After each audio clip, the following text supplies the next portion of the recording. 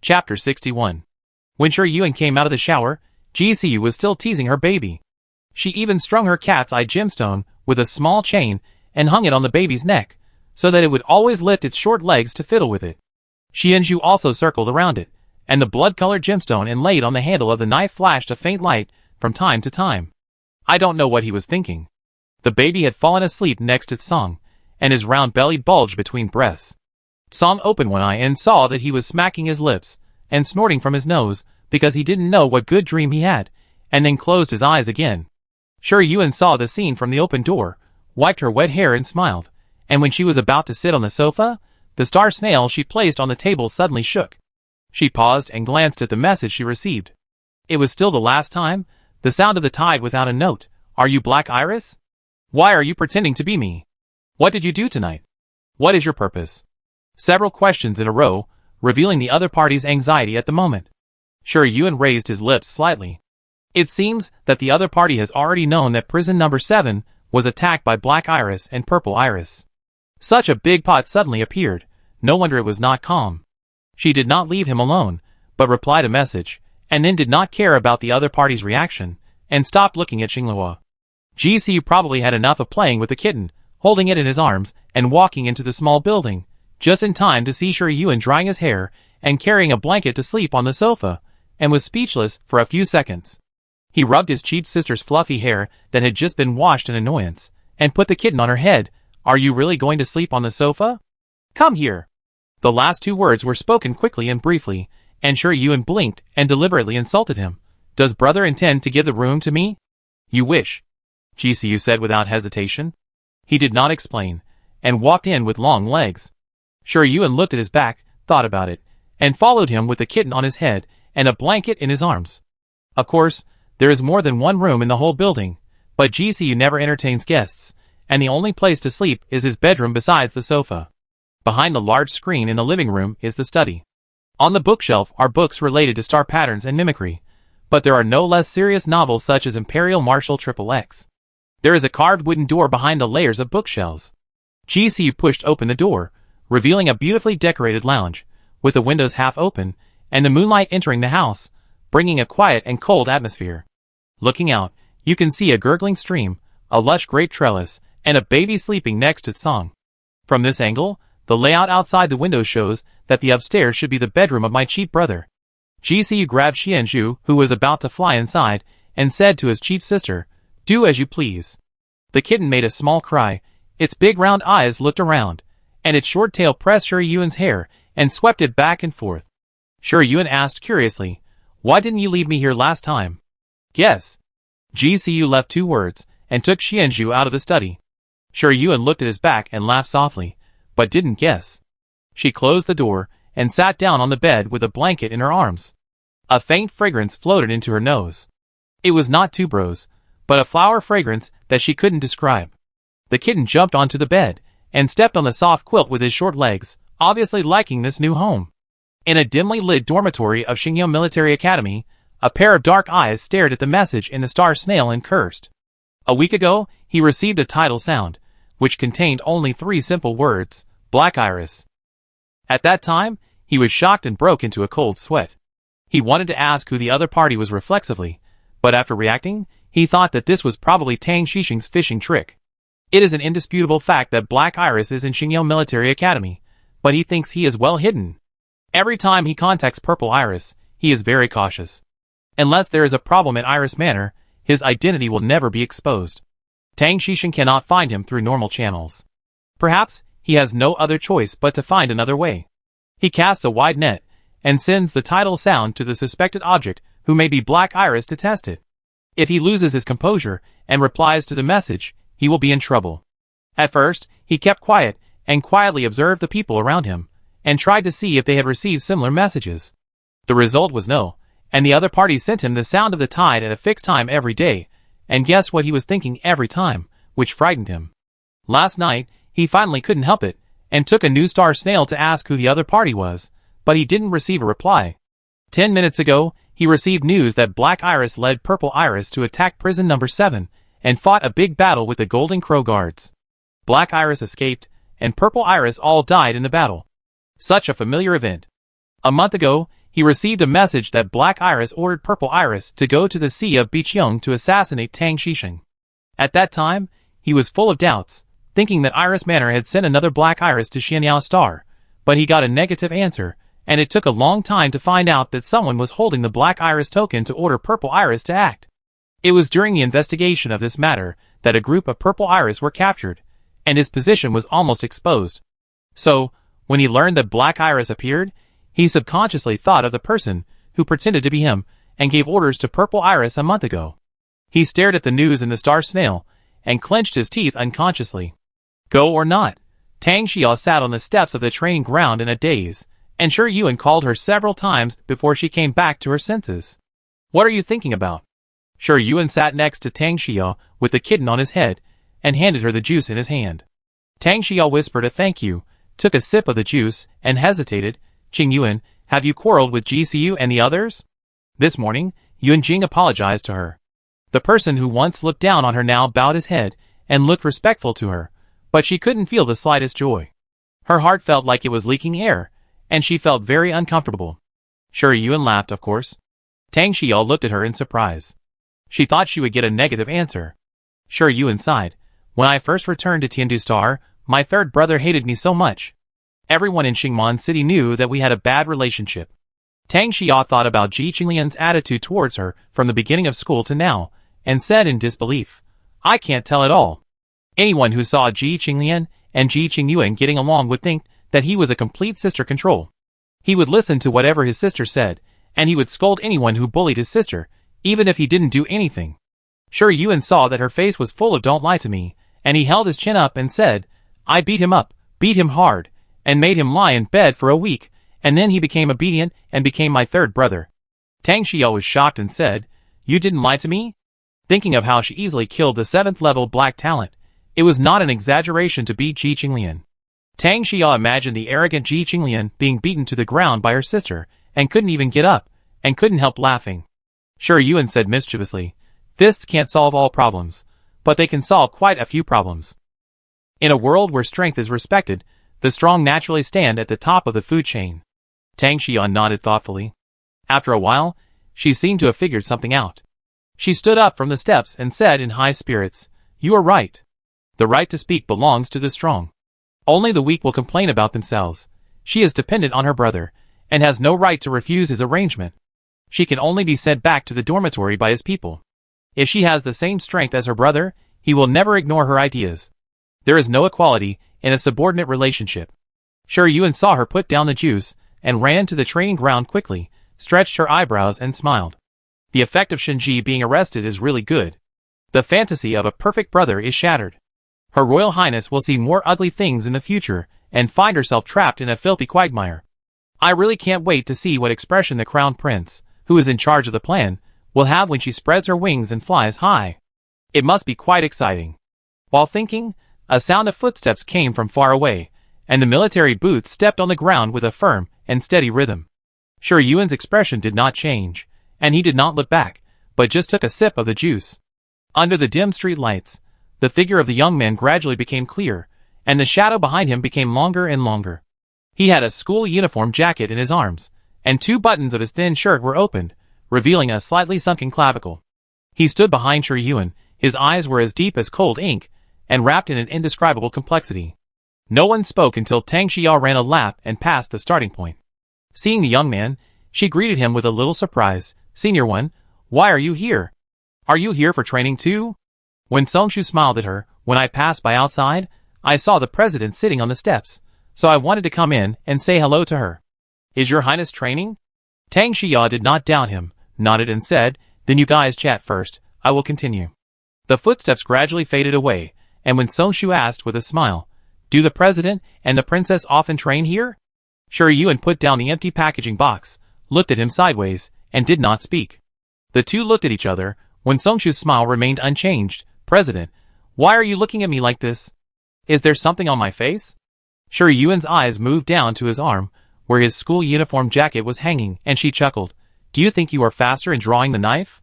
Before she finished her words, she disappeared from the spot, and then touched Songshu's back with her fingertips. In his dilated pupils, she whispered in his ear, Who is faster, me or me, to pierce your heart? Black Iris? Chapter 62. What a fast speed! When Songshu was startled, his hair stood on end, and beads of sweat were secreted uncontrollably on his forehead. The fingertip touching his back was like a light feather, barely detectable, but as sharp as a knife. How is it possible? Ji Qingyuan is only a level 4 talent. How could he have such a fast speed? Is it a mimicry talent? At that moment, thousands of thoughts flashed through in Songshu's mind, and before he could catch any of them, the girl's chuckle behind him pulled his thoughts back without saying anything. The intuition of countless times of escaping death told him that the well-behaved and lovely young lady in front of him was very dangerous. Extremely dangerous. When Songshu held his breath and regretted that he did not get away immediately when his identity was exposed, but wanted to see what the other party's purpose was, so that he fell into the dilemma now. But when this thought came up, he felt that his idea was too presumptuous. Since Ji Qingyuan knew his identity, how could he not have the means to control him and let him escape easily? When Songshu tried his best to suppress the messy thoughts in his heart and held the dagger in his sleeve tightly. At this moment, Shi Yuan walked out from behind him calmly, and her well-behaved and calm eyebrows showed that she was harmless. When Songshu stared at her, and his throat tightened slightly. Suddenly, his wrist with his coat was held, and the slender white 5 fingers pressed on his left forearm, touched the dagger hidden in his sleeve, and pulled it out in his tense mood. Ding! Shi Yuan flicked his fingers on the blade of the dagger, making a crisp echo, and when Songshu's heart trembled. What a sharp dagger! Shi Yuan smiled, and then said seriously, if this knife pierces the heart, how can you survive? Immediately, she raised her eyes to meet Wen Songshu's gaze. Senior one, it's okay to bring such a weapon to school if it hurts others, but what if it hurts yourself? She just called him Black Iris, and now she called him Senior One again, and she was still talking and laughing, which made Wen Songshu even more confused about what she was thinking now. Black Iris is a spy of the Winston Empire. For the heir of the totem family of the Yongnao Empire, he is an enemy who should be killed as soon as possible, but Ji Qingyuan does not seem to intend to kill him. What is her purpose? Shi Yuan put the dagger into the space ring casually, sat back on the steps, and pointed to the seat next to him, indicating Wen Songshu to sit down as well. Wen Songshu hesitated for 2 seconds, and finally chose to obey. A man who knows the current situation is a hero. Since Ji Qingyuan did not intend to kill him, she must have other intentions, and what she was planning might be his ray of hope. No one wants to die unless they are forced into a desperate situation, and Wen Songshu is no exception. Shi Yuan looked at him with his chin in his hand. Do you want to get rid of Chris Hudson's control? Wen Songshu suspected that he had heard it wrong, and after realizing that she might want to turn him against him, he showed a pure smile. You mean? No one has ever been able to turn Black Iris against the Hudson family, not because Black Iris is so loyal to the Hudson family, but because the Iris totem can control Black Iris's life and death. If you want, I can help you, Shi Yuan said with a smile. Wen Songshu looked at her and sneered. How can you help me? I have the Iris mark on my body. If the Iris mark is not gone, I can't get rid of the control of the Iris totem. Many captured Black Iris and Purple Iris would hear the interrogator promise, I can help you when facing interrogation, but none of them survived. Shi Yuan was not surprised by his negative attitude on this matter. She stretched out her hand to pinch the short legs of the kitten lying on her knees and asked, Aren't you curious about how I know your identity? Wen Songshu was indeed curious. If not, he would not come tonight. But this was only one of the reasons. His real purpose was to find an opportunity to eliminate future troubles. The Black Iris who failed in the mission was garbage that could be discarded at any time for the Iris Manor. He had been forced into a desperate situation by the Black Iris, who pretended to be him without knowing it. Even now, he could not be sure whether that person was Ji Qingyuan, who was sitting next to him at this time. He did not want to die, so he could only find a way to find out the mastermind behind the scenes and make amends to the Iris Manor. But now this goal is impossible to achieve. The purple irises of Xianao Star had been killed or injured by the fake black irises. Without the purple irises lurking everywhere as spies, his actions were greatly restricted. He couldn't kill Ji Qingyuan. The Tao Tai family only had this pure-blooded little Tao Tai. Given Marshal Ji Wu's strong and fierce style of doing things, if her daughter died here, not to mention the Xingyao Military Academy, the entire Xianao Star might be buried with her. If it is found out that the Black Iris was the one who did it, the Yongnao Empire will go to war with the Winston Empire. At this point, no matter which way he takes, the end point is sure hell. In the short silence, Shi Yuan, who was smoothing his fur like a cat, said slowly, You were born in the marginal star system of the Yongnao Empire. You have a sister who is 3 years younger than you. When you were 9 years old, You were sold to Iris 522 by human traffickers, bought by the Hudson family, and sent to the Iris training camp. 6 years ago, you successfully graduated from the training camp, and it took only 3 years to be promoted from Purple Iris to Black Iris. You were sent to Xingyao Military Academy, lurking in secret, and sending detailed information here back to Iris Manor. You had the opportunity to communicate with your sister once a month. Sure, Yuan turned his head and smiled brightly in Wen Songshu's shocked eyes. Am I right? He subconsciously said, this is a top secret file. How do you know? The files of each Black Iris are top secret and sealed in the secret database of Iris Manor. Except for the previous owners of Iris Manor, no one else has the right to view them. Sure, Yuan did not answer his question, but threw out his own chips. I can not only help you get rid of Chris Hudson's control, but also rescue your sister. When Songshu's breathing unconsciously became heavier. He could not care whether he was controlled by Chris Hudson, but he could not refuse the temptation to rescue his sister. No! There is no free lunch in the world. Ji Qingyuan can offer him such generous conditions, so he must pay a price that is not inferior to this. Reject or accept? When Songshu took a deep breath and asked in a hoarse voice, what do you want me to do? Since his identity was exposed, he has no choice. Now he is not a predator hiding in the dark, but a prey targeted by the hunter. Suddenly, Sure Yuan stood up and looked down at him, from his handsome eyebrows to his slender and straight legs. When Songshu felt a weird feeling that she was stripped naked and thrown on the scale to be sold by weight. She said, I like smart people, and you are just that. When Songshu's back tightened and he laughed dryly twice, please tell me clearly. Sure Yuan raised his hand under his tense eyes, and his fingertips swept across a strand of hair on his forehead, feeling the not-so-obvious sweat, and deliberately pressed the back of his finger across his sweaty face, finally stopping on the left side of his neck. Her actions were too obviously teasing, and when Songshu took a deep breath, Miss Qingyuan, I'm selling art but not selling it. Before he finished speaking, a cold light pierced his neck, and a bloodthirsty and fierce breath rushed towards him, instantly angering the iris mark dormant under his skin. When Songshu widened his eyes in disbelief, staring at the girl in front of him, who tilted her head and smiled. Rose mark. No! It's the breath of the rose totem. How is it possible? How can Ji Qingyuan communicate with the rose totem? Before he could figure it out, the iris mark was like a beast whose territory had been invaded, struggling to resist the superior suppression brought by the rose totem. The black iris was like a shadow, and the strange power gradually invaded Wen Songshu's body. His light brown eyes became as dark as ink, reflecting a fierce murderous intent. Suddenly, a white shadow passed in front of Wen Songshu's eyes. Before he could see clearly what was running past, the iris mark twisting on his neck seemed to be paused, and then it was pulled out of his body by a strong and fierce breath. In an instant, Wen Songshu was hit by the pain of his soul being split in two. He suddenly clenched his fists, paleness creeping up his cheeks, and fine and dense cold sweat rolled down his forehead, hitting his thin shirt and forming a pool of sweat stains. The kitten holding the iris mark chewed it a few times and swallowed it into his stomach. At the same time, the Taotai totem in Sure Yuan's spiritual power spring released a stream of pure white star power, and it swelled twice like breathing, as if it was disgusted that its baby cub had eaten everything dirty and smelly. The kitten returned to the spiritual power cradle, howled at the Taotai totem twice, and soon fell asleep with its short legs and its arms, because it could not resist the fatigue caused by swallowing the iris mark. The bald rose mark quietly stretched its body, half of its head stuck out of the cradle, and looked down at the spiritual power spring that was like an ocean, just in time to see a black iris floating on the sea and shivering. Finally, the little brother is here. Looking at Wen Songshu again, he held his head with both hands and clenched his teeth tightly.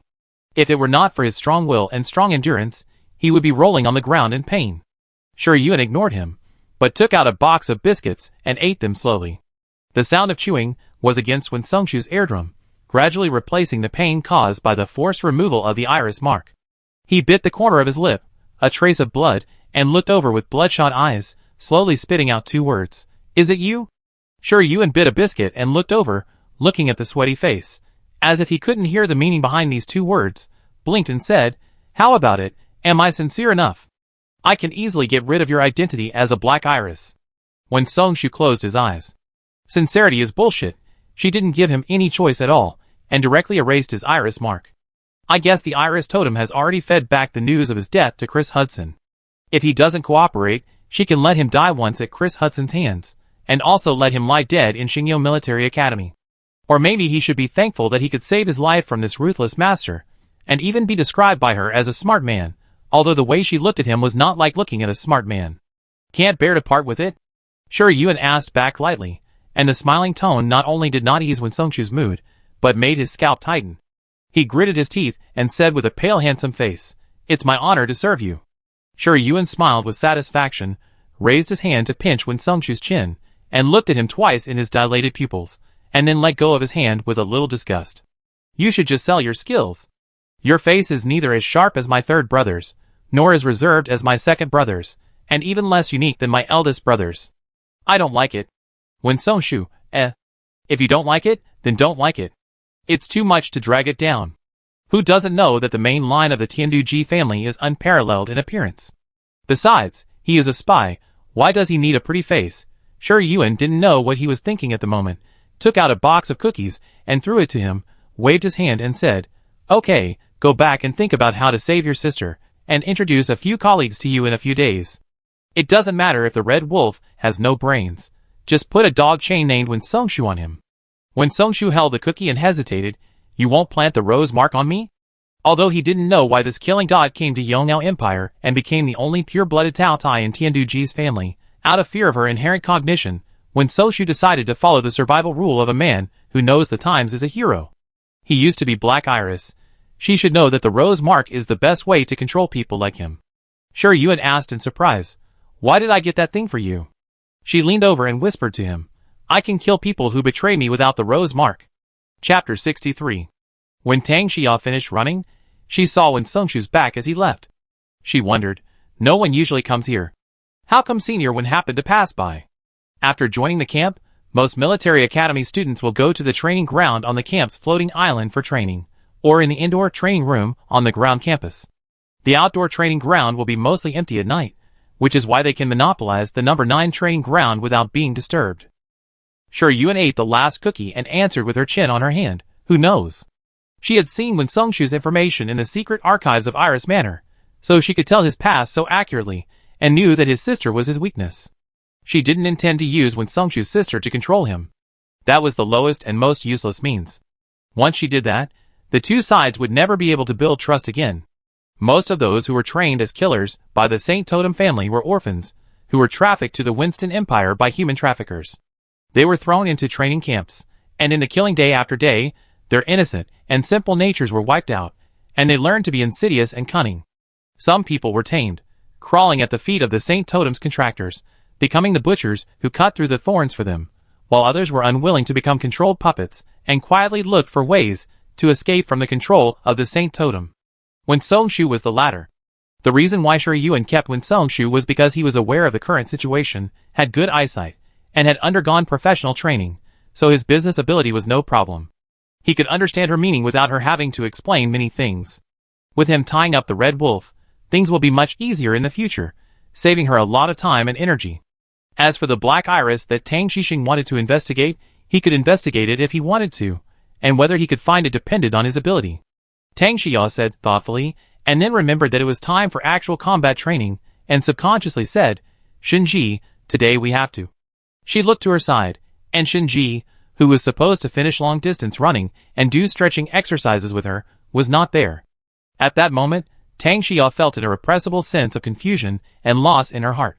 Shinji was taken away by the Jinwu guards. Her brother said that he was related to the Black Iris. The people around her seemed to always leave in various ways, and no one would stay for a long time. Thinking of this, Tang Xia looked at Sure Yuen, who seemed not to plan to train tonight, and moved her lips to say something, but finally remained silent. Qing Yuen didn't seem to be sad or angry about Shinji's affairs at all. She is always like this, she can handle anything calmly. Sure Yuen heard what she didn't finish and said, "Don't worry, Shinji may be back in a few days." Tang Xia was surprised. Isn't he involved with Black Iris? The matter involved Black Iris, and the simple thing became complicated. My brother hated the spies of the Winston Empire, so how could he let Shinji come back? Sure Yuen simply repeated what Shinji told Tang Xixing, and finally smiled. His Royal Highness the Crown Prince is selfless, and will definitely not wrongly accuse a good person. Tang Xia breathed a sigh of relief, and was a little happy. I said, that taciturn guy, he doesn't even say a word when he is hit, and he never asks about our affairs.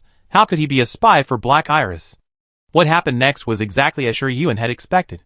Tang Xixing got the base map of Purple Iris and immediately took action throughout the empire. The Totem family also received an order from the Imperial Congress to cooperate with the arrest operation. In just half a month, Purple Iris, who was lurking in the Yongyao Empire, suffered a major blow. Even 7 Black Iris were arrested, which was the largest number of spies arrested in history. As the initiator of the operation, Tang Xixing was in the limelight, and further consolidated his position as the crown prince.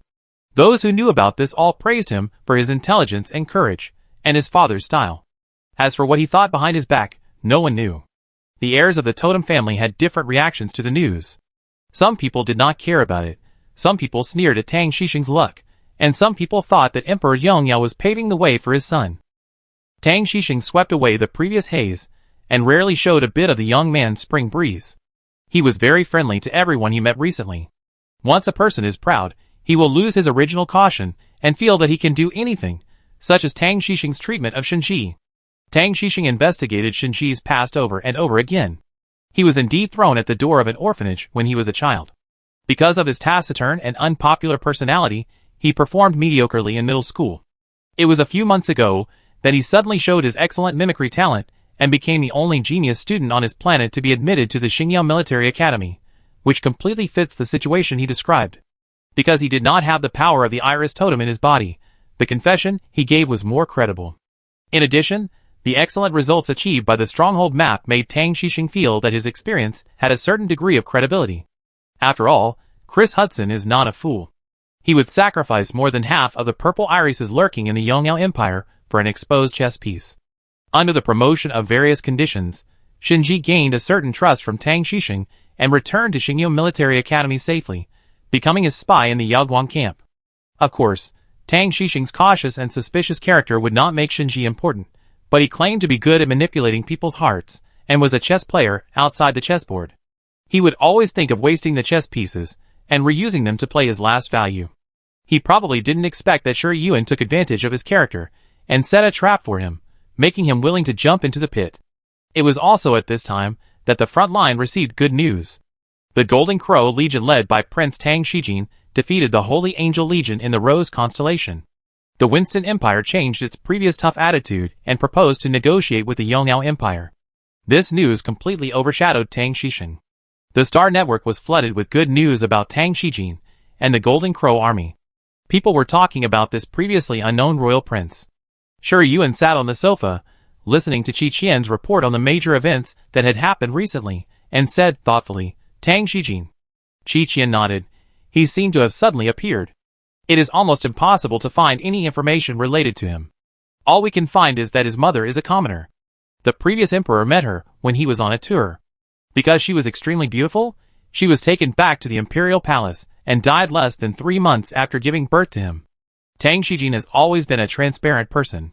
When Emperor Yongyao, who had just ascended the throne more than half a year ago, appointed him as the commander of the Golden Crow Army, he was opposed by many people, but he changed his previous gentle and prudent style of doing things and ordered him to go to war against all odds. Many people were waiting to see Tang Xijin's joke, but he defeated 9 Rose sequence stars in a row, causing the Rose Legion to retreat step by step, and even seriously injured their previous patriarch, causing the Winston Empire's defense line in the Rose constellation to collapse completely. In less than a month, the Rose family announced that the patriarch, Helson Garcia, had died of serious injuries, and the entire family fell into infighting. As a result, those ambitious heirs died or became disabled, and finally Helson Garcia's youngest illegitimate son, Cyrus Garcia, inherited the position of the Rose family head, but it is said that he is weak and sick, and was seriously injured in the family infighting. He sought the protection of the current emperor of the Winston Empire, and is now recovering in the capital of the empire. Hearing this, Shi Yuan chuckled. What is the relationship between Tang Xixing and Tang Xijin? Qi Qian shook his head. I can't find it. How could a powerful legion commander appear out of thin air? If a gifted person wants to be promoted to a higher level, he must be tempered by actual combat. Tang Xihao's style of planning before acting, trusting Tang Xijin so much, must know his strength, and believe that he can win the war and consolidate his newly ascended throne, which is not very stable. Qi Qian could find too little information, and he couldn't even be sure what kind of person Tang Xijin was. However, It is indeed difficult for ordinary people to get their hands into a place like the Imperial Palace, and her white goat family must develop as soon as possible. Qi Qian also knew that he didn't find much valuable information, and thinking of the money he had spent recently, he felt a little embarrassed, so he had to report the development of the white goat family in recent times. To get valuable information, connections alone are not enough. Qi Qian went back to his old business of opening a tavern. Mercenaries who traveled all over the country liked to go to taverns the most. When they drank too much, they were outspoken and could tell everything. He could get a lot of information without spending any money. After earning a portion of the money for the wine, he could sell the information and make a second profit. With sufficient financial support, Qi Qian opened hundreds of taverns in one go, and gathered the small information dealers who used to work for him, and sent them to these newly opened taverns to be responsible for managing the affairs and screening the information. After the report, Qi Qian said proudly, "It won't be long before our taverns can be opened on every planet and every city in the Yongnao Empire." Shi Yuan handed him another star card and said concisely, "Open." The Black Goat family has such a huge information channel, which is naturally related to the industries they are involved in, but they hide it very well, and no one knows which industries they own in each country. Qi Qian's taverns didn't try to create a brand effect. Each tavern was named according to local characteristics, and there were basically no duplicate names. This was done to avoid a tavern from causing trouble and affecting other taverns, which would be wiped out. Qi Qian smiled as he took the star card and said, "I promise to complete the task."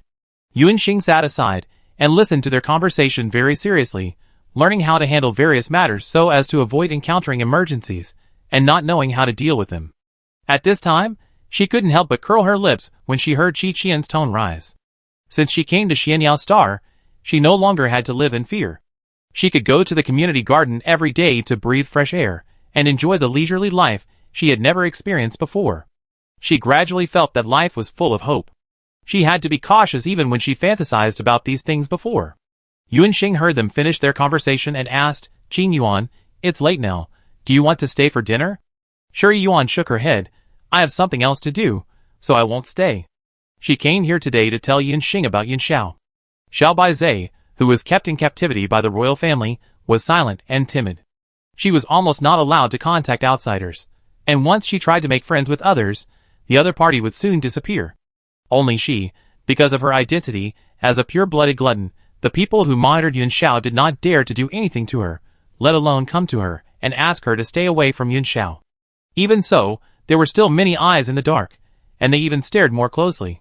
After so many times, Yuan Xiao was obviously aware of her situation, but she was powerless. She would never be free unless the Tongxi royal family fell. Yuan Xing was helpless and sad when she learned about this, but she couldn't help.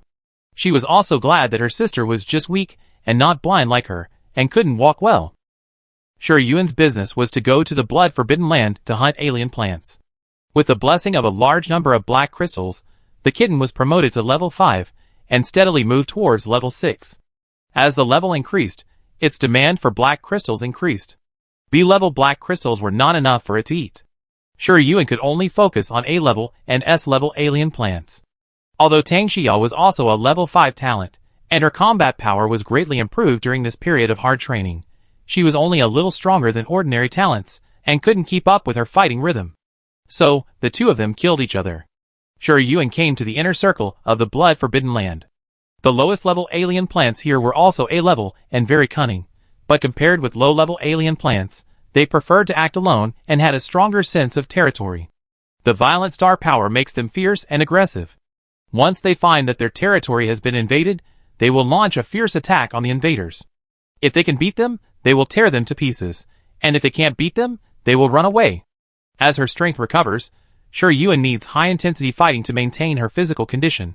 After 2 hours, one A-level alien plant after another was killed by her greedy holy sickle. The kittens are getting bolder and bolder. Occasionally, they dare to jump onto the alien plants and bite them hard. With its small teeth, when it bites GCU, it can only make a bloody raptor, and he may not cry out in pain. But when it bites the A-level alien plants, it can leave a deep tooth mark, which greatly reduces its combat effectiveness. One person and one cub cooperate with each other, and tonight can be called a good harvest. It was almost time to leave the blood-forbidden land as agreed with Tang Xiyao. Shi Yuan was ready to retrieve the kitten, who was happy and reluctant to leave, and saw it plunge into the dense forest. It's really wild. It dares to run around in such a place. Sure Yuan sighed and followed him resignedly. Passing through the shadowy woods, she heard the sound of running water hitting the rocks. There was a waterfall in front of her. The abundant water vapor diffused in the air, relieving the anxiety and depression brought by the violent star power. Sure Yuan sensed that the kitten stopped by the waterfall, and thought that she would starve it after returning to prevent it from becoming more naughty as it grows up. Suddenly she stopped.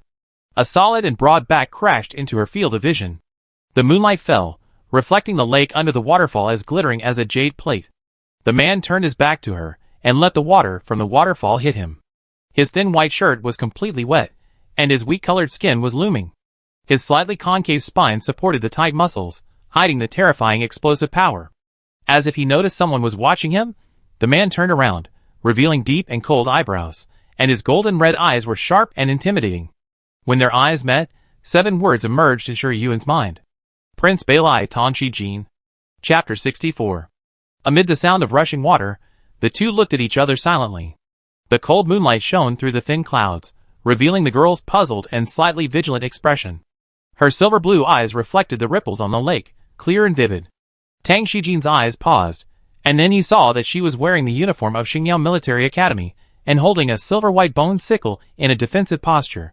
She was obviously a military academy student, who was hunting alien plants in the bloody Forbidden Land. His sharp eyes converged slightly, but the murderous aura and sharpness between his eyebrows that were fighting on the battlefield were still difficult to conceal. Suddenly, the kitten squatting by the lake raised its head and wailed. The small figure poked its head out from the low grass, staring at Tang Shijin, who was half floating on the water with its big round eyes, and tilted its head to wonder what it was thinking. Tang Shijin followed the voice and came. When he saw such a small kitten, his expression paused. Before he could take a closer look to see if it was a strange beast or a pet, the girl's hesitant voice came. "Are you Prince Beilai?" She tightly grasped the white bone sickle in her hand. The vigilance between her eyebrows had not yet dissipated.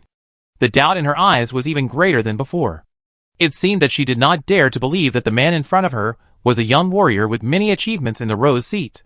Tang Shijin floated up from the lake, with wet hair and wet clothes, stepping barefoot on the grass on the shore. The distance became closer, and the tall body of more than 1.85 meters brought a strong sense of oppression. The golden red eyes looked a little different from the pure blood golden crow. There was a little frost in the depths of the eyes. When looking at it, you will unconsciously feel fear. Little glutton? Tang Shijin picked up the kitten on the ground and asked instead of answering. Sure Yuan immediately showed an expression of wanting to say something but stopping himself. He wanted to take his kitten back, but seeing that he lowered his eyes, and couldn't tell whether he was happy or angry, he had to purse his lips, and responded softly. He looked very well behaved and easy to bully. Tang Shijin gently touched the kitten's ears, and it whined fiercely. The corners of its lips rose uncontrollably, and then realized something and quickly tightened back to the original arc. He returned the kitten to Sure Yuan, and his voice was low and hoarse. "It's dangerous here, don't run around casually." Sure Yuan quickly took the kitten and pretended to be well behaved. His eyes drifted upwards, as if he was very curious about why this prince, who was in the limelight, would soak in the lake deep in the blood Forbidden Land. Tang Shijin didn't care about her gaze. When he turned around and was about to leave, a crisp cry came from the sky. A golden crow fluttered its wings, bathed in the moonlight, and flew down, finally landing on his shoulder. It folded its wings, looked at Sure Yuan and the kitten in her hand, who shouldn't be here, and tilted its head to make a coo. The kitten immediately whimpered back rudely, and the golden crow was not to be outdone and cooed back, with an extremely fierce momentum. The cat and the bird seemed to be competing with each other. "I whimpered, you cooed," and both wanted to suppress the other's arrogance, but the more they fought, the more courageous they became, wishing to have a fierce fight with each other. Seeing that they were really going to fight, Sure Yuan quickly covered the kitten's mouth and forcibly ended this bickering war full of gunpowder. Tang Shijin also pinched Jinwu's mouth just right, and looked at the kitten with surprise as it used its short legs to pull at Sure Yuan's fingers. "Is this your mimicry?" Such a small and well-behaved kitten was not afraid of the adult golden crow, which was quite in line with the cruelty and tyranny of the Tianduji family. Sure Yuan responded with a little embarrassment, and then said, "I'm sorry to make you laugh. I spoiled it, and it always barked at everyone." Tang Shijin did not comment, nodded slightly to her, and walked into the depths of the blood-forbidden land with his mimicry. Sure Yuan looked at his back as he left, gently pinched the kitten's short legs, and taught him a lesson. "Why are you running around? You will be punished to starve tonight. Oh whoa. The kitten cried out in dissatisfaction and wanted to argue with reason, but his mouth was covered again, and he couldn't make a sound. Yuan was determined to educate the increasingly wild cub, and he didn't show any mercy. He covered its mouth and walked towards the periphery of the blood-forbidden land. The behavior of this prince was really weird. If I remember correctly, he just returned to Yongyao Empire from Rose Constellation a few days ago, right? Why did he come to Xingyao Military Academy instead of waiting for Emperor Yongyao's reward at Tianyao Star?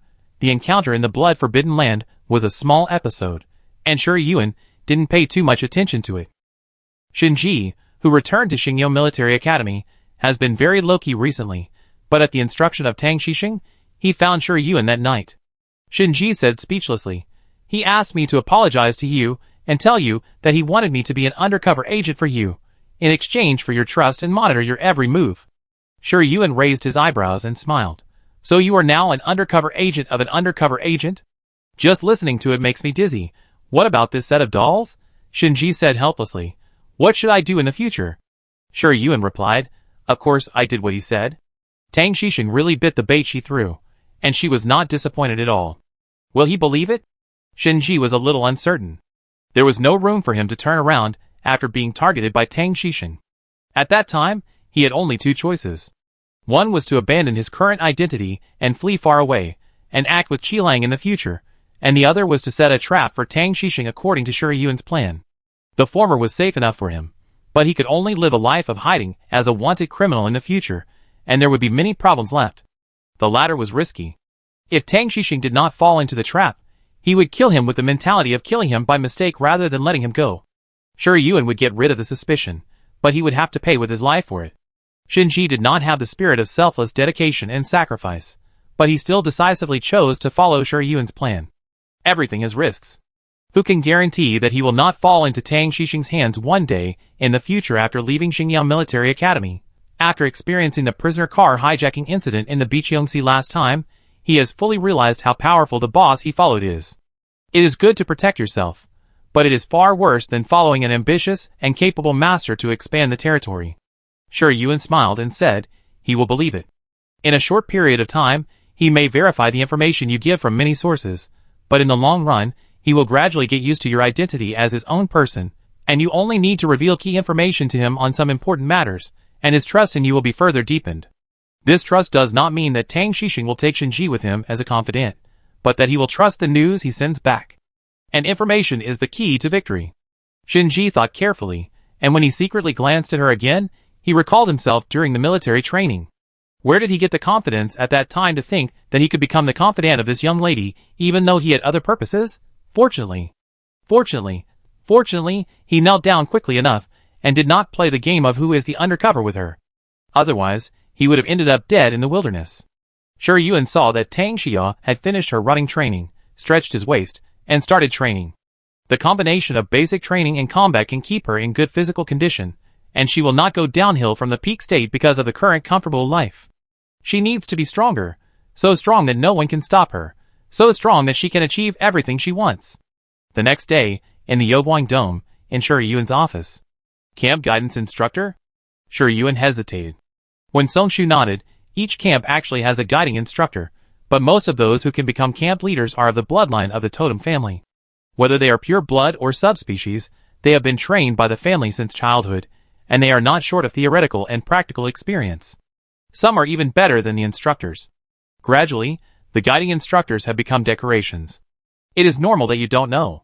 To put it bluntly, the education of the 7 major totem families for their descendants is definitely better than the training and courses of the Xingyao Military Academy. It's just that due to the agreement between the totem family and the royal family, everyone needs to come to the Xingyao Military Academy to guild and obtain the qualification to inherit the family. In addition, the heirs also regard the Xingyao Military Academy as a talent discovery base to absorb fresh blood for the totem core. He spread his hands. Instructors don't actually like to get involved in the fights between the totem families. When no one looks for them, they basically choose to be invisible people. You suddenly brought this up to me. Did our instructor give any instructions? Yuan asked curiously. She hadn't heard of the instructor since the beginning of the school, and now he suddenly appeared. Why did she feel that it was unusual? When Songshu coughed lightly and said, Our instructor didn't get involved in the camp management at the beginning, but I found out that his identity was a bit special, so I deliberately approached him in the name of asking for advice. I didn't expect that he was a very serious person and gave me a lot of advice. Sure, Yuan said unhappily. Who taught you to speak so hesitantly? The point. When Songshu closed his eyes, he went to the battlefield before, and now he came back to ask me if I unified the Yaoguang camp. I told him that I was unified by others. Sure, Yuan, When Songshu added weakly, he thinks it's very interesting, and plans to come to the Yaoguang Dome today to take a look.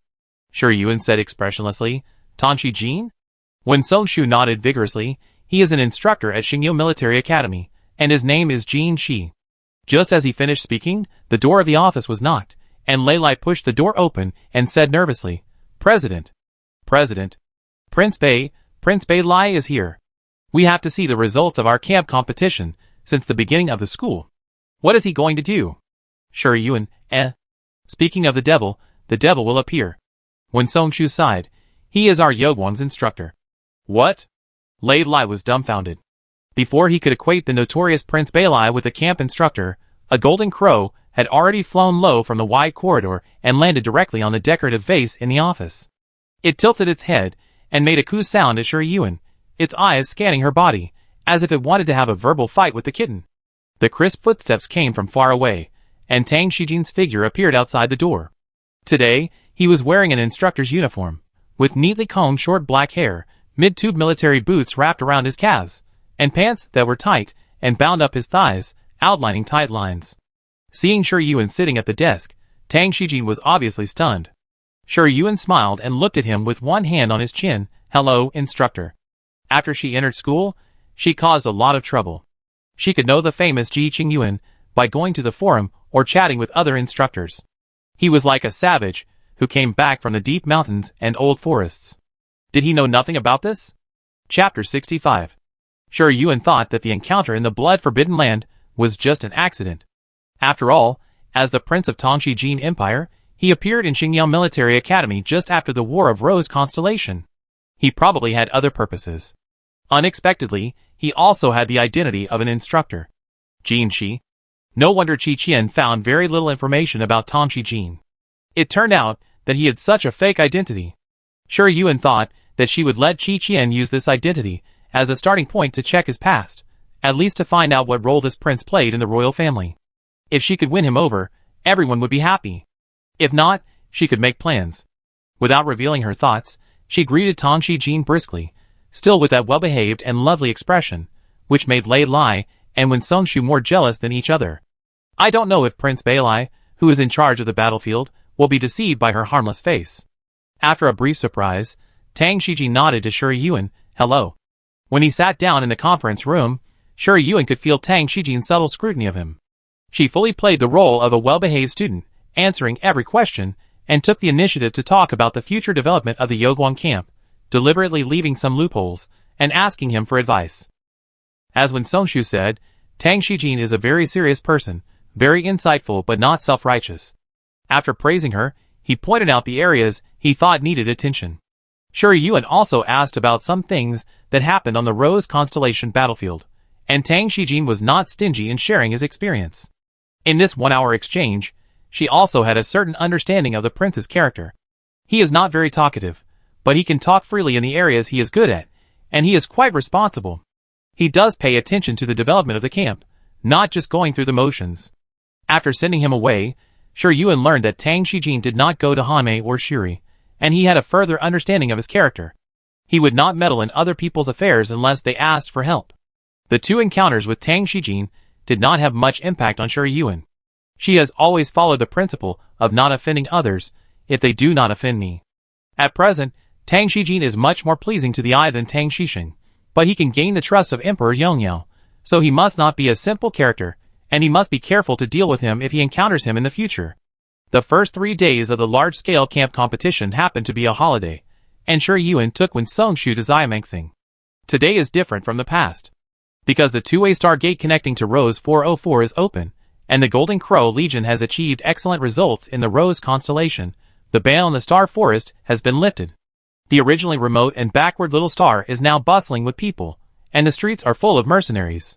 Shi Yuan wore a warm yellow knee-length dress, a knitted hat, and a mask covering half of her face, revealing only a pair of beautiful silver-blue eyes. Wen Songshu wore casual clothes and a bionic mask, and followed her half a step behind. He looked calm on the surface, but his heart was in turmoil. It turned out that the star key of Little Star fell into Ji Qingyuan's hands. No wonder Tang Xixing turned the entire Xianyao star upside down, but couldn't find the group of people who kidnapped the Red Wolf. The people were not on Xianyao star at all. How could he find them? The Black Iris who attacked prison number 7 must have left in the same way. Thinking of this, Wen Songshu couldn't help but wonder if there were other Black Iris under her command. Otherwise, how could Tang Xixing be convinced that Black Iris wanted to kill Shinji, but he didn't dare to ask? The more you know, the more miserable you will die. He had already guessed that Ji Qingyuan wanted to use him, so he kept him. Now that he knew the existence of the star key, he was also trying to win him over and build a trusting relationship. Glancing at the young lady strolling leisurely, Wen Songshu said carefully, "Boss, we came to Xiamexing to." Said that he would take him to meet some colleagues, and then he came to Xiamexing. He always felt that his colleagues were not easy to deal with. "I want to build a chamber of commerce," Shi Yuan said. Qiqian's taverns have been opened one after another. Although they are still in the investment state, selling information makes money quickly, and it won't take long to make a profit. By then, she will reinvest. Within 3 to 5 years, her information network will be distributed throughout the Yongyao Empire, and the prosperity of the White Goat family is just around the corner. With eyes, hands and feet are indispensable. Mercenary guilds are the gathering place of most talents. They undertake a variety of businesses, including but not limited to accepting tasks issued by the Mercenary Management Association, and the talents that can be discovered are also different. However, the Yongyao Empire has some restrictions on the number of private mercenary guilds. If a guild develops too strong, it will be easily targeted by the authorities. Chambers of commerce are different. Chambers of commerce can subsidize mercenary guilds, establish cooperative relationships, and hire mercenary groups to protect caravans from passing through the alienated area. Funding is naturally a superficial statement. In fact, the behind-the-scenes controllers of many mercenary guilds are large chambers of commerce. As long as it is done in secret, the authorities can't find fault with it. Chamber of Commerce? Wen Songshu really didn't expect that she was planning this, and was a little surprised. The Tianduji family's industries are spread all over the empire. The Taotai Chamber of Commerce is already a behemoth that ordinary people can't imagine, not to mention the small and large chambers of commerce that are secretly controlled. With such a family business, does this young lady still plan to start from scratch? When his thoughts diverged here, he couldn't help but think of Ji Qingyuan's past identity, and he was even more curious about her. He didn't understand how she, a pure-blooded Taotai, could end up in that situation. He was ready to guess, but his reason held him back in time. Less curiosity. More work. Shi Yuan didn't know what he was thinking, and didn't mean to explain, but said, "You know when you meet your colleagues." When Songshu said yes obediently, the two took the star shuttle to a private mansion, and Qilang and others wearing bionic masks were already waiting at the door. Seeing Shi Yuan getting off the star shuttle, Qilang hurriedly came up to her. His attitude was serious and respectful. Where was the presumptuousness and arrogance that he had when he hijacked her? During this period, Qilang thought a lot, and finally realized that he had no qualifications to negotiate with Ji Qingyuan. She saved him only to know the secret of the black token, not how valuable he was. If he wanted to get her help and find out what happened that year, and who harmed the demon god army, he would either put out enough chips to make her tempted, or become her own man. Before, Qilang might have thought that he had some ability, but after being caught, he deeply realized that the reason why the totem family could rule the Yongyao Empire was not only because of the powerful power given to them by the mimic totem, but also because of their strict training of the heirs. He thought that the young heirs, who hadn't even grown all their hair, were talented, and had all the means to easily crush him to death, and that scheming against them was a dead end. Shi Yuan was quite satisfied with his transformation. Only when people recognize their own shortcomings and know their own deficiencies can they learn with an open mind and have room for improvement. Qilang may be brainless, but he knows how to reflect. Shi Yuan needed him to be active among the black talents and collect some information that Qiqian couldn't collect through conventional channels. He also needed him to wander around the chaotic marginal planets and do something she once wanted but couldn't do. Sitting in the bright and spacious conference room, Shi Yuan tasted the Yunding Luching brewed by Qilang himself, praised it, and then raised his eyes and said, "Can you get to know each other?" When Songshu was alone, and Qilang was sitting next to his right-hand man, Han Shuyun, who acted more steadily, and Wei Yang, the ramen-haired young man whose hands and feet were cut off by Shi Yuan in the basement. Wei Yang's injury had long been healed, but when he saw Shi Yuan, he felt that his healed broken bones began to ache slightly. The painful memories in the past surged out from the depths of his mind, warning him to be honest, so as not to score twice. Qilang couldn't catch up with Wen Songshu's ability to dance with long sleeves and judge the situation. He took the lead in introducing himself, and in just a few words, he cleared the slightly awkward atmosphere in the meeting room. Shi Yuan was speechless for a moment when he saw that he had exposed Zhilong's past in just a few words. Otherwise, why do you say Qilang is stupid? He thought that she brought the person and relaxed his vigilance. No wonder the matter of finding Xiao Baizhe was leaked to everyone. Han Shuyan felt something was wrong, and quickly stepped on Qilang, who wanted to be on good terms with Wen Songshu, under the table, signaling him to be more restrained. Qilang woke up with a start, realizing that the big boss was still here, and coughed twice and said, "Boss, I have done what you told me to do before. What should I do next? Should I buy those children from them?" Since he participated in the attack on prison number 7 with Black Iris, Qilang tacitly believed that he was Ji Qingyuan's running dog and took the initiative to ask her for the task. When it came to serious matters, he couldn't help but curse, "Those bastards are really worthless, stealing children of 2 or 3 months old." Wen Songshu blinked lightly. "Didn't you say you were going to open a chamber of commerce? What about buying and stealing children?" Shi Yuan looked at him and explained a little, "I think it's too difficult and time-consuming for you to build a chamber of commerce from scratch, so I'm going to grab a ready-made one." Wen Songshu, "Huh? What does this have to do with those children?" Qilang also looked confused.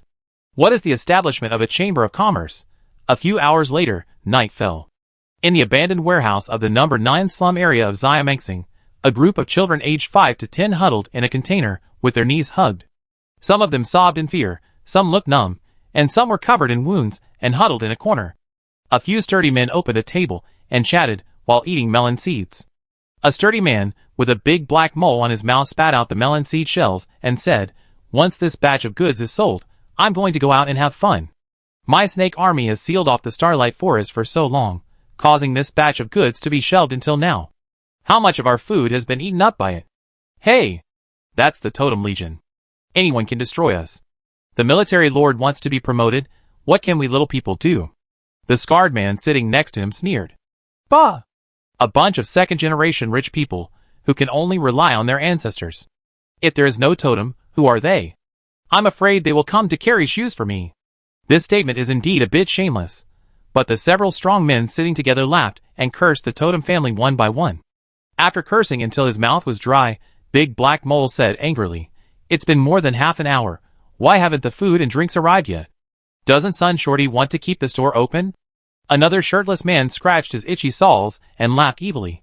"His little daughter is really a symbol, with a thin waist, Bang bang bang. The sound of iron rings hitting the metal door rang out, and everyone looked in the direction of the sound, just in time to see a tall and thin young man, with an ordinary appearance, holding a large lunch box, and a dozen beers standing at the door of the warehouse. The night wind blew from outside to inside, and the aroma of food floated out of the lunch box, making several people swallow unconsciously. Big Black Mole shouted, "What time is it? Hurry up and get in. Do you want to starve us to death?" The young man seemed to be intimidated by their momentum, shrank his shoulders, and was afraid of being liquidated, so he walked in immediately. As soon as he walked in, the foot-picking man snorted coldly, and tried to grab the lunch box. His big hand, like a palm leaf fan, slapped the young man's head heavily. This slap would definitely hurt him. The young man seemed to have expected it. He suddenly raised his eyes, and swung the lunch box to hit his head, before being hit by the foot-picking man. With a clang, it sounded particularly loud in the empty abandoned warehouse. The foot-picking man was hit on the head, and blood was flowing. All the food inside spilled out, and slid down from his body. The foot-picking man felt a pain in his skull, and the scene in front of him gradually became dizzy. He shook his head to try to make his vision clear, but his vision suddenly went dark, and he fell to the ground with a bang. The other strong men did not expect such a change to happen, and they were stunned for a while. At the same time, a group of people rushed in from the broken window, each holding a weapon, camouflaged, and came fiercely. In the Star Shuttle not far from the abandoned warehouse, Shi Yuan was holding a small cake and eating it in small bites. Wen Songshu looked at her with complicated eyes, and after a long silence, hesitantly said, "You want. The more remote and backward the planet is, the more rampant the theft and trafficking are. especially those kidnappers, who usually do not act alone, but are organized and premeditated, with a whole industrial chain, and even have a caravan of the Chamber of Commerce as a cover to secretly send the kidnapped people to the buyers. Several killer organizations in the Winston Empire are the biggest buyers. Wen Songshu still can't forget what happened on the day he and his sister were kidnapped. It was the Lantern Festival that year. He took his sister to Mingyue Bridge to watch the fireworks, but someone covered his mouth and put him in a sack, and he never returned to the orphanage. Sure, Yuan smiled at him. Do you know how I entered the Blood Rose training camp? Wen Songshu suddenly felt his throat tighten. Sure, Yuan looked at the full moon in the sky. When I woke up, I was thrown into a container with bruises all over my body and almost died. Chapter 66. In just a few minutes, the fighting in the abandoned warehouse stopped.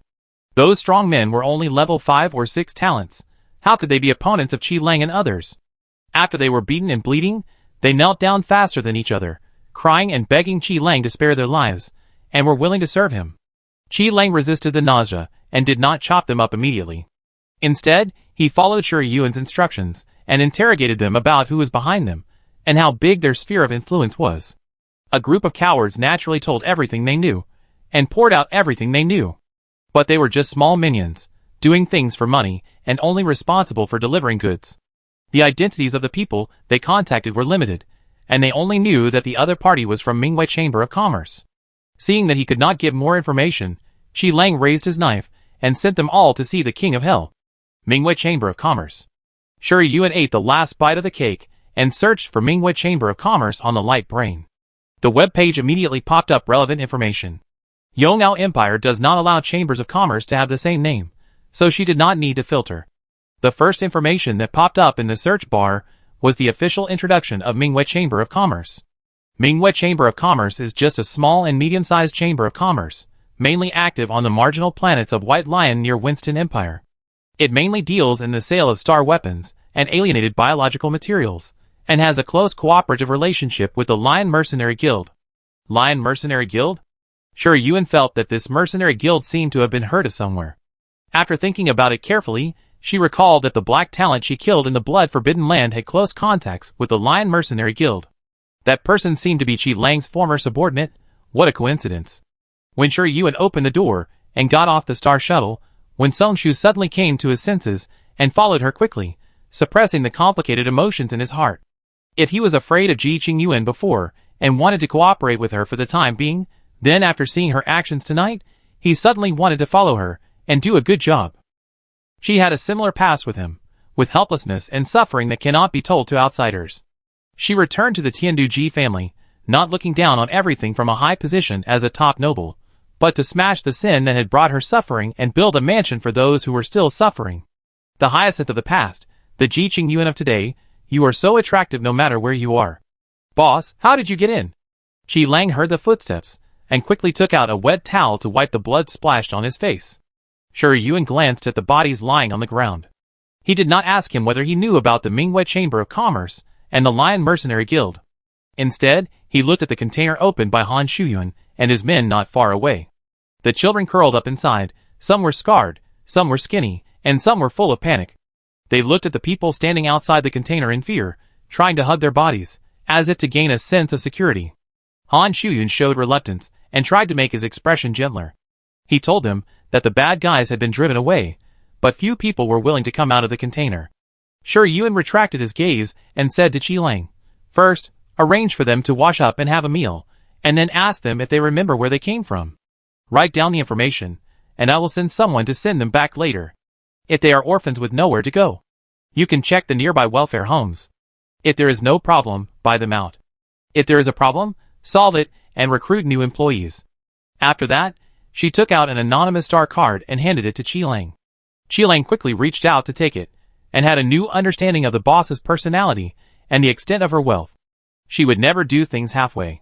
Although these children were not her responsibility, she would do her best to prevent them from experiencing the darkness of the world.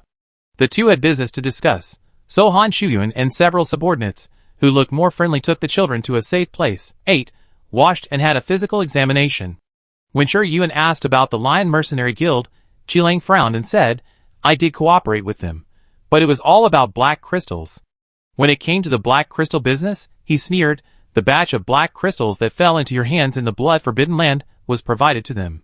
After he led his men to escape from Tianyuan prison, he had no identity and no backing, so he could only wander in the gray area and barely make some money to fill his stomach.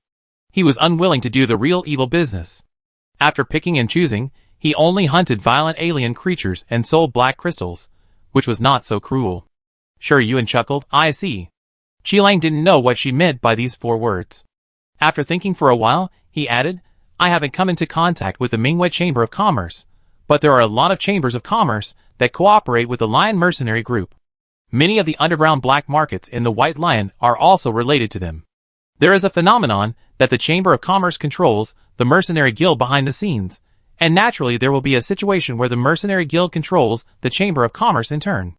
The Lion Mercenary Guild is obviously not a good thing, and it is very popular in the entire White Lion constellation. It is estimated that there are great nobles behind it. If it were in the past, Qilang would never get involved in such troubles, and would run as far as possible. But now the person standing in front of him is the top noble of the Yongyao Empire, the future commander of the Taotai Corps, who is not afraid in front of the Yongyao Emperor. As her younger brother, what is he afraid of? Isn't it easy to capture the small Lion Mercenary Guild?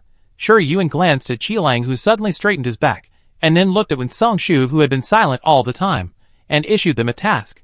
Within 3 days, I want to see you take down the Minghui Chamber of Commerce. Qilang's heart suddenly jumped. 3 days? Even if it is just a small or medium-sized chamber of commerce, there are industries across several planets. It is not so fast to chop off their presidents and replace them directly. Wen Songshu's reaction is completely different from his. He smiled calmly and said, guarantee to complete the task. Qilang immediately looked at him. This guy looks young, but he is quite arrogant. Is he really that capable? There is a gap between a non-professional and a professional. Sure, Yuan gave Wen Songshu a look of wait and see, and turned to get on the Star Shuttle. Today, she came here in person to show her importance to this matter, and to act as a lubricant between Qilang and Wen Songshu, so that they can have a chance to get along with each other, so as not to be forced together, speculate on each other, and despise each other. Especially Wen Songshu, who has a lot of little tricks and is too smooth. It is easy for him to fool Qilang. Sure, Yuan wants him to wake up, and not use his tricks on his own people. As for Qilang, he also had to recognize what kind of person his future colleague was, and not let him be flattered and pulled into a relationship, and even his 18 generations of ancestors could be called out. When he and Wen Songshu get along for a long time, he will be able to remain vigilant when he meets slippery people in the future, and will not be deceived into telling the color of his underwear. For Wen Songshu, who used to be Black Iris, it was completely a sledgehammer to kill a chicken to solve the problem of a small and medium-sized chamber of commerce on a marginal planet, not to mention the huge operation funds given by Shi Yuan as a backing. The measures he took were simple and crude enough. He pretended to be a strongman who bought and sold people to contact their superiors, and then found out through the other party that the person who really manipulated the matter in the Minghui Chamber of Commerce, the president of the Chamber of Commerce, and arrested him directly. After a severe torture, when Songshu learned that it was indeed the Lion Mercenary Guild that provided the source of goods, they were responsible for transporting goods, and then the black mercenaries active in the marginal planets made the final transaction. As Shi Yuan thought, they had a complete industrial chain. Taking down the Minghui Chamber of Commerce would inevitably arouse the vigilance of the Lion Mercenary Guild. When Songshu thought that he could take advantage of the situation and use the cooperative relationship between the Minghui Chamber of Commerce and the Lion Mercenary Guild to find out their sphere of influence, nibble upward step by step, and wait for the right opportunity to annihilate the Lion Mercenary Guild and the forces behind them in one fell swoop. Shi Yuan accepted his proposal and temporarily gave him the star key for safekeeping, so that he could travel between Xingyao Military Academy and Ximaxing to deal with matters related to the Minghui Chamber of Commerce. When Songshu did not kill the president of the Minghui Chamber of Commerce, but locked him up, and put on a bionic mask to pretend to be him to contact the industry of the Minghui Chamber of Commerce, and find out how many sales lines there are. In order to deter the traffickers, he also fabricated a person codenamed Death God who specializes in attacking black mercenaries, who traffic in human beings. He kills them, and no one who is attacked survives. Under the instruction of Shi Yuan, Qi Qian opened the tavern in the White Lion constellation first, and fed back the information he got from all walks of life to Wen Songshu. Qilang led his subordinates to take action, and further expand the scope of the activities of the Death God. The 3 parties cooperated with each other, and the underground black market in the White Lion constellation was in a state of panic. The traffickers who were originally extremely rampant were not afraid of the death god coming to their door, so they restrained themselves a lot. And those children who were rescued by the death god were all received by the imperial officials. After finding out their identities and origins, those with family members were sent back, and the rest were sent to welfare institutions. When Songshu showed his skills in Xiamexing, while Shi Yuan returned to Xingyou Military Academy to prepare for the next large-scale camp competition. However, she encountered some difficulties when drawing the primary star pattern. After dinner, she thought that her cheap brother would not rest so early, so she packed a steamed fish that he liked to eat, and took the lunch box to find someone. As soon as she approached the courtyard, she sensed the fluctuations of star power coming from inside, one of which came from GCU, and the other was quite unfamiliar, but the aura was very strong. The two were in a state of confrontation, and even if they could be restrained, it was difficult to conceal the tit-for-tat momentum. Shi Yuan frowned and quickened her pace to the courtyard. When she was about to enter the door, the two auras disappeared completely. The kitten poked its head from behind her shoulder, looked at the two people sitting under the great trellis playing chess, and whimpered a little. GCU held a black chess piece in his hand, leaning his head against the side and looking down at the chessboard. He didn't tie his hair up, and his long, smooth, satin-like black hair fell down his shoulders, adding a lazy temperament. Opposite him, Tang Shijin put his palms on his thighs, frowned, and looked particularly serious. At this glance, they seemed to be embarrassed by the chess game in front of them. Shi Yuan didn't expect Tang Shijin to appear in GCU's courtyard. He raised his eyebrows slightly, walked to the great trellis with a lunch box, and said in a light tone, "Brother, instructor, are you playing chess?" GCU casually pressed the black chess piece on the chessboard, and asked instead, "What delicious food did you bring me?" He also raised his hand, and flicked his tongue at the kitten, indicating that it should jump over to let him play with it. The kitten turned its head away, refusing his play. GCU chuckled softly, and turned to take the lunch box from Shi Yuan's hand. Shi Yuan also took the lunch box and dodged to the side, then came to him, pressed the skin on his cheekbone with the tip of his thumb, blew a little and said, "It's bleeding, who did it?" The soft fingertips touched the warm skin, bringing a slight stinging feeling. GCU's eyes moved slightly, and he decisively took the kitten from her shoulder. When he was about to fool her, he saw her put the bloody fingertips to her lips, and licked it gently with her slightly pink tongue. The cool night breeze blew over, accompanied by the sound of the gurgling stream, and the solemn and murderous aura retreated, replaced by a trace of indescribable ambiguity. The kitten took advantage of GCU's distraction, got out of his hand, jumped onto his shoulder, whined twice, and then pulled up his short legs to lie on the side of his face, licking the tiny wound gently. The feeling was completely different from the last time, when the kitten scratched his hand and licked it. GCU's heart skipped a beat strangely. After he realized what was happening, he grabbed the kitten back into his hand without saying anything. He laughed dryly, and continued Shi Yuan's words. Maybe it was accidentally rubbed somewhere. He felt inexplicably guilty. Chapter 67. Even Tang Shijin could sense GCU's sudden guilty conscience. He looked at Shi Yuan, who didn't think his actions were ambiguous at all, and then looked at the kitten poking out of GCU's arms, and frowned slightly. Even if they were siblings, such actions were too intimate. In fact, the two had no blood relationship, so... Was Jiwoo planning to let Siyu marry her daughter?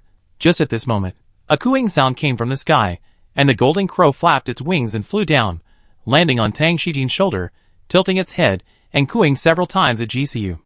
It didn't seem to be directed at him, nor was it very intimate. I don't know what it wanted to express. GCU ignored it. Shi Yuan's eyes swept across Tang Shijin, who was calm and composed, and fell on the chessboard, and put the lunchbox on the stone table. "I brought steamed fish, instructor. Do you want to try it?"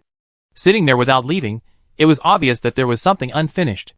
Thinking of the two conflicting auras just now, Shi Yuan blinked slightly. Her cheap brother has a lot of secrets. He seems to be at odds with Tang Shijin, but he pretended to be at peace with her before she came in. "Okay," Tang Shijin responded.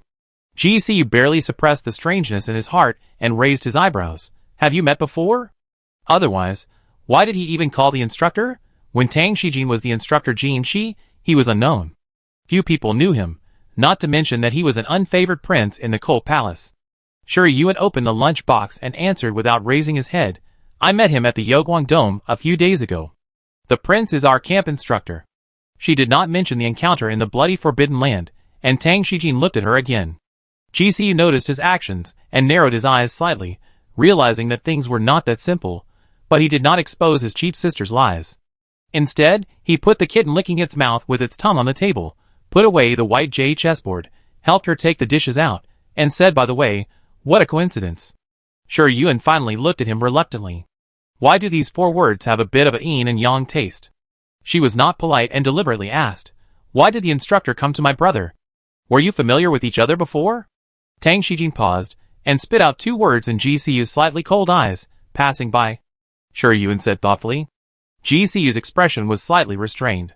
Each person was given a pair of chopsticks. Sure Yuan no longer explored what happened just now, but asked his cheap brother about the problems he encountered in drawing the primary star pattern without paying attention to others. GCU took a bite of fish and answered her question, completely without the rule of not talking while eating. When Jinwoo saw the kitten squatting on the table and meowing softly at GCU, he immediately cooed at it twice with great momentum.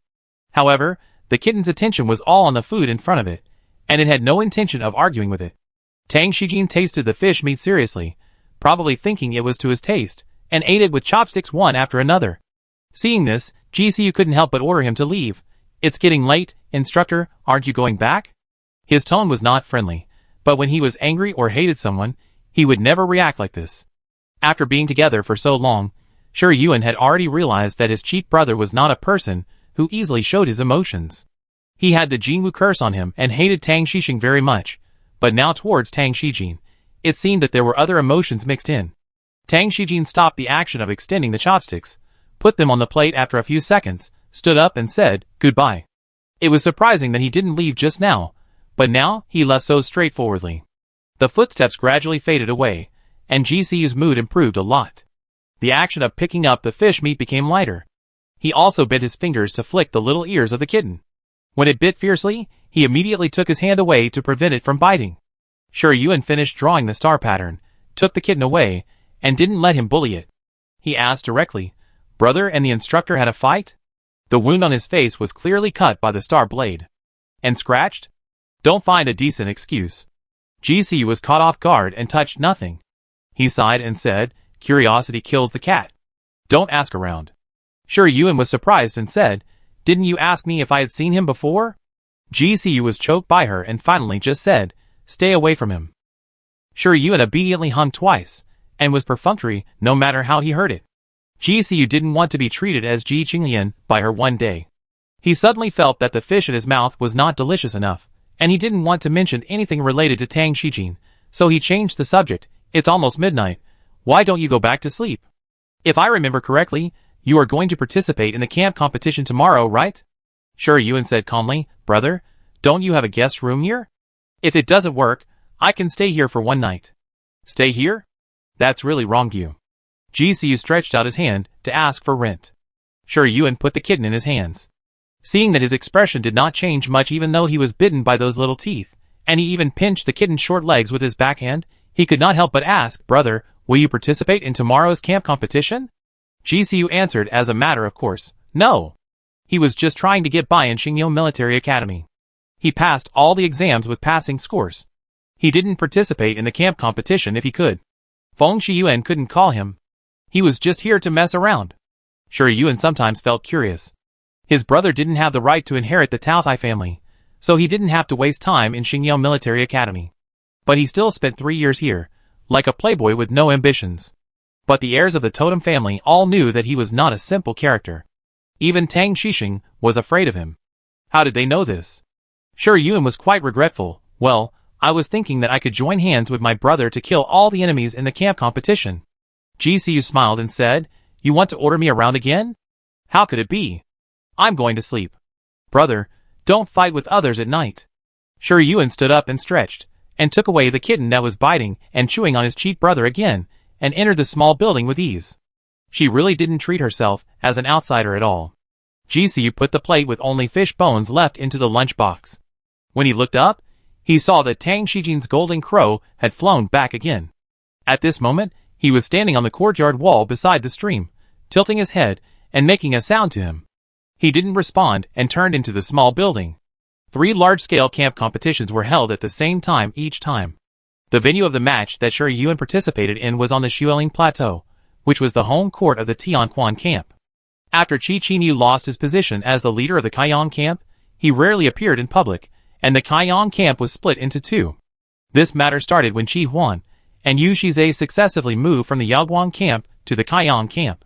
As the only child of the Qilin family, Yu Shizhe set his sights on the Yaoguang camp after entering Xingyu Military Academy, hoping to show his strength and become the leader of the Yaoguang camp. However, Shi Yuan acted quickly and ruthlessly, not giving him a chance to slowly plan, and directly absorbed all the small groups in the Yaoguang camp except the two groups of Hanmei and Su Ri. Even if Yu Shizhe stood up, he could not take power from her, and he might become a commander without troops, and become a laughingstock in the forum. It happened that at this time, Qi Qinyu killed herself, and the position of the leader of the Kaiyang camp was vacant. After weighing the pros and cons, Yu Shizhe decided to leave the Yaoguang camp, and go to the Kaiyang camp to make trouble. Coincidentally, Qi Xian, who was born in Qi Huan's fantasy and escape, also transferred to the Kaiyang camp, ready to take over the mess left by Qi Qinyu. The two people who had already had conflicts bumped into each other, and neither of them was willing to give in. After several rounds of competition, the Kaiyang camp was successfully split by them. The Kaiyang camp's team that participated in the same game as Shi Yuan this time was led by Yu Shizhe. The Tianquan camp was led by Feng Nancheng himself, and the other four camps were led by vice presidents. Feng Nancheng seemed to be a gentle and refined person, but those who knew him a little knew that he distinguished people by their abilities. However, compared to Qi Qinyu, who treated civilians as trash and admired nobles, he raised the banner of speaking with strength, and there were many more people supporting him. Many people also believed that his approach was not wrong, and those with insufficient abilities should be eliminated. Therefore, the cohesion of the Tianquan camp was far greater than that of the Kaiyang camp, and it was the only camp among the 7 camps that could compete with the Tianshu camp led by Tang Xixing for the first place. When Song Shu saw the list of contestants, he gave Feng Nancheng a 2-word evaluation: a strong rival. The cohesion of a team led by a camp leader is extraordinary, not to mention Feng Nancheng, who is capable, smart and ambitious. In the waiting area for the competition, Shi Yuan saw Feng Nancheng for the second time. He was wearing a black combat uniform, wearing the badge of the Tianquan camp, and his short hair was neatly groomed. When he noticed her gaze, he smiled slowly and took the initiative to greet her. "President Ji, please give me more advice." After Qi Qinyu failed to frame Ji Qingyuan and suffered the consequences, no one thought that Ji Qingyuan was a harmless daughter, especially Feng Nancheng. He even thought that she was as dangerous as Ji Siyu. Qi Qinyu was indeed arrogant, but she was not stupid enough to frame Ji Qingyuan as a black-gifted person. She must have seen Ji Qingyuan absorb the black crystal or use violent star power with her own eyes, otherwise she would never have made such a big fuss. Feng Nancheng didn't know how Ji Qingyuan misled Qi Qinyu, but this incident was enough to make him wary of her. Don't hit a smiling person, and Feng Nancheng has never offended her. Shi Yuan smiled and said, "I am a freshman, I don't know anything, I have to learn everything, it's my senior who should guide me." The two of them exchanged a few hypocritical greetings and waited for the time to end. The instructor in charge of the exam took the 7 teams on the star ship and passed through the star gate to enter the Xueling Plateau. The breath of frost hit them in the face, and the military academy students shivered with cold, and quickly held up the star power shield to resist the pervasive cold. Light snowflakes danced freely in the air, and the pure white world of ice and snow entered everyone's eyes. Amid the howling cold wind, there was a sobbing sound. Shi Yuan raised her hand to catch a snowflake. Before she could see its shape clearly, Ji Qinglian had already supported the star power shield and pulled back her hand exposed to the wind and snow, saying unhappily, "In such a low temperature, why are you stretching your hand out? If you get frozen and lose the game, I wonder how you will explain it to the whole camp." Shi Yuan blinked innocently. "The snow scene is so beautiful." "Third brother, don't be angry." Ji Qinglian rolled his eyes at her. "I won't waste my emotions getting angry with you." Ji Qingqi helplessly held his forehead. Chapter 68. The Xueling Plateau is an extremely cold place. Water splashed in the air will immediately condense into ice and fall down. If it weren't for the protection of the star power shield, the military academy students would be frozen into ice sculptures. Therefore, everyone's star power consumption speed is also faster than usual. The talents with weaker strength will not be able to fight in such an environment. I am afraid that they will be eliminated before the end of the game. If a camp arranges the participating members unreasonably, the longer the game goes on, the more obvious the disadvantage will be. The large-scale camp competition lasts for 3 natural days, and each team has 1,000 participants. The rules of the competition are also different from the medium-sized camp competition. There is no link to transport the alienated creatures to the finish line. Instead, the contestants are eliminated. For each military academy student who is not from the camp, the participating camp can get 1 group point. At the end of the game, the final ranking will be based on the number of remaining military academy students in each camp. In addition, hunting an S-level alienated creature can get 10 group points, and hunting alienated creatures of other levels will not be scored. Compared with the medium-sized camp competition, the large-scale camp competition is more competitive and tests the leadership ability of the team commander, so the leaders of each camp are basically the presidents or vice presidents. The starship stopped at the starting point of the game. The military cadets left the starship and stepped on the snow, leaving deep footprints one after another. The cold air continued to seep into the skin from the military boots, and was expelled by the star power. Sure, Yuan hadn't been to this kind of alienated area with extreme climate for a long time. He exhaled a breath of mist and looked around. It was white, and nothing could be seen. He could only vaguely distinguish the outline of the iceberg not far away. The visibility of the naked eye is low, and the range of mental perception is also compressed by the biting cold. Not many military academy students in the Yogwang camp have been to the Xueling Plateau, and they don't know much about the terrain. After taking a quick look at the surrounding situation, Sure Yuan knew that this game was much more difficult than the previous Spider Rain Forest. Retracting her gaze, she touched the locator on her wrist, which was a game prop issued by the school to the team commander. At the beginning of the game, the locator will announce the initial position of each camp, and then update the position of the camp commander wearing the locator every 12 hours. At that time, the participating teams can use it to determine the position of other camps, intensifying the conflict of the game. If the enemy camp commander wearing the locator is eliminated, 100 team points will be awarded. Before the game, Sure Yuan set up 10 deputy commanders according to the configuration of the medium-sized camp game, divided the 1,000-man team into 10 100-man teams, and then set up 10-man team captains to facilitate action and command. The cadets were well trained. After leaving the starship, they immediately divided into small squares and lined up neatly.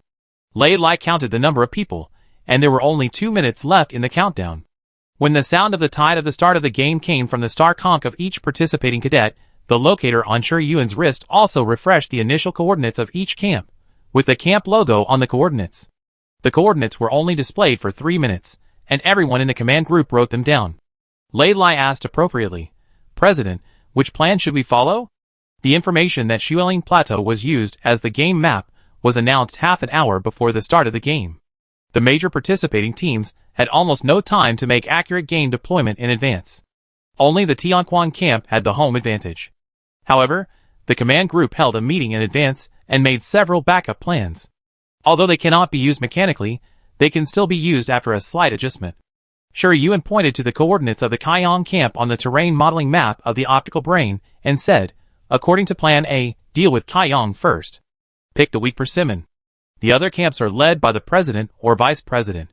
They have rich competition experience."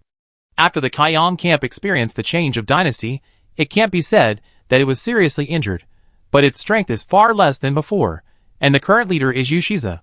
It's not that Sure Yuan looks down on Yushiza, but in the few times she spent with him, she saw that he was not experienced enough, and using him to open the situation was the simplest and fastest. Of course, the team commanders of other camps may also have the same idea as her. If they meet on a narrow road, there will be a fierce battle. But the competition lasted for 3 days, and she didn't need to rush for time like the last medium-sized camp competition. She could slowly observe the situation during the action. After finalizing the preliminary action plan, Sure Yuan asked the deputy commanders to lead the team to act separately, but they did not completely disperse the people. Instead, they set out from different paths in the same direction to explore the topography of the Xueling Plateau as much as possible, and search for S-level alien creatures. Almost all the military academy students who did not participate in this large-scale camp competition were watching carefully, wanting to learn from the experience of the major commanders so that they could apply it in future competitions. The military academy students were undoubtedly most concerned about the participating teams led by the camp leaders, especially Tang Xisheng, Feng Nancheng, and Ji Yuanyu. Originally, there should have been one Qi Qinyu. After all, among the camp leaders, only the 4 of them were in a serious competition. Feng Shiyuan and Ying Heng are basically playing around. One is afraid of chaos in the world, and the other is just getting by. Even if there are occasional strategic deployments, They are all sudden ideas, without any basis, and difficult to learn. As for Shi Yuan, she did have a relatively bright performance in the medium-sized camp competition, but after all, she has been enrolled for a short time and her foundation is too shallow, which is not as good as the other seniors, who have been the camp leaders for at least 1 year. In the early stage of the competition, there was nothing to watch, and the military school students predicted the results of this large-scale camp competition in the live comment area or on the forum. The favorite team to win the first large-scale camp competition is naturally the team led by Feng Nancheng. In the second large-scale camp competition, everyone is undoubtedly optimistic about the Tang Qisheng team. In addition, the third large-scale camp competition is the Ji Yuanyu team. Without Qi Qinyu manipulating public opinion behind the scenes, the forum still pays a lot of attention to Shi Yuan. After a military school student found that she and Feng Nancheng were in the same stadium, he immediately posted a post to watch the fun. Li Tao. Can Ji Qingyuan still lead the Yoguang camp to win the first place this time? 9th floor. So funny, do you think Feng Nancheng is dead? Can you lose to a rookie like her? 27th floor. I don't know if you are Qi Qinyu, stop making trouble. Don't meddle in the affairs of beautiful women. 38th floor. Ji Qingyuan's victory last time was entirely due to Ji Qinqi. How much advantage did he have alone? This time, the top combat forces of all major camps participated in the competition. Ji Qinqi is strong, but he can no longer play a decisive role. Ji Qingyuan wants to win unless Feng Nancheng makes a mistake, which is very unlikely. 67th floor. No way. No way. Is there anyone who doesn't know Miss Ji's nickname is the face-slapping demon? I advise you to speak carefully. I didn't think highly of her originally, but now my face is swollen. Shi Yuan didn't know that she still had such a high level of attention on the forum. She was leading the team to move towards the coordinates of Yushi Lake at a slow pace. The Xueling Plateau is indeed a place where few people have ever been. There are very few alien creatures that can survive here. After more than 3 hours of moving forward, not a single S-level alien creature was found.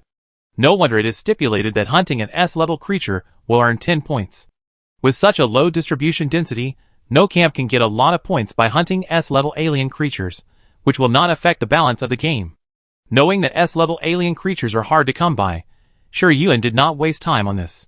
While sending out a reconnaissance team with at least one extraordinary first-level talent to radiate outward, he observed and recorded the topography of the Xueling Plateau. The Xueling Plateau is much larger than the Spider Rainforest. In the past 10 hours, they did not encounter another participating team, and only 2 S-level alien creatures were found. After most of the day, they gained 20 points. The sky gradually darkened, and the wind and snow that had stopped originally showed a tendency to come back. Shi Yuan found a place on the leeward side of the snowy mountain that could block the wind and snow, and announced that he would rest on the spot, wait for the locator to refresh the coordinates, and wait and see the subsequent developments. In such a cold environment, the consumption of star power is high. Survival in the wild is a compulsory practical course. In order to reduce the consumption of star power and resist the cold, the military academy students began to build snow houses.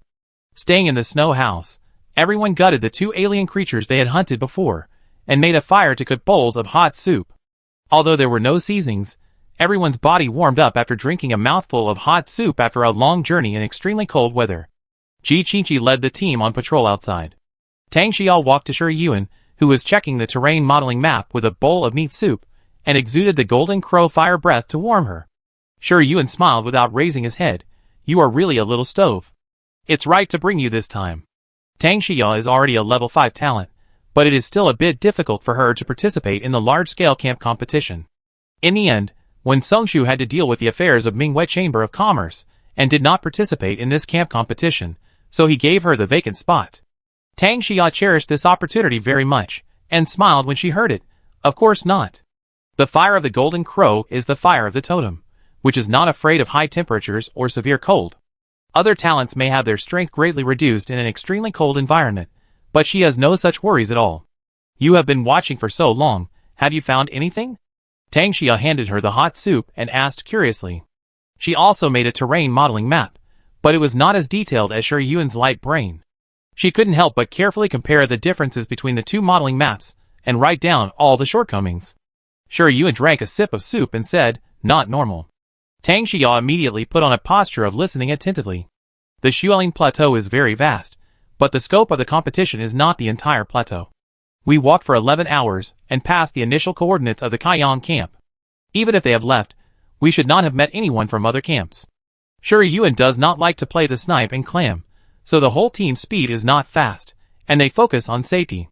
According to her speculation, most other teams will also target Yushi Lake, and there will be a melee at that time. But according to the news sent back by the farthest reconnaissance team, there is no ambush within a radius of 5,000 meters. This is too abnormal. Tang Xiao carefully thought about the meaning of her words, and put forward her own opinion. Did the other participating teams encounter Yushi Lake on the way, and fight in advance? And our reconnaissance team has not yet arrived at the place where they conflicted, or maybe the conflict has ended, and the heavy snow covered everything. The snowstorm on the Xueling Plateau was strong and could easily cover their tracks. Without the star map to point out the direction, they would be lost in the white snow. Sure, Yuan shook his head. We want to be the fishermen, and others naturally want to be the fishermen too. If Yushiza is not stupid, he can also predict his situation, and will not act blatantly, let alone conflict with other teams in the early stages of the game. If he is smart enough, he will not run around, but stay in place to save energy, and then send out a reconnaissance team to wait and see if anyone comes. If someone comes, he can turn the passive situation into the active one, and leave quickly after the surprise attack to maximize the benefits. Tang Xiao couldn't help but smack her lips when she heard her say this. Isn't this too dark? Use yourself as bait, fish in reverse, and take advantage of the opponent's lack of reaction to make a handful and run away. Tang Xiao immediately wrote down this strategy in the little notebook in her heart. At this time, the locator on Shi Yuan's wrist refreshed the coordinates of the commanders of each team. Looking at the distribution of the 7 coordinates, Shi Yuan frowned slightly. The coordinates of Tianquan Command and Tianshu Command are no more than 10 kilometers apart. They should have discovered each other's existence by now, and it is estimated that there will be a conflict soon. The coordinates of Tianxian Command are only 30 kilometers away from the original coordinates. The speed of travel is too slow, which is very abnormal. The coordinates of Yuheng Command and Tianji Command are 23 kilometers apart. It seems that they will meet soon. Yushi is 51 kilometers away from her north. It's too weird. Tianquan and Tianshu are the 2 strongest teams. They either tacitly target the weakest prey on the field or do not interfere with each other in the early stage of the game. They should not face each other directly. The position distribution of the other 4 teams is also very strange. Shi Yuan pursed his lips slightly, thought for a few minutes, and then narrowed his eyes. Everyone knows that the locator will expose the position of the team leader. This is information, but it may also be a trap. Just like her, she assigned the top combat power to the reconnaissance team to facilitate sneak attacks and reinforcements at any time. The commanders of other teams are experienced, and will definitely not make such a low-level mistake as group action. The coordinates on the locator are a feint. Tianquan will not fight with Tianshu. The position where Yuheng and Tianji are about to approach may also be an illusion. Yushi is keeping himself out of trouble may not be true. Fengnan City. The Xueling Plateau is his home court. Who will be his first target? At the same time, in the dead forest with snow on the branches, the commander of the Tianxian camp listened to the report of the reconnaissance team with a sullen face. Tianshu, Tianquan, Tianji, and Yuheng actually regarded them as hunting targets at the same time. Chapter 69. The Tianxian camp is recognized by other camps as a troublemaker. They don't want to play well, but only want to intercept halfway. In the past camp competitions, almost no camp has escaped. They are slippery and run away when they see the situation is not right.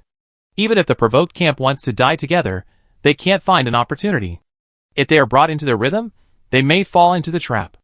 Therefore, most of the time, they can only blame themselves for their bad luck. But this does not mean that the Tianxian camp is invincible. In small and medium-sized camp competitions, everyone is busy hunting alien creatures first to gain points, and will not specifically target the participating teams of the Tianxian camp. In large-scale camp competitions, eliminating contestants who are not from this camp is related to the final ranking. The hated Tianxian camp naturally became the focus of attention of other teams. It's just that in the past, they were targeted by 2 or 3 camps at most at the same time. If they couldn't beat them, they still had the energy to escape. This is the first time that 4 camps have been targeted together. Commander Tianxian looked at the command coordinates of each team displayed on the locator, and cursed Fan Nanching in his heart. No matter how hated they were, they would not provoke 4 teams at the same time, and their commander-in-chief tacitly brought false location information with the locator. This was clearly a premeditated siege, Fen Nanqing must have joined forces with Tianshu, Tianji, and Yuheng before the game. The false location information was not for her, but for Kaiyang and Youguang. When the four parties joined forces to solve Tianxian, wouldn't the remaining two soft persimmons be squeezed at will? Solving Tianxian first, probably because they were afraid that she would suddenly bring people out and ruin their good deeds. After 3 teams were eliminated, the remaining 4 teams would be ranked 4th no matter how bad their performance was. This abacus really hit her in the face, but even if she guessed the plan of Feng Nancheng and others, Commander Tianxian still couldn't think of a way to get out. The 4-way encirclement was too tight, blocking all the ways of Tianxian. The teams that had originally dispersed were all forced back. In the blizzard environment, the military academy students with flying mimicry could not leave from the air. As for digging tunnels, the ice and rocks of the Xueling Plateau were as hard as steel. They were afraid that they would not be able to dig out even 100 meters, and the enemy would completely block them. This was a deadly situation that could not be escaped. After a brief hesitation, Commander Tianxian gritted his teeth. Since there was no way out, it would be a fight to the death. She made a series of tidal sounds. All deputy commanders, count the number of people. Let's go to fight Tianquan. When being beaten up by a group, don't think about beating everyone once. That's unrealistic. As long as you catch one of them and beat him to death, it will be a bloody profit. In addition, the 1st, 2nd, and 3rd reconnaissance teams should keep an eye on Tianshu, Tianji, and Yuheng. If they want to support Tianquan, tell them that we will only fight Tianquan, but if they get involved, we will drag them down with us even if we die. The sound of tides was sounded one by one, and the participating teams of Tianxian gathered in the direction of Tianquan at the fastest speed. In less than 3 minutes, the scouts of the 4 teams discovered their movements. The deputy commander of Tianquan, who was targeted, did not panic at all, but took out the sound of tides and said, "Start the action." The team he led only had more than 300 people on the surface. Anyone would think that he had let the rest of the people hide in the dark. But they did not know that there were indeed people hiding in the dark. But they were not Tianquan contestants. In the snow forest formed by ice ridges, the 3 teams of Tianshu, Tianji and Yuheng, each with 150 people, began to move quickly after receiving the sound of tide from Deputy Commander Tianquan, preparing to eliminate Tianxian as quickly as possible. Commander Tianxian guessed correctly that Fen Nanqing did contact the participating teams of other camps in the same game before the game to discuss cooperation. He also proposed the battle plan of taking Tianxian as the first target. He even guessed that Tianxian would be desperate after discovering their alliance and bite Tianquan to death, so before encircling them, he asked each camp to assign people to other teams. Cooperation is the most reliable only when everyone prospers and suffers together. It is impossible for his people to be beaten while the other 3 participating teams are happy to watch the fun, right? When Commander Tianxian realized that the real situation was very different from what he expected, the arrow was on the string and had to be shot. He could only curse Fen Nanqing as an old thief while doing his best to eliminate the opponent and win 1 more team points for his side. In the white snow, mimicry shadows appeared one after another, and 1 military academy student after another was eliminated.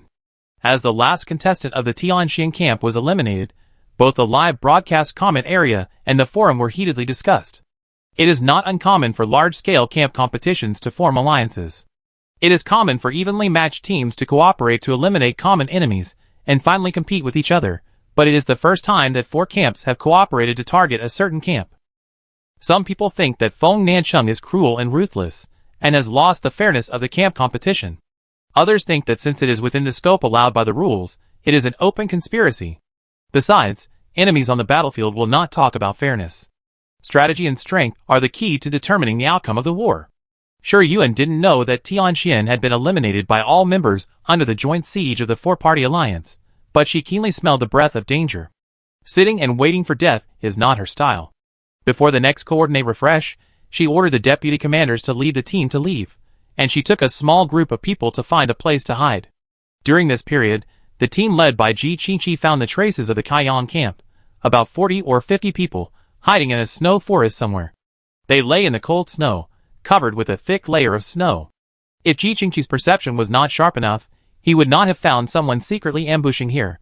After making sure that they did not find their whereabouts, Ji Qingqi led people to attack without saying a word, and quickly left after eliminating 11 people. The whereabouts of the first team of Kaiyang were exposed, and seeing that the person coming was Ji Qingqi, he decisively led people to retreat. Ji Qingqi originally thought that he should not chase after the desperate enemy, but he received Shi Yuan's tidal sound, which told him not only to chase, but also to chase with great momentum. He was a little confused about his chief sister's thoughts, but he knew that it was absolutely right to listen to her, so he divided his people into several groups and chased Kaiyang's first team all the way until they were farther and farther away from Shi Yuan's position. When they were halfway through the chase, Shi Yuan said another tidal sound, indicating that he didn't need to chase and go back the same way. Ji Qingqi obediently listened to her command. The Kaiyang first team, which was chased and fled with its head in its arms and lost more than 20 contestants, not only did not take this opportunity to escape, but caught up with them. Not long after, several teams came to intercept Ji Qingqi in the direction he was heading, each with no less than 50 people. Including the Kaiyang first squad that was chasing from behind, there were a total of 5 teams with more than 200 people, while Ji Qingqi's side had less than 30 people. This looked like another dead end. The blizzard was getting bigger and bigger. With the eyesight of the gifted, the visibility was less than 10 meters, and the spiritual perception of the extraordinary strong was less than 100 meters. The whistling wind sounded like the devil's cry, which was chilling. The commander of the Kaiyang second squad was Lin Yu, who led the attack on Ji Qingqi in the previous medium-sized camp game. He appeared in a white snow, blew a whistle at the surrounded Ji Qingqi, and said loudly, "Ji Qingqi, last time you fought 1 against 8, and did not lose. Can you fight 1 against 100 this time? 1 against 100 is indeed an impressive record, but after all, it is a one-on-one, and the current situation is different. More than 100 of the people he brought have extraordinary realms, and the rest are at least level 8 talents. No matter how strong Ji Qingqi is, he can only be trapped. Without Ji Qingqi, Yogwang's strength will inevitably be greatly reduced, and the process of eliminating Ji Qingyuan will become easier, especially since they don't have to worry about Ji Qingqi popping up from time to time to give them a blow after Ji Qingyuan is eliminated." Ji Qingqi didn't respond to Leng Yu's words, but reached into the vortex of star power beside him, grasped the pure black handle, and slowly pulled out the killing ash. The moment the blade reflected the falling snow, a cold light broke into Leng Yu's eyes, and the murderous aura shook in all directions, and actually cleared a vacuum zone. Ji Qingqi stood in the middle with a knife in his hand, and his lonely and cold temperament almost blended into the surrounding environment. When he looked over with cold eyes, he was like a king who was on the battlefield in person, and even the wind and snow did not dare to offend him. He said nothing, but responded everywhere. Leng Yu saw that he was still pretending even when he was about to die, so he gritted his teeth and said, "Go! Make sure to take him down within 5 minutes." The battle was about to start. The Kaiyang contestants all called on their mimicry and rushed forward. The 20 or so Yogwang contestants trapped in the middle were not vegetarians either, and shouted to bravely meet the enemy. At this moment, an arrow feather burning with the blazing fire of the golden crow came through the air and accurately shattered the life sensor lamp on the shoulder of a Kaiyang contestant at the back of the team. The second one. The third one. When the 5th Kaiyang contestant was eliminated, someone realized that something was wrong and shouted loudly, "There is an enemy attack from behind." As soon as the word enemy attack came out, a shadow passed by behind him and silently shattered the life sensor lamp on his shoulder. Then the thunder rolled from far to near, like 1,000 horses galloping, deafening. Ji Qingqi took Leng Yu's attack and finally said stingily, "You have support, don't I?" Leng Yu cursed in his heart. Of course he knew that Ji Qingqi would have reinforcements, so he wanted to use the advantage of numbers to quickly kill him and let this invincible pride of heaven taste the feeling of being eliminated, but he didn't expect Yogwang's support to come so quickly. "Can't be trapped here. Can't let Ji Qingqi go." After a moment of hesitation, Leng Yu calmly gave the order, "The rear team returns to defend, and the others follow me, and must eliminate Ji Qingqi." "You are confident." Ji Qingqi gracefully put away his knife and disappeared in the next moment. He didn't fight with Leng Yu, but only picked the Kaiyang contestants, who were not prepared. This game is about who has more people left on the field. When his side is at a disadvantage, he must be mentally ill to fight with Leng Yu and watch his teammates being eliminated. Since his strength is a dimensionality reduction attack on talents below the extraordinary realm, why not turn the disadvantage into an advantage and pick on the weak persimmons? Leng Yu can't restrain him anyway. Ji Qingqi seemed to have entered a school of small fish and would bite any fish he caught. The small fish wanted to fight back, but the gap in strength was there. If they wanted to escape, they couldn't match his speed and were soon disrupted. At the same time, Shi Yuan stood on a snowpack somewhere in the wind and snow, using his star power to transform his voice into the wind. "Yushi Zhe, do you want to come out by yourself, or do you want me to dig you out from underneath?" Chapter 70. Yu Shize was able to get a share of the Kaiyang camp, so he was certainly not a fool. He was very clear about his disadvantages, and he also knew that it would not be easy for him to lead the team to win this game. Therefore, he did not intend to confront the participating teams of other camps head-on at the beginning of the game, but was prepared to observe the situation and look for opportunities to pick up leaks. Ji Qingqi dared to play a 1,000-mile chase with more than 20 people, which naturally made him excited, so he asked Ling Yu to go and block him. Who knew that Ji Qingqi had not been eliminated yet, and Ji Qingyuan had already come to the door by some unknown means. Recalling that Ji Qingyuan pretended to be innocent and ignorant in the ruins of Xiamangxingxing Gate and made himself fool around, Yu Shize gritted his teeth. They are obviously twins. Why is she so much more difficult to deal with than Ji Qinglan? Is Ji Qinglan's mind and brain all hers? So cunning and difficult. In silence, the cold wind whistled, bringing a solemn murderous intent. Shi Yuan stood straight in front of the hill, followed by only a dozen people, and seemed not afraid of being attacked. Her provocative attitude made the Kaiyang contestants hiding under the snow feel suffocated. Yu Shize suppressed the suffocation in his heart and ordered to stay put. No matter how Ji Qingyuan found this place, he couldn't lose his composure. Who knows if she was cheating him? Shi Yuan didn't act immediately, but gathered her hair that was a little messy by the wind, and said loudly, "Yu Shize, do you want to win?" Such a sudden sentence made Yu Shize, who was hiding in the dark, stunned for a moment, and then frowned, guessing her intention. Shi Yuan didn't keep anyone in suspense. "I think you know that Youguang and Kaiyang are the weakest in this game. If I guess correctly, the coordinates on the locator are a feint, and people from other camps must have surrounded us. We don't want to be eaten by the big fish, so cooperation is the best way." The cold wind was still blowing, and there was no movement under the snow. Shi Yuan waited patiently for a whole minute. Although she didn't get any response, the corners of her lips rose slightly. She waved to the military cadets behind her, and immediately a burly young man came out and punched the snow hard. In an instant, the ground shook, snowflakes flew, and it seemed that a giant dragon was turning over underground. The snow-capped mountains not far away made rumbling sounds one after another. Looking closely, it turned out that the snow on the high mountains was rolling like waves. Avalanche. The military academy students who were watching the live broadcast were still guessing how Shi Yuan found Yu Shize, and they were shocked when they saw the scene. Just now they said they were digging, but this is clearly to bury people. The avalanche was so loud that Yu Shize and others hiding under the snow could sense that it was an avalanche even if they couldn't see the situation in the distance, and they couldn't help but curse Shi Yuan for being insidious and cunning. I'm afraid she didn't know the specific location of their hiding place at all. Seeing that there was no way to trick them out, she took the fire out of the bottom and caused an avalanche. Yu Shize and others were not hiding deep under the snow, so breathing was not a problem, but if they were pressed under the thick snow layer, it would not be easy to climb out. Once the vital signs weakened and caused the life sensor to alarm, they would lose the qualification for the competition. Yu Shize had no choice but to order the Kaiyang contestants to escape from the range of the avalanche. Snow waves rolled in. Shi Yuan looked at the military academy students jumping out from all directions, and finally set her sights on Yu Shize, and said calmly, "Oh, really here?" Based on the positions of the various Kaiyang teams that went to hunt down Ji Qingqi and the reports of the reconnaissance team, she guessed a possible hiding place for Yu Shize, so she came to test it. "Yu Shize, is this your sincerity in seeking cooperation?" he said unhappily. "Why don't we talk about this later?"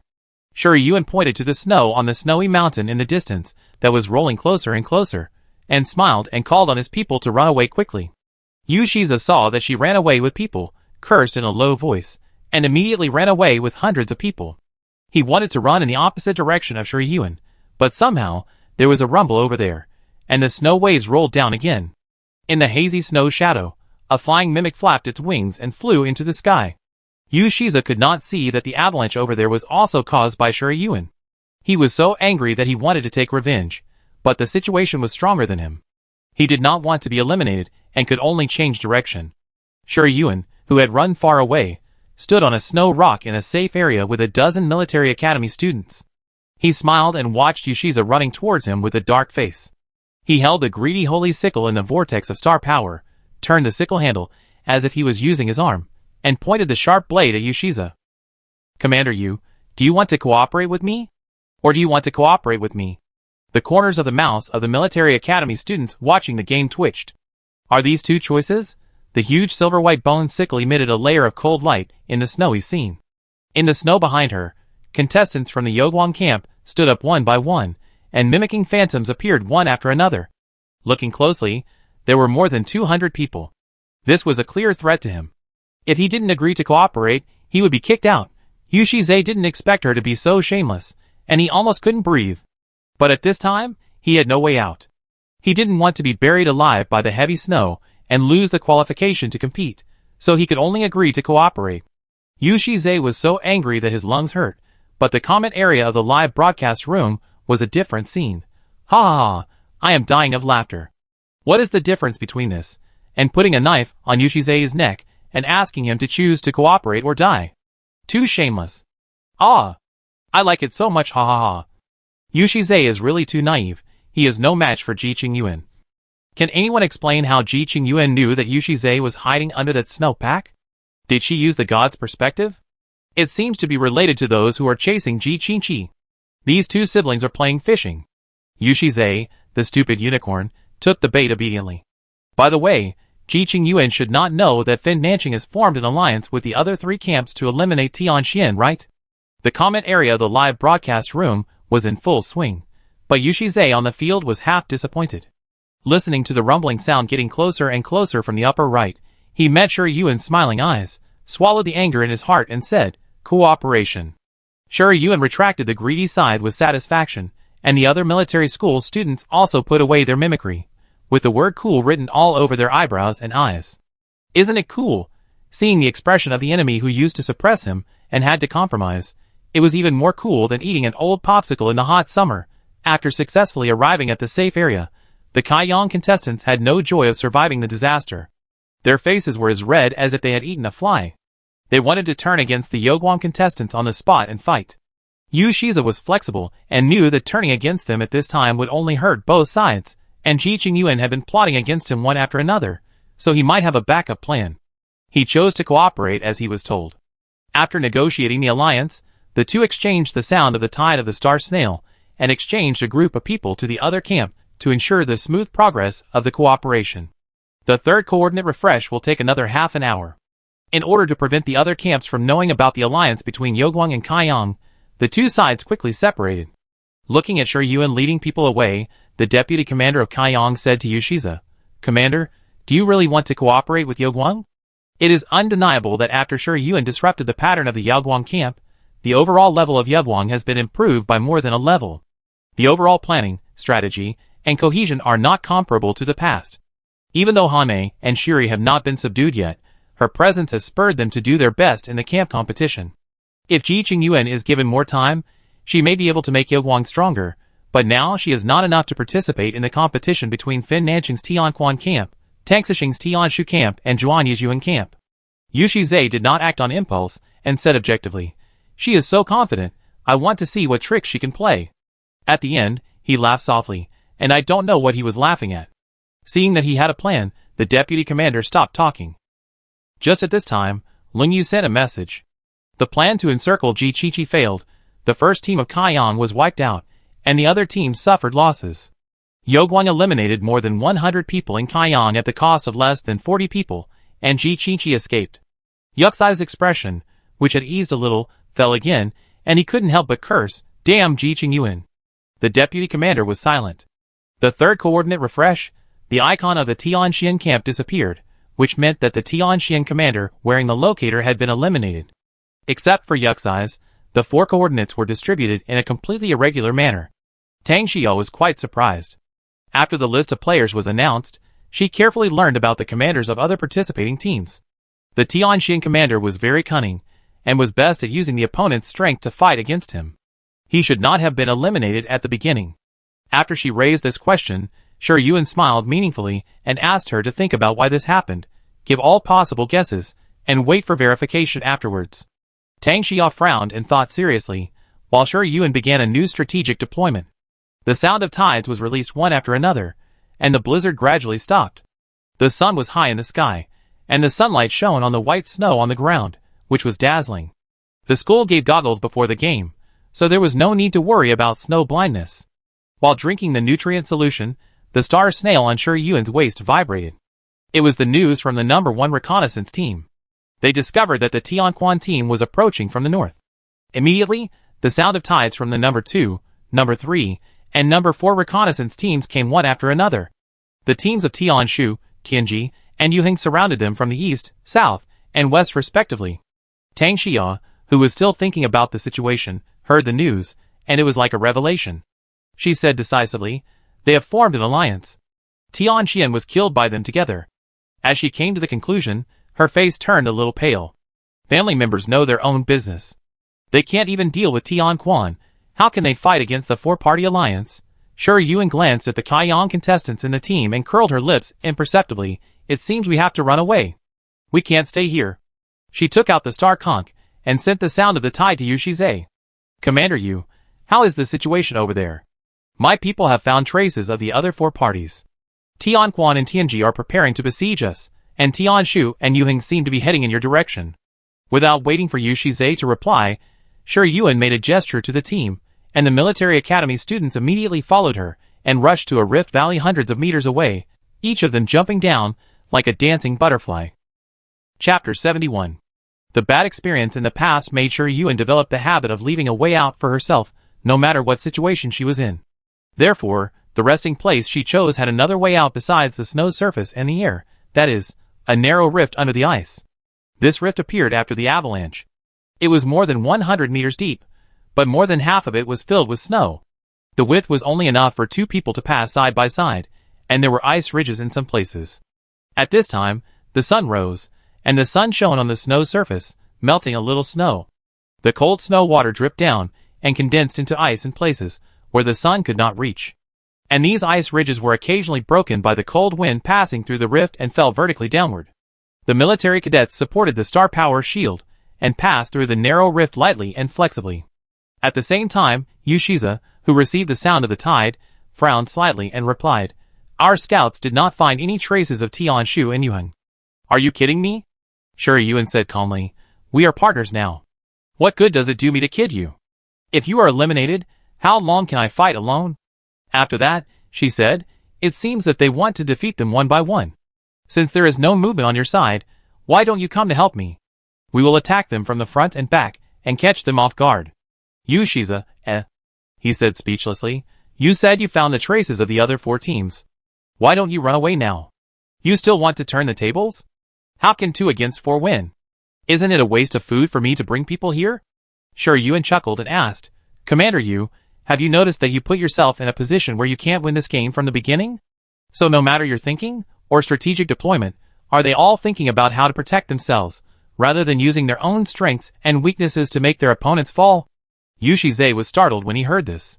Indeed, before the game started, when he decided to lead the team to participate in the large-scale camp competition, he knew that he had no merits and no faults, and his goal for this game was to maintain the 5th place and fight for the 3rd place, and he never thought about getting the 1st and 2nd place.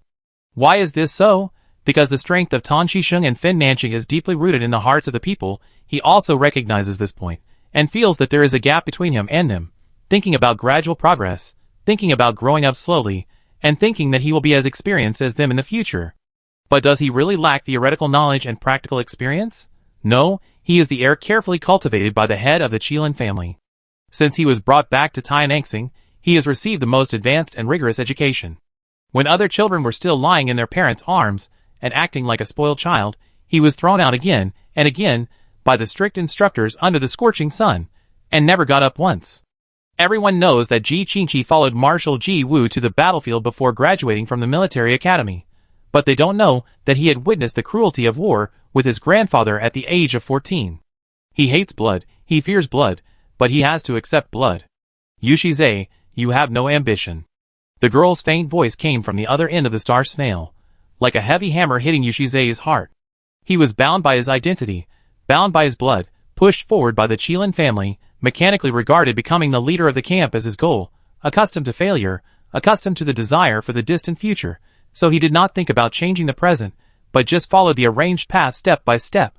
There will always be a day when he can defeat the instructor.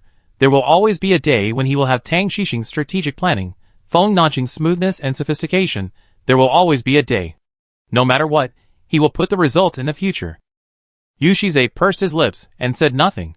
Shi Yuan seemed not to notice his silence, and used the most clumsy but most effective provocation. I am aiming for the first place. If you are only satisfied with the 4th or 5th place, we might as well break up. Don't hold me back, and I won't hold you back." At this point, she sighed and said, "Chief Juan is still reliable. If I met him on the field today, he would definitely not be so slow, but would immediately join me in overthrowing Fengmin City." Yu Shizhe, He gritted his teeth and said, "Do you think I will bring people to die if you say that? Then why don't you pinch my title sound?" Shi Yuan asked in surprise. Yu Shizhe, He sneered, "Tell me your plan first. You want me to risk my life for you with just one sentence. Are you a great treasure? This sinister and cunning woman is more annoying than Chief Juan, that idiot." Shi Yuan laughed softly, blinked at Tang Xia, who was looking at him, and made a mouth-shaped done. Let's talk about the live broadcast room barrage. The screen is full of 666, let alone anything else. Ji Qingyuan's mouth is really powerful. With just a few words, he reversed Yu Shizhe's idea of abandoning her. Ha ha ha, everyone knows that Yu Shizhe and Chi Huan don't get along, but Ji Qingyuan is definitely the first one who dares to use Chi Huan as a provocation in front of Yu Shizhe. I don't understand. Why did Yu Shizhe fall for such a simple provocation? Ji Qingyuan dealt with him with just a few words? It's a bit outrageous, right? He is not a fool. How could he not know how big the gap in strength between the two sides is? I always feel that Yu Shizhe is also holding back evil. Otherwise, with his scheming and means to split the Kaiyang camp, how could he be so easily led by Ji Qingyuan?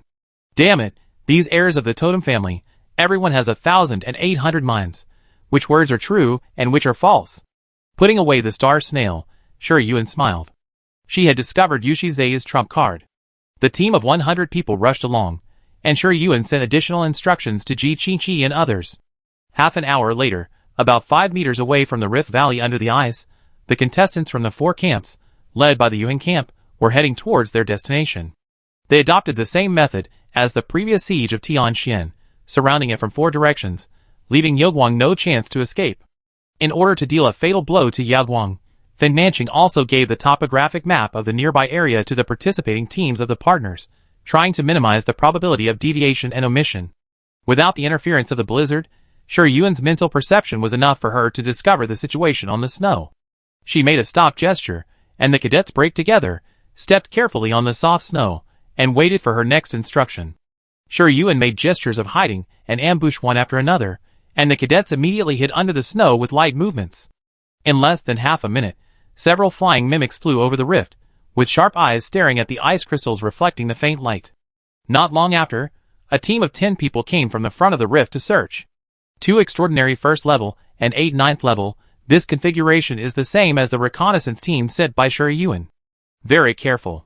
If it weren't for her amazing mental perception, I'm afraid that when the extraordinary talents in the team discovered the other party would also discover them, and they would be forced to conflict with the enemy camp, and the original plan would fail. The 10-man team probably walked a long section of the rift, and there were flying mimics in the air to scout the situation first, so their vigilance was not particularly high. When the team leader walked to where Shi Yuan was, she raised her hand to hold his ankle, pulled it down hard, and at the same time flew up, pulling off the life sensor on his shoulder in the light snow. The cadets hiding under the snow and ready to attack at any time immediately jumped up, and 2 of them attacked the same person, almost instantly completing a one-shot kill. The well-trained cadets immediately pulled off the camp badges and star snails of the eliminated and put them on themselves, disguised as the Yuan reconnaissance team, and continued to move forward, while the others buried the eliminated under the snow. Just 2 seconds after the disguised team raised their legs and walked forward, 2 more reconnaissance mimics flew in the air behind them.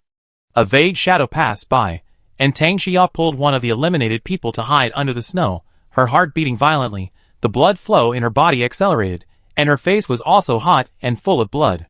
She removed the star power shield and buried her face in the ice and snow, and her body temperature, which had risen due to tension, slowly dropped. Almost discovered. She suddenly realized that the last medium-sized camp competition was like playing house. Everyone was fighting for it, and victory or failure depended more on the combat power arrangement of each camp. This large-scale camp competition, just the arrangement of a reconnaissance team, made her realize how thoughtful the people who can become the president and vice president of the camp are in the details. If they were careless after the sneak attack, they would be discovered by the second group of flying mimics, exposing their positions, and being besieged by nearly 800 people. After waiting quietly for 3 minutes, Shi Yuan turned over from under the snow, and saw Tang Xiao's cheeks flush from the cold, and smiled, and patted her shoulder, without asking her why she removed the star power shield. Tang Xiao looked at the eliminated people who were helplessly sitting on the snow, and exhaled heavily. Qing Yuan, what should we do next? The camouflage team can only deceive for a while, and once they meet the people of the Yuan camp, they will be exposed.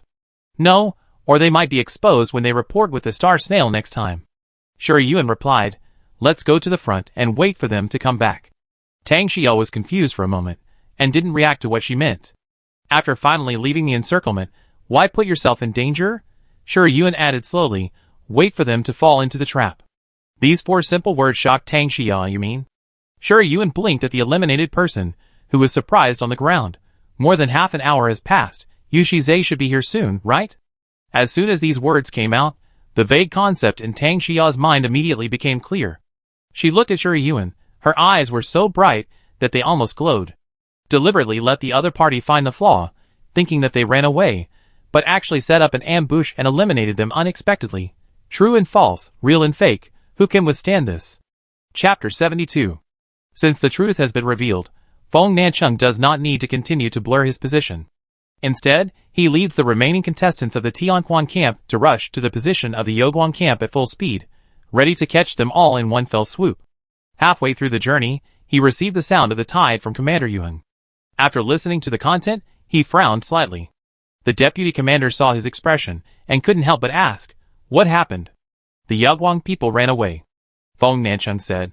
The deputy commander looked surprised. Run away? How did they run away? We gave such a detailed topographic map. The Xuelin Plateau is their home ground. Everyone in the Tianquan camp command group knows the topographic map by heart. No matter what, the joint team should not make such a mistake. Feng Nancheng did not speak, but unfolded the optical brain to view the topographic modeling map in a 3-dimensional projection way, and found the location of the subglacial rift mentioned by Commander Yuan. After thinking for a few minutes, he picked up the star conch and sent out a tidal sound. Not long after, he received a reply. He used the star conch again to send a message to the commanders of the other 3 camps. The width of the subglacial rift is limited. Youguang cannot evacuate in large numbers. I estimate that only more than 100 people left there, and the rest must be distributed in other places in the snowfield. In this way, Yuan will chase the more than 100 people who ran away, and the rest of the people will search for the hidden people. Once their traces are found, contact them in time for timely support. This arrangement is the most reliable, and the 3 commanders have no objection. Up to now, a whole day has passed since the game, and it is not easy for the 4-party alliance to encircle Youguang like they encircled Tianxian. With Ji Qingyuan's cunning, he will definitely not put all his eggs in one basket. As the strongest fighter of Youguang, Ji Qinqi will definitely take a group of people to act independently, to avoid the whole team being wiped out in the event of a conflict. What the 4-party alliance has to do is to eliminate as many Youguang contestants as possible, so that they cannot reverse the situation in the subsequent competitions. The sky on the Xuelin Plateau is particularly clear today. The bright warm sun shines on the snow, reflecting the dazzling light, which further highlights the vastness of the snowfield. A white-crowned bear walked out of the snow forest full of ice crystals, ready to cross the snow mountain in front of them, and go to the ice lake behind the mountain to find food. There are also groups of hungry snow wolves emerging from the snow mountain, ready to have a full meal after hunting. In the air, a group of flying mimics glided by, and their sharp eyes swept across every inch of the snow surface. The pioneer team on the ground went forward to conduct a carpet search. The joint team of nearly 800 people was like a large net, leaving no room for any suspicious places, determined to make Youguang who sneaked out have no way to escape. In the ice rift, the team of 20 people walked vertically, and carefully observed the traces at the bottom of the rift. Sure enough, they saw messy footprints where the reconnaissance team was attacked, and extended hundreds of meters forward. From the depth and number of footprints, there are indeed only more than 100 people. They have left the rift, but no footprints were found on the snowfield. It should have been specially cleaned. Based on those subtle traces, we speculate that Youguang has a high probability of entering the snow mountain ahead. The captain of the reconnaissance team reported with a star snail in his hand. Unlike the endless white in other places, the warm sun melted the snow covering the conifers, revealing a little green, giving the snow mountain more vitality that other places do not have. The terrain on the snowy mountain is relatively complex, with trees as cover, so it is not easy for flying mimics to find traces of the Youguang contestants' actions. There is an ice lake behind the snowy mountain, and a vast ice and snow forest is around the ice lake. Once the Yaoguang contestants enter it, the difficulty of searching will be greatly increased. Commander Yuheng listened to reports from many parties, and gradually came up with a plan in his heart. The vanguard team moved forward all the way, and a small force of 20 people entered the snowy mountain. 10 minutes later, the number 5 vanguard team sent a message that traces of snow cleaning were found. The main team immediately followed, and the reconnaissance team moved closer to the place where the traces were found. Immediately afterwards, the reconnaissance team found a man-made broken branch buried in the snow more than 400 meters in front of the place. Not long after, another reconnaissance team found half of an inconspicuous military boot print next to a rock, which was obviously a loophole left by the speed of cleaning too fast and not looking carefully. Small details were presented to the joint team, telling them that Yaoguang's 100-man team had indeed entered the snow mountain and was preparing to cross the snow mountain to escape their pursuit. Therefore, the joint team was divided into 3 groups. The first and second main teams went around the snow mountain from both sides to prevent Yaoguang from playing hide-and-seek games. The third main team rushed head-on to form a siege. At the 31st hour after the game started, the Yuheng reconnaissance team discovered the Yaoguang reconnaissance team attacked by wolves. The latter realized that their tracks were exposed and tried to kill the Yuheng reconnaissance team, but failed. At the 32nd hour after the game started, the position of the Yaoguang main team was exposed, and the Yuheng reconnaissance team discovered Ji Qingyuan's figure. The 3 main teams of the joint team surrounded them from 3 different directions, and the Yaoguang main team was trapped. On the steep rock wall, dozens of Yaoguang contestants held ice or rocks in their hands, condensed their star power, and threw them at the enemy contestants below. The flying mimics in the air tried to launch an attack, trying to contain some people, and buy time for the ground attack team, but they were almost hit by the rocks wrapped in star power and dizzy. Seeing this, Commander Yuheng raised his voice and said, "Ji Qingyuan, you have no way out. Is it interesting to struggle to death? There are not many contestants in the Yaoguang team who have long-range attack mimics, so they can only use ice and rocks to block the enemy contestants who try to climb the rock wall. It seems that they did not expect to be forced into such a place and have reached the end of the road." Shi Yuan stood in the middle of the team with a rock and said slowly, "It's not a dead end yet. Maybe if I hold on for a while longer, reinforcements will come. Why shouldn't I just surrender?" This made many military academy students, who were gathered below the rock wall, laugh. More than half an hour ago, Commander Yuheng received news that Deputy Commander Tian Shu had discovered the Yaoguang team led by Ji Qingqi. Commander Tianji had also discovered the 200 people led by Lei Lai, and Deputy Commander Tian Quan had also found the trace of another deputy commander, and they were now conducting a multi-party encirclement and suppression. After careful calculation, there were more than 700 people tied up. Even if Yaoguang had not lost any manpower since the start of the game, there were only more than 200 people who could move. How could they possibly get past their nearly 800 people and rescue Ji Qingyuan from here? Shi Yuan was not annoyed when she heard someone laughing, and pointed to the distance and said, "Look! My reinforcements are coming." She smiled with her eyebrows and eyes, and her spirits were high, as if she had really seen the reinforcements. Commander Yuheng was startled and subconsciously grasped the star conch hanging around his waist. The reconnaissance team did not hear the sound of the tide. It was Ji Qingyuan who was bluffing him. He collected his mind and prepared to fight quickly, but the sound of fighting came from the forest behind him without warning. Before he could send a message to the backup support team to ask what happened, Shi Yuan had already thrown away the rock in his hand, took out the greedy holy scythe from the star power vortex, and jumped down from the rock wall. She spread her voice into the wind. "I told you I have reinforcements. Why don't you believe it? I never bluff." The bright silver greedy holy scythe reflected the bright light of the warm sun. At that moment, the dazzling edge pierced people's eyes, and Yuheng commanded the conditioned reflex to hold the goggles. It was precisely this brief misjudgment that prevented him from releasing the mimicry in the first place, and the sun arrow that suddenly shot out from the rock wall was in front of him in an instant. Someone is attacking. At the critical moment, Yuheng's excellent combat quality made him instinctively lean to the right, narrowly avoiding the sudden sharp arrow and saving the life sensor on his shoulder. Looking at Shi Yuan again, she did not rush over, but cut off the pine tree on the rock wall with a sickle, stepped on the trunk, and jumped back into the air with the force, shooting down 2 flying mimics that tried to attack her. It was actually a feint. No. Her purpose from the beginning was to attract his attention and create an opportunity for Tang Xia to attack him.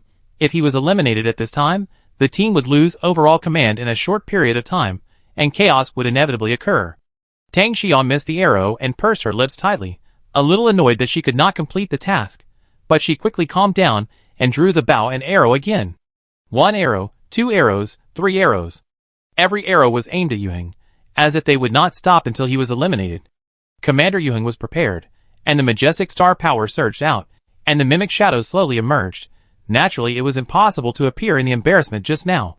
Tang Xiao's archery was very accurate, but his level was too low. Even if he hit Commander Yuheng's star power shield, it could not put pressure on him. Just like a 2- or 3-year-old human cub desperately swinging his fist to hit a burly adult man, it was useless. After Commander Yuheng opened the star power shield, he no longer cared about these sun arrows that were equivalent to tickling, and issued an order for a full-scale attack. Tang Xiao suddenly aimed the arrow tip at the snow under his feet, and 5 sun arrows were shot at the same time. The sun arrows fell to the ground, and the golden crow fire ignited, melting a large area of snow and ice in an instant. Commander Yuheng and the contestants beside him fell into the ice hole unexpectedly, and the order that had not yet been uttered was stuck in his throat. Shi Yuan laughed and said, "Well done. Snowballs ready." The contestants of Yogwang immediately launched one big snowball after another and smashed it down the steep rock wall. How dare the contestants who were preparing to attack face the big snowballs as tall as a person? They could only dodge to the side, and the formation was in chaos. Yuheng Commander fell into the ice hole. When he was about to climb up, Tang Xiao would shoot the sun arrow again to melt the snow next to him, and next time he would fall into the snow water, and there was no way to command the battle on the spot. When the third main team finally avoided the snowball, they found that there were people hiding in it. They were eliminated without any preparation, and 20 to 30 people were eliminated immediately. They reacted and immediately surrounded them. However, these dozen contestants were so fast that they were like fish swimming in the water. They jumped and rolled out of the encirclement. If they chased, the formation would be even more chaotic. If they didn't chase, they would come back and attack, vowing to completely disrupt the offensive rhythm of the third main team. The rest of the Yagwang contestants jumped down from the rock wall, forming a triangle of 3 people, like a sharp knife, completely cutting the formation of the third main team into pieces. 1,000 meters away, Yu Shize led the Kaiyang contestants to attack the second main team by surprise, and won the victory with an almost overwhelming advantage. On the other side, the first main team discovered the 200 people led by Ji Qinglian. Before they attacked, they turned around and chased them, but were led into a trap. More than 2/3 of the people were eliminated, and the remaining 1/3 were also eliminated in the subsequent battles. The battle on the snow mountain lasted for nearly 2 hours. In the end, Shi Yuan and Yu Shize wiped out the joint team of more than 800 people at the cost of nearly 100 people each, and won a great victory. After the battle, the two met, and Yu Shize's eyes were particularly complicated. He originally came to see if he could find any loopholes. If the risk was not high, he would take action. If the risk was high, he would retreat. He was the main goal. Who knew that the joint team was confused by Ji Qingyuan and thought she was fighting alone.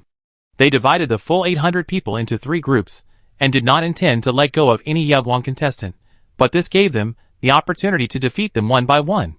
Many people can play to their strengths and avoid their weaknesses, but not everyone can make the most of their advantages and disadvantages. Ji Qingyuan is really too cunning. Yu Shize silently put Shi Yuan on the list of people who should try not to be enemies with her, and was looking forward to how she would win this game. Realizing that his mentality had undergone a drastic change, he couldn't help but think, how could Ji Qingyuan like Shi Huan, a fool who had no brains and no fighting power? After collecting this sudden thought, Yu Shize looked at the girl sitting on the rock bandaging the wound on the back of Ji Qinglian's hand, and asked, "What are you going to do next?" This time, they took advantage of their underestimation of the enemy to launch a surprise attack. After Feng Nancheng and others learned that the joint team led by Yu Han was eliminated, they would never make such a low-level mistake again.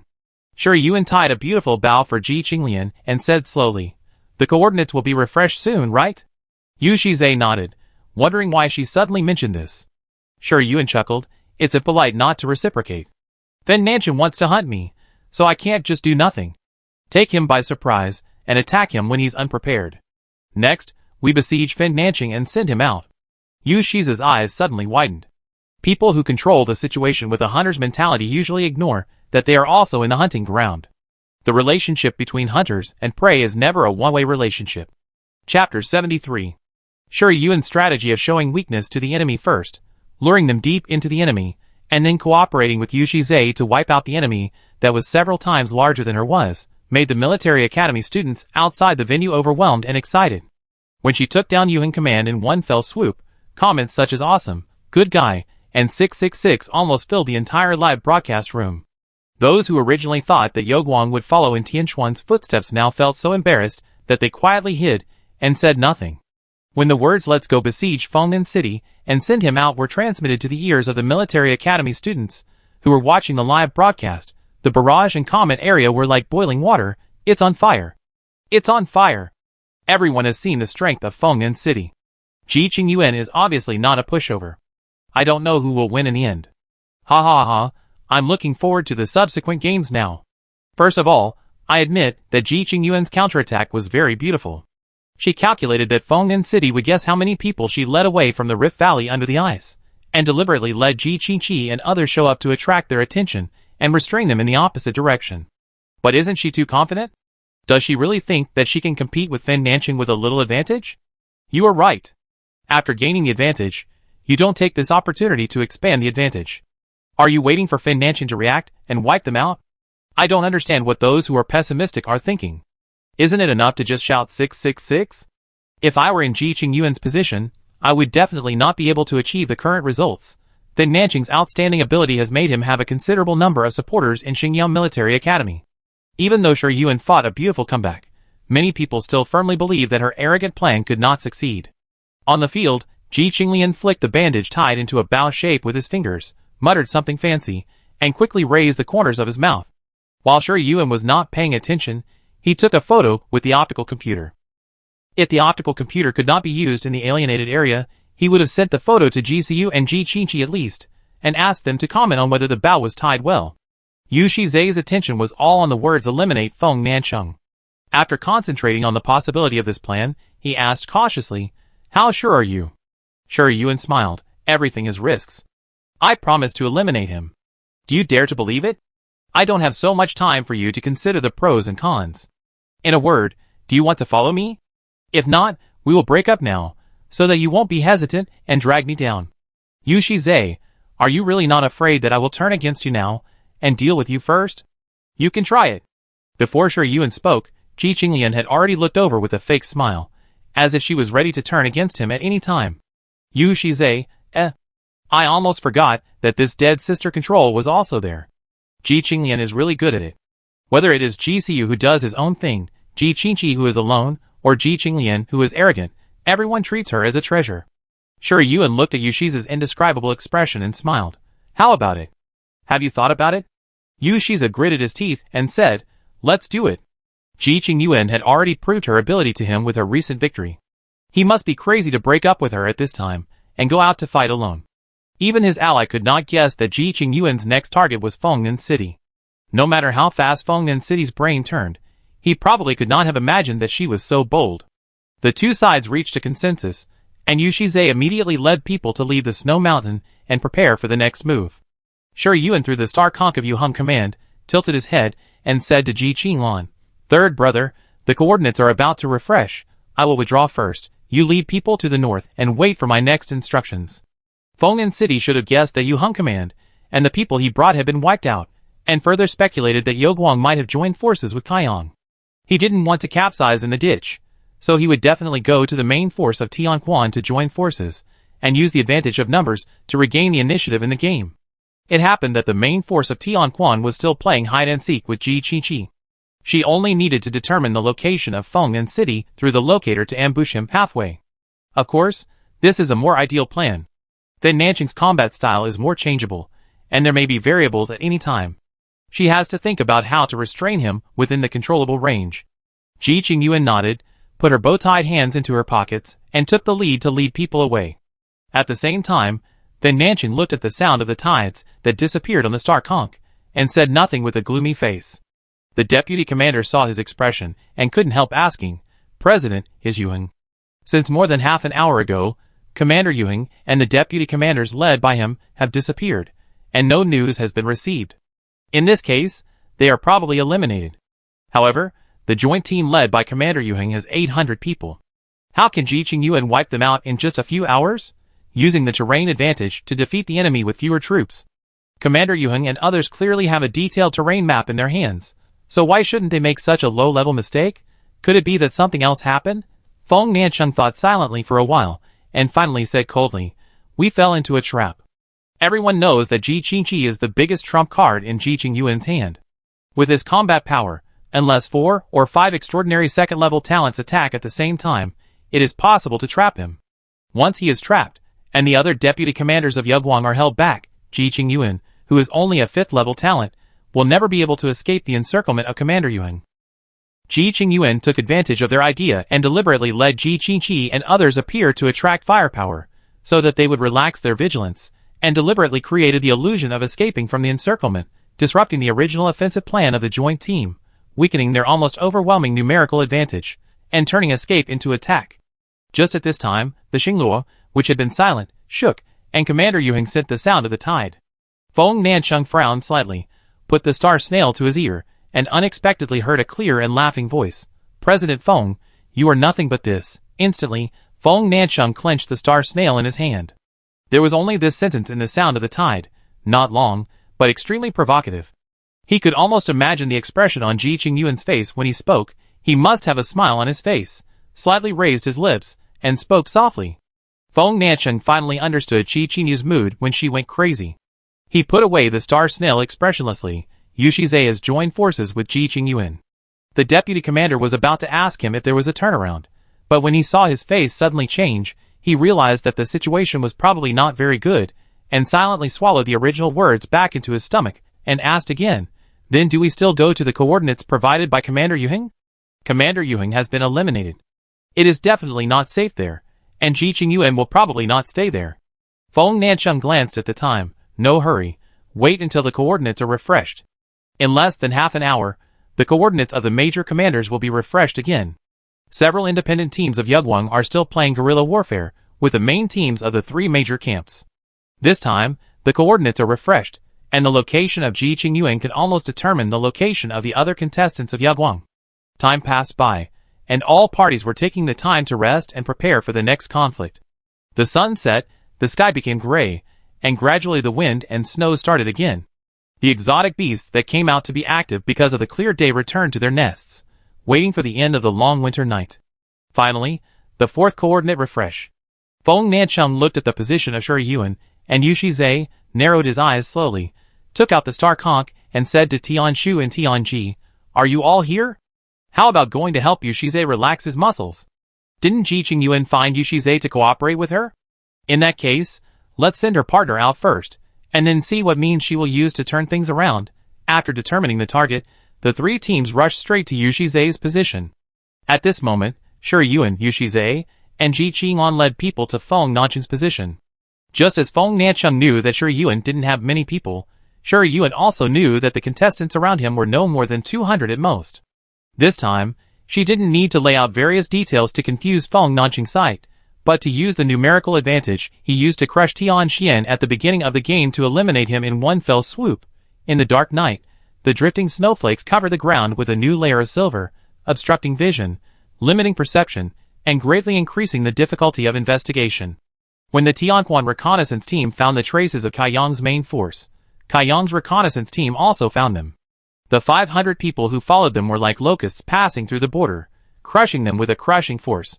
Feng Nancheng only heard from the reconnaissance team that there was an enemy attack. It was the sound of Kaiyang's tide. There was no specific number of people, no mention of the commander, and it was obvious that they were eliminated in a single encounter, and there was no time to pass on more detailed information. His heart sank suddenly. In a flash, an incredible idea flashed through his mind. Retreat! Retreat immediately! Feng Nancheng did not explain what happened to the doubtful deputy commander, but immediately ordered the team to turn around and retreat. As soon as he raised his leg, a clear voice came into his ears through the wind and snow. "President Feng, you're already here, why are you running back?" Feng Nancheng turned his head suddenly, and saw Ji Qingyuan holding the greedy holy scythe, standing on a huge rock dozens of meters away, with a golden crow standing on her shoulder, releasing the golden crow's fire breath to dispel the severe cold brought by the wind and snow. After noticing his sight, Tang Xia tilted her head, and her golden red eyes showed obvious confidence in victory. One by one, military cadets wearing the Yogwang camp badge walked out from behind the rock, their faces full of excitement, rubbing their hands, just waiting to fight the enemy. Feng Nancheng clenched his fist, and then released it. Even in such cold weather, the breath he exhaled was particularly hot, and the blood flowing from his heart was as hot as boiling water, and even the skin all over his body became hot. He fell into a trap. He fell into a trap again. This realization was like a slap in Feng Nancheng's face, making him angry and resentful. The mouse that should have been in his trap became the human who caught him, the cat. Feng Nancheng took a deep breath, suppressed the emotions in his heart, and slowly said, "Ji Qingyuan." Shi Yuan responded calmly, as if he could not hear the gnashing of teeth implied in these 3 short words. Feng Nancheng said, "I really underestimated you." Shi Yuan hummed twice, "Remember to be more careful next time, although it may not be useful." This is so infuriating. Feng Nancheng controlled his emotions and asked, "How did you guess that I would go in this direction?" Shi Yuan swung the greedy holy scythe, "I'm in the game, I won't chat with you." Feng Nancheng looked steady and generous, but in fact he is very proud, or arrogant. He deliberately found Tian Shu, Tianji, and Yu Heng to form an alliance before the game, and eliminated Tian Xian at the beginning instead of directly targeting Yoguang, deliberately sending her the signal that the advantage is mine. What should you do? In his plan, Yoguang would be defeated, and her reputation built by stepping on Qi Qingyu would be suppressed, and the 7 major camps would still be his and Tang Xixing's home court. But she broke the deadlock and sent the extremely provocative sound of the tide to Feng Nancheng, poking the hidden arrogance in his heart. He wanted to win and wanted her to be defeated, but it was too risky to go directly to her, and he might be provoked by her and ambushed by her. At this time, in order not to expose the position of the main team, Yu Shizhe, who was dealing with the coordinate refresh with a small number of people, became the best target of attack. What if Feng Nancheng was witty and changeable? After being put on a chain, he could only become a caged vicious dog with no way to escape. Chapter 74. Yu Shizhe's people are still on their way. Now the 2 teams of Shi Yuan and Ji Qinglan have less than 300 people in total, which is only about 1/3 more than Feng Nancheng's team. With such a small gap, it is still unknown who will win. The eliminated Tianquan reconnaissance team has always been about half an hour ahead of the main team. From this, it can be inferred that it will take Yu Shizhe at least 20 minutes to get here, and these 20 minutes are enough to change a lot of things. Feng Nancheng glanced at the contestants behind Shi Yuan and laughed meaningfully. "Do you think that with these people you bring, you can eliminate me?" Ji Qingqi is a human-shaped beast, but which of the heirs carefully cultivated by the totem family is not? The totem bloodline gives them powerful combat power. Under the same realm below the holy domain, it is no problem to fight 10 with 1. If there is a level advantage, even if it is not possible to fight 100 with 1, it is easy to avoid fighting and disrupt the situation. There is not a single extraordinary second-level student among the military academy students brought by Ji Qingyuan. It is completely unrealistic to let him out. I have blocked you here. Do you think I have not figured out how to deal with you? Shi Yuan responded calmly. Feng Nancheng sneered, accompanied by a phoenix cry that resounded through the sky, and the scorching phoenix fire breath gushed out. "Then you let me open my eyes." The pressure of the extraordinary second level swept the area within a radius of 100 meters. The vigorous phoenix fire instantly melted the flying snow in the air, and the snow on the ground into snow water. Shi Yuan snapped his fingers calmly, and the crisp sound continued to spread outward under the effect of star power. At the same time, 36 beams of star power shot up into the sky, covering all the Tianquan contestants. It was a star array, a cage star array built with 36 S-level alien crystals and 36 extraordinary first-level talents as the array base. Seeing this, the audience in the live broadcast room couldn't help but take a breath. Where did she get 36 S-level alien crystals? And when was the cage star pattern engraved? In addition to the S-level alien creatures they have hunted since the start of the competition, it seems that there are also spoils seized from Yu Heng. Commander Yu Heng must be regretting listening to Feng Nancheng's instigation and becoming an enemy of Ji Qingyuan. Ha! Damn! I quickly looked at the list of contestants of Yoguang. All S-level star pattern masters participated in the competition and followed Ji Qingyuan all the time. I didn't notice it at all. I thought that with Feng Nancheng's strength, even if he really fell into the trap, it would be no problem to abandon others and run away. But who would have thought that Ji Qingyuan would actually create an S-level cage star array? The combat power of those trapped in the array would be at least reduced by half. More importantly, even if Feng Nancheng turned into a phoenix mimic, he would not be able to fly out. Feng Nancheng would not really fail here, would he? It's over. I am really impressed by Ji Qingyuan's handsomeness. From the beginning of the game to now, everything she did was premeditated. Before, I thought her behavior of provoking Feng Nancheng with the sound of tides was very low, but now I will kowtow to her on the spot. Boss! Why didn't I join Yagwang? As soon as the cage star array appeared, Feng Nancheng, who had just thought that he still had room for maneuver, immediately changed his face. Looking at Shi Yuan again, she stood in the wind and snow, smiling brightly. President Feng, how should you deal with it now? The dilemma he set for Ji Qingyuan after the start of the game was thrown back, and Feng Nancheng's face looked uglier than eating a fly. One after another, the star power ropes were pulled out from the ground covered by the cage star array, and flexibly tied to the military academy students in the star array. Some military academy students reacted flexibly to avoid the attack of the star power ropes, but were hit by another star power rope thrown from the back without warning, and were tied up like a dumpling.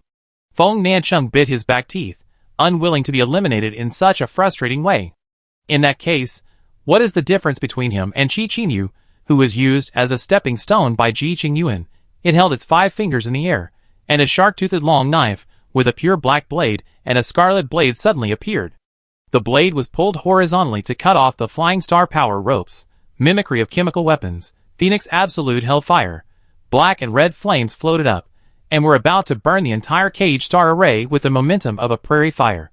As the audience outside the venue held their breath and pondered whether the battle situation would change again, the pure white Taotai Phantom suddenly jumped into the formation, bit the flame in one bite, and swallowed it into its stomach with a gulp. The palm-sized kitten stood on the head of the Taotai Phantom, raised its left forelimb and roared at the Phoenix Phantom with a deafening roar. The overwhelming roar was like thunder in the sky, and the power of the Taotai was shocking. Feng Nancheng had a sneer on his lips. A little Taotai of only level 5 dared to be presumptuous in front of him. He stepped on the ground, and the hard rock and soil shattered inch by inch, and the splashing ice chips quickly melted in the high temperature. Feng Nancheng swung up the absolute hellfire, and killed the Taotai Phantom. The moment the sword fell, a silver-white bone sickle appeared from the sky. The pure white star power tide and the black-red phoenix fire collided with each other, bursting out a surging air wave, which caused the military academy students inside and outside the cage star array to raise star power shields to protect themselves. The slender and frail girl stood in front of the Taotai Phantom, her silver-gray hair fluttering and her silver-blue eyes shining brightly in the wind and snow. She was like a magic needle that could stabilize the sea, blocking the thunder attack of the absolute hellfire with an absolutely strong attitude. How could she possibly block it? Feng Nancheng's pupils slightly dilated, and it was precisely this moment of distraction that gave Shi Yuan the opportunity to hook the greedy holy scythe inward. With a sharp friction sound, she turned over and jumped up like a light butterfly, stepping on Feng Nancheng's shoulder. The life sensor shattered, and the absolute hellfire in Feng Nancheng's hand, which was about to be swung, suddenly froze in the air. Shi Yuan landed lightly, tilted her head slightly towards Feng Nancheng, who was looking at her sideways, and said 2 words with a smile, "Thank you." The kitten came out from under her loose hair, raised her head, and let out a high-pitched cry with pride. The phoenix shadow behind Feng Nancheng accelerated the frequency of vibrating its wings, and let out a loud and clear cry, as if to compete with it. The kitten turned its head away and ignored it, as if to say, "What are you calling? You are out." The phoenix was very dissatisfied with the lack of response from the kitten, and the phoenix fire floating in the air suddenly rose a few points. Shi Yuan ignored its provocation, and disappeared on the spot with his toes touching the ground. When he appeared again, the greedy holy scythe in his hand was like the fangs of a demon, biting the life sensors of the Tianquan contestants one by one. Feng Nancheng stood there holding the absolute hellfire, his eyes following the girl, who was moving easily in the star array. His astonishment, anger, and unwillingness gradually subsided, and were replaced by deep thought and fear. It's no wonder that Qi Qingyu was defeated by her. Ji Qingyuan not only planned every step carefully, but also was good at attacking the enemy's mind and seducing the enemy. Once she found the flaw, it would not be long before a complete defeat. Being enemies with such a person. Feng Nancheng licked his dry lips. It was really interesting. Without Feng Nancheng as the backbone, the remaining Tianquan contestants were eliminated in less than half an hour. With the blessing of the cage star array, Yagwang only paid the price of 13 people being eliminated, which can be said to be a great victory. When Yushiza and his men arrived, the battle was over. He stared at the snow water on the ground that was gradually solidifying into ice, and then looked at Feng Nancheng and others who were taken on the star ship by the instructor. He opened and closed his mouth several times, but didn't know what to say. Ji Qingyuan led a team of less than 300 people, annihilated the main force of Tianquan in half an hour, and eliminated Fengnan City? Yu Shize pinched himself quietly, and the real pain made him gasp. Looking at Yoguang's team that was resting, there were less than 50 people including Ji Qingyuan. Yu Shize breathed a sigh of relief in his heart. That's right, no matter how powerful Ji Qingyuan is, it will cost a price to eliminate Fengnan City. Thinking of this, he felt that Ji Qingyuan's tragic victory was a bit strange. Even if it was to get points for eliminating other contestants, it wouldn't cost so much, right? The ranking is based on the remaining number of each team during the game, not the number of contestants eliminated from other teams. In the 2 battles before and after, Yoguang eliminated more than 300 people. In addition to the losses of Ji Qingqi and others, and the other 3 joint teams, there are probably only more than 500 people left at this time, while Kaiyang still has more than 700 people. Would Ji Qingyuan let him reap the benefits? Yu Shize calmly asked. Why did you fight in advance? Didn't you say you would wait for me to join you? Sure, Yuan knew what he was thinking, and spread his hands helplessly. He accidentally discovered our tracks, so we had no choice but to fight. Before Yu Shize arrived, she had some people hide to create the illusion of a tragic victory, and keep a trump card. At this point, she took the initiative and asked, why did you come so slowly? You don't want us to fight each other so that you can benefit from it?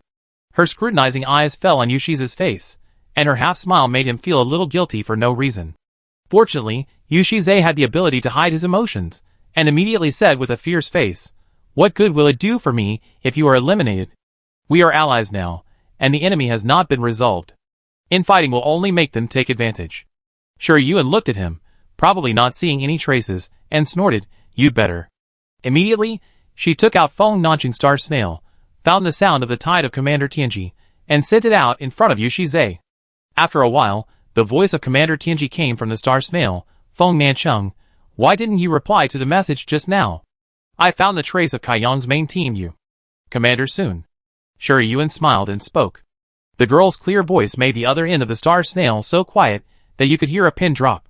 She seemed not to feel the shock and surprise of Commander Sun, and said slowly, Feng Nancheng, it's out, I'm Ji Qingyuan. Gulp. Commander Sun swallowed his saliva, and after a long while he found his voice again, you. Sure, Yuan persuaded him patiently. Now that Fengnan City has been eliminated, there is no need for your alliance to continue, right? Do you want to cooperate with me and solve Tianshu? Commander Sun was happy. Our main force is still there. Why should we end the alliance? What if you eliminated Fengnan City? The loss is not small, right? As soon as he finished speaking, his star conch sent another sound of tide, which was sent by Commander Yuan. Sure, Yuan's voice came from it. When I invited Commander Yuan to cooperate, he was as confident as you. Commander Sun, She sighed. Since you are not interested, forget it. I will ask Commander Zhou of Tianshu. She may be interested. Commander Sun, Threat. This is a naked threat. It is a blatant alienation plan. Just as Commander Sun was about to speak, the sound of the waves sounded, and the sound of the tide was cut off. Fuck. The reaction was compressed to a few seconds of urgency, so Commander Sun had no time to think carefully about whether to agree or refuse, and he had already sent the sound of the tide back reflexively. Commander Yuan was eliminated, then Nancheng was out. Commander Tianshu was a slippery man. Maybe he would really agree to the cooperation proposed by Ji Qingyuan, and he would be the one forced to do something. No! Commander Tianshu cannot be allowed to join forces with Ji Qingyuan. Commander Sun, whose brain was overloaded, was full of this thought, and completely fell into the choice trap set by Sure Yuan. Seeing the sound of the tide jumping on the Star Snail, Sure Yuan raised his lips in a small arc, facing Yu Shize's shocked eyes, and waited for 7 or 8 seconds before putting the Star Snail to his ear, pretending to be surprised, and said, Commander Sun, do you have anything else to say? I'm in a hurry to contact Tianshu. Commander Sun, He gritted his teeth and said, what about the cooperation you mentioned? Sure Yuan groaned, have you changed your mind? Commander Sun did not agree immediately.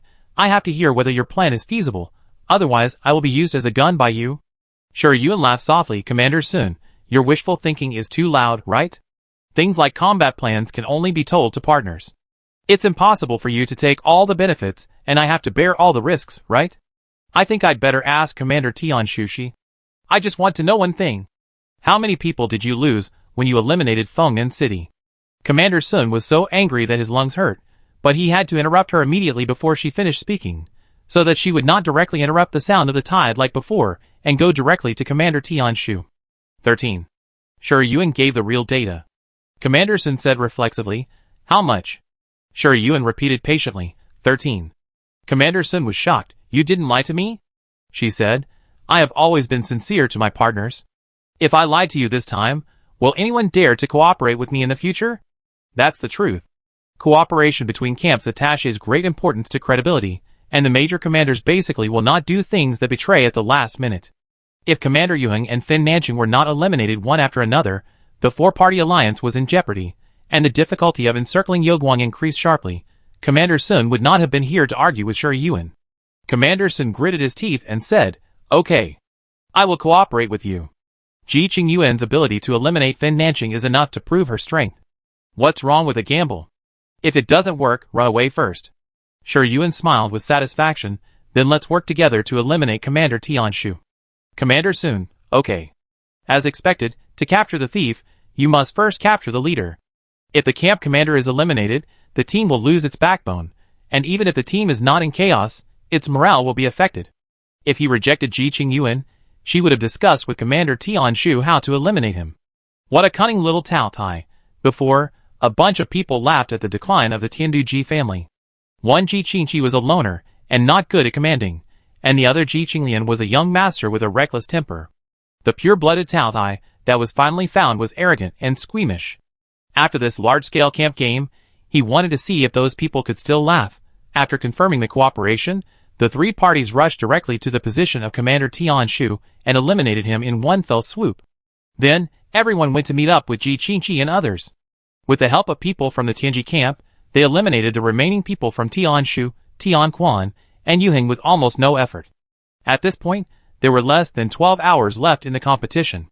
According to the agreement, the three parties separated for 2 hours and eliminated the contestants from non-camps based on their own abilities. Because he was afraid that Yuen and Yushiza would unite to plot against him, Commander Sun wanted to win over Yuen to deal with Yushiza, and Yushiza had the same idea. Yuen did not respond to both of the tied sounds. Yushiza and Commander Sun were uneasy and agreed that she had cooperated with the other party, and was ready to find a place to survive until the end. As a result, one was ambushed by Yuen and his men, and the other was ambushed by Ji Qingqi and his men. When they were left with one person each, the two of them left with their men. According to the ranking rules of the camp competition, only people on the field can participate in the ranking. Yuen's move not only ensured Yoguang's absolute first place, but also allowed her two partners to get ranking points. Although the result was a bit frustrating, everyone had to admit that she left some room. At the end of the game, Yoguang had less than 100 people left on the field, ranking first in this large-scale camp competition, and won 5,000 team points. Kaiyong and Tianji tied for second place, winning 4,000 team points. No contestants from the other camps survived on the field, and did not participate in the final ranking. As soon as the result came out, the results of Tang Xixing and others were eclipsed. The entire forum was hotly discussing Yuen's performance in the large-scale camp competition, and the words of admiration were endless. All the military academy students in the Yoguang camp were proud of it. Niao Linghan and Yun Jing, who had just finished the game and couldn't wait to check the results, were silent and livid. Outside the stadium, GCU came with a lunch box as usual to wait for someone. Song stood beside him, glanced at the baby who came to Lingling and wagged his tail at him, and snorted loudly. The marshal poked his head over and was wagged in the abdomen by its big tail, and wailed twice. Tang Xijin walked closer slowly, heard the cheers from afar, looked at the lunch box in his hand, and asked tentatively, "Is it for Ji Qingyuan?" GCU noticed his arrival early in the morning and said lazily, "Are you free?" Tang Xijin did not answer but asked, "You don't have to." GCU interrupted him, "Don't you have to go to Tianyaxing and be friendly and respectful to Tang Shihao?" He bit the 4 words of friendly and respectful, as if he was mocking something. Tang Xijin was silent. Chapter 75. When Yuen was surrounded by military students and walked out, she saw GCU holding a star fruit in one hand to feed a few unicorns, and holding a lunch box in the other hand. Although his movements and expressions were no different from usual, she could sense that he was in a bad mood. Who pissed him off? Yuen left Ji Qingqi, who was still asking Ji Qingqi if the bow on the back of her hand was pretty, and walked quickly towards GCU. When he noticed her approaching and looked over, she said in a light tone, "What delicious food did my brother bring me?" GCU fed the last star fruit to the baby and said slowly, "Cat food." He can still joke, so it seems that he is not in such a bad mood. Sure, Yuan held the kitten out, you feed it. GCU was amused by her cooperative behavior. He took the kitten away and handed her the lunch box, a nutritious meal for you from athlete. During the 3 days of the competition, Sure Yuan only drank a bowl of meat soup shortly after the start of the competition. The rest of the time, she relied on nutrient solution to fill her stomach. Now she was really greedy. She couldn't wait to open the lunch box, and used a small fork to pick up a piece of cut fruit and put it into her mouth. The sweet and crisp taste made her squint her eyes happily. Food can really heal everything. GCU looked at her little appearance, smiled and shook his head, and took out the other 2 lunch boxes from the space ring, and handed them to Ji Qingqi and Ji Qinglan, who came over. For you too. Sure Yuan deliberately laughed at him. Brother really looks like a parent waiting for his child to finish school at the school gate. Am I not?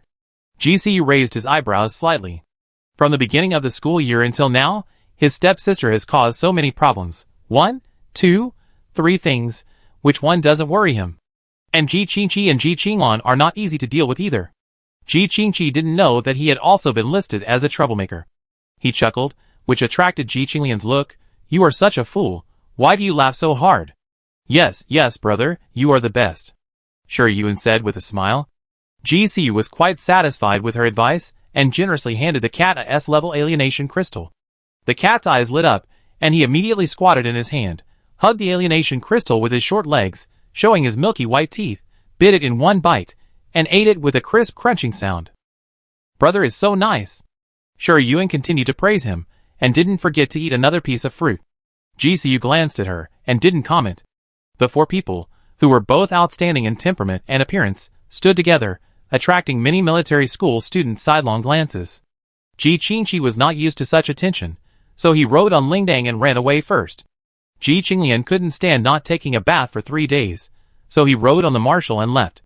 Sure Yuan was also not interested in being stared at all the time. Seeing that her cheap brother had no intention of returning the kitten to her, she rode on the baby to his courtyard first, took her clothes, and walked into the bathroom with ease. The first time is raw, the second time is familiar. Sometimes she was out too late, and the dormitory was under curfew, so she would come to her cheap brother's place to make do for a night. GCU was sometimes there, sometimes not, and he didn't express much about her occupying the magpie's nest behavior. He was not afraid that she would run around in the dormitory when he was away and see or discover something shameful. Of course, Sure Yuan had a sense of propriety and knew how to grasp GCU's bottom line. He would not really do anything annoying. He always moved between the courtyard on the first floor and the study. GCU never inquired what she was doing, and the 2 of them maintained a tacit understanding.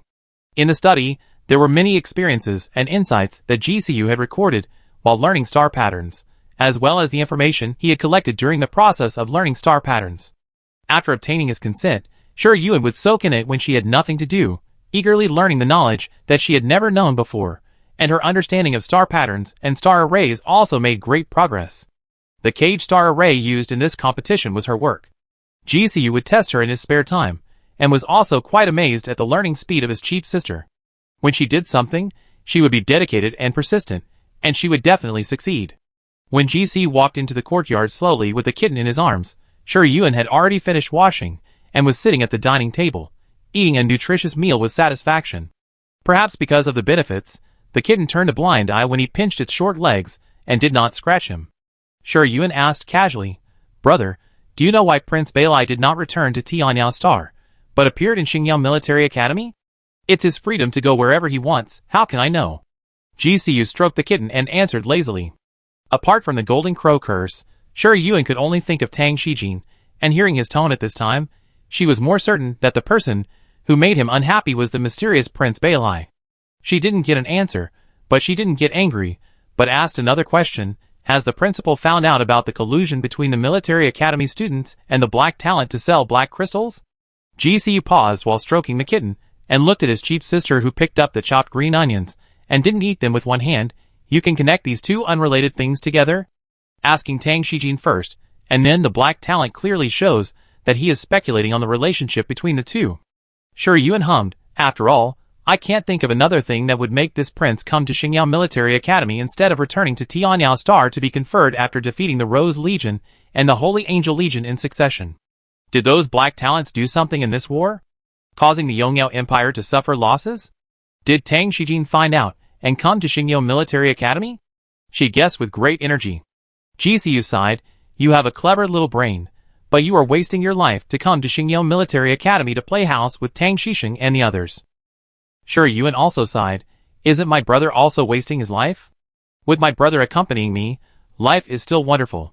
From the first time they met in Xiamangxing until now, she has never figured out GCU's true combat power. She hasn't felt this feeling of looking at people through the clouds for a long time. Occasionally arguing with him is also relaxing. GCU smiled and stopped chatting with her.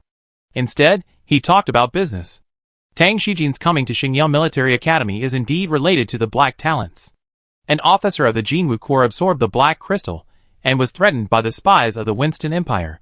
He leaked military secrets, which almost caused Tang Shijin to die on the battlefield. Tang Shihao was furious. Tang Shijin blocked the news. After the ceasefire, he used the excuse of being injured and needed to recuperate to investigate the matter privately. He found out about a Black Talent organization active in the White Lion constellation. Then he followed the clues and found out that the black crystals in their hands were leaked from Xingyou Military Academy. Most of the black crystals in the Yongyao Empire were smuggled by Black Talents from the Chaos Star Field and the Desolate Star Field. There are not many alienated areas that can actually produce black crystals, and most of them are garrisoned by troops and are in a blockade state. Ordinary talents cannot enter those alienated areas. Only a few are semi-open, and the Blood Forbidden Land is the largest one. The Blood Forbidden Land is supervised by the Xingyou Military Academy, and has not had any problems for many years. I didn't expect that a military academy student would dare to commit a crime against the wind, and was involved in the war between the Yongyao Empire and the Winston Empire, which almost caused the Yongyao Empire to be defeated. How could the Yongyao Emperor tolerate it? He must thoroughly investigate the matter, and remove the cancer within the empire. After listening to his account of the incident, Shi Yuan chuckled and said, Prince Balai came here in person, so the person involved behind the scenes must be a great noble, right? Or, she paused deliberately, picked out the last bit of chopped green onion, and slowly added, is it related to the totem family? Shi Yuan doesn't like chopped green onions, but likes to add chopped green onions to enhance the flavor of dishes, so he never asks Adla to remove the chopped green onions. GCU stroked the kitten's soft fur and praised her. Smart. Is the totem family colluding with the Winston Empire? Or is it that the radish is pulled out, and the mud is pulled out? Shi Yuan said with interest. The totem family has a transcendent status, and the status of the contemporary pure-blooded heir is comparable to that of a prince or princess. An heir like Yushiza, who will definitely inherit the family, can completely match Tang Shisheng. But the royal family is not only Tang Shisheng, a pure-blooded golden crow, but also Tang Xia, the second prince and the fifth prince. However, the three of them have no competitiveness in front of Tang Shisheng, and are almost the same as having no competition. In addition to the pure-blooded heirs, the totem family also has subspecies bloodlines.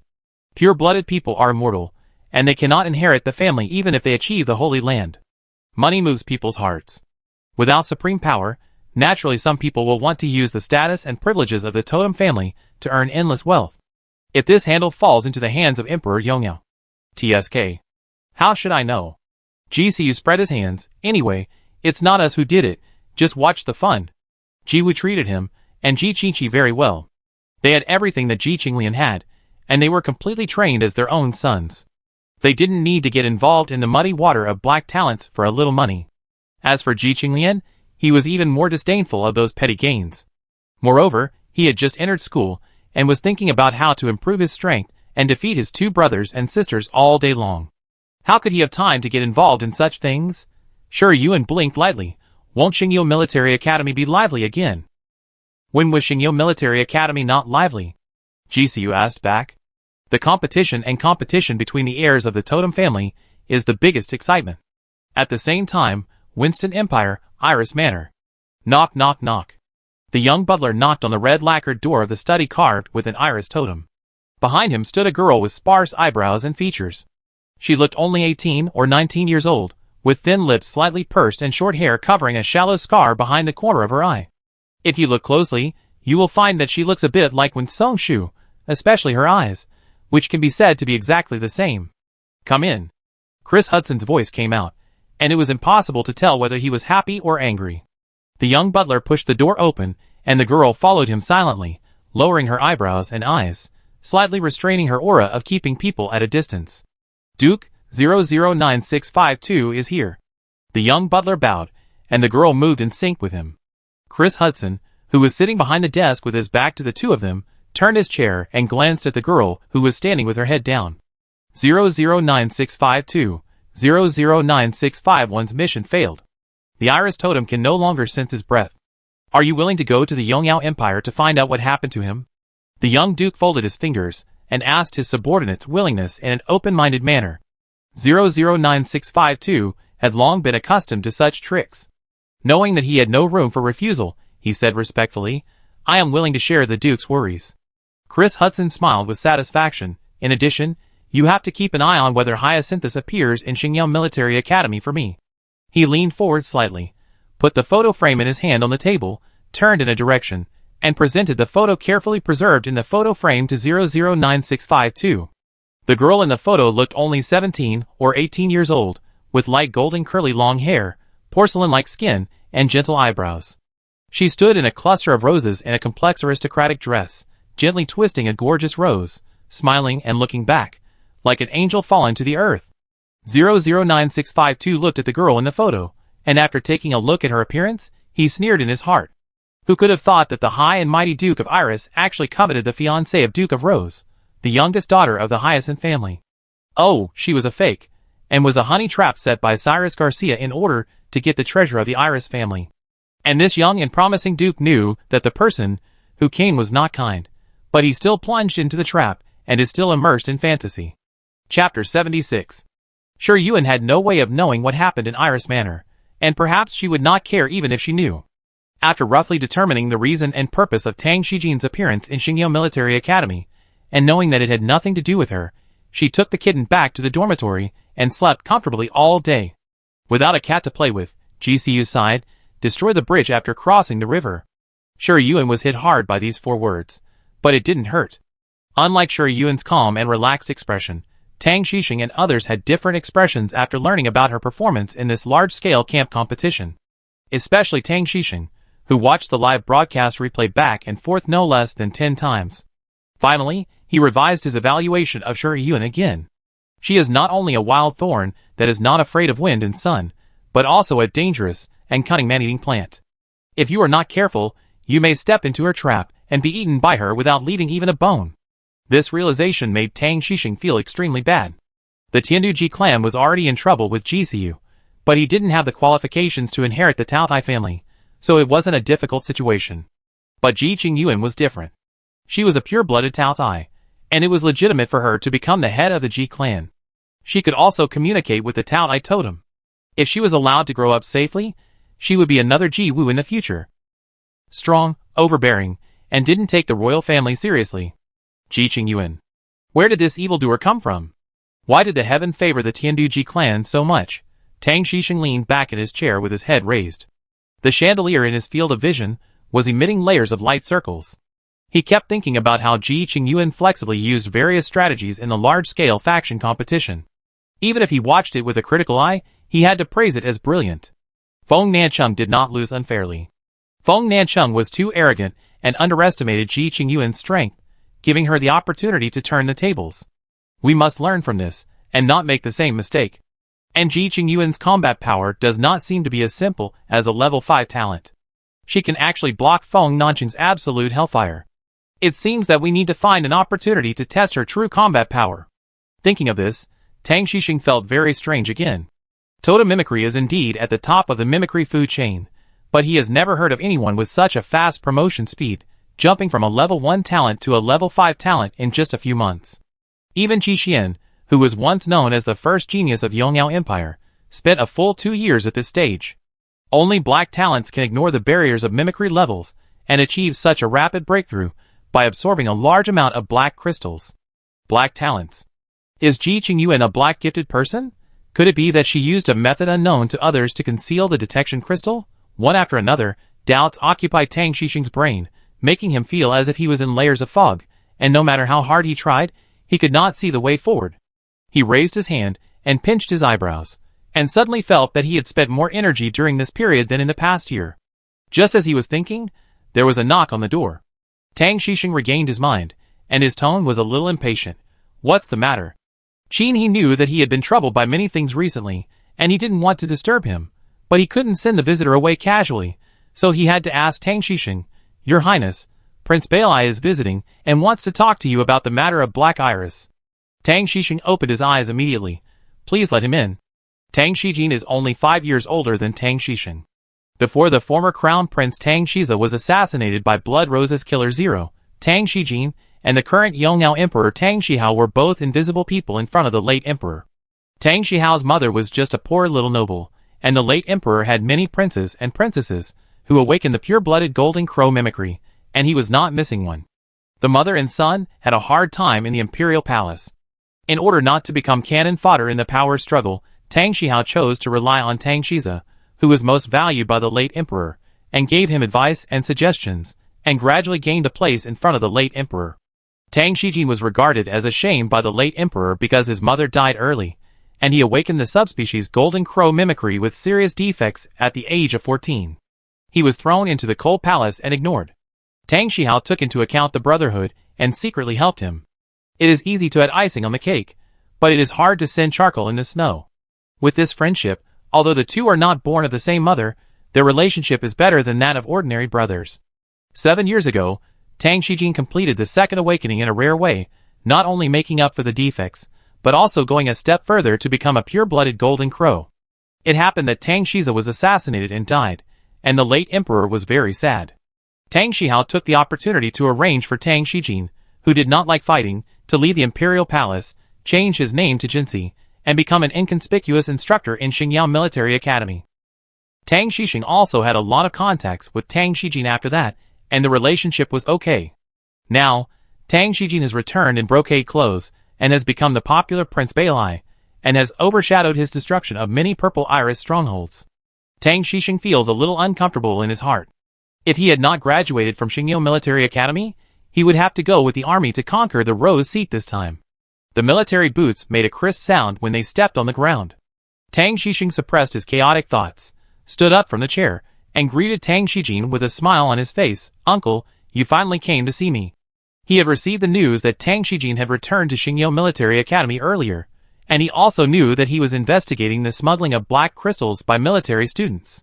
He knew that he didn't like those empty formalities, so he only sent a message to say hello and didn't go to disturb him.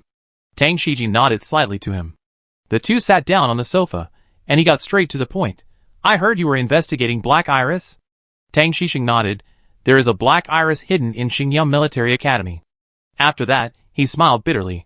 "I have fought with him many times, but he played me around. I finally managed to win a game, but he still ran away. I haven't found out who he disguised himself as yet. Ever since Black Iris attacked prison number 7 and tried to kill Shinji but failed, it was as if she disappeared out of thin air. No matter how he and the principal investigated, they couldn't find any clues. If no one was missing in the school, he would have suspected that Black Iris had run away. Tang Xijin already knew that he was assassinated by Purple Iris in the Sea of Biqiong, and he also heard from his subordinates that Black Iris almost took over prison number 7. He comforted her. "Black Iris is extremely cunning, and it's not easy to catch them. You have done a great job by getting the base map of Purple Iris, so don't underestimate yourself."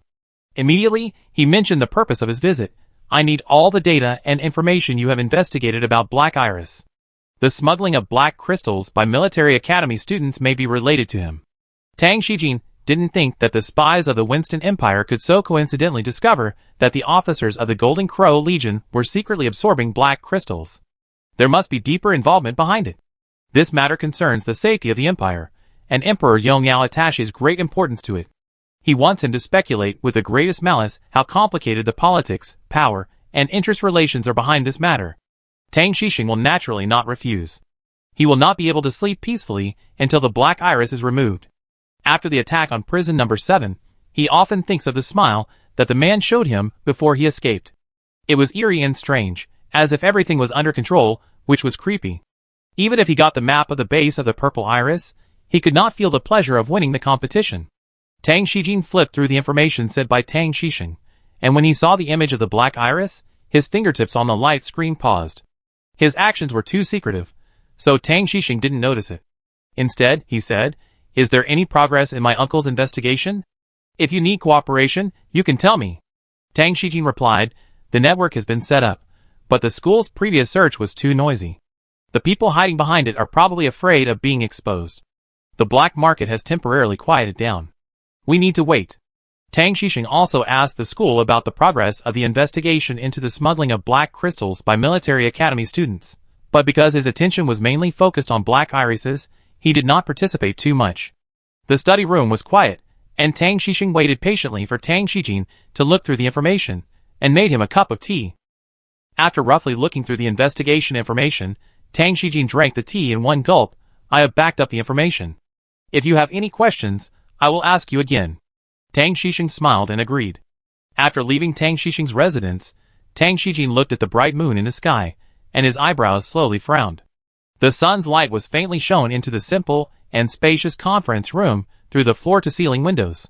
When Songshu pushed the light screen in front of Shi Yuan, which contained the information he had recently collected about the various forces in the White Lion constellation, Shi Yuan looked at the words marked in red and raised his eyebrows and said, Aurora Chamber of Commerce? When Songshu nodded, Aurora Chamber of Commerce was founded 6 years ago, with its headquarters in Tianheng Star, and has been active in Yunhe constellation, but recently they seem to have plans to extend their tentacles to the White Lion constellation. At this point, when Songshu's expression was a little strange, the means they adopted are almost exactly the same as yours, using thundering means to directly take down the president of the Chamber of Commerce, and controlling several small chambers of commerce before us. How did you find out about them? Shi Yuan asked curiously. She let when Songshu take advantage of the ready-made benefits, but she would not let anyone find out about her. When Songshu smiled, when I wanted to invite the president of the Dongxia Chamber of Commerce to visit us, I happened to run into them preparing to invite President Xia to have tea, and there was a small conflict, and I found the flaw. Shi Yuan raised his eyebrows. You haven't been caught by the pigtails, right? How could it be? When Songshu said confidently. Shi Yuan didn't comment, and happened to see the photo on the screen. It was a young man with an ordinary appearance. From the forehead to the chin, there was no feature that could be remembered, but he was very tall. She glanced at the other party's information. Star Seal Master? Fei? When Songshu immediately explained, the Aurora Chamber of Commerce was able to develop into the largest chamber of commerce in Yunhe constellation in just 6 years, relying on this Star Seal Master named Fei. He is very mysterious, and his rules are also very strange. He will engrave 3-star seals for ordinary people for free every month, so that they can awaken and become gifted, but only for people who have lived in Yunhe constellation for more than 10 years. In addition, he has 3 paid quotas every month, which are limited to people who are not Yunhe constellation, and the highest bidder wins. It's quite interesting. Shi Yuan commented with interest. If the Aurora Chamber of Commerce also wants to get involved in the White Lion constellation, I'm afraid it will conflict with us. When Songshu was a little worried, Shi Yuan was more optimistic than him. The Lion Mercenary Guild hasn't fallen yet. How can we fight? She carefully read the relevant information of the Aurora Chamber of Commerce, smiled meaningfully, took out the star conch and dialed Qi Qian's title sound. Sell Tang Shijing the news that the Lion Mercenary Guild cooperated with the Military Academy students of Xingyao Military Academy to smuggle and resell black crystals. When Songshu, who was sitting next to him, raised his eyebrows slightly. Prince Bailai? Is the eldest lady going to kill someone with a borrowed knife? Chapter 77. Shi Yuan wants to develop power in the White Lion constellation, and the Lion Mercenary Guild is the biggest obstacle. They have taken root in the White Lion constellation for many years, with luxuriant branches and leaves, deep roots, and a powerful backer. It is certainly a good way to nibble away step by step, but it is not easy. If you are not careful, you may be noticed by someone with ulterior motives and be targeted and attacked by them. The safest way is to use a force stronger than them to defeat them.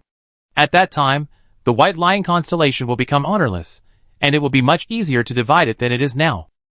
Tang Shijing, who is investigating the black crystal smuggling case and Winston Empire spies, has become the sharpest knife in her hand. In terms of strength, who in the Yongyao Empire is stronger than the Tangxi royal family, even the marshals of the totem family, no matter what they think in their hearts, at least they should maintain the humility they should have to the Yongyao Emperor on the surface. No matter who is standing behind the White Lion constellation, they can only throw away this golden nugget when the knife is on their neck. Thinking of the above, when Songshu couldn't help but sigh in his heart. This guy really killed the enemy with one strike. The Lion Mercenary Guild probably didn't know that they had been targeted by the Hungry Wolf, and were about to become fish on the chopping board. Putting away the star snail, Shi Yuan asked, "How is your cooperation with Qi Lang?" When Songshu answered obediently, "Not bad." Then he smiled. "He is very interested in killing those human traffickers, so I just let him take charge of this matter. With his advice, Qi Lang is much more cautious than before, and will consider the consequences before taking action. So far, he is still reliable." Shi Yuan nodded slightly, and asked some other questions.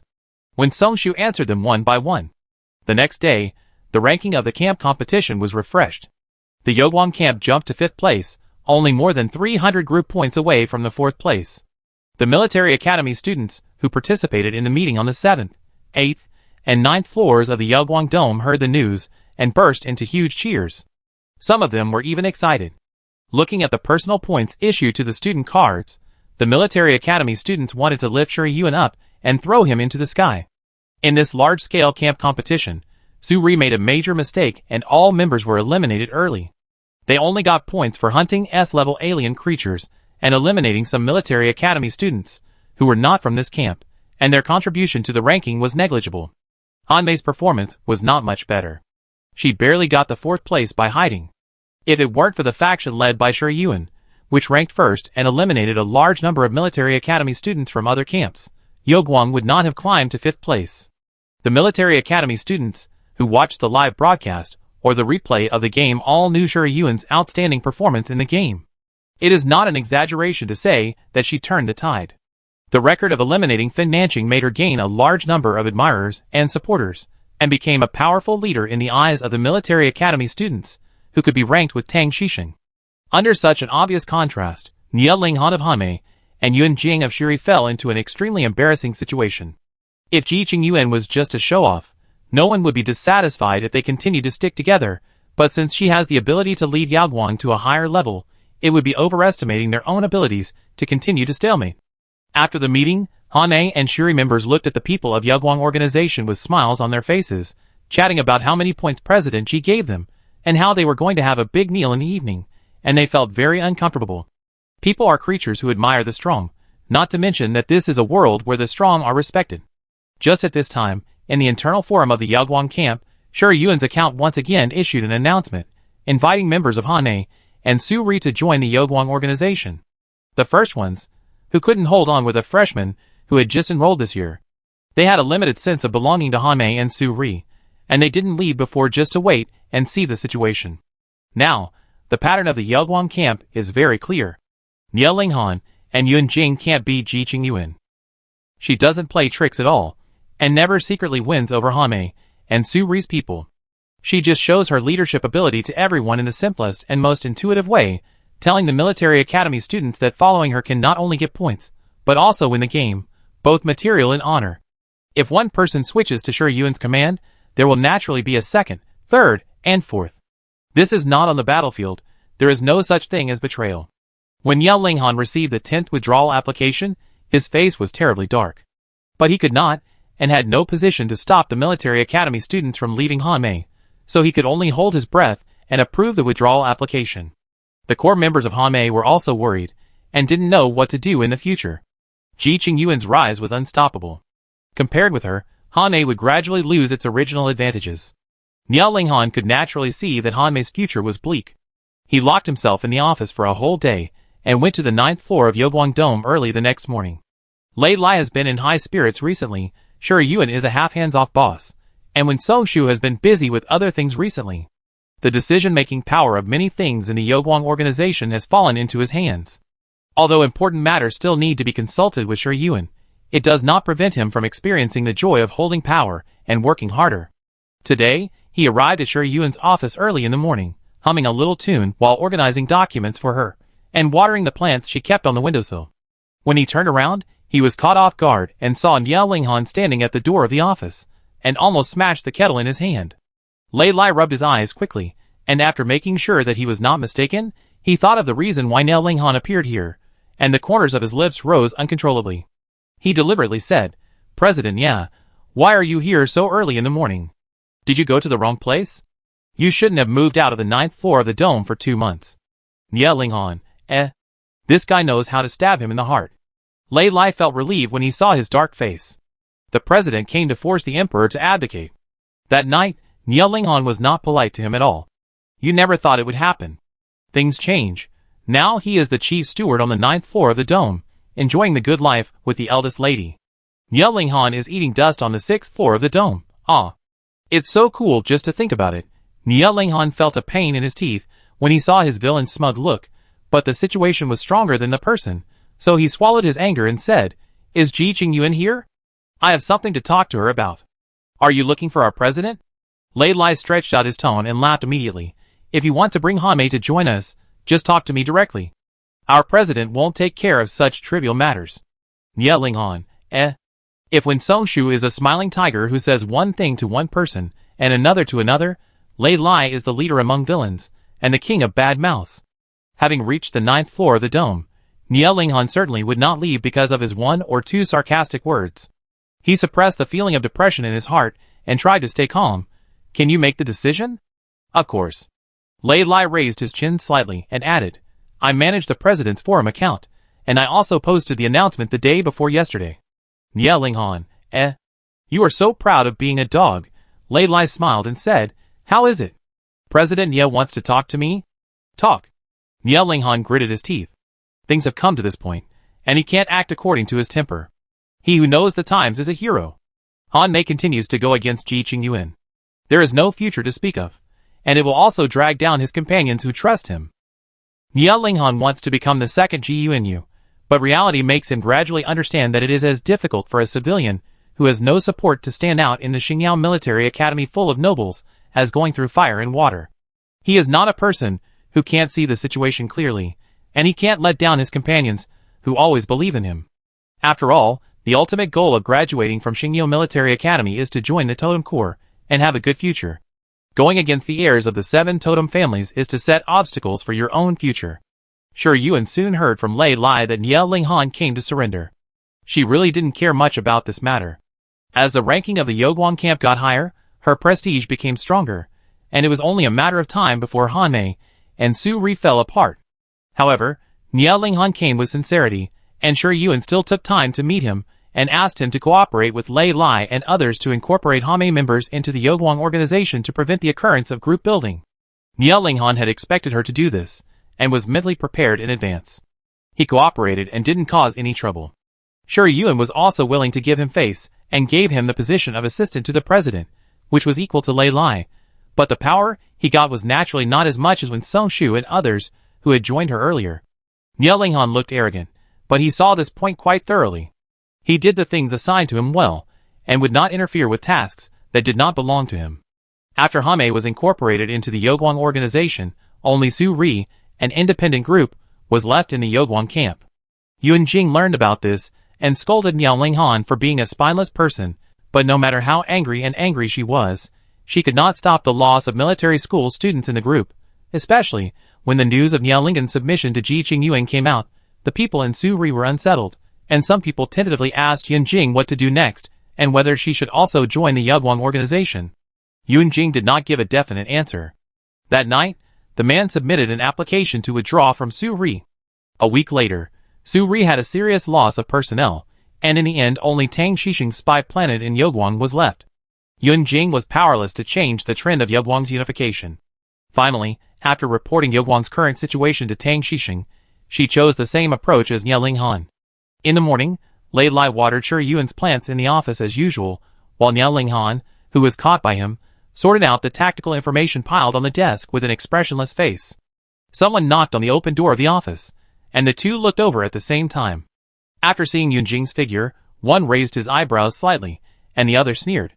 Lei Lai arranged the plants and said with a smile, "Why is President Yuan here? Isn't he lost too?" Nia Linghan resisted the urge to roll his eyes, and put the tactical information on the bookshelf in different categories. Yuan Jing smiled and said, "I want to discuss something with President Ji. Is it convenient?" As the saying goes, you should not hit a smiling person, but Lei Lai is not an ordinary person. He shrugged and said, "It's not convenient." Yuan Jing did not expect him to answer like this at all, and was stunned for a moment. Even Nia Linghan looked at Lei Lai, wondering if he was serious or was taking revenge. Yuan Jing kept smiling. "When is convenient? I can come again." Lei Lai also smiled. "If it's President Yuan, it's not convenient at any time." As soon as these words came out, Yuan Jing's smile could no longer be maintained. Nie Linghan was a little surprised, and felt that Lei Lai would definitely not dare to act on his own without Ji Qingyuan's knowledge. He might have asked her in advance what to do if Yuan Jing came to surrender. Thinking of the person standing behind Yuan Jing, Nie Linghan immediately put on a mentality of watching the fun. The way the totem families get along with each other is either the east wind overwhelms the west wind, or the west wind overwhelms the east wind, and the heirs compete openly and secretly. Yuan Jing is Tang Xixing's man, and it is impossible for her to switch to Ji Qingyuan's command. If so, why put such a nail in front of her to get in the way? The atmosphere was stagnant, and Tang Xia came from outside holding a document. She saw Yuan Jing's bad face and paused slightly. Yuan Jing also heard her footsteps. She glanced over and found that it was Tang Xia, and smiled again. Your Highness, I want to talk to President Ji about Su rejoining the Yaoguang organization. Assistant Lei said it was not convenient. I wonder if you can help me introduce him. Lei Lai and Nie Linghan looked at Tang Xia at the same time. The former frowned slightly, and the latter still had an attitude of watching the fun.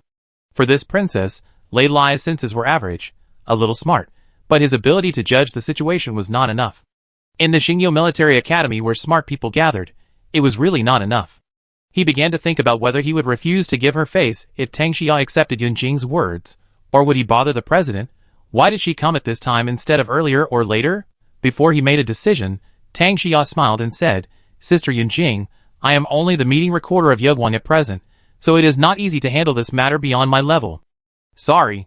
Her tone was calm, and she was no longer weak as she was before when facing Yuan Jing.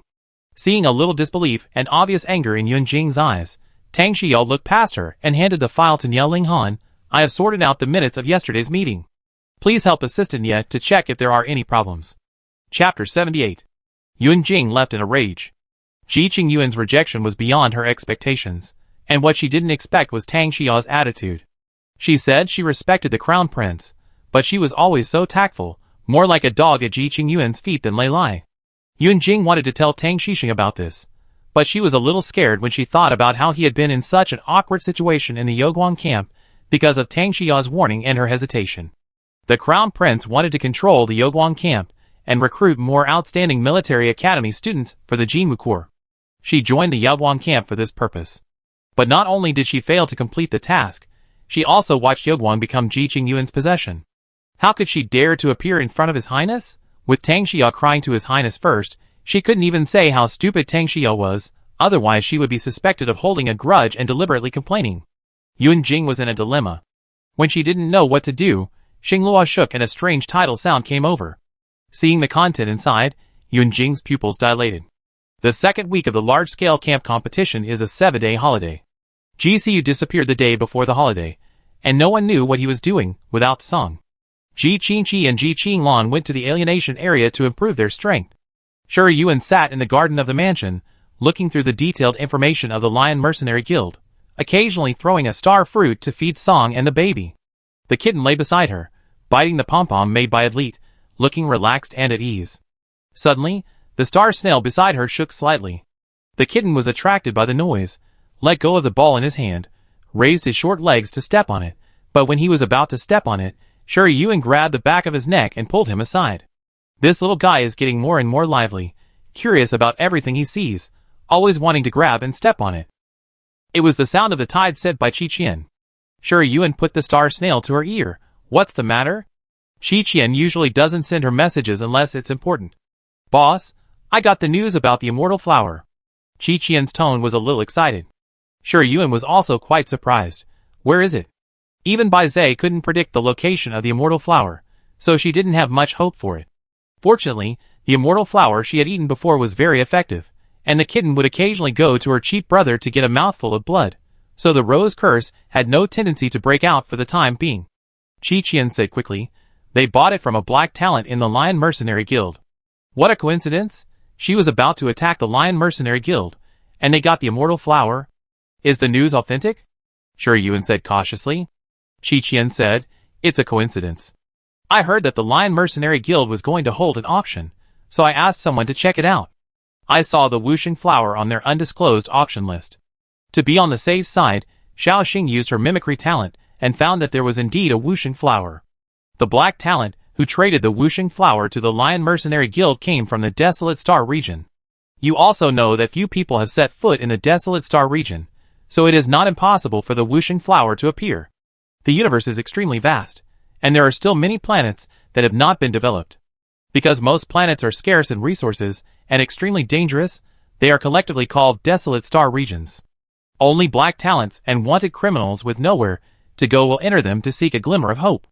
Many rare treasures are brought out by them from the desolate star region. Yuan Xing confirmed that the whooshing flower must exist. This is good news. Sure, Yuan asked again, can you find out who the black gifted person is? When she was on Xiaomong Star, Shui Qiangwei already knew that she was looking for the whooshing flower. It is possible that they deliberately set a bait to lure her out. It is better to be careful. Qi Qian also remembered his painful experience of being captured by the Shui Qiangwei killer before, and hurriedly said, when Xiao Xing tried to detect him, he saw a layer of black star power lingering on him. The black star power was very strange and could block mental power. Xiao Xing could not see his face clearly. Black star power? Sure, Yuan immediately remembered the black token that she had placed in the space ring. The black token was something that Qi Lang's brother, the former leader of the demon god Corps, got from the desolate star region, and was also related to a place called Demon God Tomb. Could it be that the man has the black token, or has been in contact with the demon god's tomb? The black star power can repair the broken spiritual power spring, and can also help black gifted people maintain their sanity. It is a great thing no matter how you look at it, but sure, Yuan always feels that it is very dangerous, and always keeps the black token in the box. She is no longer a desperate person with nowhere to go, and there is no need to put another time bomb on her body in order to explore the secret of the black star power. And Qi Lang and others have already absorbed the black star power, so she only needs to observe their situation. Sure, Yuan asked again, can you find out where that person is now? Qi Qian shook his head.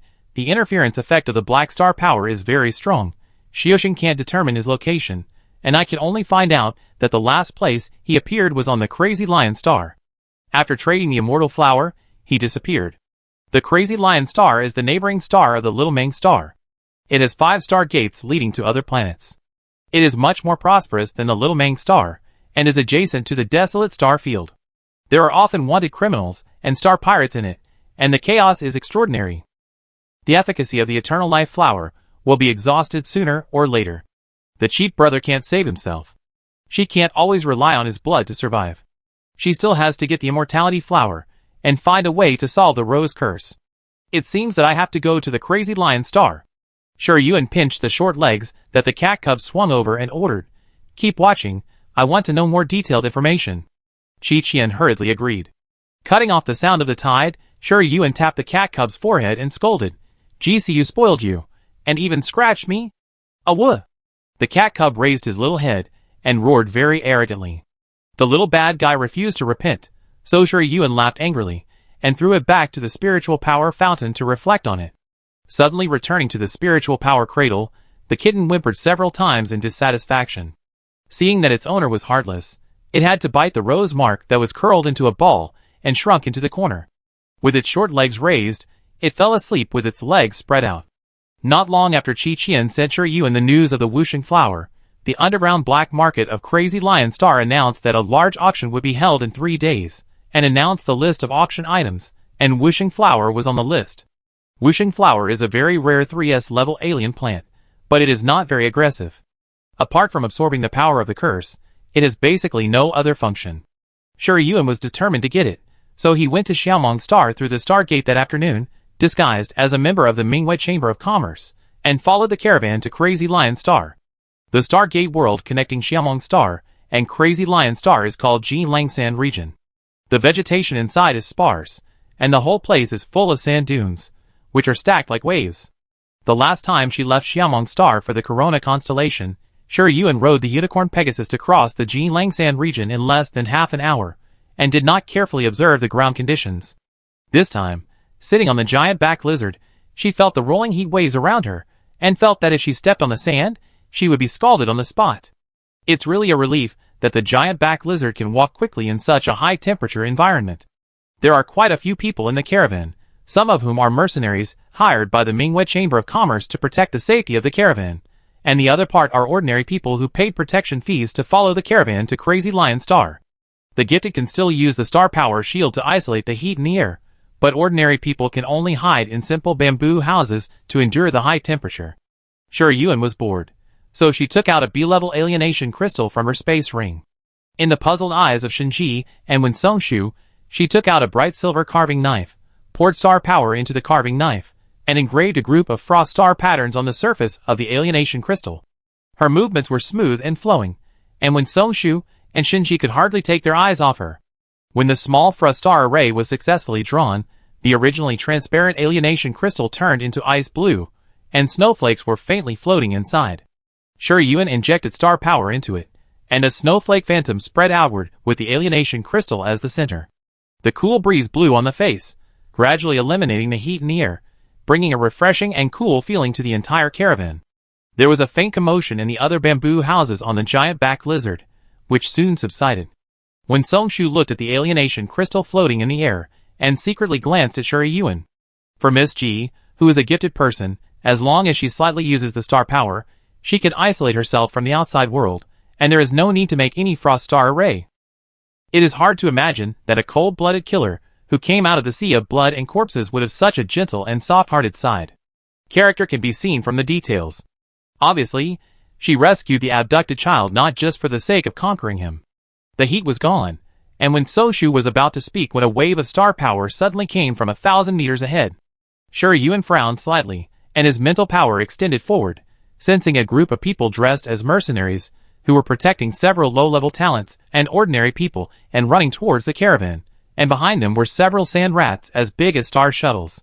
Sand rats are famous beasts in Jinlangsha area, ranging from sea to levels, living in groups underground, like to attack caravans and hunt humans, and the probability of appearing during the day is low.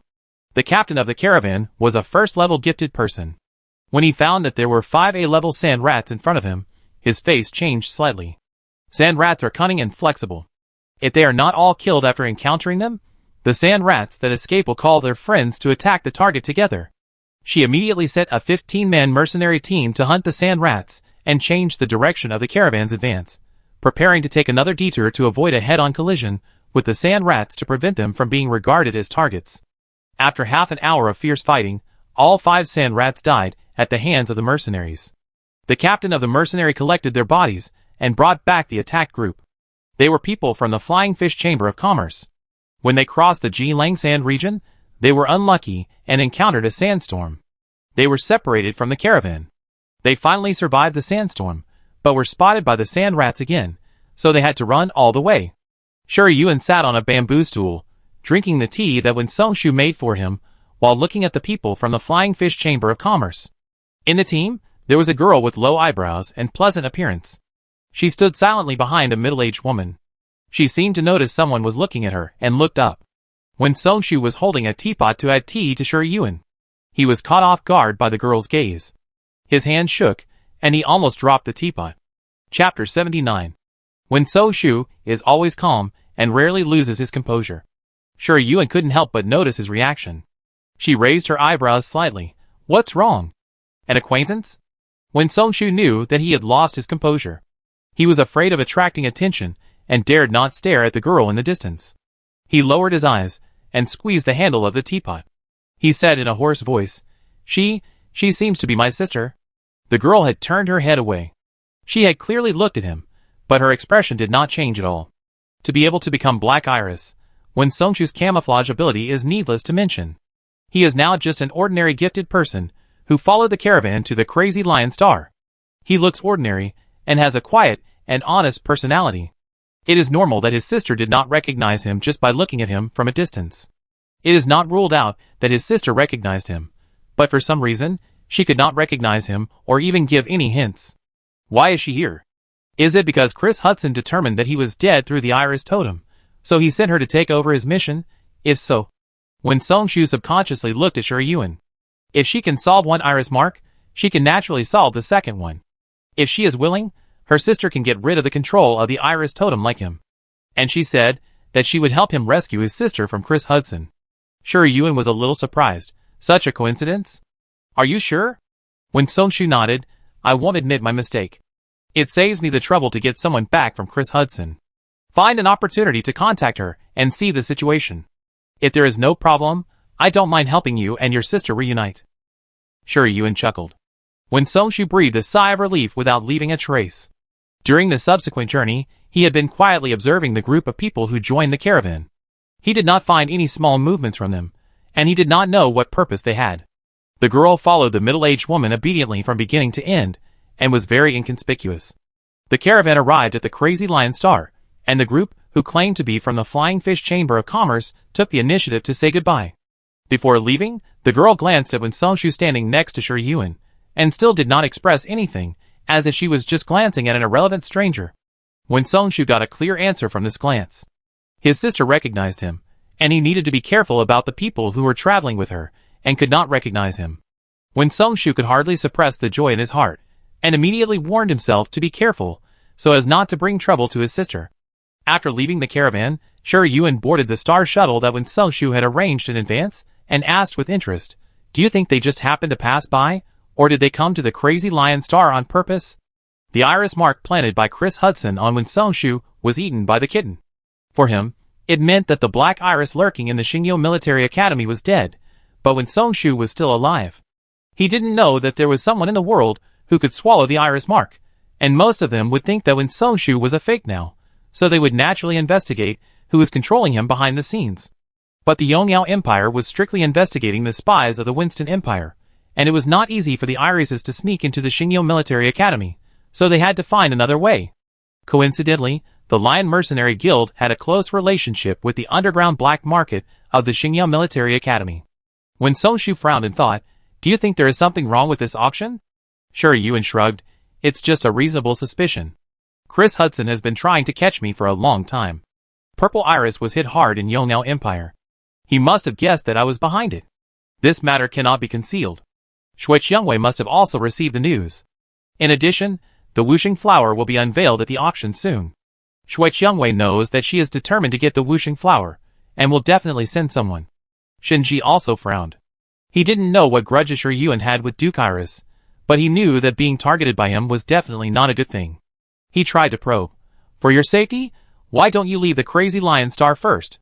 The matter of buying the Wuxing flower can be left to us." Shi Yuan was not panicked at all. "My identity has not been exposed, right? Why are you in a hurry?" Wen Songshu and Shinji looked at each other silently. "If it is exposed and then run, is it too late?" But the eldest lady has made up her mind, and never fights a battle without preparation. They don't know if she has other plans, so they don't persuade her anymore. The star shuttle sped all the way to the hotel that Wen Songshu had booked in advance. Once the news that the Lion Mercenary Guild was going to hold a large auction spread, the number of talented people coming to the Crazy Lion Star increased dramatically, and major hotels and goose houses were almost overcrowded. When Wen Songshu went to check the order, Shi Yuan and Shinji sat on the lounge sofa in the hotel lobby, observing the people entering and leaving the hotel. This hotel is one of the few 5S-level hotels on the Crazy Lion Star. It belongs to the Lion Mercenary Guild, and does not accept reservation information from non-senior members. The president of the Mingwei Chamber of Commerce is a minion of the Lion Mercenary Guild, so he naturally has the qualifications to book the hotel.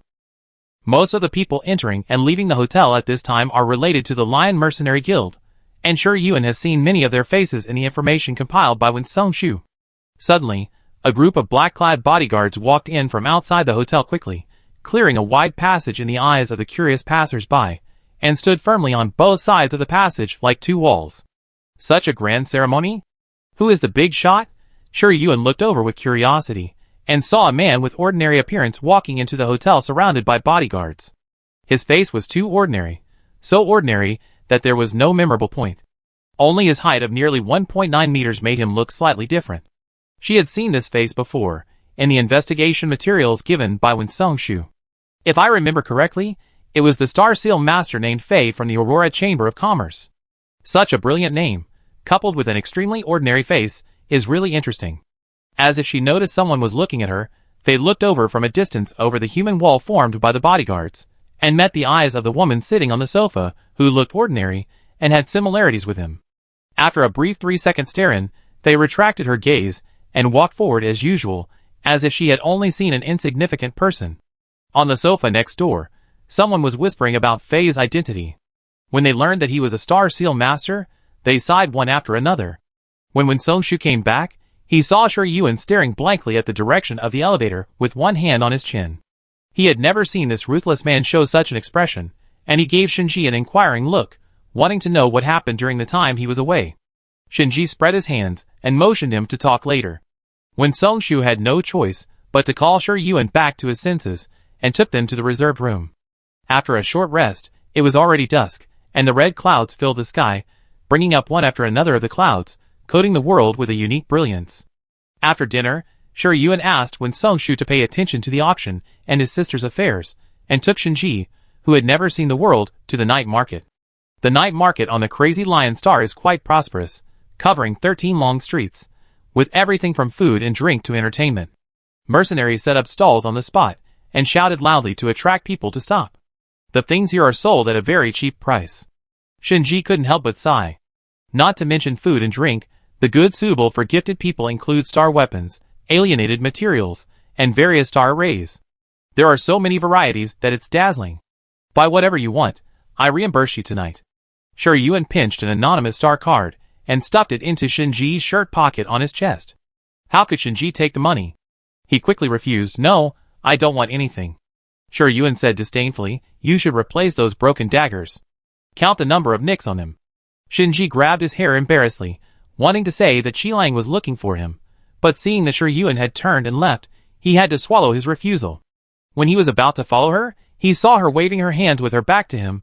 Go shopping by yourself. What's the point of following me? Who likes to go shopping with the boss? Shinji looked at her back as she disappeared in the crowd.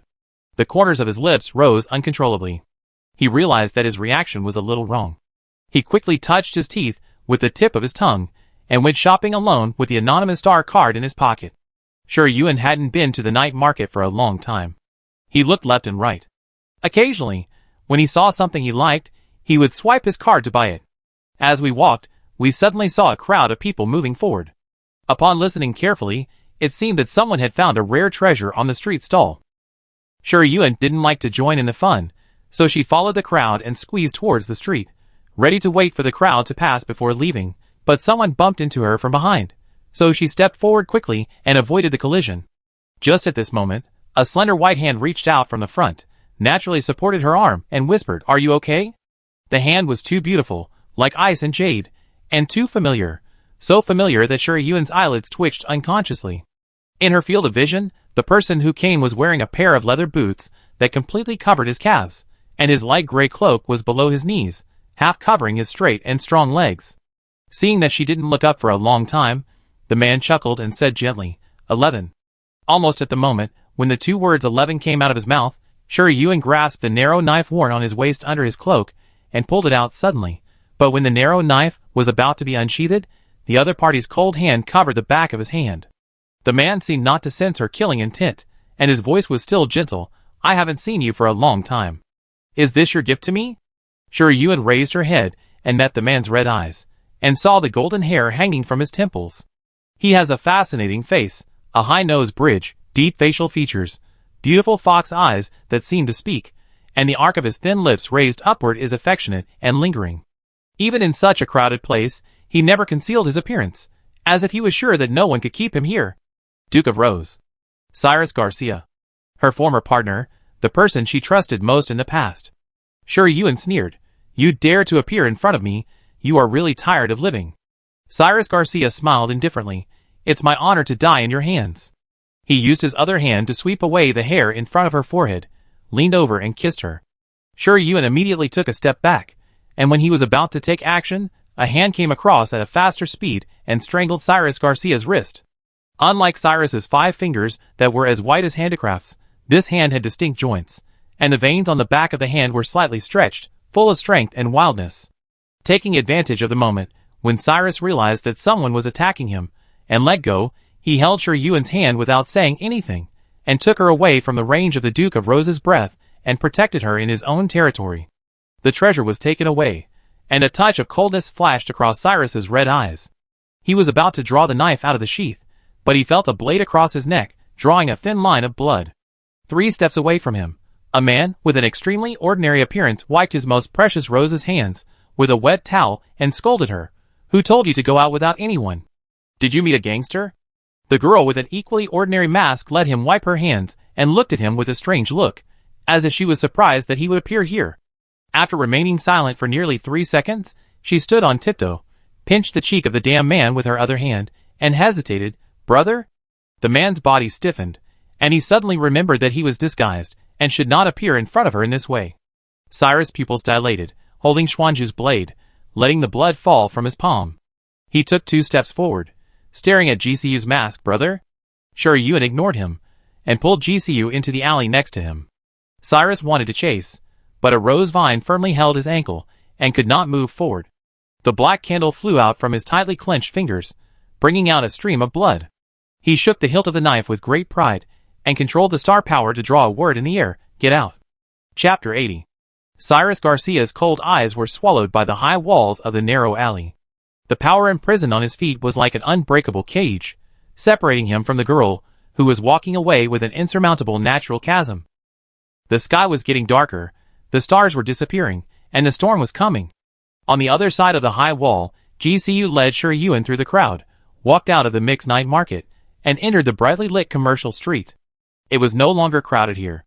There were couples walking hand in hand and whispering, and there were also couples with children watching him skipping forward with smiles. The atmosphere was quiet and peaceful. Shi Yuan bathed in the slightly dry night breeze, and raised his head slightly to look at GCU's back. He was much taller than her, and this angle was just right to take his solid and broad shoulders into his eyes. Like a towering mountain, he could withstand the storm, and would not leave at any time. He was safe and reliable. This thought came so suddenly that Shi Yuan stopped, but forgot that GCU was still holding her wrist, and staggered forward 2 steps. Her pause was so obvious that GCU looked back and asked in confusion, "What's wrong?"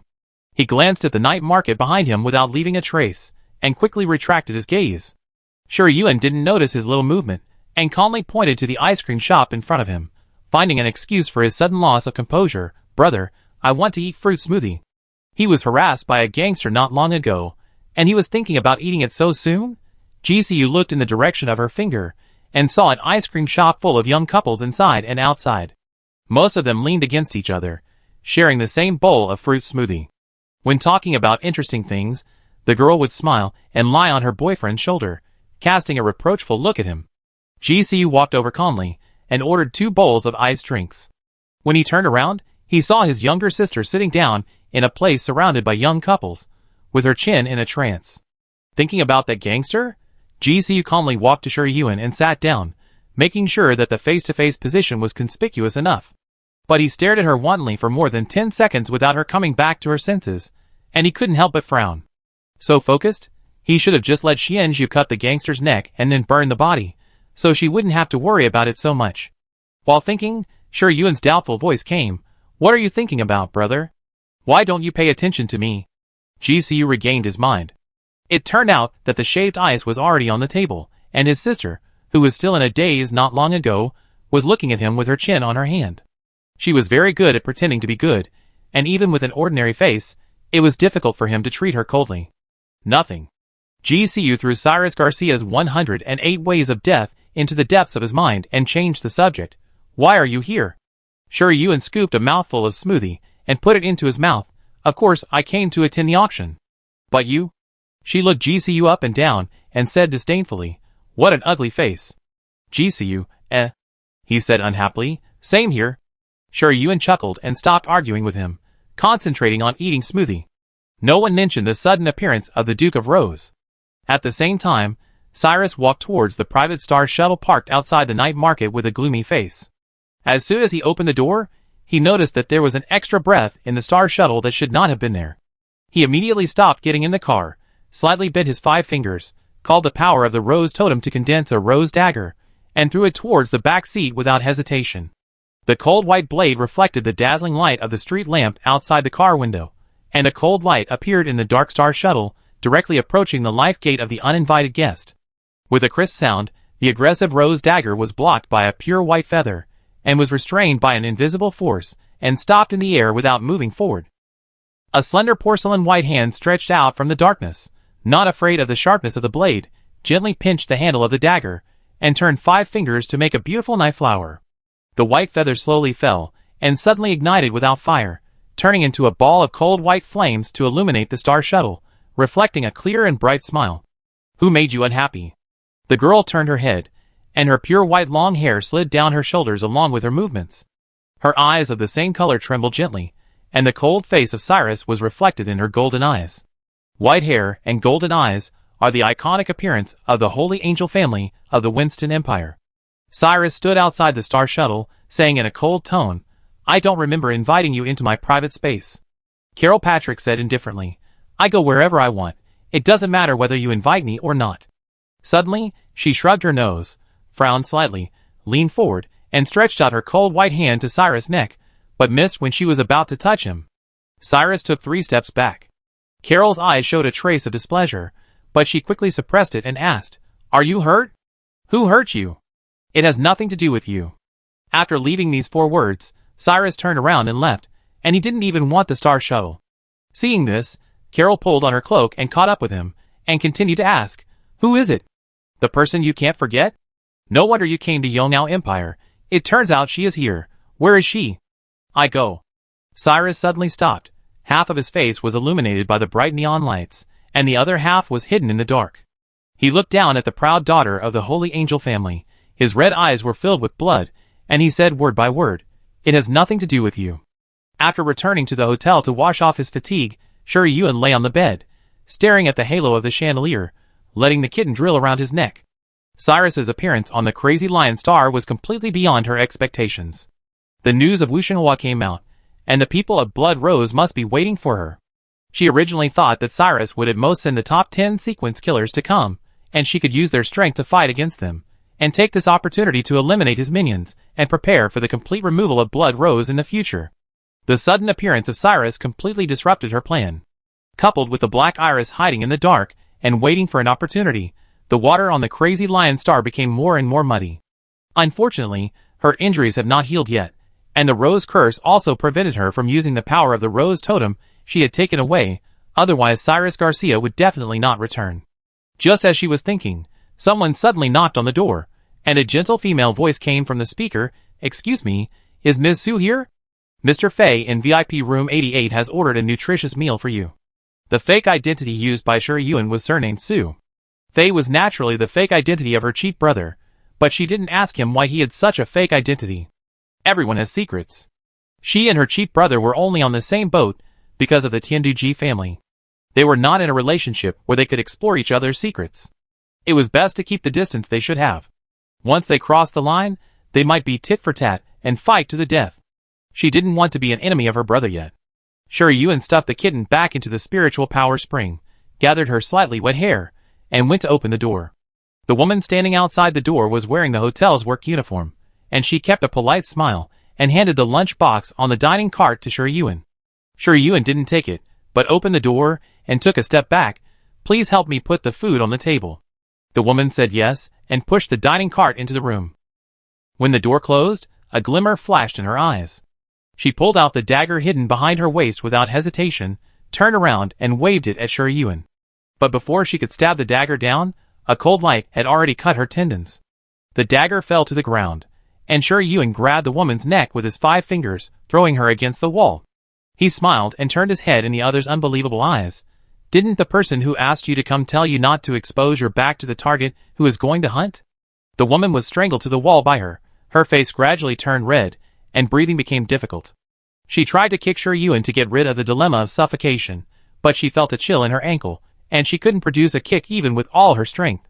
A faint smell of blood wafted out, and Shuri Yuan let go of his hand, letting the woman fall to the ground like a dead dog, took out a wet towel, and wiped his hands slowly. "Mr. Fei will not let me eat things of unknown origin. Who sent you?" Cyrus would not send such a stupid person in front of her. Most likely there was a problem with her cheap brother. Did anyone notice them going to the night market and shopping street together today? The woman lay on the ground, gasping for breath, her eyes full of horror. She obviously didn't expect that she would be subdued by her in one move, and her tendons in her hands and feet were broken. She was completely unable to gather star power, and could only become a lamb to be slaughtered. Ordinary gifted people are not so cruel.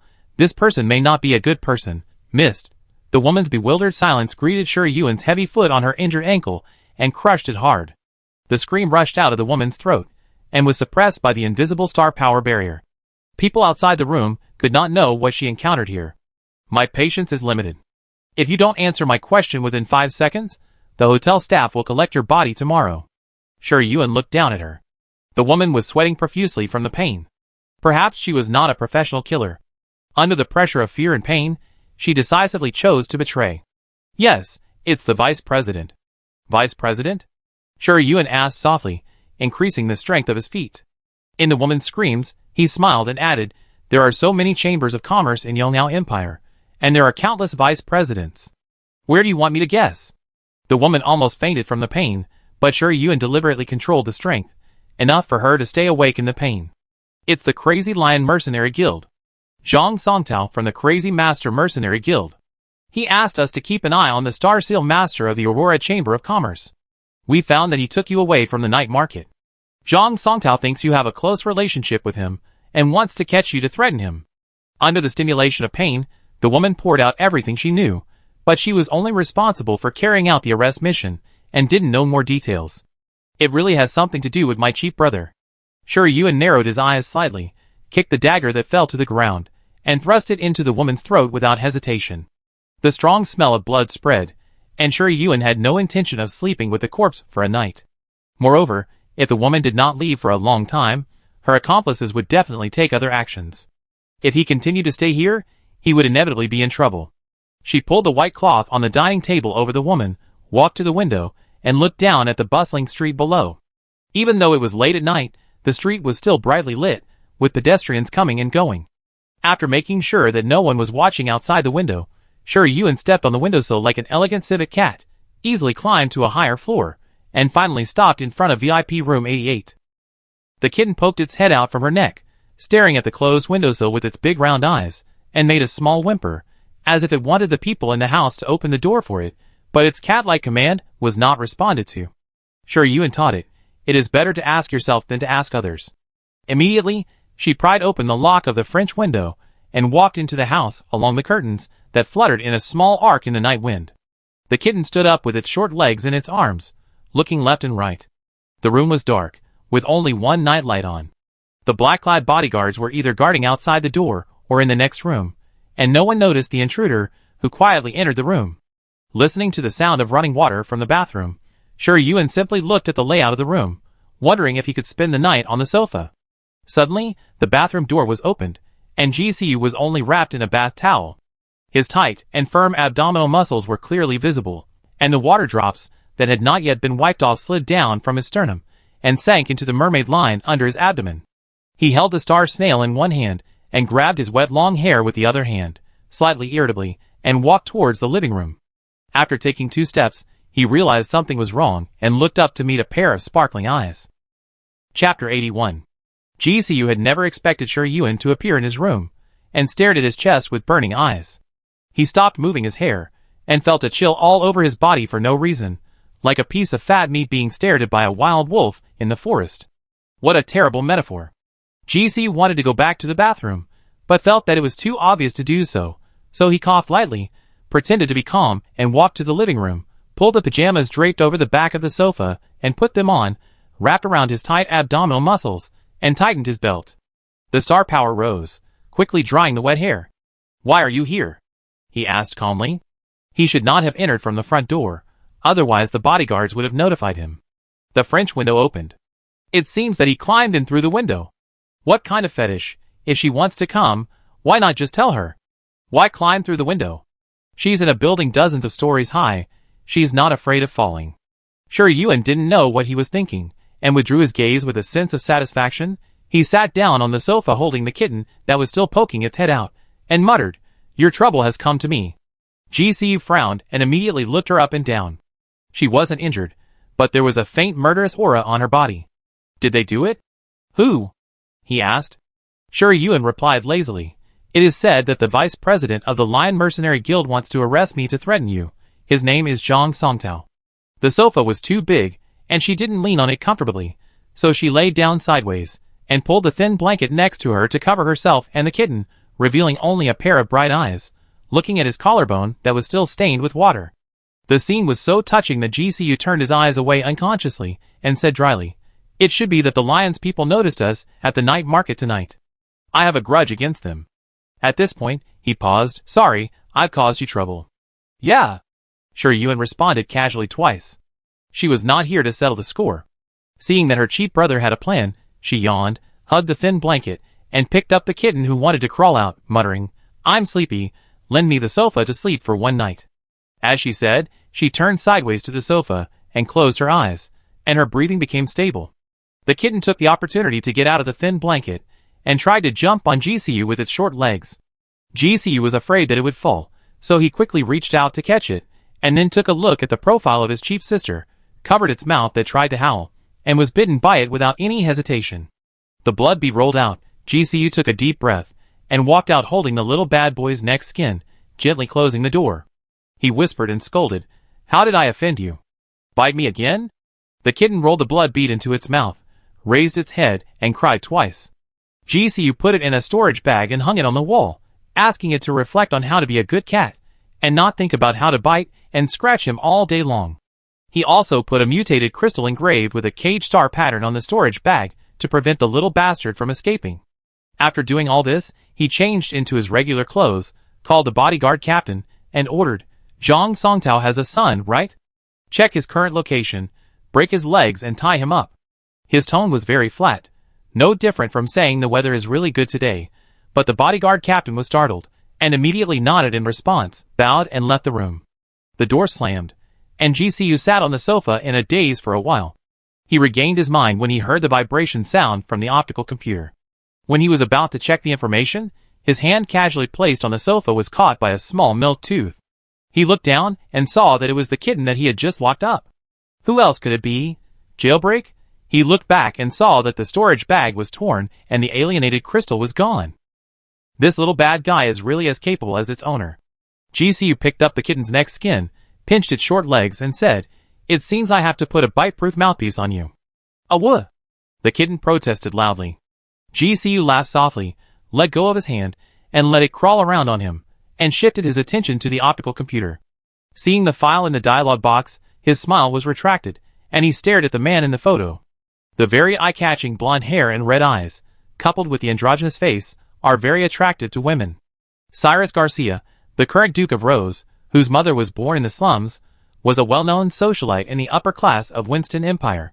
She had a one-night stand with the previous Duke of Rose and got pregnant.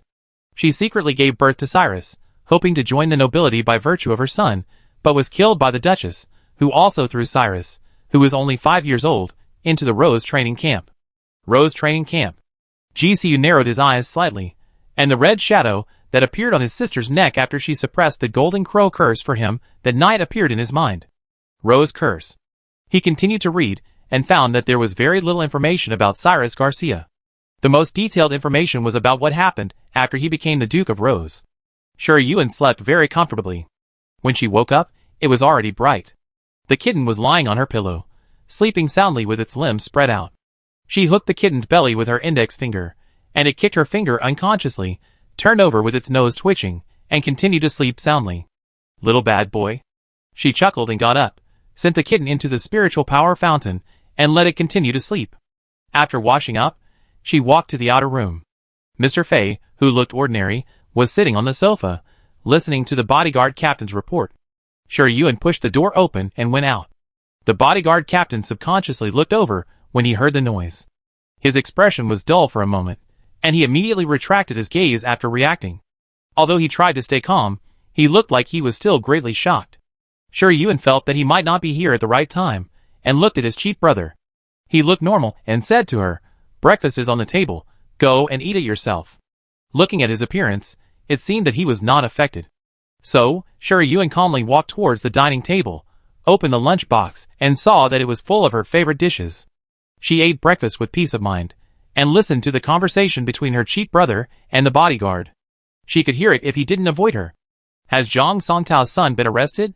The efficiency is quite high." After she finished breakfast, GCU asked, "Do you want to stay in the hotel or come with me? The auction will be tomorrow night, and Sure Yuen has nothing to do. I go with you to see the world." GCU nodded slightly, and took her out of the hotel surrounded by a group of bodyguards, and arrived at a private manor. Sure Yuen had sent a message to Winsongshu and Shinji yesterday, so he was not afraid that they would worry, and just went out to have fun, looking around. The manor occupies a large area, and there are Aurora Chamber of Commerce logos inside and outside. There are black-clad bodyguards everywhere, which shows how tight the security is. Yuan asked curiously, "Why don't you live here but go to the hotel instead?" "It's a hotel opened by the Lion Mercenary Guild, which is equivalent to exposing yourself to the enemy's fangs." "Fishing," GCU answered simply. He wanted to extend the tentacles of the Aurora Chamber of Commerce to the White Lion constellation. The Lion Mercenary Guild was the biggest obstacle, and some people in the Lion Mercenary Guild had the same idea as him, trying to expand their territory to the Cloud Crane constellation. The two sides clashed over this matter, but the Aurora Chamber of Commerce had a star sealer, and the Lion Mercenary Guild did not dare to use too tough means, and contacted him many times to establish a cooperative relationship. GCU was not a fool. Of course he knew that this was just a roundabout way for the Lion Mercenary Guild to infiltrate the White Crane constellation. He checked into the hotel opened by the Lion Mercenary Guild to lure the snake out of its hole, but when the snake came out, it didn't look for him, but for its cheap sister who killed people without blinking an eye. "I see." Yuan was thoughtful. She was going to kill the Lion Mercenary Guild, and her cheap brother had the same idea. It seemed that they could cooperate. Yuan smiled. "After we take care of the Lion Mercenary Guild, how about we split the White Lion in half?" She couldn't eat the whole White Lion by herself, and GCU would definitely not give up the fat meat in his mouth. Win-win cooperation is the best way. GCU looked at her for a few seconds and joked, "What? Isn't the corona enough for you to show your skills?" Yuan shrugged. "The corona is my mother's sack. How can I give her instructions? As long as Ji Wu is still the marshal of the Tao Tai Corps, the corona constellation will always be her territory, and..." Yuan smiled with curved eyebrows. "What's the point of playing small tricks under the protection of my mother? I should learn from my brother, and create a family business of my own." GCU looked at the pair of bright eyes, which seemed clear on the surface, but hidden in the depths that ordinary people could not explore was a strong ambition. He beat the rhythm with his fingers, and said in a businesslike manner, "If you want to share the spoils with me, you have to show me your skills." "Of course." Yuan responded calmly. The star shuttle stopped, and a young man dressed as an assistant wearing glasses walked over quickly, and bowed to open the car door. GC walked out first, then handed his hand to Yuan, and helped her get off the star shuttle in a very noble manner. The young assistant swallowed the words that were about to come out, and the eyes hidden behind the glasses fell on Yuan's face. After taking a quick look at her, he quickly retracted his gaze, and put on a posture of watching the nose with eyes, and watching the heart with nose. GCU said, "How is the person?" The young assistant replied, "He is half alive. I have notified Zhang Songtao. He is on his way." GCU nodded and introduced to Yuan. "This is my assistant, Gu Shi." Yuan nodded to Gu Shi and asked him, "How are you going to deal with Zhang Songtao? The auction is about to start, and Zhang Songtao, as the vice president of the Lion Mercenary Guild, must have great power. If you are against him at this time, it may affect the auction." GCU smiled. "It depends on whether he wants his son's life." "You are so cruel." Yuan sighed. "If you want to blame him for wanting to capture you and threaten me, I'm just letting you vent your anger." GCU raised his eyebrows slightly, and looked at her with a look full of why do you still sympathize with the person who wants to kidnap you. Yuan smiled even more. "Brother, you are so good to me." Gu Shi's eyelids twitched as he silently listened to their conversation. Chapter 82. Zhang Songtao's son is called Zhang Yang. He often bullies men and women because his father is the vice president of the Lion Mercenary Guild. When GCU's men went to arrest him, he was having a threesome in a bar, and was frightened to death on the spot. At this time, he was only wearing a pair of shorts, his hands were tied, and his eyes were blindfolded, and he fell to the ground with a bruised face. When he heard the footsteps, he struggled a little, but it was difficult to have a bigger reaction. After being arrested, he tried to curse, threaten, and beg for mercy, but it was useless. He was exhausted after most of the night, and he guessed that the other party probably had other purposes, and it was related to his father. After thinking about this, Zhang Yang knew that he would not be worried about his life, but he felt relieved. He just waited for his father to save him, and settle today's accounts after he got out. When someone came in, he was happy, thinking that it must be his father. Just as he was thinking, he was suddenly lifted up, and swayed in the air like a little chicken. Zhang Yang felt extremely humiliated, but he was tied up and couldn't move. How could he resist? While he was madly cursing the kidnapper in his heart, an anxious voice rang out, "Younger, how are you?" Zhang Songtao saw his son's miserable state, his eyes widened, and he suddenly turned his head to look at GCU and questioned, Mr. Fei, I don't know where I offended you. How could you treat my only son like this? GCU leaned back on the sofa, facing his questioning, and said lazily, what's the point of playing Liao Sha with a 1,000-year-old fox? When you were doing tricks behind your back, why didn't you worry about implicating your son? You started to pretend to be innocent when your tracks were exposed? Zhang Songtao's face twitched, knowing that the person he sent was not only exposed, but also betrayed him. Boneless idiot, but being exposed is exposure, but admitting is absolutely impossible. Zhang Songtao wanted to continue pretending, but GCU was too lazy to listen to his nonsense and raised his hand casually. The next second, a pig-killing scream resounded throughout the villa's living room. The gentle Gu Shi smiled and stepped on Zhang Yang's left leg, breaking his shin bone. Zhang Songtao's eyes were bloodshot, his face full of flesh became more ferocious, and his breathing suddenly became heavy. If Zhang Yang was not still controlled by GCU, he would have taken action directly. Being able to become the vice president of the Lion Mercenary Guild, he naturally could not be a good person. He did a lot of kidnapping, threats, and robbery. He did not expect that someone would dare to use the same method on him. GCU seemed not to see his almost cannibalistic eyes, and said with a half-smile, have you thought about how to talk? My time is precious, and I don't want to listen to some boring nonsense. Such a direct threat means that he no longer cares about tearing his face with him. Zhang Songtao's forehead was throbbing with veins, and seeing that Gu Shi was about to attack again, he immediately said, what are you going to do? Gu Shi pushed his glasses, lowered his eyebrows, and stood behind GCU. Sure Yuan watched this scene through the monitor in the lounge, tooted lightly, picked up a piece of fruit and put it in his mouth, enjoying the sweet juice. The well-slept kitten came out from her collar, stared at GCU's figure on the screen and whimpered. His big round eyes were full of eagerness to try, and he didn't know what he wanted to do. In the living room, GCU said straightforwardly, I want the alien material business of Zhu Meng Star, Bai Ji Star, and Yunxia Star. Zhang Songtao's face became even uglier after these words came out. He said with a fake smile, Mr. Fei, your appetite is too big. You want to take away 1/3 of the alien material business of the Lion. Do you think I have such great ability? Even if it is the president standing here today, he is not qualified to cut the meat of the lion. This is implying that the controller of the Lion Mercenary Guild is someone else. Whether it is him or the Lion president, they are just puppets for the other party to make money, and they are not qualified to decide the ownership of various businesses. GCU said strangely, is this something I should consider? Now you are asking me for something. I have set the conditions. If you can't do it, it's your problem. Zhang Songtao was almost choked by his words. He didn't expect that this low-key Star Seal Master had such a big appetite. He suppressed the raging anger in his heart, took a deep breath, and said, that doesn't make sense. You captured my son, and are willing to offer me conditions here. Naturally, you want me to help you get things done. Otherwise, it would be a waste of time and energy. As if he felt that what he said made some sense, GCU thought about it, and compromised after a few seconds. Okay, I change my request. Zhang Songtao felt a little relieved. As long as they could talk, everything would be fine. He was just afraid that he had no other request, just to vent his anger on that woman. GCU noticed the change in his micro-expression and said slowly, who is the person standing behind you? The Lion Mercenary Guild has developed in the past 10 years. It has been greenlit all the way in the White Lion constellation and easily became the largest mercenary guild in the White Lion constellation, but the manipulator behind it is extremely mysterious and cautious, and has never revealed his true identity for so many years. Those who can do this are either great nobles or totem families. Zhang Songtao did not talk about this time, but smiled bitterly and said helplessly, I really don't know. GCU was not satisfied with this answer, nor did he believe that he really knew nothing. He gently tapped the beat with his right hand on the sofa. The atmosphere in the living room suddenly became quiet, and an invisible sense of oppression enveloped Zhang Songtao, making him feel nervous for no reason. Suddenly GCU smiled and said, Deputy Zhang, you can't do what I want you to do, and you can't answer the questions I asked you. Do you think we still need to cooperate?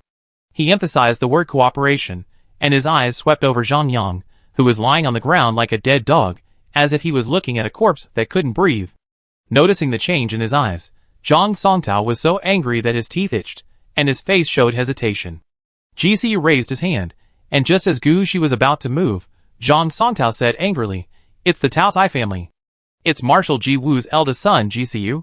GCU, question mark. Sure Yuan, question mark. GCU said expressionlessly, evidence. Zhang Songtao didn't seem to be throwing dirty water randomly. After pouring out GCU, fine and dense cold sweat immediately appeared on his forehead. But probably because he had already betrayed, he wiped off the sweat, took out a jade token from the space ring, and threw it to GCU. The jade token was engraved with a word U and a faint breath of Tao Tai. GCU shook the jade token while holding the string, sneering, "How can this prove that it was GCU who controlled the lion? The Tianduji family has been passed down for thousands of years, and the family is large and powerful. Although only Ji Qingqi and Ji Qinglian of the new generation have awakened the subspecies Tao Tai mimicry, there are still people in the side branches who have awakened the Tao Tai mimicry with weaker bloodlines. It is easy to inject a faint breath of Tao Tai into this jade token. What's more, GCU is just Marshal Ji Wu's adopted son. He has not awakened Tao Tai mimicry at all. Where does Tao Tai's breath come from?" GCU smiled at Zhang Songtao, and his eyes were clearly mocking him for being brainless. Zhang Songtao sneered, "You don't know this? GCU is actually Marshal Ji Wu's illegitimate son. He awakened twin mimicry. In order to let him grow up safely, Marshal Ji Wu concealed the fact that he awakened pure-blooded Tao Tai mimicry, and only said to the outside world that he was an adopted son. GCU? Such a secret matter, you know it clearly. Are you GCU's confidant?" Zhang Songtao was stuck. GCU continued, "If you are a confidant, and you betrayed him so easily, aren't you afraid that he will kill you and your son after knowing it?" He stopped smiling, his eyebrows and eyes were cold. "Zhang Songtao, I thought you came with a brain, but you treat me like a monkey? Keep a secret for your master, you should at least find a decent reason." Gu Shi walked to Zhang Yang without saying a word and stepped on his other leg. The sound of slaughtering pigs filled the whole villa. Zhang Songtao breathed heavily, his fist hanging at his side creaked, and his eyes were bloodshot. He said hoarsely, "I didn't lie to you. This jade token was given to me by him personally. I also saw him summon the Tao Tai mimicry. Otherwise, do you really think I am a fool? Using such an easily exposed excuse to fool you?"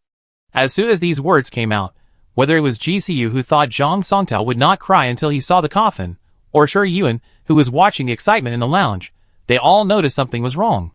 Seeing GCU didn't say anything, Zhang Songtao gritted his teeth and said, "If it weren't for the Tao Tai family standing behind the lion, how do you think we dare to control the entire underground black market of the White Lion? The Tianduji family is so powerful that not only the great nobles, but even other totem families have to give them some leeway. It's okay to get some benefits from the White Lion through the Lion Mercenary Guild. Even if it gets to Emperor Yongyao's ears, he won't reprimand Marshal Ji Wu for such a small matter." GCU said, "I want to see him. If what Zhang Songtao said is true, he will definitely twist off the head of the person who dares to cheat outside under his name." Zhang Songtao was too lazy to investigate his purpose. He wiped his sweat and said, "He will be at the auction tomorrow night. I will notify you, but it's up to you whether you can see him or not. I can't afford to offend him." "Okay." GCU nodded, "But your baby son will stay with me for the time being. I will treat him well."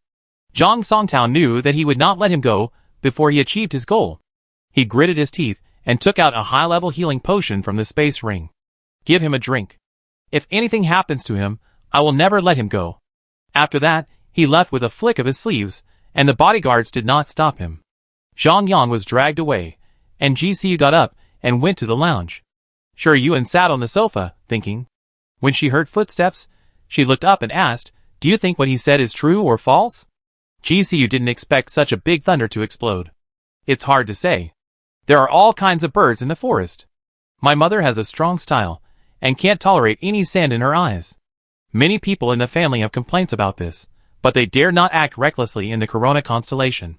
It is possible that they use my name to hunt for food in the wild." Shi Yuan shook her head. "I don't think it's that simple. Why is it you, not Qingqi or Qinglan? Obviously, their names are more useful." The rumor that GCU was Ji Wu's illegitimate son had been circulating for a while, but it was refuted after he became an adult. However, someone used this rumor to cheat people outside, and that person also had Tao Tai mimicry. The Tao Tai mimicry with thin bloodline is not the appearance of the fierce beast Tao Tai, but it is similar to Shi Yuan's kitten, which has nothing to do with Tao Tai, but has a trace of Tao Tai bloodline. Zhang Songtao is not so bad that he can't even recognize Tao Tai. Moreover, the things done by the Lion Mercenary Guild will go wrong sooner or later. Emperor Yongyao will never tolerate the totem family smuggling black crystals, or even having close relations with black talents. If she had just thought it was funny when she first heard Zhang Songtao's words, But thinking about it carefully, this is more like a conspiracy against the Ji family of Tiandu, a bomb that has been buried for nearly 10 years. Thinking of the news that she had asked Qi Qian to sell to Tang Shijin before, she originally wanted to use Prince Bailai to uproot the Lion Mercenary Guild, but now it seems that she has dug a hole for herself. If they don't know about this today, when Tang Shijin finds out, there will be no way to defend themselves. Not only did they smuggle black crystals and collude with black talents, but they also had ties with the Winston Empire, which almost caused the Golden Crow army to defeat the Rose seat. Once the word treason is involved, even the totem family will collapse. GCU sat on the sofa with his hands down, and a trace of blood surged in his eyes. Chapter 83. What they learned from Zhang Songtao forced Shi Yuan and GCU to change their plans and reconsider how to defeat the Lion Mercenary Guild. They also had to find out who was behind the scenes, so as not to fall into the conspiracy of the person behind the scenes and implicate the entire Tao Tai family. To be on the safe side, GCU contacted Ji Wu and told her about the situation of the Lion Mercenary Guild so that she would be aware of it and not be caught off guard if something really happened. Shi Yuan did not show up in this matter. After separating from GCU, she contacted Qi Qian to see if he could find out any useful information. Unfortunately, Yun Xing's, by Zai Tianji, had been used to help her verify whether the news that the Lion Mercenary Guild was auctioning the Wuxing flower was true, otherwise she could have seen who the little mouse hiding in the dark was. Shi Yuan did not return to the hotel, but went to the private residence arranged by Wen Songshu. There must be more than one pair of eyes watching secretly. In addition to Zhang Songtao, there must be other people who know that she has a close relationship with Mr. Fei. Going back to the hotel will only cause endless trouble. Before getting the immortal flower, Shi Yuan didn't want to cause trouble. Avoiding those eyes was the best choice. Not long after she returned to her residence, when Songshu sent a tidal voice. He said concisely, "Boss, I met with my sister. She told me that the Duke of Iris asked her to go to Xingyao Military Academy to investigate my disappearance and your news, but he changed the order halfway and asked her and other Black Iris to come to Crazy Lion Star to monitor the Duke of Rose and the eldest lady of the Holy Angel family, saying that you can find you by following them. The Rose Duke Shi Yuan has already met him. As for the one from the Holy Angel family, is it the first genius of the Winston Empire, Carol Patrick? She actually came too. These two people are really not afraid of death in the Yongyao Empire. How many Black Iris came with me?" Shi Yuan asked. When Songshu replied, "There are two who acted with my sister. I don't know how many are not in the open, but there must be a lot of them." "So many? Chris has been running the Xingyao Military Academy for so many years, but he only sent Wen Songshu to station a Black Iris. He really thinks highly of her." Shi Yuan asked again, "What does she think about getting rid of the control of the Iris totem?" Wen Songshu said, "She wants to maintain the status quo temporarily and find out more information. In fact, my sister's original words were, 'That person is not a good person. She is willing to help you because you are useful.' I turned to her without doing anything. It is equivalent to your appendage. She will not think much of me. I don't want you to fight for me anymore. I can also create value for her and redeem my freedom." After hearing this, Wen Songshu was both helpless and relieved. In the end, he agreed with his sister's idea and let her be the insider. Chris Hudson probably never dreamed that the iris mark that controlled his puppet would be swallowed one day. After listening to Wen Songshu's euphemistic retelling of Wen Xinyua's meaning, Shi Yuan appreciated her a little more and realized that it was no accident that she became the Black Iris. As night fell, Shi Yuan sat at the dining table, slowly eating the dinner cooked by Shenji. The kitten squatted beside her, looking down at the black cat with its head tilted up on the chair. The black cat's eyes were dark green, and its fur was smooth and translucent against its body. There was a dark golden bell hanging on its neck, but the bell would not ring. It was just for decoration. Perhaps it was a little embarrassed to be stared at. The black cat meowed and crawled under Shenji's arm, its slender tail swaying back and forth, vaguely revealing its mood at the moment. Shenji glanced at Shi Yuan from the corner of his eye. The noble cat master of the eldest lady saw his little black and cried curiously. Seeing that he had taken Little Black back to the spiritual power spring and was still making a fuss, the eldest lady asked him to let Little Black out to play with the cat master. Little Black is usually bold. I still remember that when I first saw the cat master at Xingyao Military Academy, I stretched my head to get close to it, but now I am more reserved. Shi Yuan didn't pay attention to his little action. After finishing her dessert, she wiped her mouth with a napkin and prepared to send a message to GCU, asking him if there was any progress and what his mother was going to do. But after sending 3 tidal sounds in succession, there was no response from the other side. She felt something was wrong. When she was about to send the 4th tidal sound, Xinglue was connected. The sound from the other side was a bit noisy. There was a heavy object hitting the steel plate, making a crisp bang, and there were also continuous explosions and clanging sounds from weapons colliding. Shi Yuan immediately realized that something was wrong. Just as she was about to speak, GCU's voice came first. "What's wrong?" His tone was low and hoarse, accompanied by a slight wheeze, as if he was fighting. "Where are you?" Shi Yuan stood up from the dining table. She took the kitten and walked out quickly. GCU heard her speaking faster and her tone rising, and chuckled. "Some blind things block my star shuttle." "It's nothing, don't worry." Shi Yuan frowned. "Zhang Songtao?" Bang! A violent explosion suddenly sounded, drowning out the muffled groan from GCU's throat coming from the star snail, and Shi Yuan's eyelids jumped. It was the sound of a gifted person self-destructing. The assassin of GCU was not an ordinary person. After nearly 3 seconds, GCU followed up her previous question. "It's hard to say, they are all dead men." "Where are you?" "Tell me the location. If I find it myself, don't expect me to help you in the future." She emphasized the 2 words "help you," meaning the Golden Crow curse. GCU imitated her and pretended to be good. He hummed twice and reported a coordinate. When Shi Yuan left, he turned to Shinji and said, "Contact Wen Songshu immediately and ask him to send someone to Lion King Street, and then keep an eye on the president and several vice presidents of the Lion Mercenary Guild. Report to me immediately if there is anything suspicious." Shinji didn't know what happened, but seeing her serious face, he guessed that something big must have happened.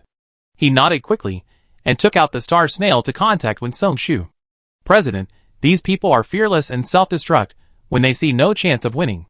If this continues, we will be trapped here to death." Gu Shi spat out a mouthful of blood foam and raised his hand to wipe the corner of his lips that was broken by his teeth. His glasses had fallen off, his face was stained with blood, and his left arm was cut. Blood was gushing out, and the white bones were vaguely visible. GCU, who was standing next to him, was not much better. A long knife wound ran diagonally from his right shoulder to his left abdomen. The clothes on his right arm were nowhere to be found, and his powerful muscles were covered with mottled red marks. Under the 2 men's feet, the black-clad bodyguards of the Aurora Chamber of Commerce fell to the ground. They were missing arms and legs, and their bodies were covered with unknown pieces of flesh, all left after the attackers exploded. GCU said, "You go first." His hair fluttered slowly in the night wind, like a flowing black flame. Under the bright moonlight, a thin layer of golden red appeared in his dark eyes, showing the golden crow fire burning more and more in the depths. Xianzhu flew beside him, and the blood on the bright silver blade fell to the ground, making a slight dripping sound. The ruby on the handle reflected the crescent moon in the sky, like the single eye of a demon in the abyss, full of cruelty and blood. Gu Shi sensed the murderous intent emanating from him and shuddered unconsciously, but still retorted, "No! You first. You can't help much if you stay here." GCU interrupted him, put the star snail in his left hand back into his shirt pocket, and added, "Besides, someone came to save me." He smiled very lightly, but before the smile appeared in his eyes, he was immediately replaced by the dangerous killing when he saw the black-clothed warriors approaching like shadows. The black candle flew into his palm, suddenly lit up with a pale silver light, and turned into a nearly 2-meter-long pure black scimitar in the light. GCU held the hilt of the scimitar with pure white fangs, and slashed upward with a cross. The sharp blade broke through the night wind, raised a dazzling blade light, and sank into the bodies of the 2 black-clothed warriors at a lightning speed. A thick ink color spread out, and the overwhelming murderous aura turned into an invisible cage that squeezed the bodies of the black-clad warriors, squeezing their skin and flesh together, leaving mottled blood marks, which suddenly expanded in the next second, like a deflated balloon that was overinflated in an instant and exploded with 2 bangs. Blood and flesh flew everywhere, and the scene was bloody and chilling. Gu Shi hadn't had time to understand what GCU meant by "someone came to save me." Seeing him violently open a bloody path, he knew that if he delayed any longer, he would only die here together. He gritted his teeth and rushed out of the long street full of dangers at the fastest speed in his life. While sprinting, Gu Shi caught a glimpse of a slender figure in his peripheral vision. She was like a civet cat in the dark night, easily shuttling above the buildings on the right side of the street, appearing hundreds of meters away in a few bounces, and disappearing from his sight in the blink of an eye. "Who is it?" Gu Shi's heart was alarmed, and he immediately turned around and saw that person stopped on the tallest building, with his slender right hand raised up. Such a simple action made Gu Shi feel a terrifying murderous aura that was difficult to express in words. The star power diffused in the air was seized by the invisible force, condensed into dots of starlight floating in every corner of the street, like fireflies flying freely in the jungle in midsummer. Whoosh! The fireflies gathered into a group, rotating counterclockwise at high speed to form a red star power vortex, and quickly flew to the sky. One after another, feather arrows climbing rose vines were drawn out of the vortex, covering half of the sky in an instant. The moment the arrows left the string, the crescent moon in the sky surged with a frightening blood color, which was the dark night offering her the highest praise. Gu Shi suddenly held his breath, and his dilated pupils revealed complex emotions such as surprise, fear, and admiration that were difficult to express. The violent beating of his heart made his blood boil, and the high temperature spread from his cheeks to his whole body, burning him so much that he thought he was in a furnace. Gu Shi swallowed his saliva, clenched his fists, and tightened them to the extreme, with a slight sour and numb feeling. Rose 10,000 arrows, it is the top talent that only the top 10 blood rose sequence killers can have. Not inferior to the totem label talent. 7 years ago, the former crown prince of Yongyao Empire died under Rose 10,000 arrows. The noble and arrogant top noble was stabbed into a hedgehog at the end of his life, but the murderer retreated calmly, and no one knows what he looks like. The Lion Mercenary Guild actually invited the Blood Rose sequence killer to kill the president. The moment this thought came up, Gu Shi's mind seemed to be filled with a nest of hornets, buzzing non-stop. After reacting, he ran back without hesitation. Even the former crown prince died under Rose 10,000 arrows. How could the president, who had already consumed a lot of energy under the siege of a group of assassins, escape? Gu Shi almost used up all his strength to run back. The murderous aura left on the street was more terrifying than he imagined.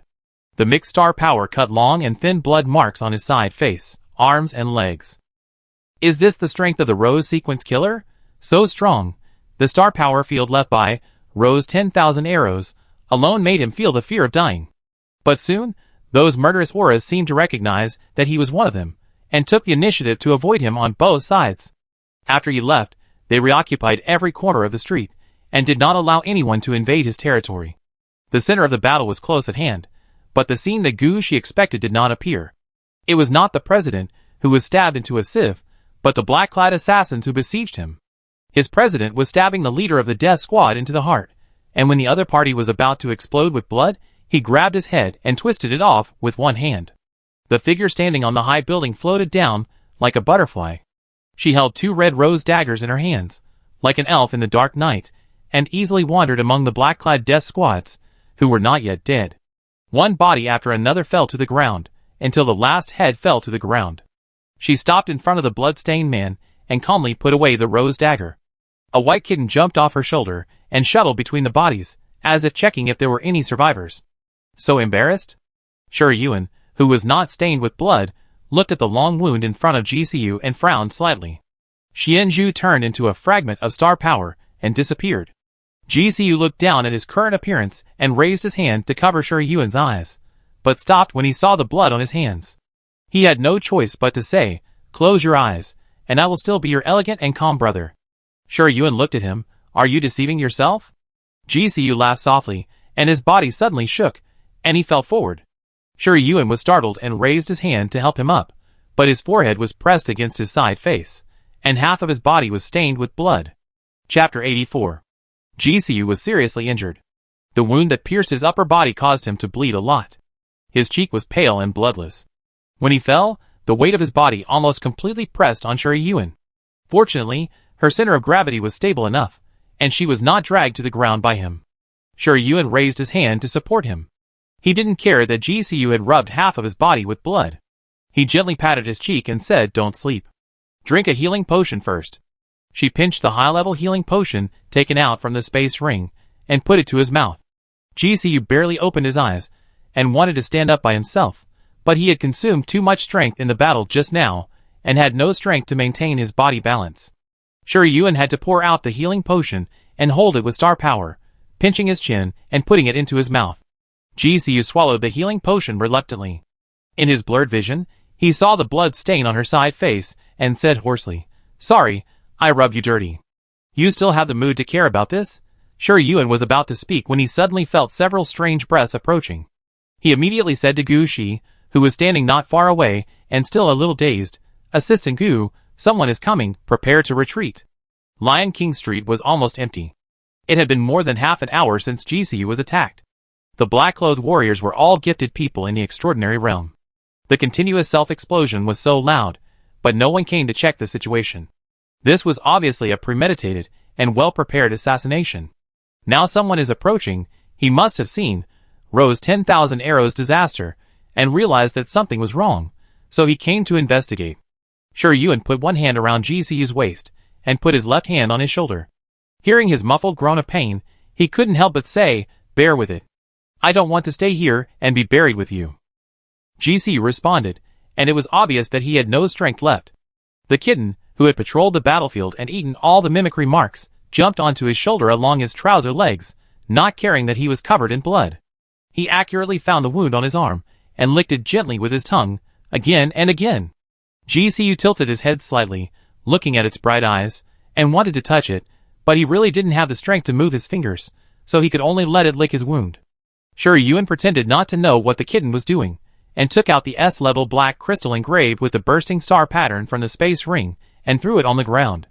The black crystal fell to the ground, making a crisp crackling sound, and under Shi Yuan's control, it rolled into the corner to form a large bursting star array ready to go. Gu Shi came to his senses, and before he could express his shock at the fact that the mysterious woman with the president was actually a rose sequence killer, he immediately rushed to the front to clear the way. Less than half a minute after the three of them left, several shadows quietly arrived, but before they could check the situation on the scene, the bursting star array hidden in the dark exploded. Several people did not expect such a change to happen. They raised the star power shield reflexively after being horrified, but how powerful was the explosion of the S-level black crystal engraved with the bursting star pattern? Not to mention the chain explosion caused by the bursting star array. Even if a third-level extraordinary strongman came, he would not be able to escape unscathed. The rumbling sound of the explosion once again covered the dilapidated streets, the hard stone slabs flipped up in the explosion, the tall buildings were razed to the ground, and the corpses lying in all directions melted into ashes in an instant. The visitor star power shield was blown through, and facing the impact of the explosion, he turned into a blood mist and disappeared in the flames and smoke, leaving no trace for investigation. At the same time, on a high tower thousands of meters away from Lion King Street, a man wearing a lion headgear stood against the wind. From the figure, it was a man, his face was completely hidden in the headgear, his hands hanging at his sides were wearing black leather gloves, and his whole body was wrapped tightly, leaving no possibility of being spied on. He looked at the area where the explosion occurred from a distance, picked up the star conch, and said in a hoarse voice, like sawing wood, "Do it, don't let people run away." Gu Shi leaned back in the soft leather chair of the star shuttle, listening to the deafening explosion in the street in the distance, his face twitching slightly. He took a deep breath, raised his hand to wipe the blood off his face, and when he was about to ask GCU about the situation, a handkerchief was handed over from the front. Gu Shi was stunned for a moment, looked up and met a pair of gentle and calm eyes. The man sitting in the front row of the star shuttle also had a face that was not recognizable at all. In his other hand, he was holding a medical kit and handing it to Miss Su next to him. When their eyes met, the man nodded slightly to him. Obviously, he was Miss Su's man, responsible for coming to pick him up, and now he should be considered one of their own. Gu Shi hurriedly thanked him and took the handkerchief to wipe his face. The long wound on GCU's chest was very serious. Although the bleeding had slowly stopped under the effect of advanced healing potions, the wound with red flesh turned outward was shocking, and the man was also in a semi-comatose state. Shi Yuan had seen GCU take action, especially the last time he disguised himself as Black Iris, and his combat power was no less than that of a third-level extraordinary talent. As powerful as he is, he still suffered such serious injuries in this assassination, which shows how much the person behind the scenes wants his life. Was it because he knew that the person behind the scenes put the blame on GCU, so he was killed? Or was it because his true identity was exposed, and the other party felt that his tracks were exposed, so he took the initiative? Shi Yuan had no time to think about which of these two guesses was closer to the truth. She was about to treat GCU's wounds, but suddenly saw him open his eyes with golden red light. The hand in front of him was also held tightly, with such force that it almost crushed her wrist bones. The skin that was so close to each other was so hot that she wanted to shake off his hand reflexively. Oh no! The golden crow curse that had entered a dormant state due to her previous use of totem blessing divine revelation was waking up, No one knew better than Shi Yuan the pain of the totem curse grabbing one's life bit by bit when it was active. That feeling was like cutting flesh with a blunt knife, from the body to the mental power, and no medicine could relieve it. She immediately controlled the star power to transform it into a star blade, slicing through GCU's clothes. He stared at her, still holding her right hand, his golden red eyes cold and heavy, as if he was trying to determine whether to break her throat. GCU, who was forced to wake up under the stimulation of the Golden Crow's curse, was actually irrational, and only his subconscious instinct prompted him to eliminate the danger around him. The kitten who was licking the wound on his shoulder noticed the dangerous aura he exuded, and immediately stood up and rubbed his side face, making a small howl. Shi Yuan, who was always on guard against GCU's sudden attack, moved his eyes, and saw the kitten sticking out its tongue and licking his side face, which was not as well behaved as usual. GCU also looked down at it.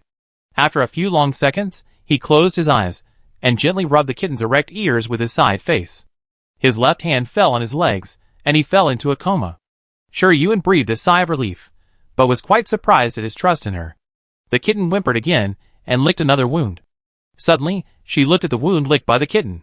There were some emerald light spots in it, which were very sparse and almost invisible without careful observation. These light spots were slowly healing GCU's injuries. It was the power of the sacred tree. Every time the sacred tree took away the pure white star power purified by the Tao Tai totem, it would feed back a ray of emerald star power to the kitten. Shi Yuan was curious about its function, but the kitten never showed any talent related to it, so she put it behind her mind. Now it seems that it has the ability to heal.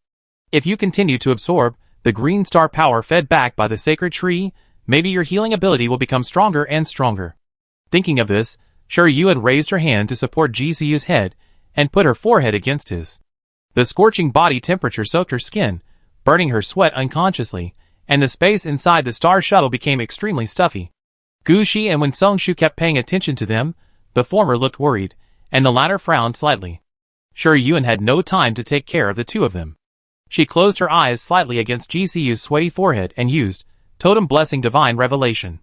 Strands of green light were drawn from her spiritual power spring and sank into GCU's body, trying to extinguish the invisible burning golden crow fire. The rose curse lurking on Shi Yuan's neck sensed the powerful expulsion power of the sacred tree and quietly disappeared deeper. The emerald green star power surrounded the two people, forming a light cocoon that was isolated from the outside world, and the waves of star power washed over their bodies. The shadow of the sacred tree slowly stretched its branches with Shi Yuan as the center, and the drooping high branches gently covered their heads, as if a loving mother patiently comforted her injured child.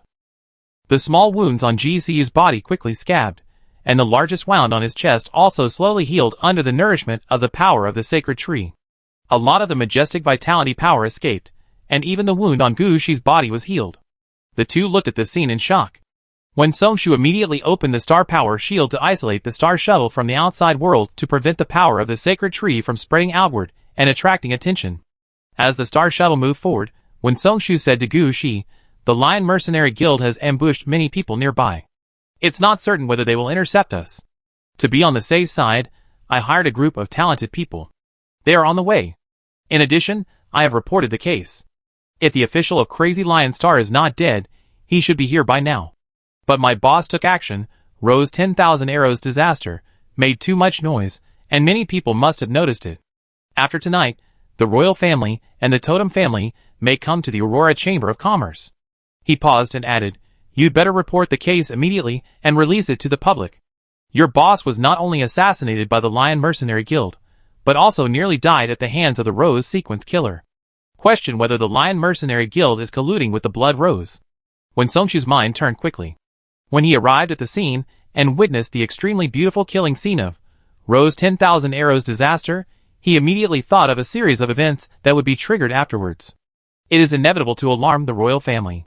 The former crown prince died in Rose 10,000 Arrows disaster. This is an indelible shame for the Tongxi royal family. They will definitely investigate which Rose Sequence Killer came to the Crazy Lion Star. The mastermind behind the scenes may use this to throw dirty water on the Aurora Chamber of Commerce. Blood roses are taboo in the Yongnao Empire. If you are related to them, you can be charged with treason. The Aurora Chamber of Commerce is a big family, and can't run away. They can only take the initiative and throw dirty water on the Lion Mercenary Guild in turn. Gu Shining was brought by GCU, so he was naturally not a stupid person. He immediately reacted to the hidden meaning of Wen Songshu's words. Okay. He opened his optical brain and dialed the alarm communication of the Crazy Lion Star. His voice was panicked and terrified. He described the assassination tonight incoherently as a victim. At this moment, the star shuttle suddenly stopped, and the green light cocoon was motionless, but when Songshu and Gu Shi almost hit the roof of the car. One after another, black star shuttles rushed from all directions, forcing Wen Songshu's star shuttle convoy to stop and forming a circle around them. The leading black star shuttle turned on the loudspeaker, and a harsh voice resounded throughout the street. The Crazy Lion Star garrison is investigating the Lion King Street explosion. Please pull over and cooperate with the investigation. There was such a big commotion before, but the garrison did not come to rescue. When they escaped from Lion King Street, the garrison appeared immediately. If there was no trick in this, Wen Songshu could twist his head off and kick it like a ball. He thought that the Crazy Lion Star politicians would collude with the Lion Mercenary Guild, but on the busy waterway, he had to consider the influence of public opinion and could not openly favor the Lion Mercenary Guild. Unexpectedly, they were so arrogant that they sent out the garrison and arrested people with a fair reason. When Songshu gritted his teeth and cursed. The boss's purpose for coming to Crazy Lion Star this time was Wu Shenhua. He didn't bring many people, and naturally he didn't expect to encounter the situation in front of him. Now she is treating Fei, and she must not stop halfway. Gu Shi's face was also terrible. The assassination on Lion King Street was just one of the links. The Crazy Lion Star garrison came forward, and they couldn't resist at all. If there was a conflict, they would definitely be accused of rebellion, and the garrison could kill them with a high-sounding name. The person behind Zhang Songtao actually has such power. The Star Shuttle convoy did not move, and the garrison turned on the loudspeaker again. Repeat, the Crazy Lion Star garrison is investigating the Lion King Street explosion. Please pull over and cooperate with the investigation. In a few short seconds, Wen Songshu's clothes on the back were wet, and he had to control the Star Shuttle to slowly stop on the ground. Just as his brain was frantically working on what to do next, a huge pressure fell from the sky and instantly enveloped everyone present. The armed garrison of the Crazy Lion Star was hit hard, their knees softened, and they fell to the ground like dumplings. The leading garrison major was pale. The crisp cry of the golden crow resounded through the dark night sky, and a golden red feather flew aimlessly in the night wind. The golden crow came with the wind and stopped on the Star Shuttle where Shi Yuan was, tilted its head, and made a sound. At the same time, a black and gold Star Shuttle broke into this world without warning, and the terrifying pressure was getting closer and closer. The Star Shuttle engraved with the golden crow totem hovered above the right side of the Crazy Lion Star garrison, and the car windows slowly lowered, revealing the cold and majestic profile of the man in the back seat. The garrison major, who looked up to check who was coming, froze with fear, and his brain went blank. After a few seconds, he reacted and stammered, "Dear Your Highness." Tang Shijin, who was wearing a neat military uniform, looked down at him and said lightly, "Take them all down." As soon as he finished speaking, the black and gold Star Shuttle convoy immediately surrounded the garrison convoy, and soldiers wearing the uniforms of the Golden Crow Legion stepped out one by one, and in a few breaths, all the Lion King Star garrison troops were knocked down. Chapter 85. When Yuan and others were surrounded, the garrison of the Wild Lion Star was captured by Tang Shijin's men. The garrison major who led the garrison was sweating profusely. When he was detained, he fell down and knelt on the ground, fearing that others would not know that he was guilty. Tang Shijin's cold eyes swept over him, and fell on the Star Shuttle not far away. Through the one-way visual glass, he accurately looked at Wen Songshu, who was secretly looking at him in the car. The real eyes made Wen Songshu sweat coldly, and his back was almost wet. He was ready to use the Tiandu Ji family as a shield to delay time if it really didn't work, but he never expected that Prince Beilai would show up halfway. Today's Tang Shijin is not the unknown instructor Jin Shi in the Xingyo Military Academy in the past. He holds power, and is the only one who can command the Jinwu army besides Emperor Yongyao. He fought in the Rose constellation to avenge the late emperor and the late crown prince. Now that he found the Rose sequence killer on the Crazy Lion Star, how could he let it go? He would dig her out even if he had to dig deep. As they left Lion King Street, they naturally became the primary suspects. The problem was that their boss couldn't stand the investigation. Exposing Ji Qingyuan's identity would inevitably involve more things. The people who controlled the Lion Mercenary Guild behind the scenes could just put the blame for colluding with the Blood Rose and treason on the Tao Tai family. When he was hesitating whether to forcibly wake up his boss, Tang Shijin's adjutant came over and knocked on the car window. When Song Shu knew that in the face of absolute authority and strength, playing tricks would only force himself into a more unfavorable situation. Honestly complying with the other party's intentions could instead seek a glimmer of hope. He obediently opened the car door, and watched helplessly as all the garrisons of the Wild Lion Star were taken away. He hesitated and said, "Colonel, this is..." What happened? Tang Shijin's adjutant was a colonel named Fang Ying, a smart and capable woman with short hair, and a dark silver flying eagle earring on her left ear. Facing Wen Songshu's deliberate uneasiness, Fang Ying did not explain to him, but just said, "The marshal invited us, please come with us." Tang Shijin was both the prince of Beilai of the Yongyao Empire, and the marshal of the Golden Crow Corps appointed by the Yongyao Emperor. Soldiers all addressed him as such. When Songshu saw that she was kind, and did not look like she was looking for trouble, so he felt a little strange. Just as he was about to speak, Fang Ying had already made a gesture of invitation to the outside, and Gu Shi was also taken off the star shuttle. Tang Shijin stepped forward, and his military boots stepped on the ground, making a very oppressive treading sound. Looking at this posture, is he going to get on the star shuttle? When Songshu didn't dare to put his boss in danger, and raised his hand to stop him, but the window of the back seat of the star shuttle was lowered first. Sure Yuan tilted his head and smiled. The prince came down quickly. From what he said, it seems that she invited him? When Songshu and Gu Shi were surprised and shocked. The former knew that she also had the identity of a pure-blooded glutton. If she asked Tang Shijin for help in a critical moment, he would definitely come to help. But the risk of doing so was too great. Wasn't she afraid that he would find out? The latter couldn't imagine how the Rose Sequence killer could be a friend rather than an enemy with the Prince of Beilai, who almost killed half of the Blood Rose. It was really a small knife scratching his butt, which opened his eyes. Tang Shijin didn't know what the two of them were thinking. He stared at Shi Yuan for 2 seconds, straddled his long legs, and sat in the star shuttle. With Prince Beilai paving the way, naturally no one came to seek death, and the journey was quite smooth. What happened tonight? Tang Shijin leaned back in the soft leather chair, his hands folded in front of his lower abdomen, his tone cold. He had just arrived at the Crazy Lion Star when he received the sound of the tide from Ji Qingyuan. At that time, he was a little surprised why she would send him a message in the middle of the night, but he didn't expect it to be a message for help. What surprised Tang Shijin even more was that she would ask him for help. To be honest, his relationship with this little Taotai was limited to the instructor and student who had met a few times. Ji Qingyuan should never find him when she encountered difficulties. But the little Taotai came to him for help. No matter what the purpose was, he had to take action. Otherwise, if something happened to her, and he didn't help her, Marshal Ji Wu would never let it go. While thinking, he looked through the rearview mirror at the man who was unconscious beside Ji Qingyuan. He couldn't see his appearance clearly, and his figure was unfamiliar. He was full of Ji Qingyuan's aura, which made him unable to sense him through the dissipated aura. Suddenly, Tang Shijin's pupils dilated, and he turned sideways, and put one hand on the seat on the other side, saying in disbelief, "See you." Shi Yuan didn't expect him to be so perceptive, and raised his eyebrows in surprise. The disguise she and her cheat brother made was not only to make an unrecognizable face, but also to change their figure. Even if a familiar person stood in front of them, they might not recognize him. It seems that I have to change the words I prepared before. Tang Shijin's tone was as cold as before, and he said with a bit of urgency, "What happened? Is he injured?"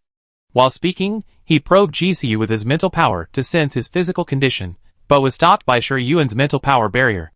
When Tang Shijin looked at her, Shi Yuan showed a resentful expression. "We were besieged by the sudden appearance of the assassins.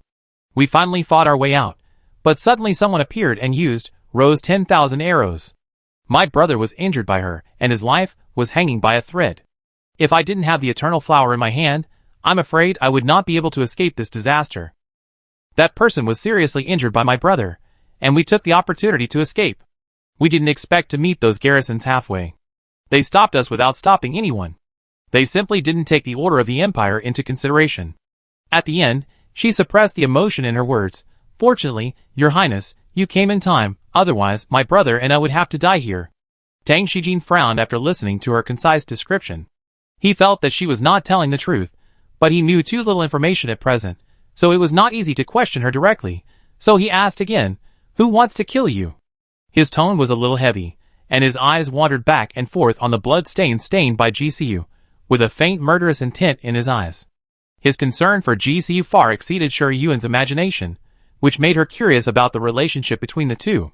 She was confused, but she didn't ask, but answered, "It's related to the Lion Mercenary Guild. My brother and I found out that the person behind them pretended to be my brother and did some illegal activities to make a lot of money.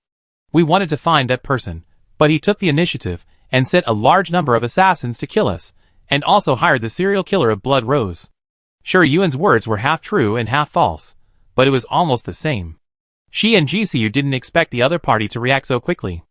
After finding out that he might be exposed, he directly killed him. The more Tang Shijin listened, the higher his brows frowned.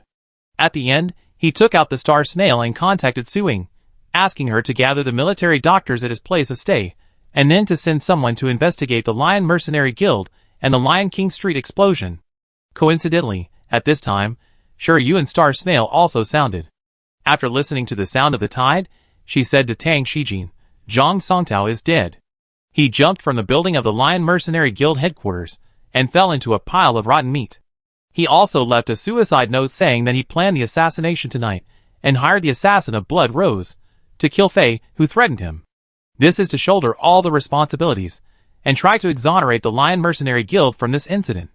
3 words emerged in Tang Shijin's mind: scapegoat. Sure Yuan said, "Really quick reaction. Knowing that you were involved in this matter, I immediately cut off my tail to save my life. But cutting off the tail may not save your life. This is just a smokescreen released by the mastermind behind the scenes." With Tang Shijin's brain that is invincible on the battlefield, how could he believe the last letter left by Zhang Songtao? He will definitely investigate further. At this time, if he finds out that the mastermind behind the Lion Mercenary Guild is GCU, the eldest son of the Tianduji family, the assassination will escalate again and directly implicate the Taotai family. If there is any loophole in this matter, it is probably that the mastermind did not expect Fei to be GCU himself. But Sure Yuan felt that his cheap brother did not want to expose Fei's identity, and to wash away this basin of dirty water, he could only start from somewhere else. Tang Shijin frowned even higher. Not long ago, he received news that the Lion Mercenary Guild had colluded with the Xingyao Military Academy students to smuggle black crystals from the blood-forbidden land. According to his original plan, the Lion Mercenary Guild would inevitably not escape the disaster. The events before and after were closely linked. If Ji Qingyuan had not asked him for help, if Siyu died in the attack, the Tianduji family would have no way to defend themselves, and if he, the most prestigious person in the Yongyao Empire at this stage, found out about this, public opinion would also turn to him. He would become a chess piece controlled by others without knowing it. What a careful plan! What a vicious method! At this moment, the Star Shuttle stopped outside a luxurious manor. Tang Shijin paused his thoughts, and got off the Star Shuttle to help GCU immediately. Sure Yuan still blocked him and deliberately said, "Your Highness, my brother is only in a semi-comatose state now. His body has a strong sense of self-protection. Outsiders will be attacked by him if they get close. The fact is that there is still unabsorbed breath of the sacred tree in her cheap brother's body, and the sacred tree is one of her trump cards. The fewer people know about it, the better." She used the everlasting flower as an excuse to fool Tang Shijin, and of course, he couldn't detect anything unusual. Tang Shijin's body stiffened slightly after hearing the word outsider from her mouth. Sure Yuan became more and more curious about their relationship. Perhaps they were blood relatives. Thinking of this, she suddenly felt that Tang Shijin's eyes were a bit similar to GCU's. Before, because of the different pupil colors and temperaments of the two, she had never thought about it at all. Now, when she recalled the pupil color change caused by the Golden Crow curse in GCU's body not long ago, the more she thought about it, the more similar it was. When she thought she might have guessed the truth, the Golden Crow on the top of the Star Shuttle flapped its wings and flew up, trying to land on GCU's shoulder. The kitten that had been quietly nestling behind his shoulder suddenly jumped out and clawed at the Golden Crow. The Golden Crow was so scared that it quickly flapped its wings twice and narrowly avoided its sharp cat claws. The first battle was a victory. The kitten stuck out its tongue and licked GCU's cheek, looking proud of "I am his favorite kitten." Tang Shijin's eyes moved slightly, and he raised his hand to hold the frightened Jinwu, touched the feathers on its neck, and regained his previous calmness. "Since he is so close to you, didn't he tell you that I am his brother?" Sure Yuan vaguely smelled the sour tea. She brushed aside the shock in her heart, blinked her eyes, and climbed up the pole. "Hello, big brother." She also freed one hand and stretched it in front of Tang Shijin. "Let's get to know each other again. My name is Ji Qingyuan, your half-sister, and from now on, big brother, just call me Qingyuan." Tang Shijin, Chapter 86. Sure Yuan's face was so thick that it was beyond Tang Shijin's imagination. He had never expected that she would climb up the pole, and called her big brother on the spot. Looking at the hand that was slightly rough after being disguised, Tang Shijin shook hands with her rather stiffly.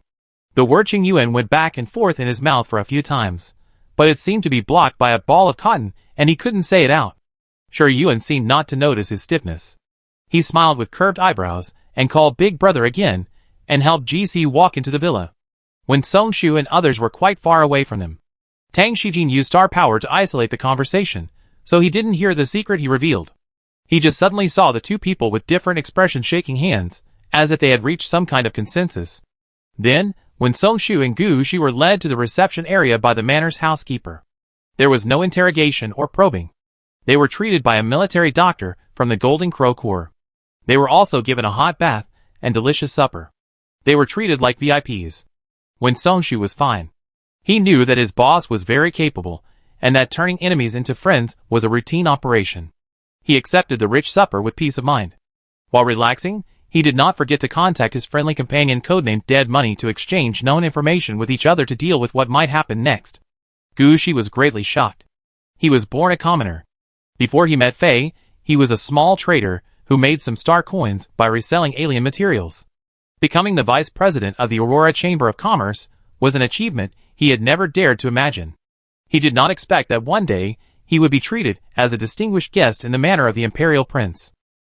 However, he was a man who had seen the world, so he quickly calmed down and contacted the people of the Aurora Chamber of Commerce to deal with the dirty water that might be thrown on him. After the treatment of Totem Blessing Divine Revelation, GCU's external injuries recovered almost completely, but the serious ones were the internal injuries and excessive loss of mental power, as well as the weak state caused by the onset of the Golden Crow curse. He had to rest for a while. Sensing that the power left in his brother's body by the sacred tree had been almost absorbed, Shi Yuan did not stop Tang Shijin from summoning military doctors to treat him. Walking into the next room, away from all the prying eyes from the outside, her originally normal face turned pale, and a trace of blood surged in her throat. Shi Yuan leaned against the wall and slightly closed her eyes to calm the surging blood. The kitten stood on her shoulder, making a worried howl, and the little ears that were always erected drooped down. Shi Yuan had no time to care about it at this time. She slowly sat on the ground against the wall, and took out the advanced healing potion from the space ring, and poured it into her mouth.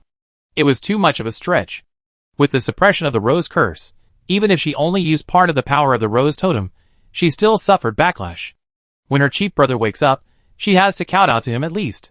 The effect of the advanced healing potion was immediate, and it immediately relieved the tingling sensation from all over her limbs. Shi Yuan tilted her head slightly, and waited for her body to be healed by the potion. Fortunately, Totem Blessing Divine Revelation also had a certain suppression effect on the rose curse, so she did not suffer the backlash of the curse. Whooshing flower, she must get the whooshing flower as soon as possible. Even if she can't solve the rose curse, she must let it enter a completely dormant state, so as not to toss her from time to time, and who knows when she will swallow her when she is weak. Tonight is destined to be a sleepless night. Tang Shijin's sudden arrival broke the power structure of the Crazy Lion Star. After he captured the garrison that intercepted Shi Yuan and others, Su Ying, who received the investigation order, immediately sent people to surround the Crazy Lion Star government building and the homes of all politicians, and personally went to the Lion Mercenary Guild to investigate the series of events that happened tonight. When everyone in the Lion Mercenary Guild was in danger, a worse news came. The guild's treasury was stolen. The auction items that were originally scheduled to be displayed at the auction tomorrow night were all missing. The president died in the treasury with his head and body separated, and a blooming rose fell beside him. At this moment, the appearance of roses would make anyone think of blood roses. Combined with the appearance of Rose 10,000 Arrows disaster on Lion King Street, it is hard not to wonder whether the Lion Mercenary Guild and the Blood Rose did not reach an agreement on the reward, which led to their rebellion and killing. When the news reached Shi Yuan's ears, the sky was already white.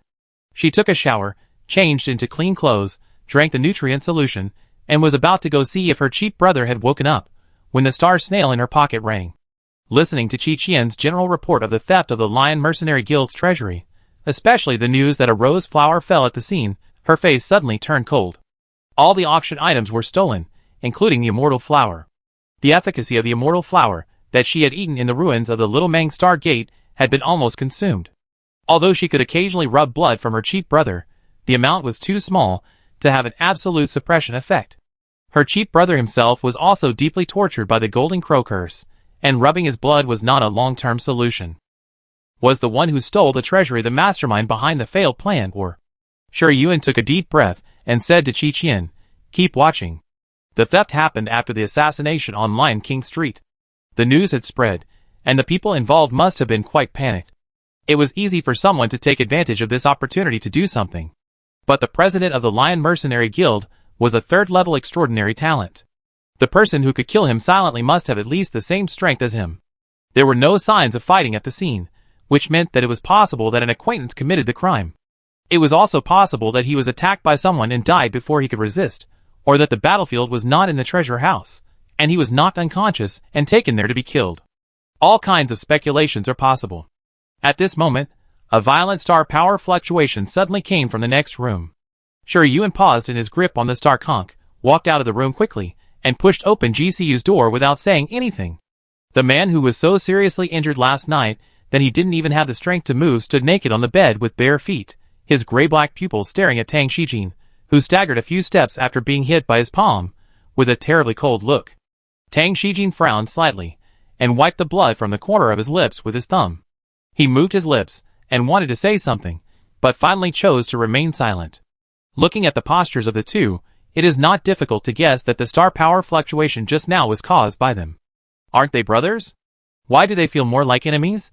In other words, Tang Shijin only told her that he was GCU's brother, but did not say whether they were brothers or cousins. Tang Shijin is a pure-blooded golden crow, but GCU has a curse planted by a pure-blooded golden crow. Perhaps the conflict between the two sides is related to this? Shi Yuan's eyes flashed slightly, and he immediately walked to GCU, who was still about to fight, held his fist, and said in surprise, "Brother, what's wrong? Did His Royal Highness do something to you?" She turned sideways to look at Tang Shijin, with a bit of accusation between her eyebrows. Tang Shijin was almost amused by her reaction. Yesterday, when he heard that he was Siu's brother, he called him Big Brother. Now that he saw that the situation was not right, he pretended that nothing had happened and distanced himself from him by calling him Your Highness. He was really good at steering. Because of excessive blood loss, GCU's face was still a little pale. At this time, he lowered his eyes and looked at Shi Yuan, who was worried. He held her wrist with his backhand and pulled her out. From this attitude, he didn't want to have anything to do with Tang Shijin. No wonder he was attacked by so many dead men last night, and still had the energy to receive her title sound, but didn't ask for help from Tang Shijin, who was about to arrive at the Crazy Lion Star. People were injured, and there were dangers everywhere outside. Shi Yuan certainly couldn't let GCU go out like this, so he hurriedly walked in front of him to stop him.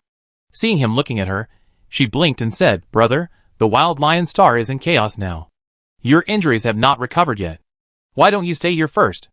GCU looked down at her. She had taken off her disguise. There was a layer of light blue under her beautiful silver blue eyes. Not only did she not get enough rest, but she was also exhausted from overwork. Thinking of the extremely beautiful rain of arrows last night, he whispered, "Okay." Shi Yuan immediately winked at Tang Shijin, and the majestic Prince Balai could only purse his lips and leave in disgrace. Bringing the man back to lie down again, Shi Yuan held his chin and looked at his pale brother for a while. Compared with his usual calmness and cynicism, he is now a little more real. When he was angry, he looked at Tang Shijin coldly, but after she appeared, he became more restrained, unlike the brutality he had shown when he killed people in the Stargate ruins. It seemed as if he and she were not just partners, but a real family relationship because of the title of brother and sister. What a wonderful encounter. GCU felt a little uncomfortable when she looked at him, and raised his hand to touch his cheek. "What's wrong?" Shi Yuan laughed, but did not answer his question, but said, "Brother, move in a little." She was a little sleepy after not sleeping all night, and did not want to think about the Lion Mercenary Guild, the Immortal Flower, and the Blood Rose. She just wanted to have a comfortable sleep. GCU did not understand, but seeing her smiling at him with curved eyebrows, as if all disasters and sufferings were not to be feared, he subconsciously moved to the other side of the big bed, leaving some space as she wished.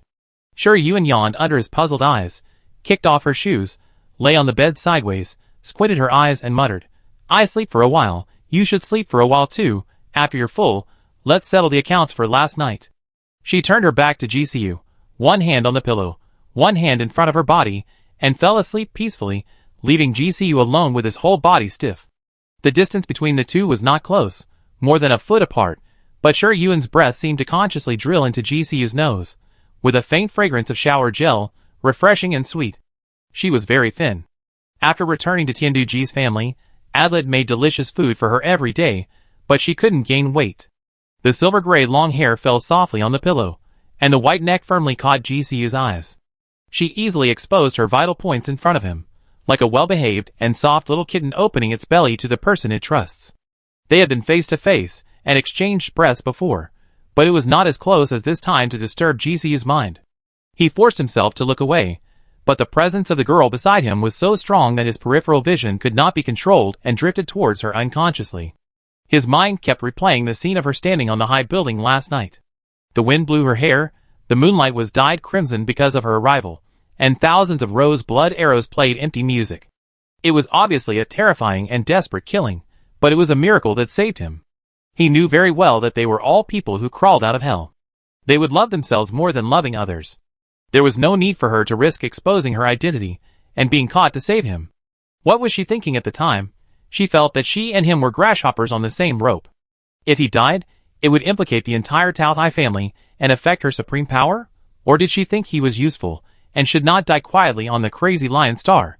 She wanted to use the grace of saving his life to tie him to her boat and let him be completely used by her? Or, hearing the shallow and steady breathing, GCU pursed his lips slightly. For the first time in his life, he felt that he was too suspicious. As if bewitched, he turned sideways and placed his hand on the bed, his fingertips less than an inch away from the silver hair that slipped off the pillow.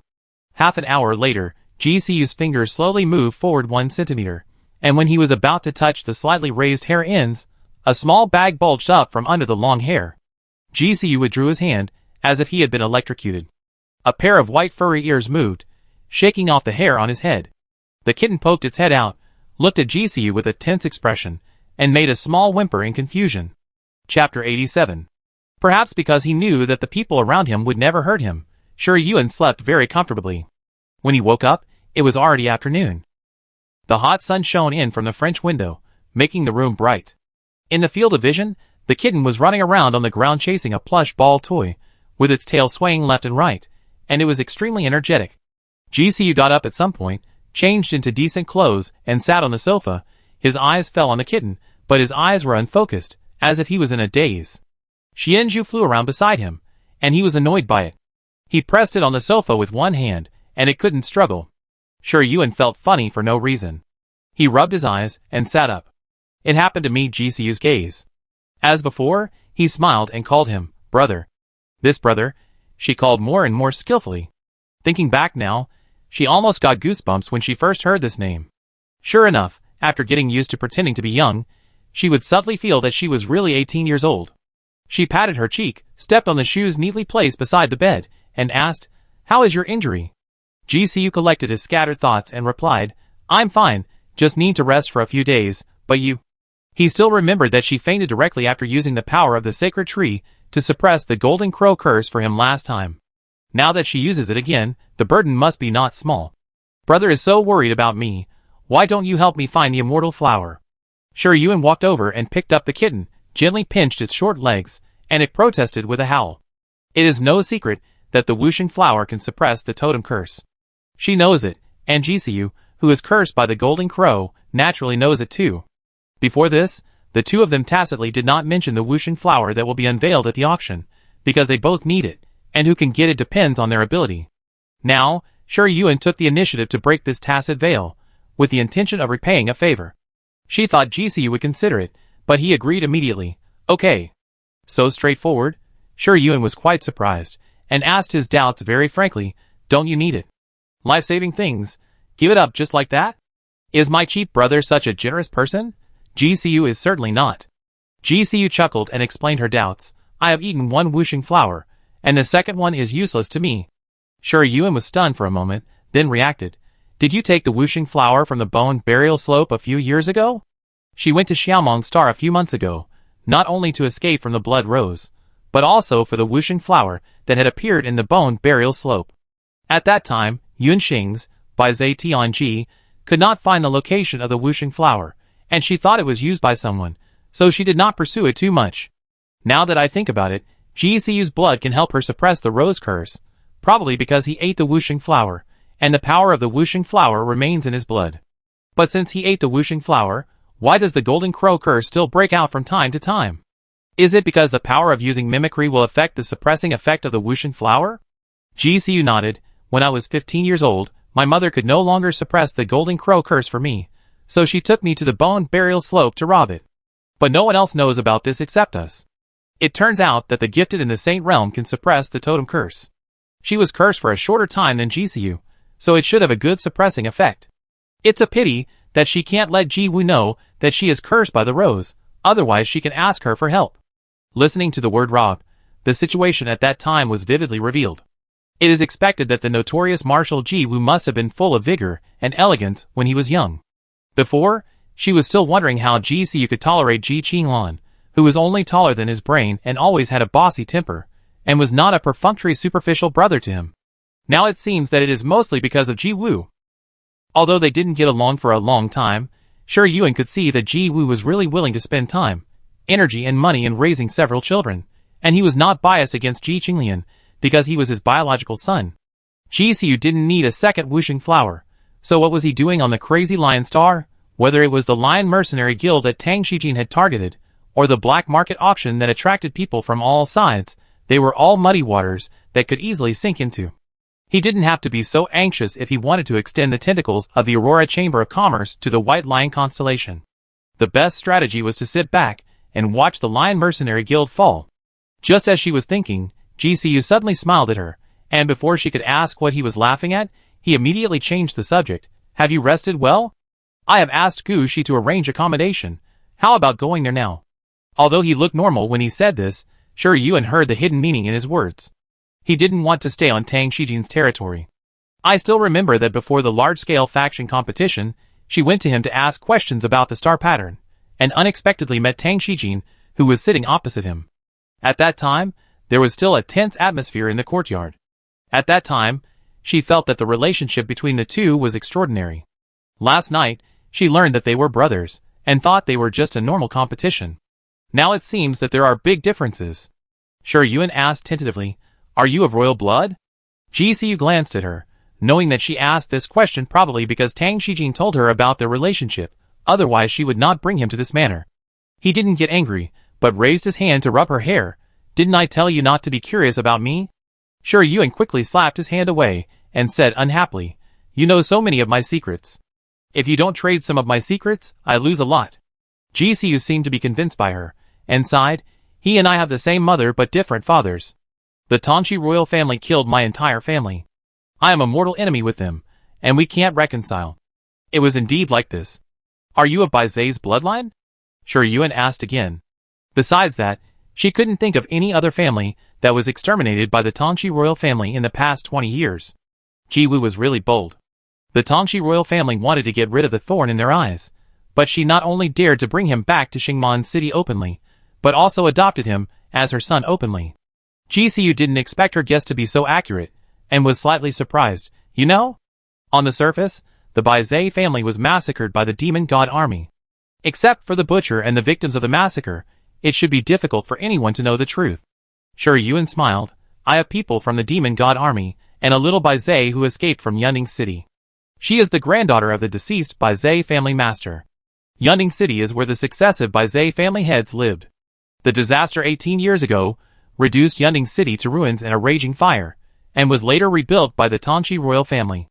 GCU's pupils dilated slightly. Where is she? Sure Yuen did not answer his question immediately, but said, Without her consent, I can't tell you any information about her for the time being. She and Yun Xing are just partners. At best they are superiors and subordinates, and she is not qualified to decide for her whether to reveal her identity or recognize her with her clan. GCU took a breath and said, It's her luck to meet you. How could ordinary people think so much about her? He raised his hand to cover his eyes, and after calming down, he returned to his usual coldness. Don't tell her about me. Sure Yuen was a little surprised, but soon guessed his thoughts. He concealed his identity, and founded the Aurora Chamber of Commerce. It must be for revenge. Perhaps when he lost his family, and chose to follow Ji Woo back to Xingwan City to become her adopted son, and got the opportunity to touch power, He was already prepared to fight to the death with the Tongxi royal family. He lives for revenge, and is already deep in the mud. He doesn't know when he will be crushed to pieces. Being close to him is like being close to a time bomb. Isn't it a coincidence that she is also a time bomb? Shi Yuan stood up and stretched out her hand in front of him. Let's go, let's leave here. GCU looked up at her slightly, and just saw the kitten squatting on her shoulder whimpering with great momentum. So confident and proud. He held her palm, like a wandering soul walking alone in hell met a companion who could travel with him. When Song Shu and Gu Shi had left in the morning, one was busy looking for Wu Shenhua, and the other was busy returning to the caravan of the Aurora Chamber of Commerce to take charge of the overall situation. When the two of them disguised themselves and went downstairs, Tang Shijin was listening to his subordinate's report on the investigation in the living room. Hearing the crisp footsteps, he turned around and saw that the two of them were dressed neatly. He immediately raised his hand to interrupt his subordinates, frowned slightly, and stood up and said, "Are you leaving?" Shi Yuan did not ask why GCU and Tang Shijin had a bad relationship, but she could guess that it was related to Tang Shijin's service to Emperor Yongyao. To avoid another conflict between the two, she took the lead and said, "Thank you, Your Highness, for your generous help. My brother and I have something to do, so I won't bother you anymore." GCU did not say a word, obviously acquiescing to her dominating the right to speak. Tang Shijin had already seen from GCU's submissive attitude towards her in the morning that they were not superficial siblings. In terms of trust, he was completely unqualified to compare with Ji Qingyuan. Perhaps knowing that even if he didn't allow GCU to leave, he wouldn't listen, Tang Shijin held back his words, stepped aside, and said, "Go back and take care of yourself. I will investigate the matter of Lion King Street, and will never let anyone throw dirty water on you." Shi Yuan smiled and said, "Please trouble you, Your Highness." After that, the two walked out. Tang Shijin wanted to send them back in person, but his identity was too conspicuous. If someone noticed it, it might expose the identities of GCU and Ji Qingyuan. He had to stop at the manor, and ordered his officers to escort them along the way. In fact, the military power of the garrison on the Crazy Lion Star was already in his hands, and all the senior officials and dignitaries were under house arrest. The Crazy Lion Star was under full martial law. Under normal circumstances, it is unlikely that another attack will occur, but it is feared that it will happen. Taking the Star Shuttle out of Tang Shijin's sight, Shi Yuan got off the car halfway, and was picked up by Wen Songshu. Knowing that there was still no news about the Wuxing flower, she leaned back on the soft seat, raised her hand, and pinched her brows. When she was about to speak, the star snail suddenly shook. She took it out, and saw that it was a message from Shenji. Why did he send it to her at this time? 11. The Wuxing flower is so beautiful. How about planting it in my manor? Shi Yuan suddenly clenched the star snail. Shenji would not call her 11, and there was no manor. The person who sent the message with his star snail was Cyrus Garcia. It turned out that he was the one who took the Wuxing flower from the Lion Mercenary Guild. The rose flower in the treasure house was left by him on purpose. She immediately sent back the sound of the tide. As soon as the sound of the wave sounded, the sound of the tide was connected, and a low laugh came from the other end. 11. Chapter 88. 11 was Shi Yuan's code name in the Rose training camp. Today, most of the people who entered the training camp with her have died. Only Cyrus would call her that. When he heard his voice again, Shi Yuan said in a cold tone, "If you are sick, go get treatment. Don't haunt me like a madman." She should have stabbed him to death at the beginning, instead of feeling sorry for him, pulling him out of the stinking ditch, and keeping this mad dog by her side without knowing it. Cyrus didn't care about her attitude, and said softly, "You know, only you can heal me. This is a paradox." Without waiting for Shi Yuan to make another sarcastic remark, he threw out his purpose. "I wait for you at the Rose Manor." After that, Cyrus fell silent and listened to her breathing. Shi Yuan didn't want to say another word of nonsense to him, and immediately cut off the sound of the tide. The reason why lunatics are lunatics is that they only focus on themselves, and never consider other people's ideas. When Songshu sensed the murderous aura spreading from her, and silently reduced his presence. He didn't know who sent the sound of the tide to his boss, but she must have been irritated to expose such obvious murderous aura. Thinking of her fierce reputation, when Songshu lit a candle for the unknown warrior, and wondered how many days he had left to live. Shi Yuan didn't know his psychological activities, took a deep breath to calm his extremely bad mood, and said, "Shenji was captured by Cyrus Garcia." When Songshu, shock, he said reflexively, "Why did he capture Shenji?" As soon as he finished speaking, he knew that he had asked a nonsense question. After the previous Rose Duke Helson Garcia was seriously injured by the Golden Crow Legion, he was not actually in danger of death. The real reason for his death was that a traitor appeared in the Blood Rose. Rose 11, who was once Helson Garcia's right-hand man, betrayed him for unknown reasons and stabbed him hard, taking away the Rose heart that could communicate with the Rose totem. The Rose family regarded this as a shame and kept it secret. They only said to the outside world that the Rose Duke died of serious injuries due to excessive consumption of the power of the Rose totem on the battlefield. Wen Songshu knew about this because his sister Wen Songhua happened to be in charge of monitoring the movements of the Rose family at that time and got a glimpse of some secrets. At that time, the brother and sister both wanted to follow Rose 11 and planned to take away Chris Hudson's Iris heart one day and let him accompany the Rose Duke. Now thinking about it, it is a bit fearless. If the Iris heart was so easy to take, the Iris family would not have been passed down to this day. As the current Duke of Rose, Cyrus Garcia must take back the Rose heart and capture the betrayer to wash away the shame. After collecting his scattered thoughts, Wen Songshu frowned and said, "What are you going to do?" Emotionally, Shinji is his colleague, and the two get along well, so he naturally wants to save him. But reason tells him that Cyrus Garcia can fight his way out of so many brothers and sisters, and ascend the throne of the Duke of Rose as an illegitimate child. How can he be a good person? This is a hangman banquet. Rose 11 is now a pure-blooded Taotai. With her scheming and means, she will definitely inherit the position of Taotai Marshal in the future. Her future is bright, and there is no need to take risks for Shinji. Shuri Yuan sneered. Since he doesn't want to live, I will fulfill his wish. Contact your sister and ask her to tell Chris that Cyrus has set up a trap to catch me back to Rose Manor. You all like to be dogs, right? Then let's go to Doggy Dog. Little Mongxing. The invisible star energy magnetic field covers the entire sunset plain.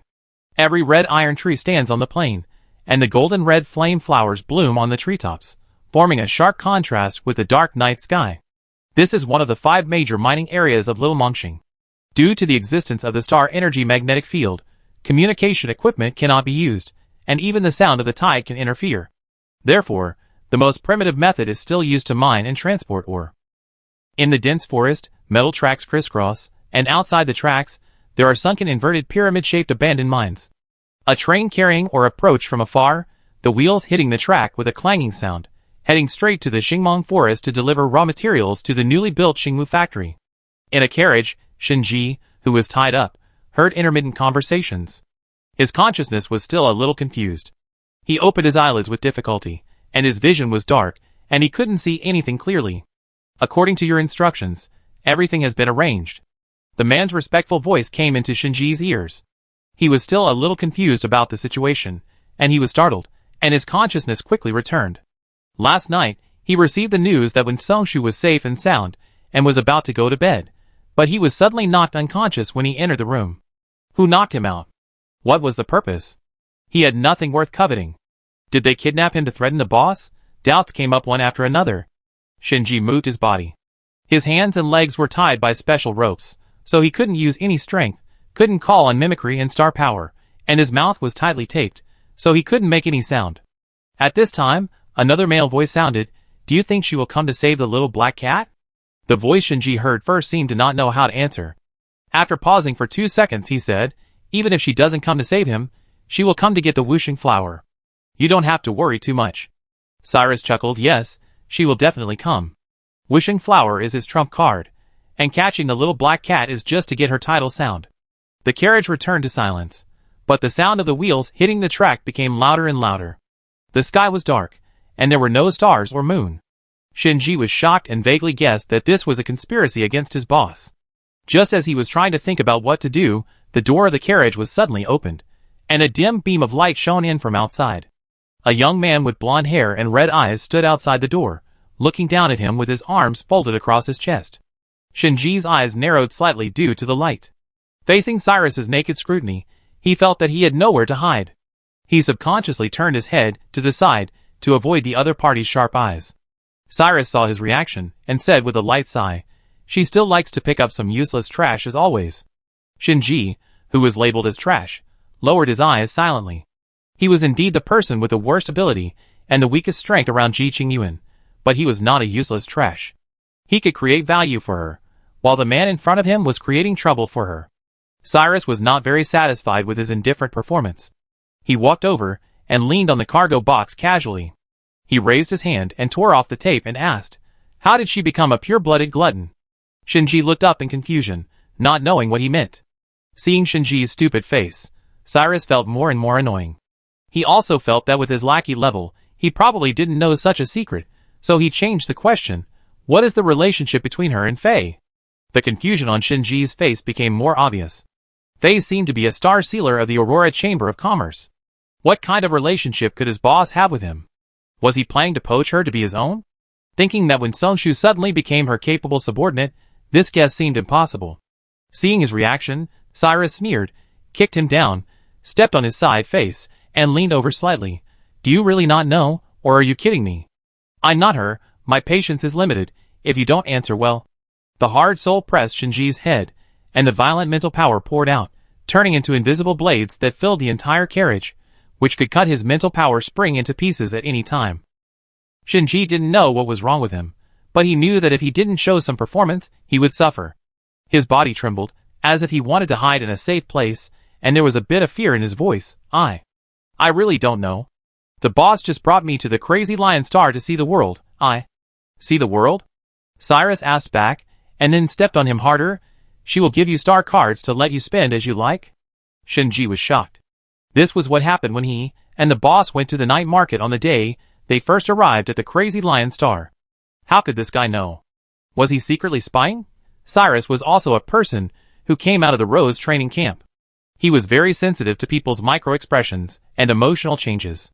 He noticed that his heartbeat was abnormal for a moment, and sneered even more. He raised his hand to control the star power to condense a rose dagger, and stabbed Shinji's eyes fiercely. Shinji subconsciously closed his eyes, and in just a moment, cold sweat dripped down his forehead. At the critical moment, a rose feather arrow broke through the wind, shot straight through the shell of the train, and hit the rose dagger in Cyrus's hand, which was only an inch away from Shinji's eyes. The two collided, and the crisp buzzing sound shook the entire carriage. Cyrus' pupils dilated, and he was shocked at first, and then he was overwhelmed with great surprise. He let the dagger in his hand be defeated by the feather arrow, and suddenly turned around and looked at the figure standing on tiptoe on the red iron tree branch in the distance, through the finger-sized round hole on the train shell. The silver-gray hair fluttered in the night wind, and the tight combat uniform outlined her slender figure. The silver-blue eyes, which were completely different from Cyrus' memory, stared coldly at the ore car running forward. In a moment, she disappeared from the spot. Cyrus kicked Shinji away and walked out of the carriage quickly, shouting, "Number one! Number one! Open the carriage!" The man who was quietly waiting in another carriage also discovered the sudden rose feather arrow. Hearing his words, he frowned. Duke 11 is cunning and smart. We did not reveal the route back to Winston Empire, but she was able to find us. I'm afraid there is a trick. Cyrus looked at him, and a trace of displeasure appeared in his red pupils. Do you think she, who is cursed by the rose, will be my opponent? I want to take her back to Rose Manor, and make a crown for her. The young duke raised his hand, and the flying rose petals surrounded his arm, and threw forward without warning, breaking through the outer shell of the carriage. The surging wind poured into the speeding train, blowing his clothes rustling. The moment Cyrus jumped out of the carriage, a bloody bone sickle chopped him down on the head. The emerald green rose vines entwined the bone sickle and rose upwards, highlighting the girl's porcelain white hands. Strength and tenderness reached a perfect balance at this moment. Cyrus looked up excitedly. The flying rose petals formed an unbreakable shield at the moment of danger, blocking the fatal blow of the bloody bone sickle. At the same time, rose feather arrows were drawn out from the energy vortex behind Shuri Yuan, rotating clockwise into a dense ring of arrows, shooting at Cyrus with the power of destroying the world. Rose 10,000 arrows disaster. Rose number 1 standing in the carriage had obvious horror in his eyes. He couldn't imagine that Rose 11, whose strength had dropped sharply due to the rose curse, could still use such a powerful Rose 10,000 arrows disaster. The pupils of Rose number 1 reflected the flying rose petals. The soft petals were not afraid of the sharpness of the rose feather arrows. In an instant, they turned into sharp blades that could cut iron like mud, and collided with them, making a sharp explosion. The sonic boom caused by the tearing of the air overwhelmed the rumble of the train. The collision between the blood-colored bone sickle and the scarlet scimitar set off a terrifying air wave. The red iron trees on both sides, that even the 7th-level talent could not easily cut off, were all broken in half. The golden red flame flowers swayed helplessly in the air waves, like sparks flying in the night, and fell into dust under the destruction of sand and soil. The train that was most affected was the one that was running fast. The long body of the train tilted to the right, and the wheels collided with the track to burst out bright sparks. If this continues, the train will derail. Rose number 1 was pulled back to his senses by the violent shaking, and quickly returned to the rear carriage to take Shinji away from the train. As soon as his left foot stepped into the carriage, a black scimitar suddenly swung out from behind the door, and stabbed his neck fiercely. Rose number 1's pupil shrank suddenly, and the star power shield condensed into substance, blocking the sudden sneak attack. When he concentrated, he saw that the person who attacked him was completely shrouded in black shadows. He could only identify it as a woman through the vague figure, but could not see the specific face. He lost his voice and said, "Black Iris." The person was indifferent to his reaction, and the black scimitar swung and stabbed her with a more fierce posture. Behind her, Wen Songshu picked up Shinji, who fell to the ground, patted his cheek and said, "I say, little black cat, why is it always you who gets caught?" It was okay to be caught by Tang Shisheng last time. After all, his boss was in control of the overall situation. He was just playing a self-torture trick, and he got a huge task subsidy after returning. This time, he was caught by Cyrus Garcia, which was pure bad luck. Shinji rolled his eyes at him helplessly. Did he want to be arrested? His face was still hurting after being stepped on. I don't know what kind of grudge my boss had with that madman. It's fine to arrest him as a threat, but he also asked some inexplicable questions. Wen Songshu couldn't help but laugh when he saw Shinji's rolling eyes. He didn't have time to untie the rope for him. He grabbed his waist and carried him on his shoulders, and jumped out of the train that was about to derail. As soon as he came out, a dangerous blade came straight from his side. Rose number 3 rushed into Wen Songshu's field of vision with a pair of dead fish eyes. The latter flexibly turned his body and avoided the fierce knife that could cut him in two on the spot. Rose number 3's expression did not change. He decisively crossed the blade and changed his offensive to prepare to cut him in half. Clang! A black whip suddenly appeared, firmly binding Rose number 3's weapon, preventing it from advancing an inch. Another person shrouded in black shadows stood on the top of the train, looking down at Rose number 3 standing on the tilted train, and said in a strange and hoarse voice, "Your opponent is me." One by one, Black Iris appeared, confronting the Rose sequence killer. Shinji, who was carried on Wen Songshu's shoulders, showed an inexperienced look, and was messy in the cold wind. He couldn't help but arch Wen Songshu's chest with his bent knees, and stammered, "Vice President, what's going on?" He was a Rose sequence killer, and a Black Iris, making him seem very valuable, but he was really worthless. Wen Songshu laughed and teased him, "Just be happy. Black Iris of Winston Empire is fighting with Blood Rose here to save you." Shinji, Bang! Bang! Bang! Layer after layer of sonic boom swept across the quiet plain. Shuri Yuan stood on the derailed train, like a weightless feather, letting her silver-gray hair fly in the air. Suddenly, a line of blood opened from her left cheek, and the blood slowly slid down to her chin until it dripped onto her clothes. The surging blood rushed to her throat, but she didn't even frown. Her silver-blue eyes, which looked particularly bright in the night, stared coldly at Cyrus, who was also on the train, and the strong murderous aura almost condensed into substance. Cyrus glanced at the Black Iris that was holding all the Rose sequence killers, looked at the breathtakingly beautiful girl not far away, and pursed his lips slightly. "Have you contacted Chris Hudson?" His tone was a little aggrieved. He couldn't believe that the person he cared about the most chose his mortal enemy. The Rose Duke inherited all the advantages of his mother and father's appearance. He was so handsome that he could be described as beautiful, especially those fox eyes. When he stared at a person, he would make the other person unconsciously soft-hearted. This face contributed a lot to Shuri Yuan's choice to save him. Since then, he has been like a follower, sticking to her step by step, and naturally became one of her only two friends. Later, she found that this mad dog's unscrupulous cruelty was exactly the same as his father's, and he could kill his best friend who had gone through the most difficult years with him for no reason. Shuri Yuan could accept Cyrus's fickle temper, and he didn't care that he was a two-faced person who said one thing in one face and another behind his back, but he absolutely could not tolerate betrayal. Seeing that he was still using the same tactics to deal with him, Shuri Yuan sneered, "How can I kill you if I don't cooperate with him?" As soon as she finished speaking, she came with a blood-red bone sickle, and Cyrus was forced to fight her with a knife. Probably stimulated by the determination in her eyes, the young duke's eyes were bloodshot, and when the blades collided, he leaned over and said, 11, you forced me. I don't want to break your wings, but you got your freedom and flew away, And you didn't even want to look back at me. Since you don't want to accept my rose crown, I have to build a rose cage for you, so that you can never leave me. Chris Hudson can never covet you again." The blood in his eyes became more and more intense, and the aura around him continued to rise. The red and gold rose totem slowly emerged, looking down at everyone present with pride. At the same time, the rose curse hidden on Shi Yuan's neck emerged on her skin. The gorgeous rose mark was like a flowing flame, burning and growing unscrupulously.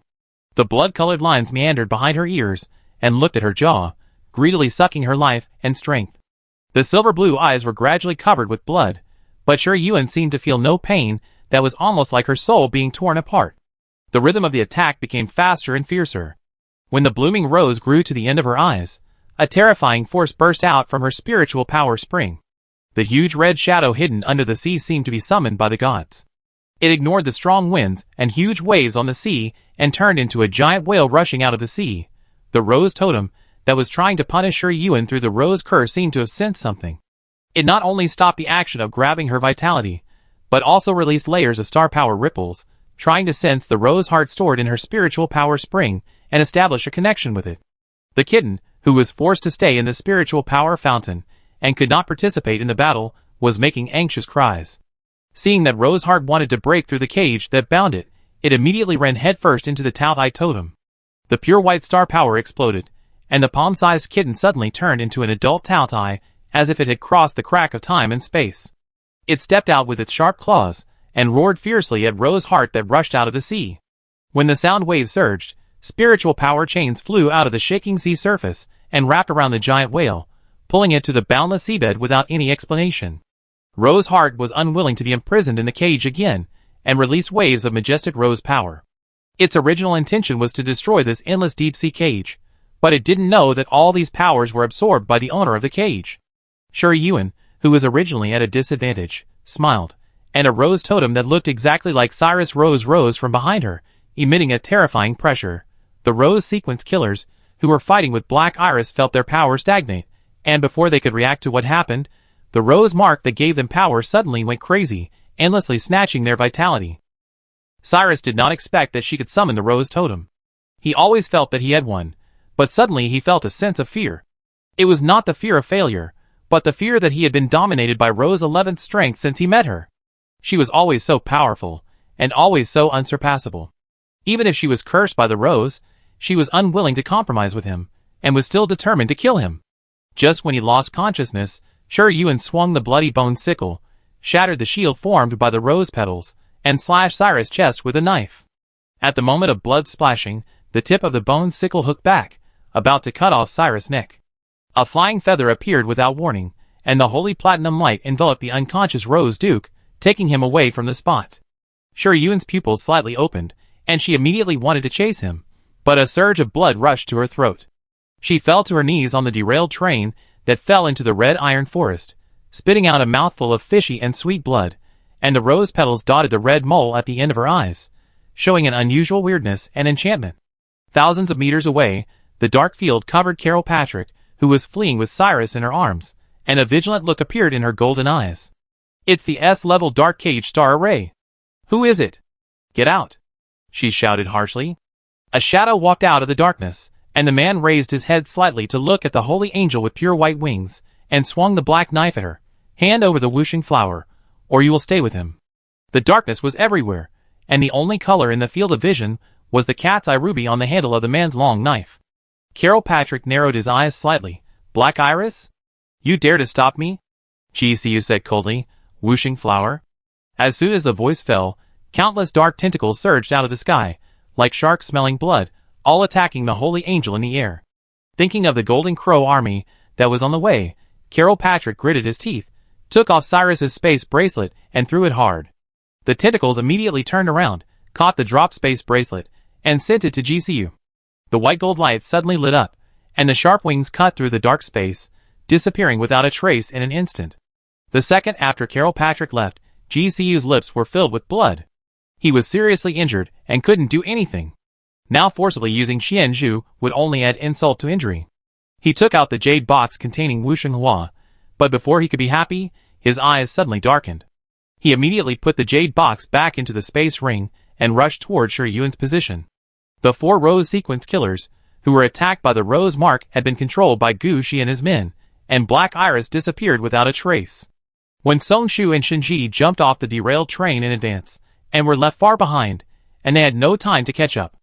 GCU stopped and looked up at the girl standing on the roof of the train looking up at the bright moon in the sky. The soft breeze blew her hair, and the cold moonlight sprinkled on her body, illuminating the ghostly rose curse on her profile. Blood soaked her clothes, and her cheeks and jaw were covered with mottled bloodstains. Suddenly, the girl turned around, her blood-red eyes stained with a little smile. "Brother, why are you here?" She stretched out her hand, like a princess waiting for a knight's gift. Obviously, she was a Hell Shura who killed people without blinking an eye before, but now she smiled like a flower, making people not afraid at all, and just want to become her believers. GCU smiled very lightly, walked over quickly, stood on the fallen red iron tree branch, and held the cold white hand. When the fingertips touched, the girl fell straight down, like a falling butterfly. GCU's facial lines were tense, and he raised his weak hands without hesitation and hugged her tightly in his arms, and immediately tore open his clothes, cut a bloody mark with star power, and pressed her pale cheek into his neck. The warm blood exuded an alluring fragrance. Shi Yuan, whose mind was almost collapsed under the torture of the rose curse, followed his instinct to show his fangs, and bit the wound fiercely. The soft tip of the tongue touched the body temperature higher than that of ordinary people, greedily sucking the offerings from the believers, and the gurgling swallowing sound was particularly loud in the lonely night. The blood color in Shi Yuan's eyes became more and more intense. She pinched GCU's clothes and pushed him to the fallen train, hugging him intimately in this corner where no one could see. The fishy and sweet blood flowed into her throat and quickly turned into invisible power, and was absorbed by her body. The rose curse twisted its stretched petals, unwilling to be suppressed. GCU leaned his head slightly on the hot carriage, stroking the soft long hair of the girl in his arms again and again, until the rose curse that climbed up to the end of her eyes gradually subsided, and finally fell asleep. The sky gradually brightened. Gu Shi didn't hear any movement for a long time. When he came to check, he saw the girl nestled in the arms of the young man, and the two fell asleep in each other's arms. Chapter 89. The crisp sound of birds chirping came into the house through the half-open French window. The furry little white ball crawled on the exquisite and expensive blanket and yawned lazily. Suddenly, it seemed to notice something, propped up its short legs, and trotted towards the big bed not far away. Shi Yuan opened her eyes in a daze. Before she could see the situation in front of her clearly, she felt a furry little thing nudging her side face, obediently and softly. The kitten opened its big round eyes, and made a small whimper in her ear, full of concern and worry. Shi Yuan hummed and raised her hand to touch it habitually, but she felt severe pain in her joints and sore muscles.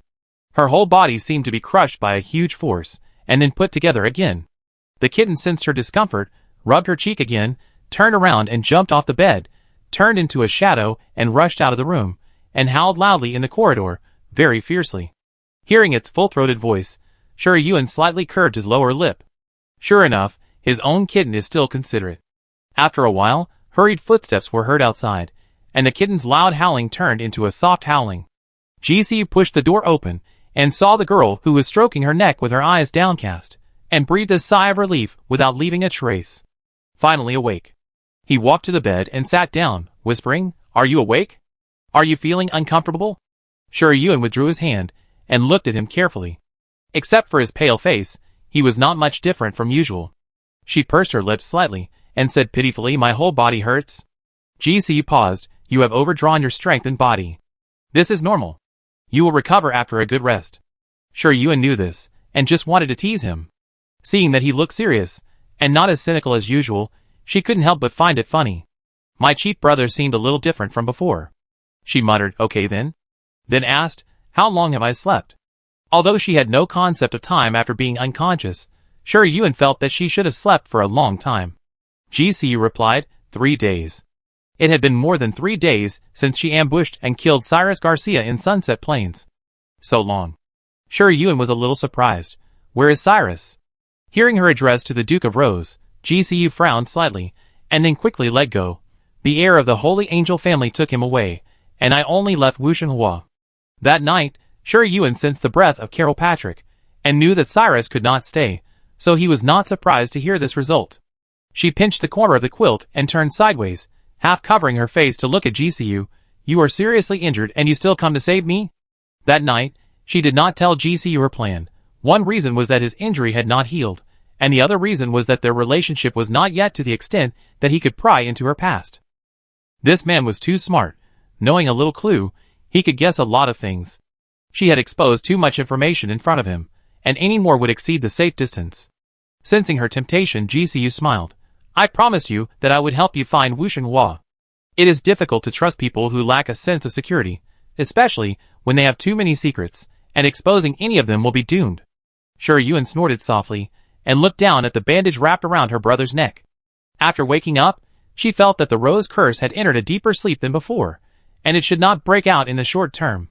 The fact that he took the initiative to feed her blood was not an illusion caused by the outbreak of the rose curse. GCU noticed her eyes, raised his eyebrows slightly, and said, What? You still want to bite me? Shi Yuan, GCU picked up the kitten at hand, flicked its fluffy ears with his fingers, and was almost bitten by it. When this little guy scratched me, he wanted to lick the blood clean. After so many times, how could I not notice that you were just greedy for my blood? Shi Yuan, he added, and I also know that you are cursed by the totem like me. The two of them tacitly did not pry into each other's secrets, but some things were already known to each other, and they just needed to break a layer of window paper. Seeing her reaching out for the kitten, GCU chuckled and didn't give it to her. Instead, he took out 3 white potions from his space ring and put them in her palm. This is the anti-curse potion I made with Wusheng flower and other medicinal materials. 2 of them have been given to you. The remaining 3 need to be taken every other day.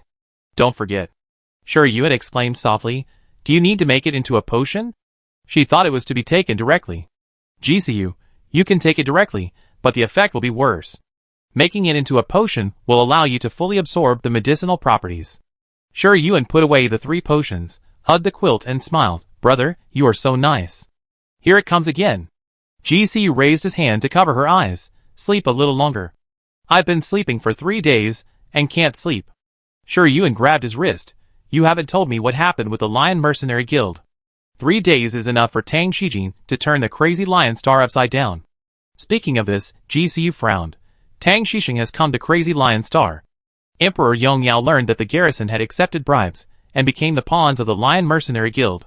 He was furious at the National Congress and sent Tang Shishing here in the name of training, asking him and Tang Shijin to thoroughly investigate the Crazy Lion Star. Shi Yuan grabbed his hand and narrowed his eyes slightly and said, Do you think the person behind the scenes who controls the Lion Mercenary Guild is related to the Tongshi royal family? The totem family seems to be flourishing, but in fact it is raging. No emperor in any country can tolerate a family with power and status that is not inferior to his own. Before Shi Yuan returned to Tiandu Star, the Taotai family had only 2 subspecies heirs. If no pure-blooded Taotai was born after Ji Wu's death, the Tiandu Ji family would be in danger. If it was revealed that the Taotai family was behind the Lion Mercenary Guild, smuggling black crystals, harboring black talents, and colluding with the Winston Empire, the entire family would definitely be exterminated by Emperor Yongyao for treason. GCU, it's possible. The undercurrents between the totem families were turbulent, and the marshals knew it well. Ji Wu adopted him not only out of friendship with his father, but also to plant a time bomb for the Tongshi royal family. Unfortunately, she had never expected that the Tiandu Ji family had not born a pure-blooded Taotai in this generation, and many plans and plots could not be carried out, and even had to prepare for retreat. Shi Yuan chuckled. It seems that Tongshi Hao doesn't trust Tongshi Jin that much. Otherwise, there would be no need to send another Tang Shishing over. He could have just pointed his spearhead at the Ji family of Tiandu. GCU sneered.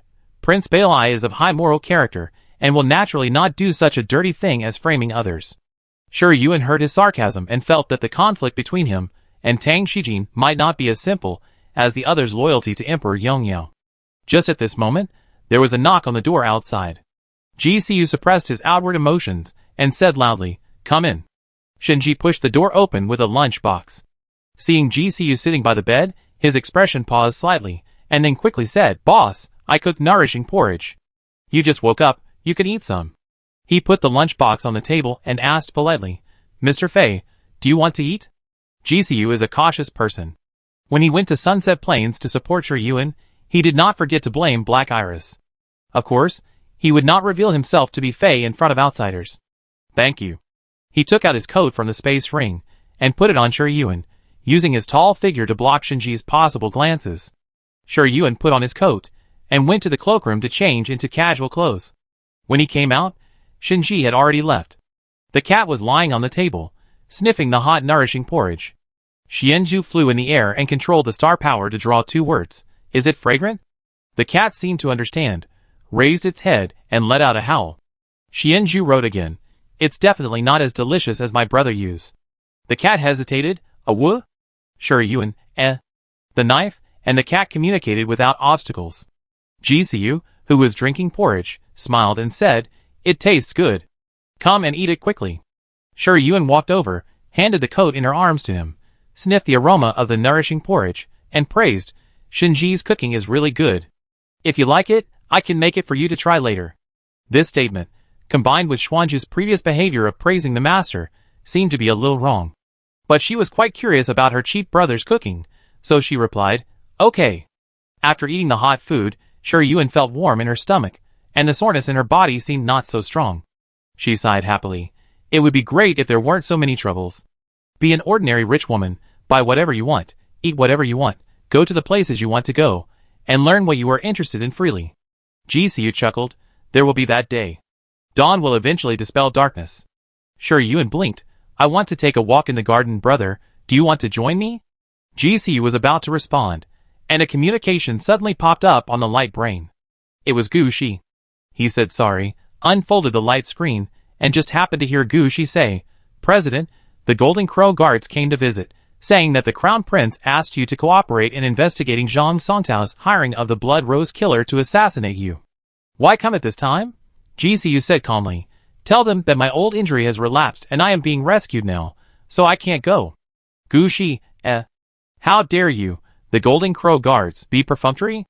After learning that Prince Bailai had a close relationship with his boss, a certain Rose Sequence Killer was his own man, and a series of events that the pure blood Tao Tai had a suspected relationship with his boss, Assistant Gu's 3 views were refreshed again. He silently turned off the light brain, squeezed a sad face, walked into the reception room with tea, and tactfully relayed the current situation of his president. Xia Ran, the leader, didn't believe it, but thinking of Fei's identity as a star sealer, she didn't reveal it. She said gently but firmly, Then we will come again tomorrow. I hope Mr. Fei will be in better health by then. After I go back, I will also ask His Highness to send a doctor to check Mr. Fei's injuries. Gu Shi showed some surprise on his face. Of course, thank you, Colonel Xia. In his heart, he was secretly complaining about his own president looking for trouble. Mr. Fei, who was secretly complaining, was walking with his own stepsister and feeding the kitten with alien crystals. This little guy is as good at eating as her owner. When Xianzhu was at its level, it could only absorb 1 S-level alien crystal a day at most, but it took half an hour to show off one, and stared at him if he didn't give it to him. His wallet was almost empty in the past 2 days. Chapter 90. Does Mother have a plan? Sitting in the pavilion in the garden, Shi Yuan asked casually while picking up the fruit from the fruit plate. 3 days ago, Jisiu was the first to rush to Sunset Plains and clean up the battlefield. For the time being, no one else knows that she cooperated with Black Iris to kill Cyrus Garcia. Tang Shijin seemed to have noticed something, but when he arrived with the Golden Crow army, Gu Shi had already taken them away. What do you think Mother will do? Jisiu asked instead of answering.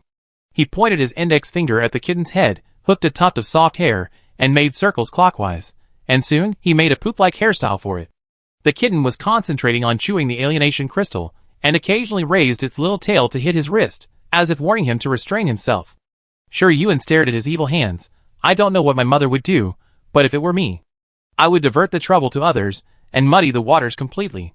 She couldn't be sure whether Tang Shijin was a friend or an enemy, but from his attitude towards Jisiu, it could be seen that as long as Jisiu couldn't get out of this incident cleanly, he would not be in the same boat with Tang Xixing. The more troublesome one was Tang Xixing, who would definitely do his best to trip up the Tianduji family. Even if this incident didn't bring down the Taonai family, Jiwu would have to pay a certain price for it. And the people behind the scenes who wanted to frame someone would be well prepared, and it was impossible to guard against it. Instead of letting Tang Xixing get hold of the handle, and passively proving something he hadn't done, it was better to take the initiative to muddy the waters completely, so that he couldn't target the Tao Tai family through this incident. Jisiu accurately caught the kitten's paw and chuckled. Maybe Mother thinks so too. At night, in the manor where Tang Xixing stayed, the Golden Crow guards patrolled in an orderly manner to ensure the safety of the manor. Suddenly, a fleet of star shuttles engraved with the Golden Crow totem drove into the manor. Qin He, dressed in military uniform, got off the star shuttle and walked quickly towards the study. The Golden Crow guards, who met him, saluted in unison. In the study, Xia Ran was reporting on her work and stopped temporarily when she heard the knock on the door. Tang Xixing put down the teacup in his hand and said loudly, "Come in." Qin He pushed the door open and walked in. There was obvious fatigue on his face. It can be seen that he had not rested well for a few days, but his eyes were still as sharp as a hawk. "Your Highness." He bowed slightly to Tang Xixing and handed over several jade tokens respectfully. "These are things found from the major branches of the Lion Mercenary Guild.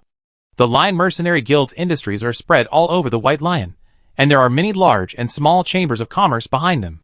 On the night of the Lion King Street incident, Tang Xijin ordered the freezing of all their assets and immediately sent the Golden Crow Legion to search the branches." Qin He joined the search team halfway. This search really found something extraordinary. Tang Xixing frowned as he looked at the jade tokens engraved with the 6 major totems of Golden Crow, Tao Tai, Tongue Snake, Yinglong, Phoenix, and Qilin. Qin He also knew that the matter was difficult, and said with a stiff upper lip, "These 6 jade tokens were found from different branches." The subordinates interrogated the people whose jade tokens were found, and they all said they didn't know where the jade tokens came from. After being tortured, they began to associate themselves with the totem family, saying all kinds of things. When the subordinates were ready to interrogate them further, they all died suddenly. After the autopsy, it was found that all of them were poisoned. If they did not take the antidote in time, they would die of the poison. When this was said, not only Tang Xixing, but also the others in the study frowned. What a cruel method. "Are there any survivors?" Tang Xixing asked. Qin He shook his head. The poison that controlled them was very strange. "When I caught them, I asked the doctor to check them, and found nothing unusual. When the poison took effect, they died almost instantly. It seems that the people who controlled them had planned to kill them if they were exposed. But the captured people did not reveal that they were poisoned during the interrogation, so the credibility of the information they confessed was greatly reduced." Tang Xixing was silent for a while, and suddenly laughed. "Good method. I don't know who he was referring to. Xia Ran, go to the Aurora Chamber of Commerce and invite Fei to me." He emphasized the word please, and his tough attitude was revealed. If he hadn't been concerned about Fei being a star seal master, and because he was quite famous for engraving star seals for the civilians of Yunhe Constellation every month, he would never have let Xia Ran be so polite. Now Fei is the only breakthrough in the Lion Mercenary Guild incident. If he doesn't pry something out of him quickly, someone might do something to him again. Xia Ran bowed and responded. When he was about to leave the study, the patrol captain knocked on the door outside. "Your Highness, Fei, the president of the Aurora Chamber of Commerce, is here to visit." Everyone in the room looked at each other, and Tang Xixing was also a little surprised. "Please ask him to go to the reception room." He made excuses not to come during the day, but now he took the initiative to come to the door. What is he up to? GCU, with a pale and bloodless fake face, sat in a wheelchair and was pushed into the villa by Gu Shi. When Tang Xixing saw him, he was coughing violently with a handkerchief covering his lips, and looked like he might faint at any time. "President Fei, are you okay? Do you need me to ask a doctor to check you out?" Tang Xixing's tone was concerned, and his expression also revealed a bit of worry, and he did a lot of face-saving work. GC waved his hand with difficulty, and said weakly, "Thank you for your concern, Your Highness. The doctor said that I was injured this time. If I don't take good care of myself for 10 or 8 years, I won't be able to recover.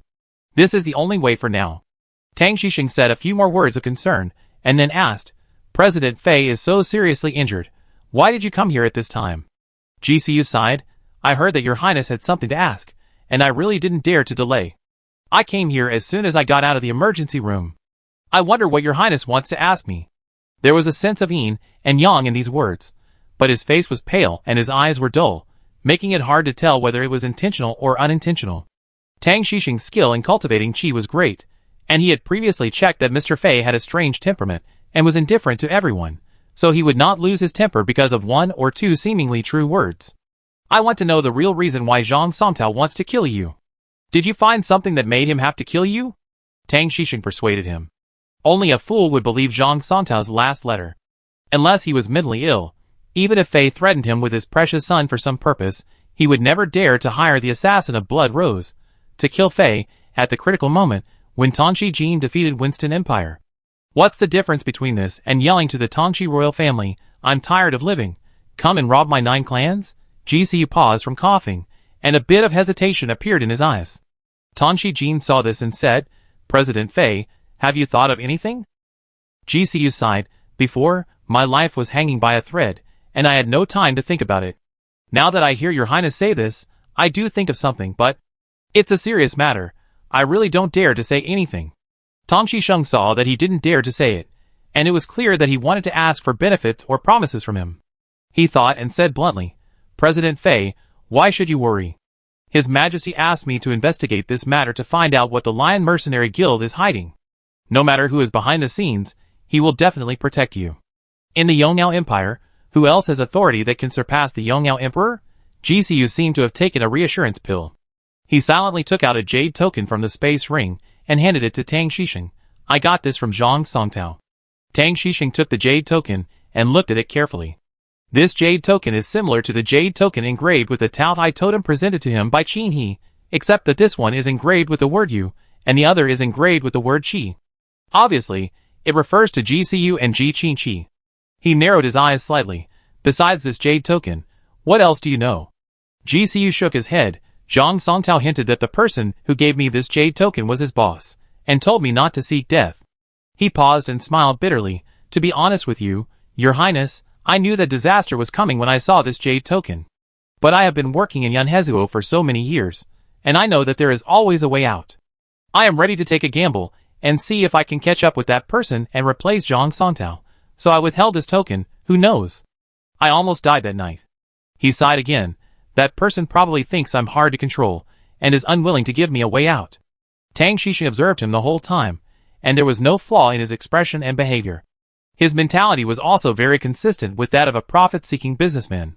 He said these things at this time, which clearly showed that he was holding a grudge against the person pointed to by the jade card, and wanted to ignite a fire here, and surrender to him, by the way, to see if he could get in touch with him. This Mr. Fei probably thought that he had offended the Tao Tai family in this matter, and wanted to find him, as the crown prince of the empire, as a backer. No wonder the Aurora Chamber of Commerce was able to develop into the largest chamber of commerce in Yanhezuo in just 6 years. How many people can have such ability to climb up the pole? However, Tang Shisheng did not believe Fei's words completely. Merchants are profit-seeking, so they naturally say different things to different people. Be careful when dealing with such people. He asked again, "How did you survive, Rose 10,000 arrows?" When it comes to this, GCU's face shows obvious pride. "I am a star sealer. I don't need much else, but I have enough star arrays." "Your Highness, do you need an SS-level turtle shell array? I can give you a 98% discount, and I guarantee that even if the Blood Rose leader comes, he won't be able to do anything to you." Tang Shisheng, looking to me as a backer, only giving me a 98% discount. And what the hell is a turtle shell array? Seeing that he didn't say anything, GCU continued to sell hard. "Do you need an S-level chain explosion star array? The kind that blows up the entire Lion King Street?" Tang Shisheng, Otherwise, why don't you offend the star sealer? Strong appeal is one thing, but casually taking out a bunch of powerful star arrays is more terrifying than being hunted down by a third-level extraordinary talent. We talk about this later, Before he finished speaking, there was a hurried knock on the door, and Qin He's slightly hoarse voice came. "Your Highness, it's urgent." Tang Shisheng had to stop talking, apologized to GCU, walked out of the reception room quickly, frowned and asked, "What's wrong?" Qin He opened the star power shield to block external prying, and said anxiously, "It's bad. Ji Qingyuan was assassinated, and was seriously injured and dying. Marshal Ji Wu captured 4 Rose sequence killers alive, and they pointed out that you hired the murderer. Marshal Ji Wu has now broken into Tian'ao Palace, and wants your majesty to give an explanation." Chapter 91. The Imperial Palace is called Tian'ao Palace, where Emperor Yongyao lives and works. As far as the eye can see, the palace is majestic and endless, with pavilions, towers, carved beams, and painted buildings. Everywhere you look, you can see the golden crow totem flapping its wings, which is daunting. Ji Wu, wearing a marshal's uniform, strode into the Golden Crow Palace. Major General Lin Shu and several officers followed closely behind him carrying 4 stretchers, on which lay 4 dying bloody people. The Golden Crow guards standing on both sides of the Golden Crow Palace saw their eyelids twitching wildly, and they were still wondering in their hearts, who had provoked Marshal Ji Wu and ended up like this. Emperor Yongyao, who was sitting on the throne, also frowned slightly, released his mental power to sweep over the 4 bloody people, and clearly saw the rose mark on their necks, and immediately knew the trouble was coming. Not long ago, Jiwoo came with a fierce momentum, and frightened the commander of the Imperial Guards, thinking that someone was going to attack Tiannao Palace. He almost fought with her, but when he found out it was Jiwoo, he didn't know what to do, so he immediately notified Emperor Yongyao. After handling government affairs until late at night, Emperor Yongyao, who was just about to go to rest, immediately met her. Jiwoo came prepared, so she naturally had to do her best to show her face. She asked with her usual straightforwardness, "Your Majesty, how did the Taotai family anger His Royal Highness the Crown Prince, causing him to retaliate in such a cruel way?" The short sentence was full of keywords. Looking at the 4 bloody men in the palace, who had been confirmed to be rose sequence killers, Emperor Yongyao sneered in his heart, but his face showed a look of surprise. I don't know why Marshal Ji said this. He sent Sheng'er to the White Lion to investigate the collusion between the Lion Mercenary Guild and the Blood Rose. He did have other ideas, but with Sheng'er's cautiousness, even if he got the evidence, he would not conflict with the Totem family without his approval. It seems that something unexpected happened. Jiwoo snorted coldly. My Qingyuan was suddenly assassinated by the Blood Rose when she was out for fun. Fortunately, I left a totem on her body to protect her, so she was able to save her life.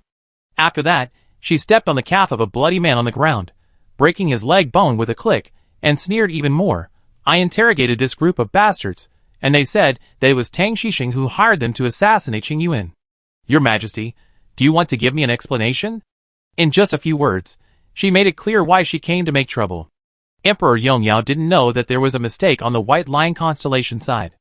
Jiwoo got the news in advance and took the initiative to point the spearhead at Tang Xixing. He cursed the old fox inwardly and immediately slammed the table and stood up, showing a sharp look at the 4 people who were half dead on the ground. How dare you? How dare you bite the crown prince of the empire? The word how dare you is as loud as thunder, and it seemed to be directed at the rose sequence killer, but it was actually a veiled attack on Jiwoo. After cursing, Emperor Yongyao calmed down his anger and waved his hand at the others in the Golden Crow Palace. When the Golden Crow guards and Major General Lin Shu and others left with the stretcher, Emperor Yongyao sighed and said earnestly, Marshal Ji, I don't know about the others, but Sheng'er would never hire Blood Rose to assassinate Qingyuan. You and I both know that Blood Rose is the Garcia family's minions. The former emperor and the former crown prince both died at their hands. They wished the Yongyao Empire would be as chaotic as possible. Blood Rose failed her mission and was caught by you. She wanted to create a rift between the Taotai family and the royal family by accusing Sheng'er. You must not fall for the Winston Empire's plan to sow discord. Without waiting for Jiwoo to speak, Emperor Yongyao said again, You came to me directly instead of hiding this matter and hating Sheng'er. You must think that he would not do such a stupid thing. I will summon Sheng'er back immediately to confront these bastards. This matter must be made clear. The royal family and the Taotai family will rise and fall together. I will never allow anyone to interfere. This was said beautifully, and the statement was made very quickly, which prevented Jiwoo from making trouble again. She changed from a passive position to standing on the same front with her, and pointed the spearhead at Blood Rose. The coldness on Jiwoo's face gradually subsided. Your Majesty is right. I was too concerned and confused, and didn't think about it carefully, but is His Royal Highness the Crown Prince framed by someone, or does he really think that my Tiandu Ji family is an eyesore, and wants to get rid of it as soon as possible? We have to investigate it carefully. The Taotai family is dedicated to the country. 7 out of 10 marshals in history died on the battlefield. I don't want the monarch they will be loyal to in the future to be sweet on the outside but bitter on the inside. Emperor Yongyao would make indirect accusations, and she would also be sarcastic and express dissatisfaction with Tang Xixing's position as the crown prince. The relationship between the Totem family and the Tongxi royal family is already delicate. Most of the time, they only maintain superficial harmony, and there are many private competitions and games. How did the Baizé family only have 1 sapling left? The marshals knew it well, but they could definitely guess it.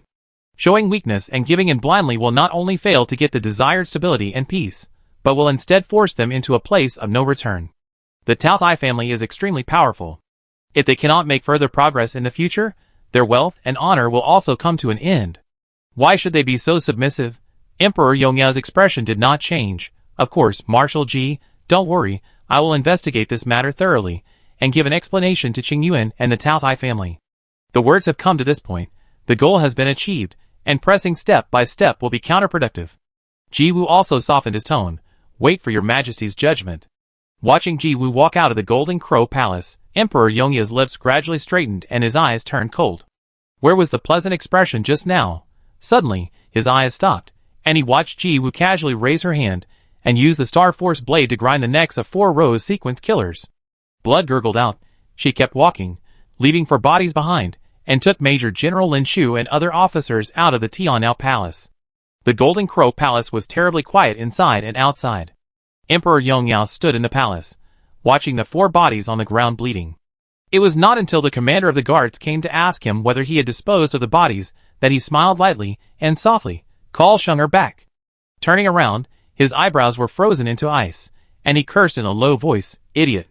I don't know who he was scolding. Just at this moment, the star snail he placed on the table shook, and someone sent the sound of the tide. Emperor Yongyao picked up the star conch and saw the note. His expression became even colder. He immediately asked, "What's the matter with the blood rose? Ji-woo has 4 rose sequence killers. Don't tell me that she went to Winston Empire to capture people in order to turn the tables on me." If the rose sequence killers were so easy to catch, the former crown prince and the former emperor would not have died in their hands one after another. A gender indistinguishable voice came out.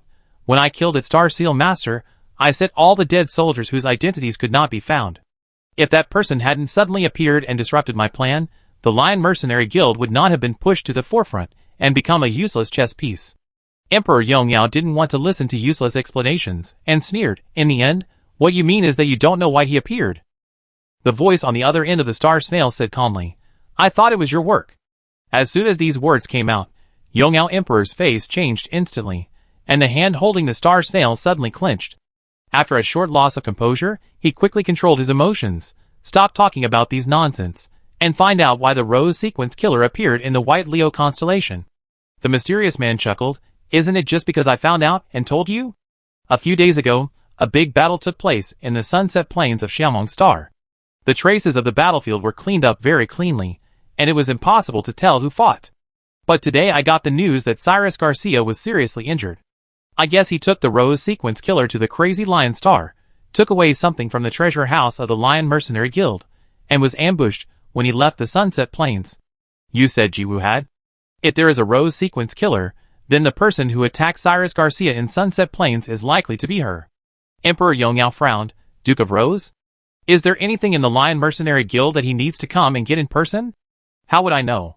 He emptied the treasure house, and there are many good things in it. By the way, you can check the Star Seal Master. Maybe the Rose Sequence Killer went to save him, and he took advantage of this to bite the Lion Mercenary Guild in return, blurring our vision. Sure, Yuan has returned to Xingwan City. She is sitting in the small garden of her residence, eating the nourishing and nutritious meal made by Adlet, holding the kitten in the sun. Xiao Hei, who has not been seen for a long time, lies flat on the ground like a snake stick. When she feeds star fruit, he will eat the star fruit in a few gulps, and then continue to lie flat. The days were peaceful, and there was no sign of a dying man. The Xing Luo was flying in the air, and GCU's voice came from inside. Tang Xixing has already rushed back to Tian'ao Palace overnight, and he should not interfere in the affairs of the Lion Mercenary Guild anymore. Emperor Yongyao wanted to train his son, but he probably didn't expect that he would be defeated after just a confrontation with the totem family, and had to return to his old nest for refuge. This tacit tit-for-tat ended in a complete defeat for the Tongxi royal family. The Tianduji clan was not the Tianhingyun clan, and it was impossible for them to be slaughtered. With Ji Wu's strong character and ruthless means, if he dared to press on step by step, the next one to be assassinated and beheaded would be Tang Xixing. As for the 4 executed Rose Sequence killers, sure Yuan knew them all. They had been tamed in the killing day after day, becoming monsters who only knew how to obey. It was impossible for them to betray their masters, and naturally there was no need to instigate rebellion. Thinking of this, Sure Yuan held his chin with one hand, pinched the short legs of the cat, and said, "Brother, it's okay to lie to outsiders that Blood Rose wants to kill you, but I guess the person behind the scenes will soon suspect you. If he is related to the Tongxi royal family, your Aurora Chamber of Commerce will be in danger." The Aurora Chamber of Commerce, which has no big backers on the surface, is just an ant that can be easily crushed to death in front of the royal family. GCU said calmly, "It's okay, I have found a backer." Sure Yuan? ? So fast? Who? GCU replied, Tan Shisheng. The crown prince, who has lived smoothly for many years, finally got a chance to display his talents. Before he had time to show his skills, he was forced to return to Tian'ao Palace. You can imagine how frustrated he was. He will seize every opportunity to control power, as much as possible to prove his ability to Emperor Yongyao. If a knife that hated the Taotai family was handed to him at this time, no matter how cautious he was, he would want to hold the knife, eager to stab the Taotai family that had brought him to this embarrassing situation one day in the future. Shi Yuan heard the hidden meaning in his words and laughed softly. Brother, you are so bad. Chapter 92. After finishing The Sound of Tides with GCU, Shi Yuan was holding the kitten and preparing to take a nap on the recliner. Suddenly, he heard hurried footsteps coming from far away. The little black cat that was acting as a snake stick on the ground seemed to sense something and immediately jumped up, swinging its long body to swim out flexibly. Shi Yuan's mind moved slightly, and as expected, he heard a loud shout, Qingyuan. Ji Qingyuan. Are you injured? Ji Qingyuan crossed the little black cat that was swimming towards her, strode into the garden, and saw her sister lying leisurely under the shade of the tree, and stared at her. The white cheeks were slightly pink, the silver-gray long hair was scattered on the recliner, the thin blanket covered her belly, and the milky white kitten lay beside her, biting a corner of the blanket, and the furry ears moved back and forth.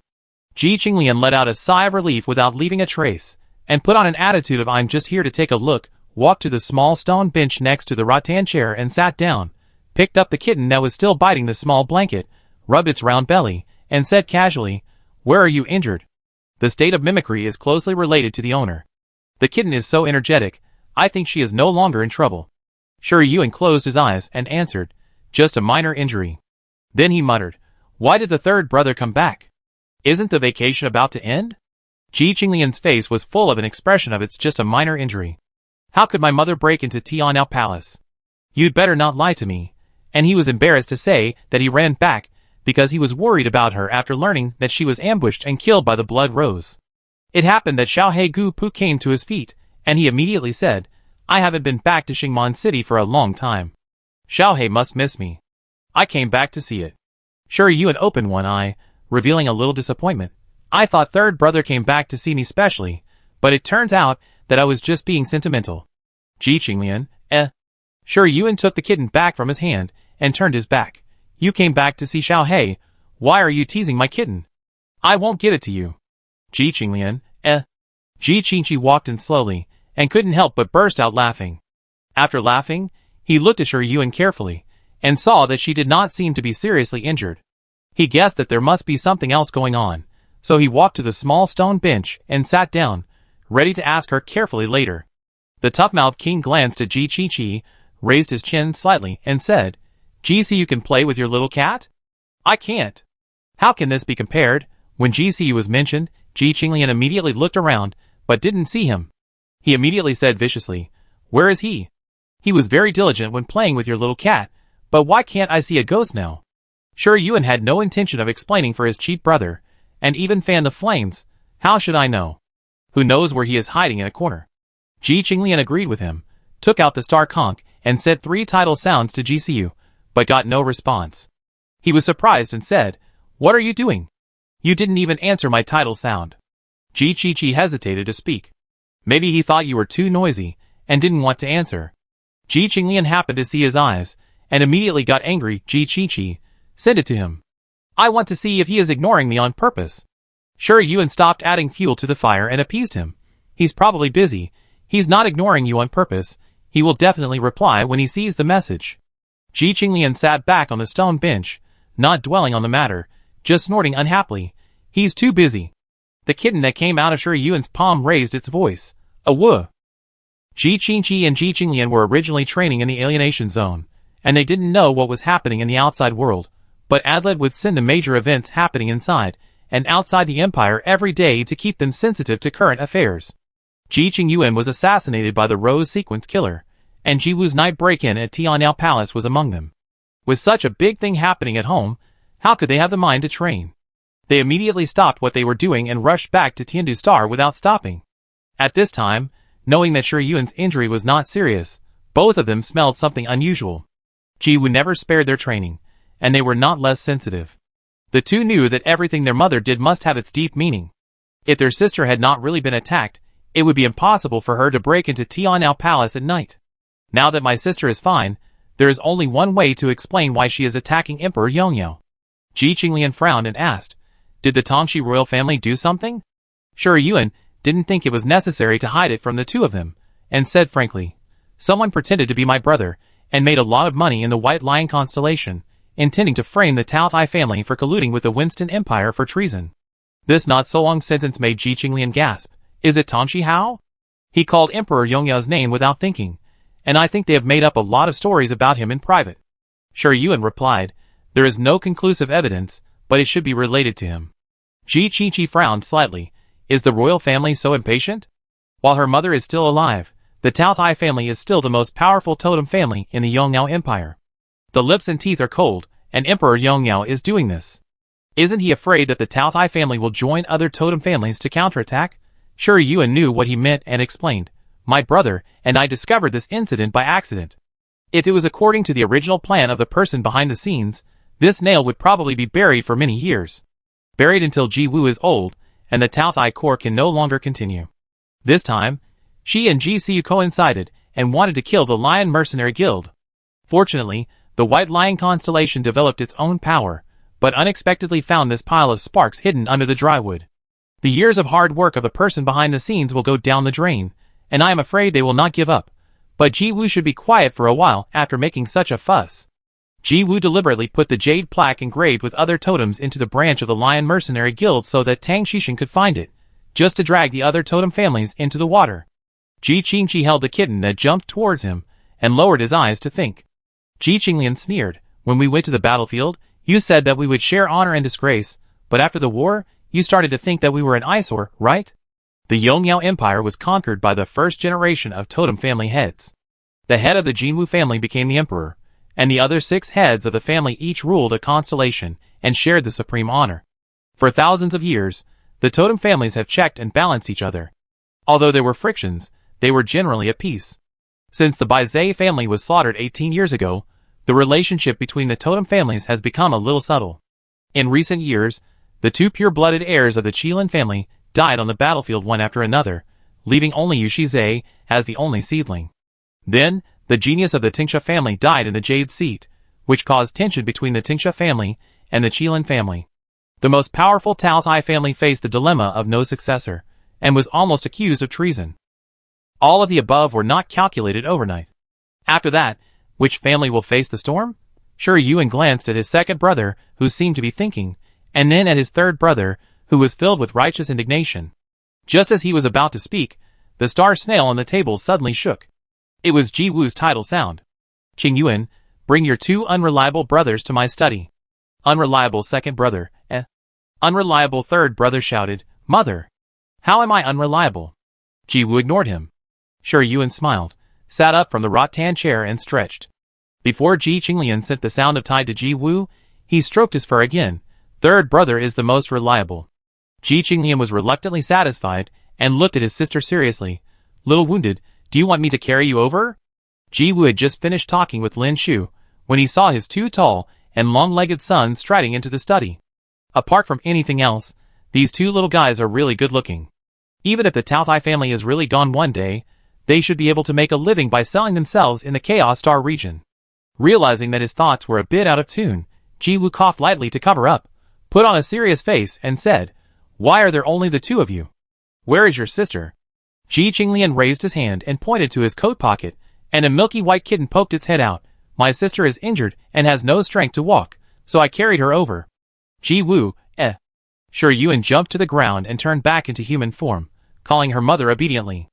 Ji Wu's expression eased and asked with concern, How is your injury?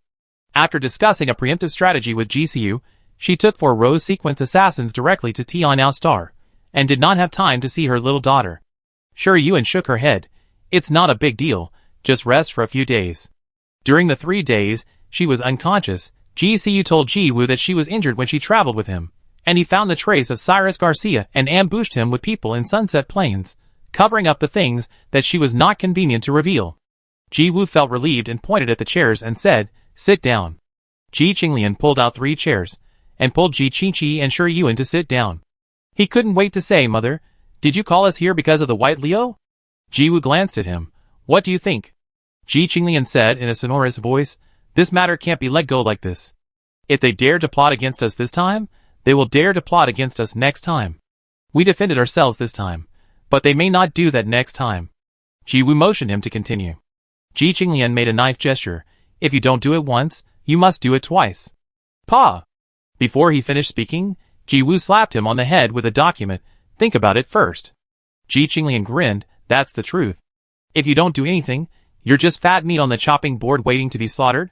Then tell me, how to do it once and for all. Ji Wu said with a half smile. Ji Qinglian was speechless. Ji Qingqi poured her a cup of tea and said slowly, kill Tang Xixing.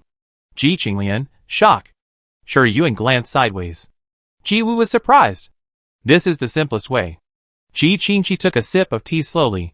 Tang Xihao has devoted all his efforts to cultivating Tang Xixing. If he continues to grow, he will definitely be a big trouble in the future. Chapter 93.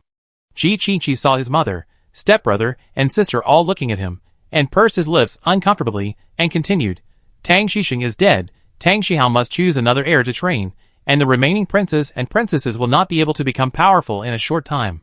Ji Wu seemed to feel that he didn't know him well enough before, and looked at him carefully, and asked with a smile, how to kill? If the crown prince of the empire was so easy to kill, the name of Blood Rose would not have frightened all major forces. And after experiencing the assassination of the previous emperor and the previous crown prince, Emperor Yongyao must be very careful about Tang Xixing's personal safety. Unless the strong man of the Holy Domain took action, he might not be killed. She couldn't do anything to Tang Xixing. If she left any traces, the entire Taotai family would be in an irreparable situation. Ji Qingqi was also silent. He just thought that doing so would hit the Tongxi royal family to the greatest extent, but he didn't think about how to execute it. There is progress, but it is still a little short of maturity. Ji Wu looked at Shui Yuan. She was drinking Yunning Luching calmly. Noticing Ji Wu's gaze, she blinked and said, you can't kill Tang Xixing. Ji Qinglian frowned. Why not? At least not now. Shui Yuan put down the teacup and analyzed slowly. As far as I know, Tang Xixing was cultivated by Tang Xihao, and he even turned a blind eye to his raising other pure-blooded golden crows to waste. If he dies, Tang Xihao will never let it go. And my mother just had a conflict with him. If Tang Xixing dies at this time, it will do us no good but harm.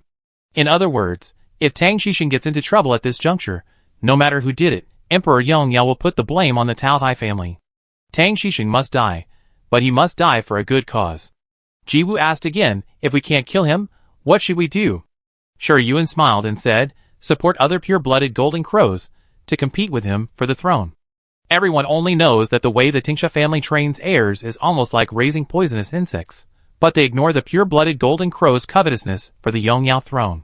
There are many pure-blooded golden crows under the previous emperor's knees. Tang Xihao can become the Yongyao emperor from an unpopular prince, who depends on the previous crown prince. It is not by luck that he can pick up a leak.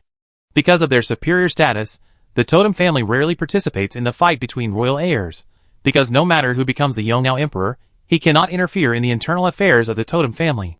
The major totem families adhere to the idea that it is better to do less than more, and each sweeps the snow in front of their own door. Is it feasible? The relationship between the royal family and the totem family is delicate. If we go there, we might be sold to Tang Xihao for credit. Ji Qinglian hesitated. Shui Yuan looked at his cheap third brother with a caring look as if he were a kindergarten kid. Why should we introduce ourselves? Ji Qingqi held back his laughter. Tang Xihao favors Tang Xixing, and the other pure-blooded golden crows must be dissatisfied. If they see the opportunity to inherit the throne, they will definitely do their best to trip up Tang Xixing. Ji Qinglian suddenly realized, if Tang Xixing dies at the hands of other pure-blooded golden crows, it's not our fault. Sowing discord was a trick that Tang Xixing had wanted to use on Shui Yuan and Ji Qinglian. Fortunately, Ji Qinglian was subdued by her early on, and was on guard against the Tongxi royal family, so he didn't fall into the trap. Ji Wu looked at the three cubs who were talking to each other, and began to discuss how to support other pure-blooded golden crows to harm Tang Xixing, and smiled with relief. Because Ji Wu took the initiative, and Tang Xixing found jade cards that involved several other totem families, Emperor Yongyao had to give up the idea of using this incident to control the Taotai family, and stop the crime on the Lion Mercenary Guild. Tang Xixing vigorously cleaned up the underground black market, and removed the industrial chain of the Lion Mercenary Guild smuggling of black crystals. All the people involved were arrested, and the formal industry was returned to the national treasury. In just 1 month, the Lion Mercenary Guild, which once stood like a towering mountain in the White Lion, collapsed, and the forces of all sizes that were not affected scrambled to grab the vacant commercial market. Qi Qian took this opportunity to open taverns and other industries that were conducive to collecting information throughout the White Lion, and when Songshu successively established or acquired different chambers of commerce to get a share of it. Ji Wu adopted Shi Yuan's suggestion and arranged for someone to approach the second prince Tang Shishu. As for Tang Xia, she still has a brother-sister relationship with Tang Xishan. Unless a major event that reverses her perception occurs immediately, it is impossible for her to become an enemy of Tang Xishan in a short period of time. Of course, Tang Xia, who is no longer satisfied with the status of a waste princess, will eventually break away from Tang Xishan's control one day in the future and become a powerful enemy that he has to be wary of. At this stage, the second prince, whose mother is of good status and has ambitions to compete for the throne, is more suitable to be the butcher knife that swings at Tang Xishan. GCU is also gradually gaining Tang Xishan's trust. When the time is right, the two sides will work together inside and outside, which will definitely be enough to make Emperor Yongyao drink a pot. The matter of the Lion Mercenary Guild has come to an end for the time being. Shi Yuan does not know how Ji Wu will deal with the Tongxi royal family, but she has divided a part of the industry for each of the 3 cubs to manage, and asked them to submit a management experience every month. Ji Qingqi and Ji Qinglian are responsible for managing the intelligence organization of Tianduji clan in Jinwuzuo. Shi Yuan will take over the business trade of Tianduji clan in Jinwuzuo. When social phobia and reckless man received the task, their faces fell, but when they saw their sister's task, they quickly gathered their expressions. Just kidding, the intelligence network of Tianduji clan has been developed very well. They are not so much managing as learning. The business trade of the Taotai family in Jinwuzuo has not developed smoothly because it is under the control of the Tongxi royal family. Most of the industries are in a lost state, but in order to lay the intelligence network, they must continue to operate even if they lose money. As a pure-blooded Taotai, my mother has high hopes for my sister and must want to see if she can turn losses into profits. Sitting on the star ship returning to Xingyou Military Academy, Ji Qinglian saw Shi Yuan had been reading the information of the Taotai Chamber of Commerce. He cut a plate of fruit and put it next to her, wanting her to take a break, but seeing her focused expression, he closed his mouth again. He leaned over to Ji Qingqi and muttered, "Does being a marshal also require the ability to manage the Chamber of Commerce?" Ji Qingqi was holding a kitten and stroking its fur. Hearing this, he glanced at him and said, "It's not necessary to be a marshal, but it's necessary to be the head of the Taotai family." Ji Qinglian. Nonsense. In order to ensure the absolute authority of the totem family, the position of marshal has been held by successive heads of the family, and there has been no exception for thousands of years. When a marshal has a sense of the overall situation and can fight a war, it's enough. But when a totem family head is concerned, he must have absolute control over the entire family, including but not limited to managing the clan members and family businesses, otherwise even the most powerful family will be hollowed out one day. Ji Qinglian lowered his head and muttered, "What a trouble." Just then, he saw the kitten lying on Ji Qingqi's lap with its eyes closed. He immediately raised his hand to take it away, pinching its 2 short legs and shaking it. "You are fed with delicious food and drinks all day long. Why are you still so small?" "Awuh!" The kitten roared at him fiercely. Ji Qinglian was not afraid of it, and roared back even more fiercely. "Ji Qingqi, is he 3 years old?" It happened that the star ship entered the Biqiong Sea. From a distance, there were layers of dark clouds, and the sky was dark. A storm at sea could roll up at any time. Ji Qinglian gently pinched the kitten's mouth tube, and saw a large number of alien creatures jumping out of the sea surface, and wondered, why is the sea so restless? Ji Qingqi also sensed the chaotic star power surging from the sea, and thought for a while, and said, "The alien creatures in the Biqiong Sea reproduce very quickly. There will be a seed beast tide every few years." The last time seemed to be 7 years ago. He did not forget to pat his hand away and save the kitten. Shi Yuan put away the file, released his mental power and swept across the sea, and affirmed, "There is indeed a seed beast tide." After the voice fell, the 3 people's star conchs vibrated at the same time. It was the public tide sound released by Xingyou Military Academy, and the content was simple and clear. The Biqiong Sea is about to usher in a large seed beast tide. All ships on the Biqiong Sea should immediately dock at the nearest island to avoid casualties. The notification has been sent in a loop, and the nearby star ships and merchant ships on the sea have accelerated their sailing speed. Adlet also ordered the captain of the star ship to sail to the nearby island. The sky became more and more gloomy, and the sky and the sea seemed to be connected by a line when the dark clouds rolled, and the tiny ships could be swallowed up at any time. More and more alien creatures jumped out of the sea. When a deafening thunder fell from the clouds, the sky was completely swallowed up, and the world was dark and pitch black. Ji Qingqi immediately opened the star power shield to cover Ji Qinglian and Shi Yuan, and the flowing star power shone brightly in the darkness. He put the kitten back on his sister's shoulder, and said with a slightly tense face, "The situation is not right. This may not be a simple tide of sea beasts. You two should not be too far away from me." The star power that floated from the bottom of the sea to the surface was too mixed, and the sea beasts were restless and had already attacked each other. Shi Yuan looked at the dark sea. Although he could not see anything, he felt a palpitation, as if something terrible was sleeping there. Crack! The lightning struck without warning, and in the sudden bright light, Shi Yuan saw a majestic palace. It stood above the thick clouds, and the upturned flying eaves were flowing with black and gold brilliance. A figure wrapped in darkness sat on it with his legs propped up, and holding a sword. As if he sensed someone was watching him, he tilted his head and looked over, revealing half of his face, bloodstains, black hair like a waterfall, and red silk covering his eyes. Before Yuan could see his appearance clearly, darkness fell, covering the magnificent palace, leaving only a rolling black cloud. Thunder followed closely, and lightning reappeared in the sky, but the fleeting palace in the cloud was gone. Is it a mirage? Or, fuck. Did you see it? It seems that a palace appeared in the dark cloud just now. Ji Qinglian grabbed Ji Qingqi's arm and shouted, pointing at the clouds with rolling lightning. He asked excitedly, "Is it the Stargate relics? Is it the Stargate relics of the Biqiong Sea?" Ji Qingqi grabbed his strong hand and said expressionlessly, "It is unlikely. Stargate relics usually appear when the Stargate world is just born. The exact birth time of the Biqiong Sea is no longer known. The probability of the Stargate relics appearing is very small. The phantom just now should be a mirage." Chapter 94. Until the starship sailed away from the dangerous sea and landed on a nearby island, the three of them did not see the magnificent palace standing above the layers of dark clouds again, as if it was just an illusion caused by lightning and thunder. But they all knew that it was not an illusion, but the tip of the iceberg that really existed in a certain alienation zone.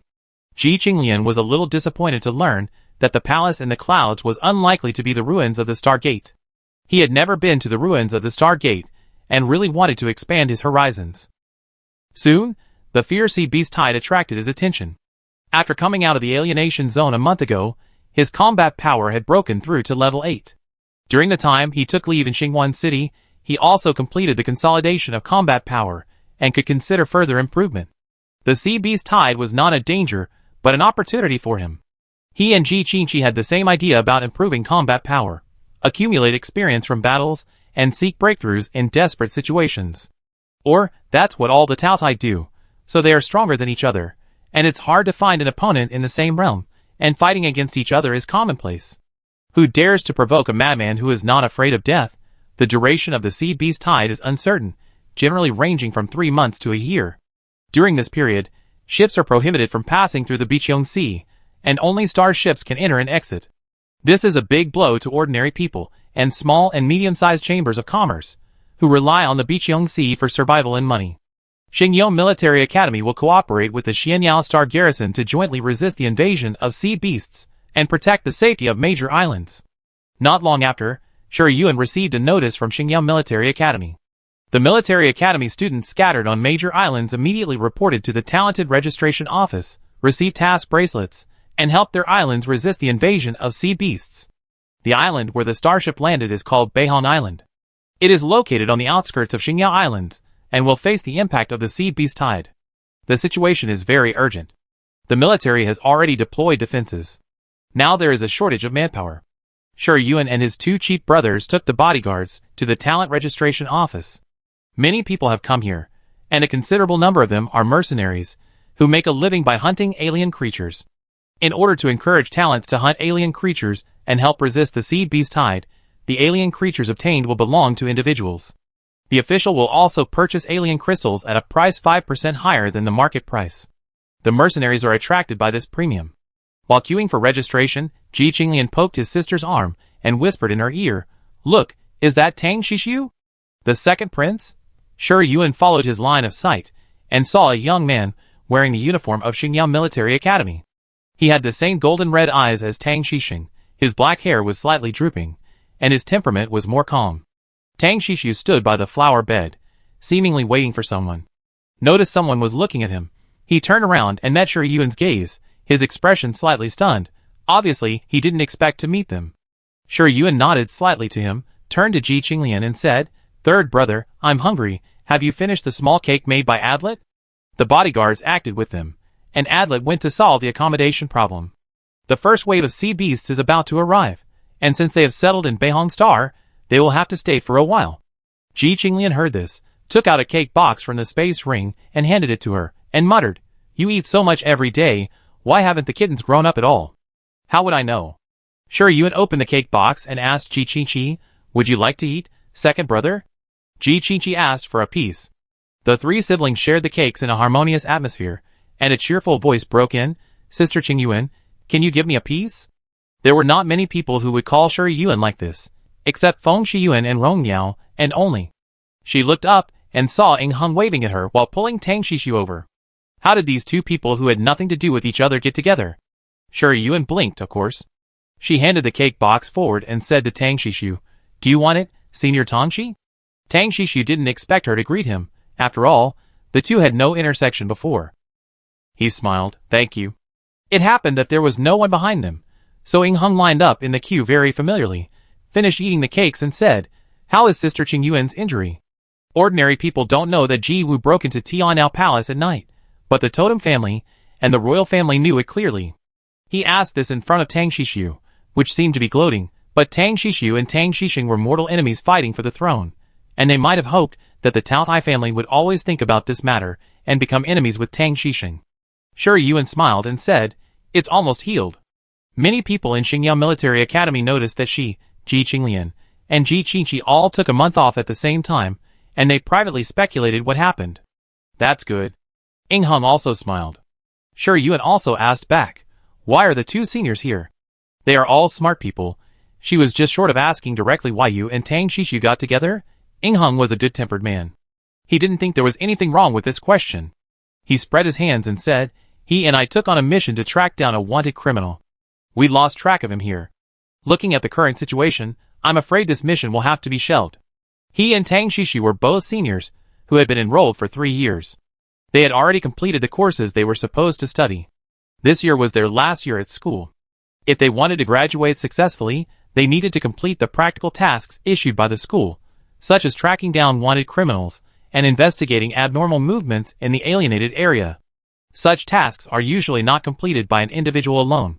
Shi Yuan showed a look of realization and said politely, "So that's the case. I wish you two seniors a smooth graduation." Ing Hung muttered, "Otherwise, I wouldn't come out to hang around. It would be so cool to slack off in the dormitory." Everyone, Looking at Tang Xixu again, he also had an expression that was hard to describe.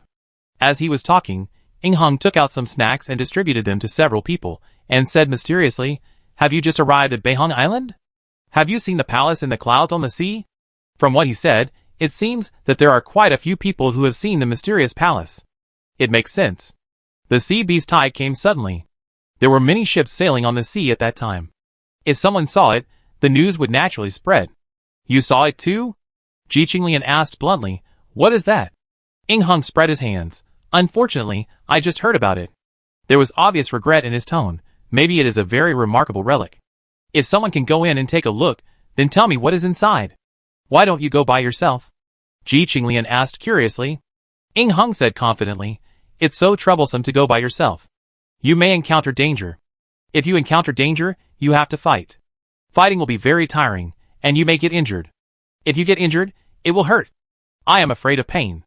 Everyone, Ing Hung saw everyone was silent, and said with a smile, "I was born into the totem family with great difficulty. I have everything I want. Why should I be so depressed and seek death? Just maintain a moderate curiosity." He concluded, "When life is good, you should enjoy it to the fullest. This mentality is really incomparable to ordinary people." Ji Qinqi showed envy. Ji Qinglian immediately glared at him. Shi Yuan chuckled. As they were talking, it was their turn to register. Ing Hung happily suggested, "How about we team up together? Qinqi, take me to lie down." He said the word lie down with confidence. Ji Qingqi would naturally not refuse. Although he and Ing Hung had limited interactions, he knew that his fighting ability was as strong as his desire to be a salted fish. He was one of the most powerful military academy students in Xingyu Military Academy. Otherwise, he would not have been able to defeat the pure-blooded Tingsha and become the leader of the Tianji camp, and he has been sitting on the throne of leader until now. He cast an inquiring look at Tang Shishu, second prince. Do you want to join us? Tang Shishu and Ing Hung were carrying out the task of hunting down wanted criminals together, so it was naturally not easy to act separately. He nodded and said, just call me by my name. So, the five of them formed a task team. As soon as they received the task bracelet, a deafening thunder fell from the sky, followed by a heavy rain that blurred the world into a blur, and the air defense alarm sounded throughout the island. This means that the first round of Seed Beast Tide is coming. Ing Hung lost his chuckle and said seriously, this time, the Seed Beast Tide is coming very fast. We have to hurry over, otherwise the defense star array of Beihong Island may not be able to hold up. Because the Biqiong Sea will produce Seed Beast Tides every few years, the military will set up a defense star array covering the entire island on the island near the open sea to prevent the alien creatures from coming ashore. This level of star array consumes a lot of energy. After it is opened, it consumes alien crystals all the time. If it is attacked by alien creatures, the consumption will be even greater. This time the Sea Beast Tide came suddenly. The military may not be prepared enough. The defensive star array can be delayed for a while, but the reserve resources on the island may not be enough to support its long-term opening. Tang Shishu put down the star snail. I just asked about the situation over there. Most of the alien creatures that are about to land are between B and A levels. There is no S level yet. The situation is not bad, but the military is seriously short of manpower. It will take more than an hour for support to arrive at the fastest. Ing Hung glanced at Shuri Yuan. Sister Qing Yuan, you have just recovered from your injury. Why don't you stay in a safe place?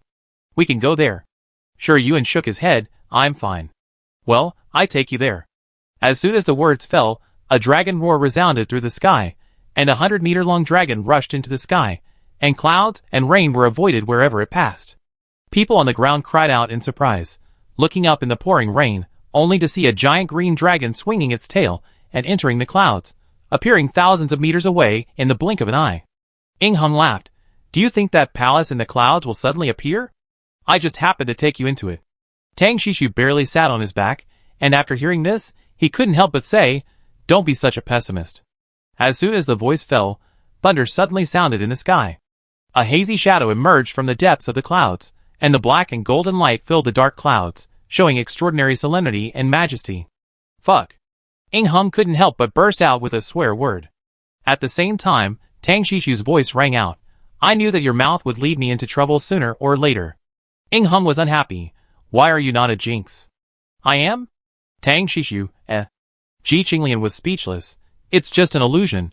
Do you really think you can get in? The scene was silent for a moment. The next moment, the darkness opened its huge mouth, and with a gulp, it swallowed Ing Long flying in the sky. Tang Shishu and Ing Hung broke their voices at the same time.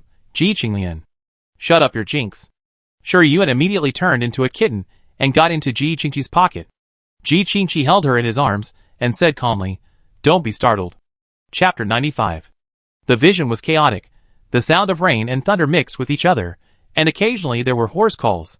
Those sounds seemed to be far away, but also seemed to be close to the ears, overlapping and intertwined, like the devil whispering. I don't know how long it took. The noisy chatter gradually disappeared, and the dark vision gradually had other colors. Under the gray sky, the hazy drizzle continued, and the sound of the waves came from far to near. Shuri Yuan subconsciously raised her hand to block her eyes, and the furry little paws made her realize that she had turned into a little kitten. In the corner of her eye, Ji Qingqi and others fell on the beach, and it seemed that they had lost consciousness. Shuri Yuan wanted to change back to human form, but found that her body was out of control. The star power in her body disappeared without a trace, and her mental power was also imprisoned by some invisible force, unable to leave the mental power spring. In short, she has now become an ordinary little kitten. Shuri Yuan tried several times, but still couldn't change back. She resisted the urge to curse, walked towards Ji Qingqi with her short legs expressionlessly, and realized that he just fainted, so she pushed his forehead with her cat's paw pad. He didn't wake up. She pushed again, but he still didn't wake up. She sighed and squatted down, and suddenly her eyes paused. 1, 2, 3. Why are there only 3? Where is Ing Hung? Shi Yuan immediately jumped onto Ji Qingqi, raised her cat head, and looked left and right. The beach was flat, except for the occasional waves. There were only a few protruding rocks, let alone such a big Ing Long. There was not even a crab the size of a finger. Ing Hung had clearly come in with them. How come he disappeared? Before she could think about it, a strange breath suddenly emerged from the sea, a thin boy of about 16 or 17 years old. He was wearing a coarse linen shirt. His whole body was wet. His long black hair was tied behind him with a straw-braided hair rope. The sea water flowed down along the broken hair in front of his forehead, slid over his high nose bridge, and dripped down. The boy wiped his face and exhaled a long breath, as if he noticed someone was looking at him. He turned his head and found 3 people lying on the ground and a white little kitten, showing a surprised expression. Shi Yuan tilted her cat head to look at him. Judging from his clothes, the boy fits her impression of the ancients. Could this be an illusion? Where is the palace in the clouds? Will it be somewhere in this illusion? Perhaps because she looked too cute with her head tilted and thinking seriously, the boy waded through the seawater and came over, looked at the 3 people who fainted on the beach, and hesitated to stretch out his index finger and gently tapped her fluffy ears. Considering that the person in front of him might be an NPC in the illusion, Shi Yuan resisted the urge to dodge, and raised his head and made a milky cry, which looked like he was acting like a spoiled child. The boy was touched by cuteness, turned his head and looked at the 3 people dressed strangely, and muttered, "Did you encounter a shipwreck?" Shi Yuan made another cry. "Damn! Why is she still a dumb cat?" Just at this time, Ji Qingqi moved his fingers. Shi Yuan immediately jumped off Ji Qinglian, ran to him, and nudged his cheek. Ji Qingqi sensed her breath, and his chaotic consciousness quickly gathered, and he opened his still hazy eyes. The young man stepped back a few steps, with a little vigilance in his eyes. Seeing him sit up on the beach, he immediately asked, "Who are you?" Ji Qingqi's reaction ability is very strong. Although he has not figured out the situation in front of him, he showed a confused expression at the right time and asked in confusion, "Who are you? Where is this? Why am I here?" He also picked up the kitten beside him and checked if she was injured. When he saw the 2 companions lying on the beach out of the corner of his eye, he reached out to push them and tried to wake them up. His movements were very natural, and there was no flaw in his expression. The young man saw that he looked anxious, but he didn't rush to ask about his origins, but said, "They just fainted, and they will wake up soon." When Shi Yuan heard this, a strange color flashed across his eyes. He had never been close to Ji Qinglan and Tang Shishu, so how did he know that they were just fainted? Could it be that he was not an ordinary person, but a gifted person who could use his mental power to detect their situation? She was suspicious in her heart, but her face did not show any sign of it, and her cat face was still round and cute. Ji Qingqi thanked them politely, and had already thought of a way to explain it in his heart, and took the initiative to say, "We encountered a shipwreck, may I ask where this is?" This sentence not only briefly explained his origins, offset the boy's doubts, but also threw the question back, leaving him no time to explore their origins too much. It turned out that he was the heir carefully cultivated by Ji Wu. Even if he didn't like dealing with people, he could do things perfectly. The boy originally guessed that they fainted on the beach because they encountered a shipwreck. Although he had not completely relaxed his vigilance, he was no longer as defensive as before, and replied, "This is Beihong Island." Beihong Island? It is exactly the same name as the island outside? Perhaps this illusion is a period in the past of Beihong Island. The boy simply said this sentence, and did not mention anything related to Beihong Island, which shows that he was still on guard. It might not be easy to get words from him. Shi Yuan jumped down from Ji Qingqi's hand, and walked quickly towards the island with her short legs. Ji Qingqi immediately understood what she meant, and hurriedly called Yuan Yuan, picked up Ji Qinglan and Tang Shishu who were still in a coma, and carried them on his shoulders, and chased after them panting. The boy had no choice but to keep up with her. He surpassed Ji Qingqi in 3 or 2 steps, and picked up the kitten walking in front. "Yuan Yuan?" Shi Yuan, Because the back of her neck was pinched by fate, she imitated the way kittens usually acted coquettishly to her, drooping her limbs pitifully, and using ventriloquism to make a gurgling sound. The boy immediately smiled and said, "Hungry?" Shi Yuan didn't want to act too smart, so he just tilted his head and looked at him, and his stomach started to growl again. The boy was probably also a plush lover, so he turned to Ji Qingqi and said, "I can take you in, but you have to lend me this kitten for 2 days." Ji Qingqi wanted to refuse reflexively, but when he noticed Shi Yuan's suggestive eyes, he had to swallow the words that were on the tip of his tongue back into his stomach, and his eyebrows revealed a bit of embarrassment. "I can play with you, but you can't hurt her." The boy snorted softly. It's so cute, why should I hurt it? He gently touched Shi Yuan's little ear again. Don't you think so, kitten? Shi Yuan cooperated with a howl. She never expected that this illusion would require her to sell herself. Fortunately, her cheap brother was not there, otherwise she would have to give him a wow. The boy didn't know what she was thinking. He gently rubbed the soft hair on the back of her neck with his fingertips, and said without turning his head, My name is Yuan Qin. What do you call me? Ji Qingqi replied, My name is Qingqi. This is my brother Qinglian, and this is my friend Tang Su. He didn't dare to tell his real name without knowing the specific situation. Yuan Qin took Ji Qingqi to the jungle path and avoided many people. Shi Yuan bit the dried fish he gave her. The fishy and salty taste was not very friendly to her, so she just bit it in her mouth and looked around. During this period, she saw many people coming out of the sea from the gaps between the coconut trees. Most of them carried alien creatures, and at least they carried baskets full of sea fish. When they met, they would greet each other and ask each other about their harvest today. The noises of those people were loud, and the sea breeze blew them into the jungle. Yuan Qin slowed down his action of stroking her hair, showing a bit of absent-mindedness. Shi Yuan noticed his mood change, and couldn't help but think of the empty hands when he floated out of the sea. These people on the island should make a living by hunting at sea, and the thin boy holding her at this time was probably not good at this. She turned her head, gently rubbed Yuan Qin's fingertips, and released the dried fish in her mouth and pushed it into his palm. Yuan Qin was still a little absent-minded, and noticed her obvious action and was stunned, and asked curiously, Don't you like it? Shi Yuan pressed the dried fish with his short legs, and pushed it in front of Yuan Qin again. Yuan Qin hesitated and said, For me? Shi Yuan neither nodded nor shook her head, but tilted her head to look at him, looking ignorant and well-behaved. Yuan Qin was stunned for 2 seconds, then suddenly laughed, hugged her in front of him and rubbed his side face against her. Yuan, you are so good. He stuffed the dried fish back into her mouth again, and said in a brisk tone, You eat it? Shi Yuan saw that he had gained favorability, so he bit the dried fish again. Ji Qingqi, who was following behind, silently watched the cat sister easily control the NPC. Yuan Qin's residence was a simple wooden house. Although it was not drafty on all sides, it was not much better, with only 2 rooms. Ji Qingqi put Ji Qinglan and Tang Shishu on the wooden bed, and was about to ask Yuan Qin if he needed any help and brush up his favorability, but the latter said, You can stay here, but you have to take care of your own food and drink, change your clothes, and try to avoid people on the island. If anyone asks about your origins, just say you are my slaves. Ji knew slave Qingqi, okay. Shi Yuan squatted on Yuan Qin's shoulder, and suddenly felt that there was nothing wrong with becoming a cat. Not only did he not have to be a slave, but he also had dried fish to eat. Yuan Qin ignored Ji Qingqi, and took out a machete full of gaps, and took Shi Yuan to the jungle ahead. He walked very far, so far that there was no human habitation, and finally stopped in front of an oak tree full of knife marks. Looking around, there are still many such oak trees, probably cut out by Yuan Qin one by one. While thinking, Yuan Qin put her on the rock next to the oak tree, and broke off a large banana leaf to cover the top of the rock, shielding her from the drizzling rain.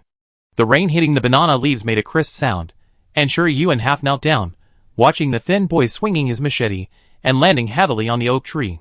The oak trees here are obviously not ordinary vegetation. They are as hard as A-level exotic plants. Yuan Qin had a hard time chopping them. The rain soaked his hair completely, and flew outward as he swung the machete. Yuan Qin's swinging posture was not standard. In Shi Yuan's opinion, it was full of mistakes, but each blow was firm, the force was just right, and each blow landed in the same place. He did not cut the oak tree in half. He would change one every 100 swings. He did not put down the machete until night fell, wiped the sweat mixed with rain on his face, picked up the sleepy kitten under the banana tree, and took her and the machete back to his residence. Before entering the house, Yuan Qin smelled the aroma of meat and was stunned. Ji Qingqi heard the footsteps and came out of the kitchen, smiling at him. I saw that you haven't come back for a long time, and I'm hungry, so I took the liberty of using your kitchen. Please forgive me. Behind him, Ji Qinglian and Tang Shishu came out with a large wooden bowl. One bowl was filled with fish soup, and the other bowl was filled with grilled fish. Ji Qingqi did not explain the source of the ingredients, but only invited Yuan Qin to have dinner together. Yuan Qin's stomach made a gurgling sound at the right time, and he pursed his lips a little embarrassedly, and accepted the invitation. Thank you. Ji Qinglian saw the little white ball squatting on his shoulder, and wanted to take it back, but was stopped by Ji Qingqi without leaving a trace. Tang Shishu also looked at Shi Yuan, who had turned into a little white cat, curiously, but his movements were very obscure, and Yuan Qin did not notice it. He had seen Ji Qingyuan's camouflage photos on the Xingyou Military Academy forum as early as the freshman's military training. At that time, he even laughed and wondered if this pure-blooded Taotai was a genetic mutation. Later, when he saw her easily conquer the Yoguang camp and eliminate Fin Nanching in a large-scale camp competition, he no longer dared to look down on her. This little glutton is very fierce. If you are fooled by her appearance, you will definitely fall flat on your face. After bringing out several more large dishes, Yuan Qin showed a hesitant expression and finally couldn't help asking, "Where did you get so much food?" Ji Qinglian said, as Ji Qingqi had instructed before, "I went to sea to hunt." He clenched his fist to show his strength. Yuan Qin looked at his powerful arm muscles, then looked at his thin body, and said nothing. Ji Qinglian looked at the cat sister he put on the stone table, and finally couldn't help it. He raised his hand to the front, peeled the shrimp he had specially brought back, and fed it to her mouth. During the time Yuan Qin was away, they all tried it, and the star power could not be used, and the mental power was also trapped in the mental power spring. Only the physical body maintained its original state. Shi Yuan skillfully bit the shrimp meat that was sent to his mouth, and rubbed the back of Ji Qinglian's hand with his head. He raised his mouth with satisfaction, and continued to peel shrimp for him. Yuan Qin watched them feed and eat, and felt that the food in his mouth was no longer fragrant. Tang Shishu was also surprised by Ji Qinglian's skillful feeding action, but he didn't show it on his face. He thought that the nickname of this young master sister control was really true. At the end of dinner, Yuan Qin took away the little cat in Ji Qinglian's unhappy expression, and took her to sit on the doorstep to sharpen the machete full of gaps. In the next half-month, Yuan Qin went to the sea on time every morning and came ashore in the afternoon. Occasionally, he could hunt low-level alien creatures, but most of the time he returned empty-handed. In the afternoon, he would take the machete to the oak forest and practice chopping until sunset. The days were boring, but undeterred by wind and rain. He didn't care much about Ji Qingqi and the other two, nor did he communicate with other people on the island. During the time when he went to sea to hunt, Tang Shishu pretended to be a merchant who had suffered a shipwreck and was picked up by other islanders, and he learned a lot of news. The island was indeed called Beihong Island. The residents of the island relied on hunting alien creatures in the sea for a living. They didn't often communicate with the outside world, but every year there would be merchants coming to buy alien crystals. Yuan Qin was not an aboriginal on the island. He was washed ashore by the waves when he was 6 or 7 years old. At that time, he was covered with wounds and only had one breath left. He was picked up and taken home by an old widow with a weird temper. The old widow didn't have a good reputation on the island. She often fiddled with some strange potions, and liked to pick up orphans and bring them home to test the medicine. A year ago, the old widow was hacked to death when she went out at night. The death was quite miserable. Her neck was cut off, and only a layer of skin was left. Her limbs were completely chopped up, and every knife was deep enough to see the bone. After she died, all the orphans who were testing drugs ran away. Only Yuan Qin buried her, and lived in her house. After listening to Tang Shishu's retelling, Ji Qinglian immediately put Sister Cat into his pocket, and said vigilantly, "That guy goes out with a machete every day. Could he have killed the old widow?" Shi Yuan poked his head out of his pocket with difficulty, stuck out his tongue and exhaled. Ji Qingqi did not respond to his suspicion, but asked, "What does this illusion want to tell us?" It has been half a month since they came in, and they have never seen the mysterious palace in the clouds. With this repetitive life day after day, it is simply a monk who is at a loss. More importantly, they did not find any trace of Ing Hung on the island. He seemed to have disappeared out of thin air, or he did not follow them into the illusion. But judging from the fact that Shi Yuan still entered the illusion after becoming a mimic, the second guess is very unlikely. He is also in the illusion, but not on Beihong Island, or not on the island. After all, he is such a big dragon, no matter where he appears, it should be considered a spectacle, and the people in the illusion have not awakened the mimicry. Tang Shishu frowned slightly and said, "Generally speaking, the environment in the ruins will have a core, which may be something or someone." Shi Yuan used his short legs to dig into Ji Qinglian's pocket, and couldn't help but think of the man sitting on the flying eaves of the palace with a sword. The palace in the clouds disappeared, and the days on the island were ordinary. After thinking about it, only that man could be used as a breakthrough. Was he a resident of this island? Is the illusion part of his past memory? If the bloody man was used as a breakthrough, Shi Yuan's first thought would be Yuan Qin, who went to the sea every day to hunt alien creatures, but had little harvest. Could it be him?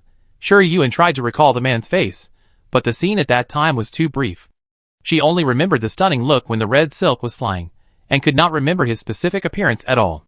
She jumped onto the stone table, stretched out her short legs and wrote in the air, "The key is Yuan Qin." She believed in her intuition. There must be a reason why he took a machete to the oak forest for boring and tedious practice every day. Maybe it was related to the old widow, who was hacked to death, or maybe he wanted to improve his poor strength. Ji Qingqi and Ji Qinglian agreed to focus on Yuan Qin. Tang Shishu looked at the sister Khan on the left, and then the sister Khan on the right, and said helplessly, "Okay, you two keep an eye on him, and I try to find out other information." Where did Ing Heng's unreliable dragon go? After another half a month, Yuan Qin repeated the process of going to the sea, chopping trees, and sharpening knives as usual. But because Ji Qingqi and the other two had extra meals every day, his thin body became stronger, and the gaps on the machete were smoothed out one after another. Ji Qinglian couldn't stand this boring life day after day. On the night when he proposed to arrest Yuan Qin and beat him up before questioning, but was rejected by all votes, there were lightning and thunder in the sky. The thick lightning almost illuminated the entire sky, and then it was swallowed up by darkness. The world was pitch black, and the rainstorm beat Beihong Island, making a terrifying roar. The thin wooden house creaked in the rainstorm and cried for help, as if it might fall apart at any time without being whipped by the wind. Ji Qinglian put the cat sister into his pocket, and said to Ji Qingqi and Tang Shishu who were around him, "I have a bad feeling." Tang Shishu had already covered his mouth with his hand. The next moment, an arc of electricity fell from the sky, illuminating the thin figure standing on the threshold. Yuan Qin held his machete, and stared at the three people in the room with indifference. Tang Shishu cursed in his heart. Ji Qingqi said calmly, "Yuan Qin, what happened?"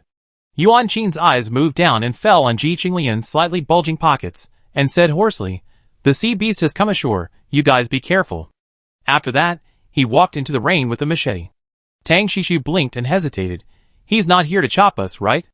Ji Qinglian shook off his hand, rolled his eyes, and said, "Can he beat us?" Tang Shishu smiled embarrassedly.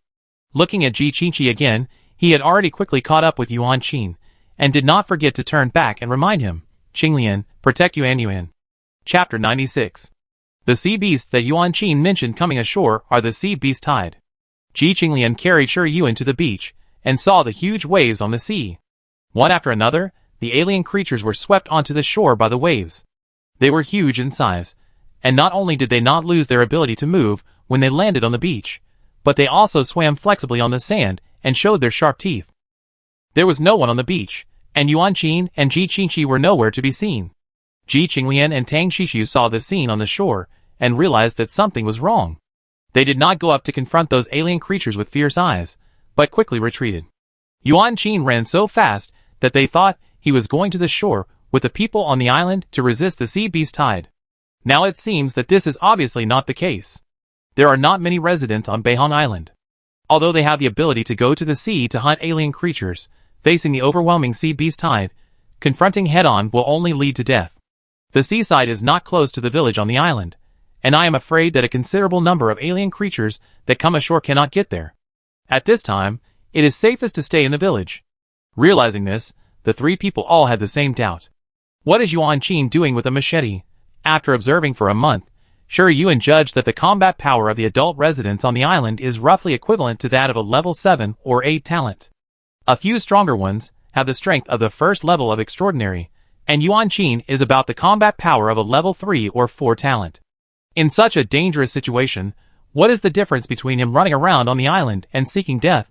Fortunately, Ji Qingqi chased him. With his agility and strength, he was not left behind by Yuan Qin. When he comes back, he should know the purpose of Yuan Qin's going out. Shi Yuan felt that what happened tonight might be related to the core of the illusion. She is now a mute cat, and cannot immediately tell Ji Qinglian and Tang Shishu her thoughts. Ji Qinglian has not yet expressed his opinion. Tang Shishu has other ideas and said, "The situation is unclear now. The sea beast coming ashore should be a more important time node. Qing Yuan has no self-protection ability now. You take her back first, and I will quietly go to the village to see how other people react." This proposal is reasonable. It's hard to wait for something unusual to happen in the illusion. If you miss the key clues, you don't know if there will be a next time. If the situation is bad, they may be trapped in the illusion and die silently. Ji Qinglian brought out the cat sister and asked her opinion. Tang Shishu saw this, and his eyes moved slightly. The relationship between the three brothers and sisters of the Tao Thai family is better than he imagined. Ji Qinglian has an arrogant personality. Logically speaking, when making decisions, he should not allow others to question him. However, he followed Ji Qingyuan's lead in making such a small decision. Was it because he doted on his sister, or did he think from the bottom of his heart that no matter what the matter was, Ji Qingyuan's choice would be better than his judgment? Shi Yuan didn't know what Tang Shishi was thinking, and nodded to him, agreeing with his proposal. She had no objection, so Ji Qinglian would naturally not refute. The two sides separated. When Tang Shishi disappeared, Ji Qinglian said, "Do you think this guy is trustworthy?" Tang Shishu can't be a simple character to compete with Tang Shijin. And they all knew that the ruins in the alienation zone hid countless opportunities, and breaking the illusion and leaving was never the first goal. Tang Shishu went to the village to get information by pretending to be a shipwreck merchant, so they couldn't repeat the same trick. They could only investigate from the side. It was not easy to verify whether the information he gave was concealed. Shi Yuan shook his head. If it was ordinary information, Tang Shishu would certainly not conceal it. If it was related to the palace in the clouds, or the heritage of the ruins, he might not tell the truth. Village. She wrote a word on Ji Qinglian's palm with her short legs, and pointed to the direction where Tang Shishu disappeared. The meaning was obvious, follow along, but don't let Tang Shishu find out. Yuan Qin didn't go to the seaside, so he might have entered the village. He went to the oak forest to practice chopping without fail. He might want to have the ability to protect himself when the sea beast came ashore, or he might want to kill someone. Although Ji Qinglian didn't think about things so comprehensively, he knew that his brain couldn't turn around as well as the cat's sister. After getting her instructions, he immediately nodded, put her back in his pocket, and went to the direction of the village in the dark. The rain was very heavy, and the bean-sized raindrops hitting the body were almost the same as being hit by hail. Unable to use star power, he could only use his body to bear it. Fortunately, Ji Qinglian was physically strong and moved forward steadily in the rain, and soon approached the densely populated village. The terrain here is relatively high, and the water level did not rise due to the high tide and heavy rain. It is estimated that the island residents deliberately chose this place to avoid being attacked on a large scale when the sea beasts came ashore. Ji Qinglian's clothes were completely wet by the rain. Shi Yuan lay in his pocket with half of his head exposed. Through the blurred rain curtain, he saw that the doors and windows of every household were closed, and there was no one on the cobblestone road. Where did that guy Tang Shishu go? Ji Qinglian sighed. The rain was too heavy, and he couldn't use his mental power. It was not easy to track someone with strong anti-tracking ability, not to mention that Tang Shishu's combat level was higher than Ji Qinglian's. Shi Yuan stretched out his little claws, and patted his wet abdominal muscles through his thin clothes, signaling him to be patient. She still thought as before that the key to the illusion was Yuan Qin. If her guess was correct, he was most likely hiding somewhere at this time, waiting for the sea beast to attack the village and do something in the chaos. Ji Qinglian found a relatively hidden tree where he could see most of the village, and hid the raindrops that could knock her down for her sister. Time passed by, and when another thunder fell, the rustling sound of something walking on the sand came into their ears through the noisy sound of falling rain. Getting closer and closer, getting denser and denser. Ji Qinglian immediately became alert, put his sister Mao Mao back into his pocket, and stared at the direction of the village entrance near the coast. Suddenly, a pair of red vertical eyes lit up from the darkness, like two strange ghostly flames, floating straight into the village. Shi Yuan, who was protected in Ji Qinglian's arms, raised his little head with difficulty, and saw the situation in the hazy rain curtain. It's a snake, a big snake as thick as a bucket. Its scales are blue-black, almost hidden in the dark environment.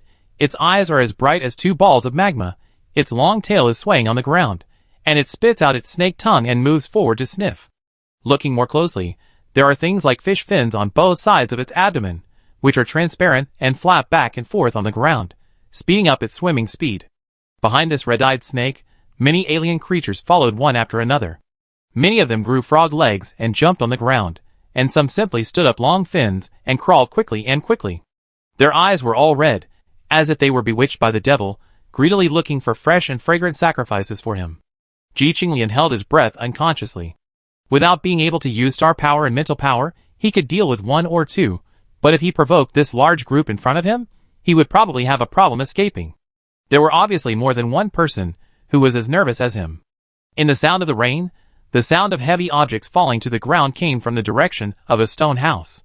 The sound was not loud, and it would be completely ignored if you didn't listen carefully. But the red-eyed snake that entered the village first was like a jackal that smelled blood. It poked its head towards the stone house, and its eyes showed obvious greed. The next second, it suddenly rushed towards the stone house, and bared its fangs at the closed stone door. The scarlet snake tongue flashed under the lightning in the sky, and the transparent venom sprayed on the stone door. The stone door was like melted wax, flowing down softly.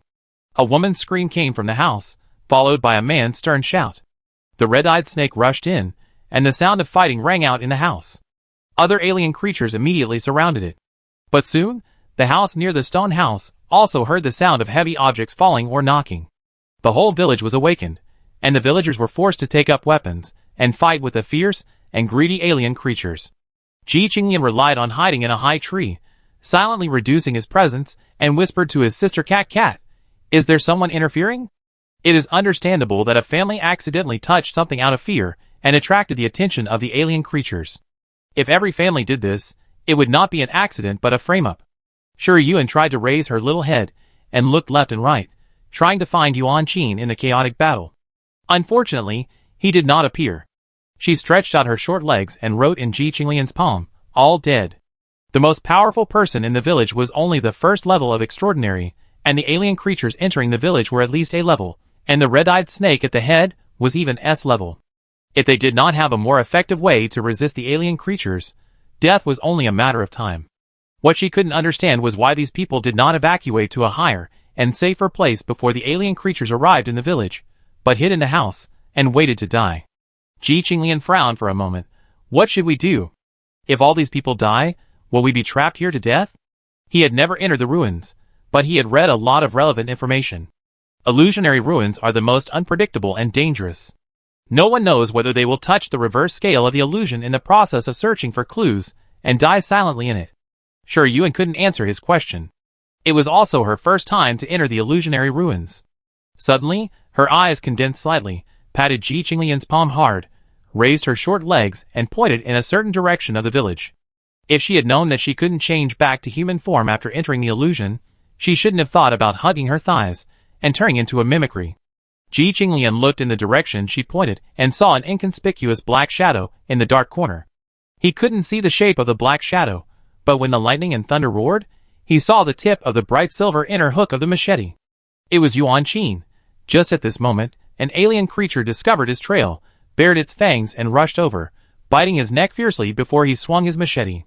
Blood gushed out, and Yuan Qin was dragged out from the dark corner by it, leaving a scarlet blood trail on the ground. He widened his eyes, tightly grasped the machete in his hand, and tried to kill the alien creature in front of him, but was suddenly thrown up and hit heavily on the wall, making a muffled bang. Ji Qi, who had been hiding in the dark and observing him, barely reached out his hand, but had no time to save him.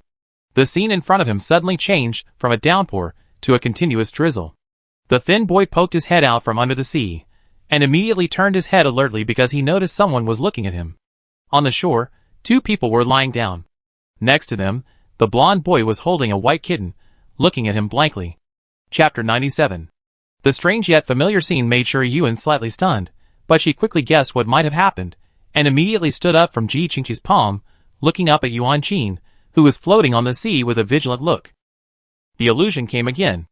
After Yuan Qin was bitten on the neck by the red-eyed snake and died. Could it be that the key to breaking the illusion is to save Yuan Qin from the mouth of the red-eyed snake?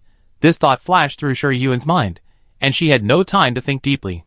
She decisively showed a cute expression to Yuan Qin, and made a cute sound, which made her feel very stealthy. Yuan Qin, who was observing Ji Qi silently, paused and subconsciously turned his gaze to her. He stopped at this glance, and the milky white kitten opened its big round eyes, and looked at him curiously. The hazy drizzle fell on it, creating a thin layer of mist. It didn't seem to like the feeling of its fur being wet. It shook its head, and all the fine water droplets splashed onto the blond boy holding it. The kitten that shook off the water droplets was even cuter. Yuan Qin couldn't help but look at it, and then look at it again. He didn't know how many times he looked at it. He realized that his attention was diverted, and he quickly pinched his thigh. The clear pain was blurred by the seawater. He raised his vigilance again, and did not get up from the sea. He asked from a distance of more than 10 meters, "Who are you?" In fact, he had already guessed the experience of the 3 people and 1 cat on the beach. Wet all over, covered with sand and gravel, slightly pale, with obvious signs of being soaked in sea water. It was likely that they had encountered a shipwreck. Sure enough, the blonde boy said, we encountered a storm at sea. May I ask where this is? The white kitten in his palm responded with another babyish cry. Good boy. Yuan Qin floated to the surface of the sea. This is Beihong Island. He stepped onto the beach, took another look at the little white cat, and prepared to move forward. After the last illusion experience, Shi Yuan was 90% sure that Yuan Qin was the core of the illusion, and of course, he couldn't let him leave like this. She jumped from Ji Qingqi's hands, rubbed against Yuan Qin's feet skillfully, and made soft and cute cry in succession.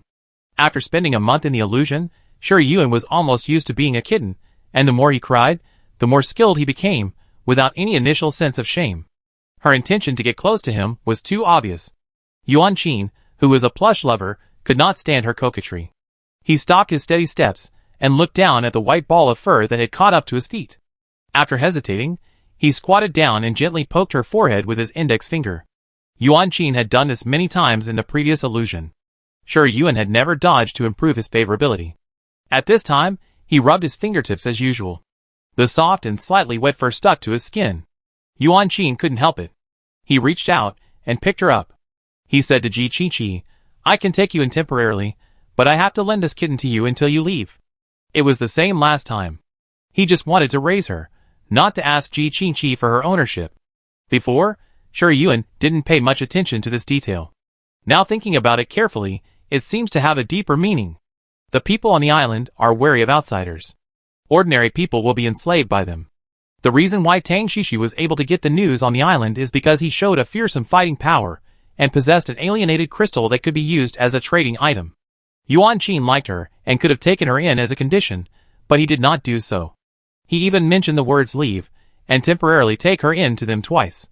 This island must have secrets other than the seed beast tide.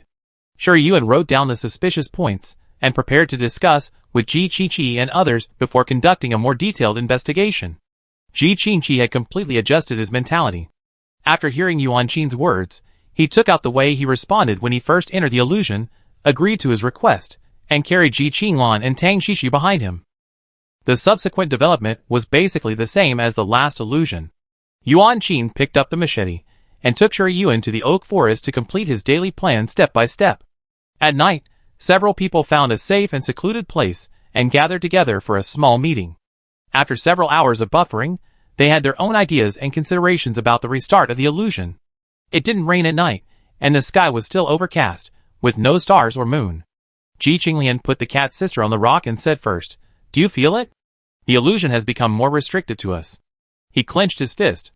Although he was still strong and powerful, when he swung his fist, his blood and chi were obviously restricted, and he could only exert 80% of his original strength. Shi Yuan really didn't notice this. He raised his short legs, and kicked hard on the rock. The rock stood still, but her paw pads ached slightly, so she silently retracted her short legs. This damn illusion had turned her into an ordinary kitten from the beginning. Ji Qingqi noticed her little movement, and the corners of his lips had already risen, but he pressed them back again, and touched the soft hair behind her head as if to comfort her. I feel the same way. I guess the illusion can only come back a limited number of times. When their physical strength is completely imprisoned, they may completely perish in the illusion. Tang Xixi would naturally not be an exception. He frowned and said, if the same strength is weakened every time, it can only come back 3 times. This is the most optimistic guess. Ji Qingqi shook his head. We can't pin our hopes on the chance to come back.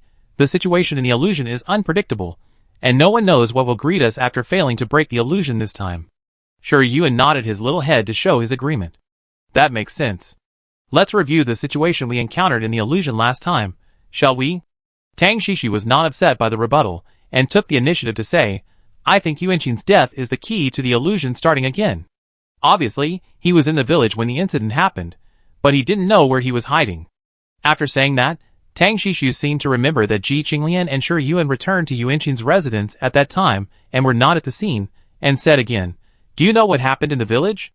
Shi Yuan shook his head, and put on a posture of listening attentively. Ji Qinglian had to swallow the words on his lips, then shook his head, and turned to think about the intention of Mao Mao's sister to deny. To test whether Tang Xixi is trustworthy, Tang Xixi looked at him without any doubt. After looking at Ji Qingqi, he described the situation before, and after Yuan Qin's death in detail without any omissions. He wanted to conceal the key clues, But Ji Qingqi had been following Yuan Qin. He probably knew more about what happened when the alien creatures attacked the village than he did. Hiding it at this time would be tantamount to letting the three brothers and sisters, who were naturally in the same camp, be on guard against him, which would not be worth the loss. When Shi Yuan heard him, he probably felt uncomfortable lying on the rock, so he jumped onto Ji Qinglan's shoulder and half lay down, and wrote on him with his little claws in a place where others could not see. After listening to Tang Shishu's description, Ji Qinglian suddenly realized, could the key to breaking the illusion be to save Yuan Qin? Tang Shishu replied, it is possible, but I don't think it's that simple. He didn't immediately say what was not simple, but looked at Ji Qingqi. Why don't you tell me what Yuan Qin did after entering the village, and then we can sort out the clues? Ji Qingqi said frankly, I originally thought that Yuan Qin was going to the seaside to resist the sea beast tide, but the situation was different from what I expected. He went directly to the village, and the movement after the alien creatures entered the village was also caused by him. The movement here refers to the sound of heavy objects falling or colliding in each household. Shi Yuan moved her little ears and listened carefully. At that time, she felt that the movement was very strange, as if someone had deliberately made it, and she also guessed whether Yuan Qin was secretly doing something, but the situation was urgent, and the accident happened too suddenly, so she didn't have time to think about it. Ji Qinglian wondered, why did he do this? They had seen the bloodthirstiness and cruelty of the alien creatures before the end of the illusion. If they alarmed them, the villagers would have no choice but to die. Is he going to kill everyone in the village? Why? Ji Qingqi shook his head. There is too little information available at present. In the past month of getting along, Yuan Qin has never shown hatred to anyone, so when the alien creatures attacked the village, they were not prepared at all. But if you think about it carefully, he lives far away from the crowd, and never communicates with the people in the village. The villagers talk about him with contempt and indifference, which has already hinted at something. It's just that before, they subconsciously thought that the villagers rejected Yuan Qin because he was not born and raised on the island, and he helped the notorious old widow collect corpses, which was disliked by the villagers. Shi Yuan raised his short legs, attracted the attention of the three people, and wrote 3 words on Ji Qinglan's shoulder, Old Widow. The old widow was hacked to death. Yuan Qin collected her body and lived in her house. The villagers secretly guessed that he killed the old widow. If he really killed the old widow, he should have taken revenge. Why did he drag the whole village to die? Is everyone here his enemy? The villagers actually hid his origins? Tang Shishu frowned and said, last time in the illusion, I tried to find out many things about the old widow, but the villagers kept saying the same thing. If I asked them more deeply, they basically said they didn't know.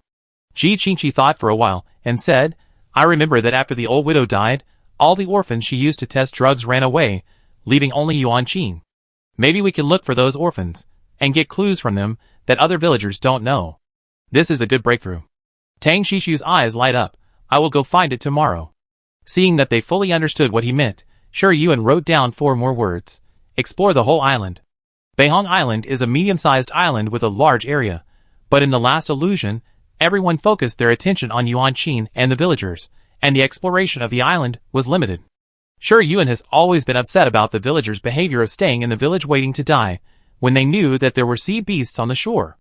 She felt that there must be something else hidden. This time, they should not passively wait for the illusion to ask questions, but take the initiative to solve the questions directly. She jumped off Ji Qinglan's shoulder, and jumped into Ji Qingqi's palm. While everyone was discussing, she slowly wrote down her thoughts. At the end of the combat meeting, Ji Qingqi assigned according to Shi Yuan's instructions. Tang Shishu, you are responsible for finding orphans for drug testing. I will take Qing Yuan to the island. Qinglan, you will follow Yuan Qin to the sea tomorrow. I think Hung is likely to be under the sea. The last sentence made Tang Shishu and Ji Qinglan look sideways at the same time. Ji Qingqi explained, according to the current situation, there are 2 camps in this illusion. One is the humans living on Beihong Island, and the other is the alien creatures in the sea. When Hung came in, he was in the form of Long. Like Qing Yuan, he should not be able to change back to human form. With his body size, appearing on Beihong Island will definitely cause a big mess. It is very likely that he will be classified as an alien creature camp. After he found that the illusion was restarted, he could probably guess that Beihong Island, which was besieged by sea beasts, was the focus. Maybe he would get close to the sea area and find a chance to contact us. This is indeed something that no one thought of before the arrival of the skeleton tide. Ji Qinglian made an okay gesture. Tang Shishu moved his lips, as if he wanted to say something, But looking at the three siblings who loved each other and had a tacit understanding, he had to swallow the words that were on the tip of his tongue. Damn it, how did he get together with these three gluttons? It was clearly arranged, and he had no autonomy at all. Chapter 98. Although the sea beast will not come ashore until a month later, everyone knows that the longer they stay in the illusion, the more dangerous it is, and there is no time to waste.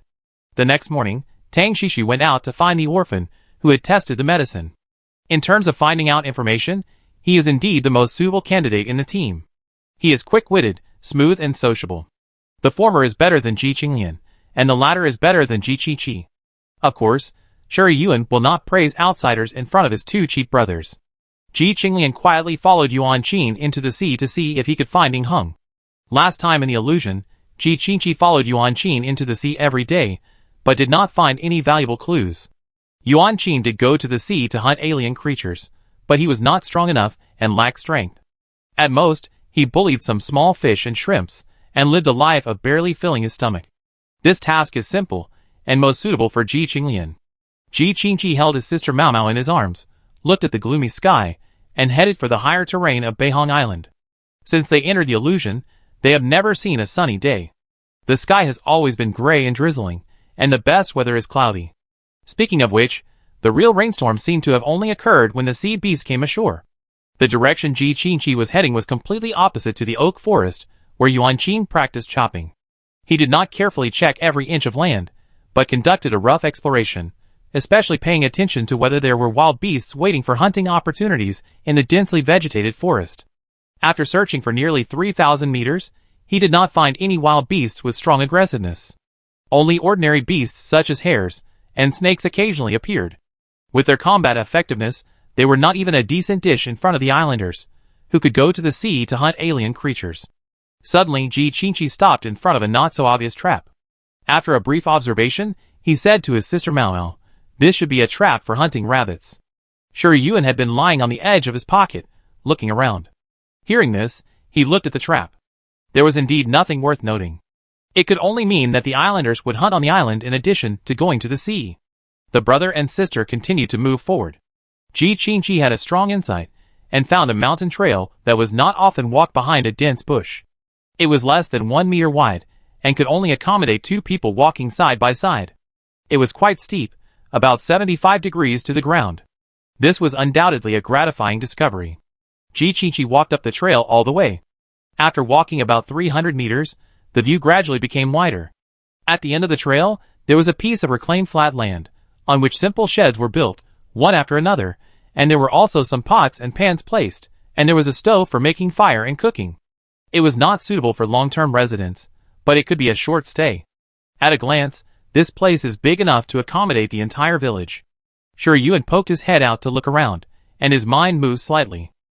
This should be the place where the villagers stayed temporarily, when the sea beasts came ashore. Although the sea beasts are ferocious and terrifying, they are not land creatures after all. In addition, the mountain road is steep, and it is not easy to cross the jungle below to reach this flat land. Some of Shi Yuan's guesses were confirmed, and the doubts came back. Since the villagers have prepared a place to hide from the sea beasts, why did they stay in the village and wait for death in the previous illusion? Ji Qingqi took her to explore this camp carefully, but did not find more valuable clues. It can only be seen that no one has come for a while. It is estimated that the interval between sea beast tides is not close, and the villagers will only come here to take refuge when the sea beasts come ashore. After making sure that there are no omissions, Ji Qingqi continued to explore the island with Sister Mao Mao, but no second camp appeared after that, and no powerful alien creatures were found. It was close to noon, and Yuan Qin was about to come back. He would take Shi Yuan to the oak forest. Ji Qingqi was going to send Sister Mao Mao back, and then come back alone to explore. The 3 people who returned met each other, and Ji Qinglan and Tang Shishi returned without success. This is normal. Tang Shishi has just arrived, and the trust he had accumulated from the villagers has been reset with the restart of the illusion. It is not easy for him to find out the whereabouts of the drug-testing orphan. As for Ning Heng, it is just a guess that he may be in the sea. If the guess is accurate, and he can contact him, everyone will be happy. If the guess is wrong and Ning Heng's whereabouts cannot be found, it can only be like this. Ji Qingqi told them about his discovery, and the 2 of them also had the same doubts, thinking that it was unreasonable for the villagers to stay in the village and wait for death. After a simple lunch, Tang Shishu continued to look for orphans to test drugs. Ji Qinglan went to the beach to make sure not to miss Hung, who came to look for people. Shi Yuan followed Yuan Qin to the oak forest, and Ji Qingqi continued to explore the island. 3 days passed in a flash, and Ji Qingqi explored almost the entire Beihong Island. At a higher altitude, he found 2 camps built by villagers to avoid sea beasts coming ashore. There were basically no ferocious beasts on the island, mostly small herbivorous wild animals, which basically ruled out the speculation that the villagers chose to stay in the village to face the alienated creatures because they were afraid of a more terrible crisis. Ji Qinglian did not find any trace of Hung under the sea, so he could only wait by the sea. However, the person Tang Shishu was responsible for finding had a clue. There were 6 orphans who left at the beginning, 4 of whom died in accidents in recent years, leaving only 2 with relatively strong strength and who had married and had children on the island. It was another gloomy night. After Tang Shishu told the 3 Taotai about his discovery, he sought a solution. Now that we have found the person, what should we do next? If we ask directly, they may not answer our questions, and they may also arouse the vigilance of the islanders. Ji Qinglian saw his tangled expression and shrugged. Why is it so troublesome? Isn't it better to catch them while they are going to the sea? It is normal for islanders to go to the sea to hunt alien creatures and suffer casualties. In the previous month in the illusion, 3 people did not come back after going to the sea. At that time, they also investigated and finally determined that it was an accident rather than a man-made disaster.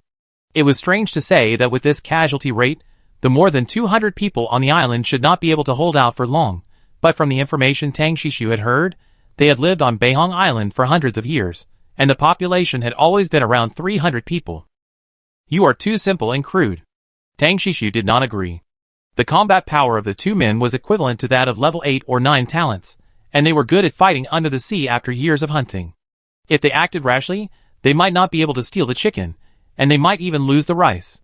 Ji Qinglian curled his lips unhappily, and looked at Ji Qingqi and his sister Mao Mao, who was squatting on his shoulder thinking, seeking their opinions. Ji Qingqi said calmly, I think it's okay. The Ji Qingqi that Tang Shishu knew was powerful but didn't like to show off. He rarely showed an arrogant attitude, and had a low presence most of the time. Hearing him say this, he felt inexplicably pretended. Looking at Ji Qinglan, who looked proud after being approved, Tang Shishu felt again that he shouldn't be here.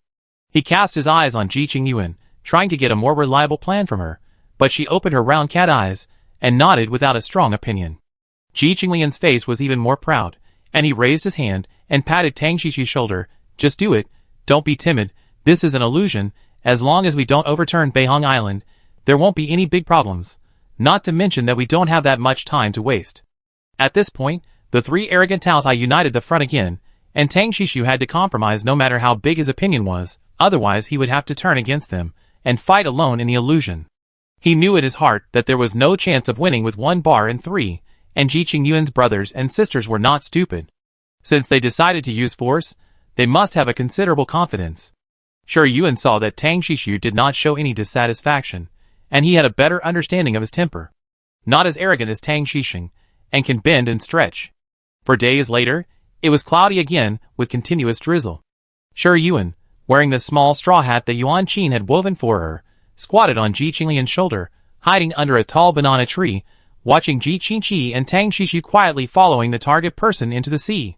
Small raindrops fell silently on the banana tree, gradually condensing into round and plump water drops, trembling gently and sliding down, dripping onto the sand, forming a clear puddle. Ji Qinglian looked at the misty sea from afar and muttered softly, I don't know if the 2 of them can catch anyone. The villagers don't go to the sea every day. After hunting enough alien creatures, they will rest for a while, and carry out other survival activities on the island, such as planting crops. They waited for 4 days, and finally waited for the target person to go to the sea. If this operation fails, time will be delayed. Shi Yuan raised his short legs, and gently patted Ji Qinglian's cheek to comfort her. If it was only Tang Shishu, she would definitely be worried, but with the powerful cheap second brother, the 50% chance can be directly increased to 99%. Ji Qinglian felt the furry touch on her cheek, and immediately turned her head over. Regardless of her cheap sister's disdainful movement of leaning to the side, she pressed her head against her furry ears and rubbed them, and bursts of laughter came out. Shi Yuan listened to his laughter that seemed like a successful plot, and felt that her actions to comfort him just now were completely unnecessary.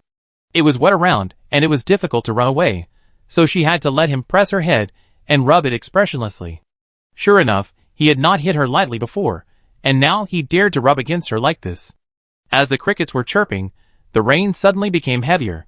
Ji Qinglian stopped rubbing against the cat's sister, broke off a few large banana leaves, and skillfully made a simple banana umbrella standing on the sand, just enough to cover the man and the cat tightly. Shi Yuan felt that he was really good at tossing, and when she turned her head, she suddenly caught a glimpse of a looming dragon head on the sea in the distance. She was startled and immediately patted Ji Qinglian's cheek with her little paw. Because the force was strong enough, she successfully attracted his attention and pointed to the foggy sea. Ji Qinglian immediately stopped fiddling with the banana umbrella, followed her line of sight, and stood up immediately after finding the familiar dragon head. It seems to be Ying Hung. The green dragon head poked out of the sea, turned over and dived again, swinging its long dragon tail, revealing its full appearance in a half-hidden state. I really waited for it. Ji Qinglian immediately wanted to find him, but just as he took a step, he suddenly remembered his weak cat sister, and stopped again and said, I am worried about you staying here alone, so let's go find him later. Shi Yuan shook his head, stretched out his short legs and pointed in the direction of Ying Hung, and patted his chest with another short leg to indicate that he had no problem. Ji Qinglian was hesitant. If his sister was not in a mimicry state, he would go, but she was now a weak and vulnerable kitten, and he was really worried that a child could take her away. Shi Yuan wrote the word go on his side face, and jumped to the ground along his arm. The meaning was very clear. Seeing his firm attitude, Ji Qinglian pursed her lips, but she was still not at ease. She picked her up from the ground, found a relatively tall banana tree, put her on the trunk, ensured that it was hidden enough, and reminded her, don't run around before we come back. Shi Yuan saw him frowning slightly, nodded obediently, and watched him dive into the sea to find Ying Hung. Bean-sized raindrops fell on the banana leaves, making crackling sounds, covering the slight sound of the wind. Shi Yuan looked at his cat paws, and sighed helplessly. Time passed by minute, and the calm sea surface concealed the crisis of turbulent waves. Just then, a wave hit the rocks on the shore, and a machete was swung at the roots of the banana tree. The tall banana tree suddenly fell forward. Shi Yuan turned his head abruptly, but before he could see what was behind the tree, the whole cat fell from the tree, and was pinched in the palm of a hand. Chapter 99. Little thing, where are you from? The skinny hand grabbed the back of Shi Yuan's neck, and the hoarse sound like sawing would reach her ears, which frightened her and made her hair stand on end. Her two furry ears stood up alertly. Who is it? She wanted to break free from the other party's grip. Her hand had already been raised, but she saw a soft short leg. I am now a weak and vulnerable little kitten. This thought impacted Shi Yuan's cognition. She could only pinch her cat's paw weakly, and look up at the person who was speaking. Standing in front of her was an old woman, with a hunched body, and wearing coarse linen clothes. Her hair was gray, and her face was as wrinkled as old tree bark. She also had age spots that could scare a child. Her eyes were a very cloudy dark gray. When she stared at Shi Yuan, her sharp eyes scraped through her hair inch by inch like a knife, as if she was thinking about how much meat she could get after skinning her. Shi Yuan hadn't felt this creepy for a long time. Her survival instinct told her that this weird old woman was not a good person, and it was best not to offend her. She dropped her limbs and whimpered obediently. Her tone was obedient and soft, and it sounded like she was acting like a spoiled child. If her cheap brother was here, he would probably have held her and sucked her hard. But the old woman was not bewitched by her obedient appearance, and still looked at her with a sharp and scrutinizing gaze. I don't know how much time had passed, but the fishy and salty sea breeze blew from afar, ruffling the soft hair on Shi Yuan's belly. The old woman laughed strangely, holding her in one hand and holding a machete in the other. They walked towards the fallen banana tree. Seeing that she was not going to skin him alive for the time being, Shi Yuan breathed a sigh of relief without leaving a trace, quietly curling up her short legs to cover her belly that was slightly chilled by the sea breeze. Suddenly, she noticed that the surrounding environment was very different from before. The sky was no longer gloomy, and there was no continuous drizzle. It was a beautiful azure blue together with the ocean. 3 seagulls flapped their wings and flew across the sky, making crisp cries to the clear sky, echoing with the sound of the waves, a peaceful scene. Shi Yuan pricked up her ears. Strange, it was only a minute or two since she was caught by the old woman. How could the surrounding environment have changed so much? When she first experienced the illusion, there was never such a sunny weather. Did she accidentally trigger a hidden plot? It is better to have a new discovery than to be unable to do anything. Shi Yuan quietly looked at the distant sea. There was no Ying Long that was rolling on the sea to attract attention. Instead, there was a huge merchant ship parked on the sea in the distance. The crew members lowered small wooden boats and rowed towards Beihong Island. The small wooden boats quickly approached the shore and attracted the attention of other islanders on the beach. A half-grown boy shouted, "Merchants are coming," while running towards the village on the island. The crew members who got off the small wooden boats were all muscular and strong. When the islanders gathered around, they patted the large wooden boxes on the boat and shouted, "Exchange supplies." Before Shi Yuan could take a closer look, the old woman suddenly picked her up and threw her into the bamboo basket behind her, saying in a strange voice, "What are you looking at? Be careful that the bandits will skin you alive." Shi Yuan, She fell on a circle of bananas, and managed to doggy paddling twice before she could stabilize her body. Sighing that the situation was better than the cat, Shi Yuan recalled the old woman's words just now, and silently repeated the word robber in her heart. The boy who ran into the village was obviously shouting, "A merchant! How could he become a robber?" She silently wrote down the old woman's words, turned her head, and looked at the things in the bamboo basket. There were bunches of bananas, a few banana cores, and 3 round coconuts. The weight was not light, but the old woman didn't feel much effort to carry it, and her steps were very steady, without any feeling of shaking at all. Shi Yuan chose the latter between jumping out again and hiding temporarily. The situation was unclear at this time, and the old woman gave her a very dangerous feeling. Since she threw her into the bamboo basket and warned her that the people coming from the seaside were robbers who would skin her, they should not harm her in a short time. Perhaps entering the bamboo basket to isolate those people from their sight was a kind of protection. Shi Yuan peeked at the situation on the shore through the gap of the bamboo basket. Many islanders heard the boys shouting and rushed over from the direction of the village, with obvious joy on their faces. An old man with a cane and a hunched back was helped out of the crowd by a strong young man and greeted the crew members who came ashore. Shi Yuan paused and looked carefully at the young man who was helping the old man. He found that he was the strong man who was attacked by the red-eyed snake first because of the noise made by Yuan Qin when the alien creatures invaded the village. At this time, he stood beside the old man, bowed slightly to several crew members who had their backs to this direction, with a flattering smile on his face. Such a posture was incompatible with his strong body. The people around him seemed to be accustomed to it, and the intermittent voices blown by the sea breeze were also full of compliments. The trading relationship between the island residents and the foreign merchants should not be equal. Just as she was thinking, the old woman suddenly turned around and sat down on a rock, blocking Shi Yuan's view of peeking out. She blinked and turned her attention to the old woman, who grabbed the banana tree on the ground, swung the machete in her hand, broke through layer after layer of banana peel, and peeled it until only the banana core as thick as an adult's arm was left. The machete was very sharp, with a smooth and transparent blade and almost no gaps, but it was very similar to the machete Shi Yuan had seen at Yuan Qin's place. Before she could think about it, the old woman had stood up with the banana core and walked towards the jungle full of oak trees and shrubs. It was the path that Yuan Qin took them through, but the surrounding scenery was not exactly the same as she remembered. Shi Yuan couldn't be sure whether this difference was caused by the limited vision in the bamboo basket, or whether she had recognized the wrong place, and the old woman was actually taking her another way. Before she completely entered the jungle, she vaguely saw a group of people gathered on the beach heading towards the village. She had to find a chance to check out the situation. Having made a decision, Shi Yuan half lay on a bunch of bananas, thinking about how to escape the old woman's sight without being discovered by her. The old woman was not walking very fast, and she stopped after about half an hour. She put the machete in her hand on the rock, making a slight thump, and then took off the bamboo basket on her back. When Shi Yuan stood up, she grabbed her neck accurately, lifted her in front of her and warned, "Don't run around, or I make wine with you." Her tone was not fierce, but her hoarse voice and witch-like face made people feel creepy for no reason.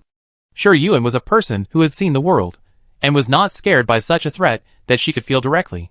However, she knew that it was best to wait and see what would happen in this situation, so she hung her short legs obediently and pretended to listen. The old woman grinned, revealing her bare gums, loosened her hand, and threw her on the ground, carrying the bamboo basket into the house, without restricting her personal freedom, as if she was just a little wild cat she picked up from outside on a whim. Leaving the old woman's sight, Shi Yuan breathed a sigh of relief without leaving a trace, and began to look at the illusion around her. After just 2 glances, the movement of turning her head left and right stopped. This place was very familiar to her. The 2 adjacent houses were simple and ordinary, and could only barely shelter from the wind and rain. There was a rock standing quietly in the yard, where Yuan Qin would sharpen his machete every evening. This is Yuan Qin's residence. A bold idea emerged from Shi Yuan's heart. She didn't jump to conclusions, but ran into the house. The hot breath hit her face, and the strong smell of medicine made Shi Yuan want to sneeze. She raised her short legs to cover her nose, and snorted twice before she controlled the urge to sneeze. The whole kitten looked trembling, very funny and cute. Looking up, the old woman was standing in front of a large wooden barrel, pouring black liquid into it with a bucket, and mumbling something in her mouth, a language that Shi Yuan couldn't understand. The dark environment, and the witch-like appearance of the old woman made the atmosphere in the house quite weird. She moved to the side, and saw a sallow and skinny boy sitting in the wooden barrel. Every time the old woman poured a little black liquid into the barrel, his body shook, like sifting bran. The boy was so thin that he was almost unrecognizable, with sunken eye sockets, which set off his extraordinarily large eyes. He should have looked so handsome that people would not dare to look at him any more, but his eyes did not have the decadence and lifelessness of a sick person. Instead, they were as bright as the stars in the sky, full of hope and vitality. Shi Yuan paused and recognized the boy's identity. Yuan Qin. The guess was verified. When she fell from the banana tree, she accidentally entered another timeline in the illusion space. The old woman who caught her was the old widow, who liked to catch orphans for drug testing in the villagers' mouths. The confirmation of this guess made Shi Yuan a little excited. Ji Qingqi and Tang Shishi went to catch the surviving drug-testing orphans just to find out about the old widow. The clues learned from others are not as reliable as what you see with your own eyes. The kitten was white, and was noticed by the old woman at once even though it was hiding in the shadow of the threshold, but she just glanced at it, and did not say anything more. Yuan Qin was soaking in the black liquid, and his forehead was covered with fine and dense sweat under the steaming heat. At this moment, he was fully focused on enduring the pain, and did not notice that there was a white kitten in the house. The strong and pungent smell of herbs diffused in every corner of the house. Shi Yuan relied on the fact that the old woman did not expel him, and ran inside with his short legs. She looked at the situation in the house calmly, and found that behind a bamboo curtain, there was another boy of 7 or 8 years old soaking in a wooden barrel, but the liquid in the barrel was gray-brown, and the temperature was not as high as Yuan Qin's barrel. The boy also had a sallow complexion, but he was much stronger than Yuan Qin. He looked at the old woman who was pouring the black liquid, with obvious fear in his eyes, and his body couldn't stop shaking. Shi Yuan walked around the house, and saw a lot of dried herbs on the wooden shelf next to the stove. There were quite a few of them, some of which were half used up, and some were still full. She looked back at the old woman again. She had stopped pouring the black liquid medicine into the wooden barrel. Her skinny fingers pressed on Yuan Qin's shoulders, and asked him to soak the half of his neck exposed in the liquid medicine. Yuan Qin trembled when she pressed him, and sank into the barrel obediently. I don't know if the effect of the liquid medicine was too strong. He gritted his teeth and trembled more violently, and his sallow cheeks also steamed with an abnormal blush. The rumors in the village should be true. The old woman was indeed looking for someone to test the medicine. The old woman didn't care about the little white cat wandering around in her house. She walked to the stove, scooped up clean water to wash the liquid medicine on her hands, and went out with the wooden barrel. Shi Yuan wanted to know the effect of the liquid medicine, so she climbed up the ladder next to the barrel, and poked her furry little head out of Yuan Qin's slightly blurred vision. She looked at the black liquid medicine only a few centimeters away from the edge of the barrel, leaned over slightly, stretched out her furry little legs, and was about to hook up a little to see the ingredients. Suddenly, she felt the skin on the back of her neck tighten, and the whole cat was getting farther and farther away from the barrel. Turning her head, she met the old woman's half-smiley eyes, and silently lowered her little legs, posed in a well-behaved posture, and even whimpered a little, just like a pitiful little thing. The old woman snorted, and didn't say any more threatening words like I peel your skin off or I soak you in wine, but threw her directly into the barrel. Caught off guard by the boiling hot liquid, Shi Yuan fluttered up subconsciously. The thick herbal smell rushed into her nostrils, and the sticky touch pulled her soft fur. An indescribable pain rushed from her epidermis into her nerves, almost tearing her into pieces of cat mud. She suddenly jumped out of the medicine, scratching the edge of the wooden barrel, like a bouncing cat with its feet scalded, bending over and jumping around on the ladder. The old woman seemed to be amused by her funny performance, and she sucked twice like feeding a chicken, and pushed her into the wooden barrel again. The dirty words that Shi Yuan wanted to say got stuck in his throat, and he struggled in the medicine.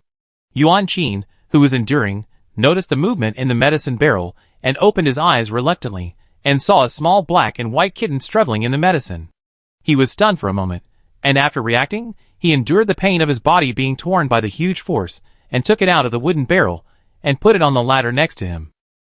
Seeing this, the old woman did not push her Yuan into the medicine again, but carried the clean wooden barrel to the stove, and began to pick the dried herbs on the wooden rack. Sure Yuan spit out a small piece of pink and tender tongue, lying half dead on the ladder. The pain in her body was secondary. What made her a little unbearable was the medicine that choked into her mouth. Her tongue was like being poured into a mouthful of boiling water, scalding it to the point of almost losing consciousness. Even though she had been out of the medicine, the residual medicine still burned her with burning pain. This was not the first time Yuan Qin had been soaked in medicine, and his tolerance was more than 10 times stronger than hers. He was barely keeping his spirits up and looking at her, with curiosity in his bright eyes. If it weren't for the need to soak his whole body in the medicine, he would probably have poked her with his fingers at this moment. Sure Yuan let him look at her, and it took a long time for her to recover some energy. She originally planned to run as far as possible, away from the old woman's clutches, but suddenly she sensed the star power dissipating in the air. She was shocked and tried to take the star power into her body, but failed. Even so, it was enough to make her happy, because it meant that she could communicate with the star power dissipated in the air to draw star patterns, and she was no longer the powerless kitten before. Since entering the illusion, she had never sensed the existence of star power again. Why could she suddenly sense it again? After a simple elimination process, Sure Yuan focused her eyes on the dark liquid medicine in the wooden barrel. Thinking of the pain that almost peeled her skin and cramped her muscles just now, she shivered uncontrollably. But thinking about the benefits of being able to use star power freely in the illusion, she gritted her teeth, and in Yuan Qin's surprised eyes, she jumped into the wooden barrel with a plop, pulling her 4 short legs, and floated on the liquid medicine with pain. Pain, pain, pain. Sure Yuan's hair all over her body exploded, and she almost couldn't control herself from bouncing out of the liquid medicine, but she still held back, communicating with the thin star power in the air, trying to absorb them into her body. Perhaps it was because her appearance as a paddling cat was too funny. Yuan Qin couldn't help laughing, raised his hand to hold her, and endured the pain of the drug tearing her body with her. It was at this moment that Sure Yuan caught a glimpse of emerald green in her peripheral vision. She looked over with pain, and saw that the old woman was holding a green branch in her hand, with a few emerald green leaves clustered on the branch, emitting vigorous vitality from the inside out. The sacred tree totem in her spiritual power spring seemed to sense something and trembled slightly. Chapter 100. It has been more than half a year since Sure Yuan got the totem of the sacred tree. It behaved very obediently most of the time. This was the first time it reacted to something from the outside world. She tried to raise her head from the medicine, and carefully looked at the branch in the old woman's hand. The more she looked at it, the more she felt that it looked like the dead branch in her spiritual power spring that had sprouted new buds. Perhaps it should not be described as similar, but rather from the same source. It is also a branch of the sacred tree. The murals in the ruins of the Stargate told her that the sacred tree had given its branches to many people, and because of the blessings given, it also brought disaster, and finally even the roots of the tree were dug up. After returning to Tiandu Star, Sure Yuan consulted the Taotai family's collection of books, trying to find information related to the sacred tree. But unfortunately, she did not find any records, and thought that the sacred tree had been forgotten in the cracks of time in the course of historical development. She did not pay too much attention to it afterwards, and did not expect to see its branches in this illusion. Yuan Qin saw that she kept staring at the direction of the old woman, and was afraid that she would attract the old woman's attention, so he quickly used his hand soaked in the liquid medicine to fiddle with her short legs to turn her sight direction. The cat's head suddenly turned in a direction. Sure Yuan looked at Yuan Qin in confusion, thinking that he wanted to suck the cat, so he stepped on his finger, used the force to turn back to the original direction, and continued to observe the old woman's actions. Yuan Qin had no choice but to pay attention to the movements of the old woman for her, so as to help her escape at the critical moment. The light emanating from the branches of the sacred tree was soft and full of vitality. Sure Yuan felt an indescribable sense of tranquility and peace just by looking at it. It seemed that even the pain in his body was relieved a lot. The old woman took out a small scraper, carefully cut a green leaf from the branch of the sacred tree, and put it into the soup pot with herbs. Puff puff. After the leaf was put into the pot, the medicinal liquid immediately boiled, and the medicinal fragrance, which was not strong to begin with, seemed to have added a flavor enhancer and quickly spread throughout the room. Yuan Qin and the child in another wooden barrel were used to this, and did not show any surprise or discomfort. The old woman looked at the few green leaves, with a look of heartache in her eyes, and gently put it into a white jade box, and kept it close to her body. Not long after, the medicinal liquid in the pot was boiled, and she scooped the medicinal liquid into the bucket with a wooden ladle and carried it out the door. Yuan immediately jumped out of the wooden barrel, shook off the medicinal liquid on his body, and quickly followed the old woman. The old woman did not go far, but went to the next door room, where there were also 2 large wooden barrels, with 2 children sitting in each barrel. When she poured the liquid medicine into the wooden barrel, a little boy was timid and sobbed in fear. The old woman frowned, and her face, like old tree bark, looked even more ferocious, but she did not scold or threaten the little boy. Instead, the little girl sitting next to him quickly covered his mouth and pulled him down. The room returned to silence. While the old woman had not finished pouring the liquid medicine, Yuan quickly ran back to the original room and jumped into the liquid medicine again, with a plop in Yuanqin's surprised eyes. She showed a cat head, shook off the liquid medicine on her head, and let it wash her bones. The pain returned, she stuck out her tongue, forced herself to resist the urge to jump up and run away, closed her eyes slightly, and began to absorb the star power dissipated in the air. After a while, the old woman came back and took out 2 more buckets of liquid medicine. Yuan no longer paid attention to her, but concentrated on drawing the power of the liquid medicine to temper his body. The sacred tree totem of the spiritual power spring returned to its previous motionless state, but light green star power filaments gradually floated in the white mist on the sea.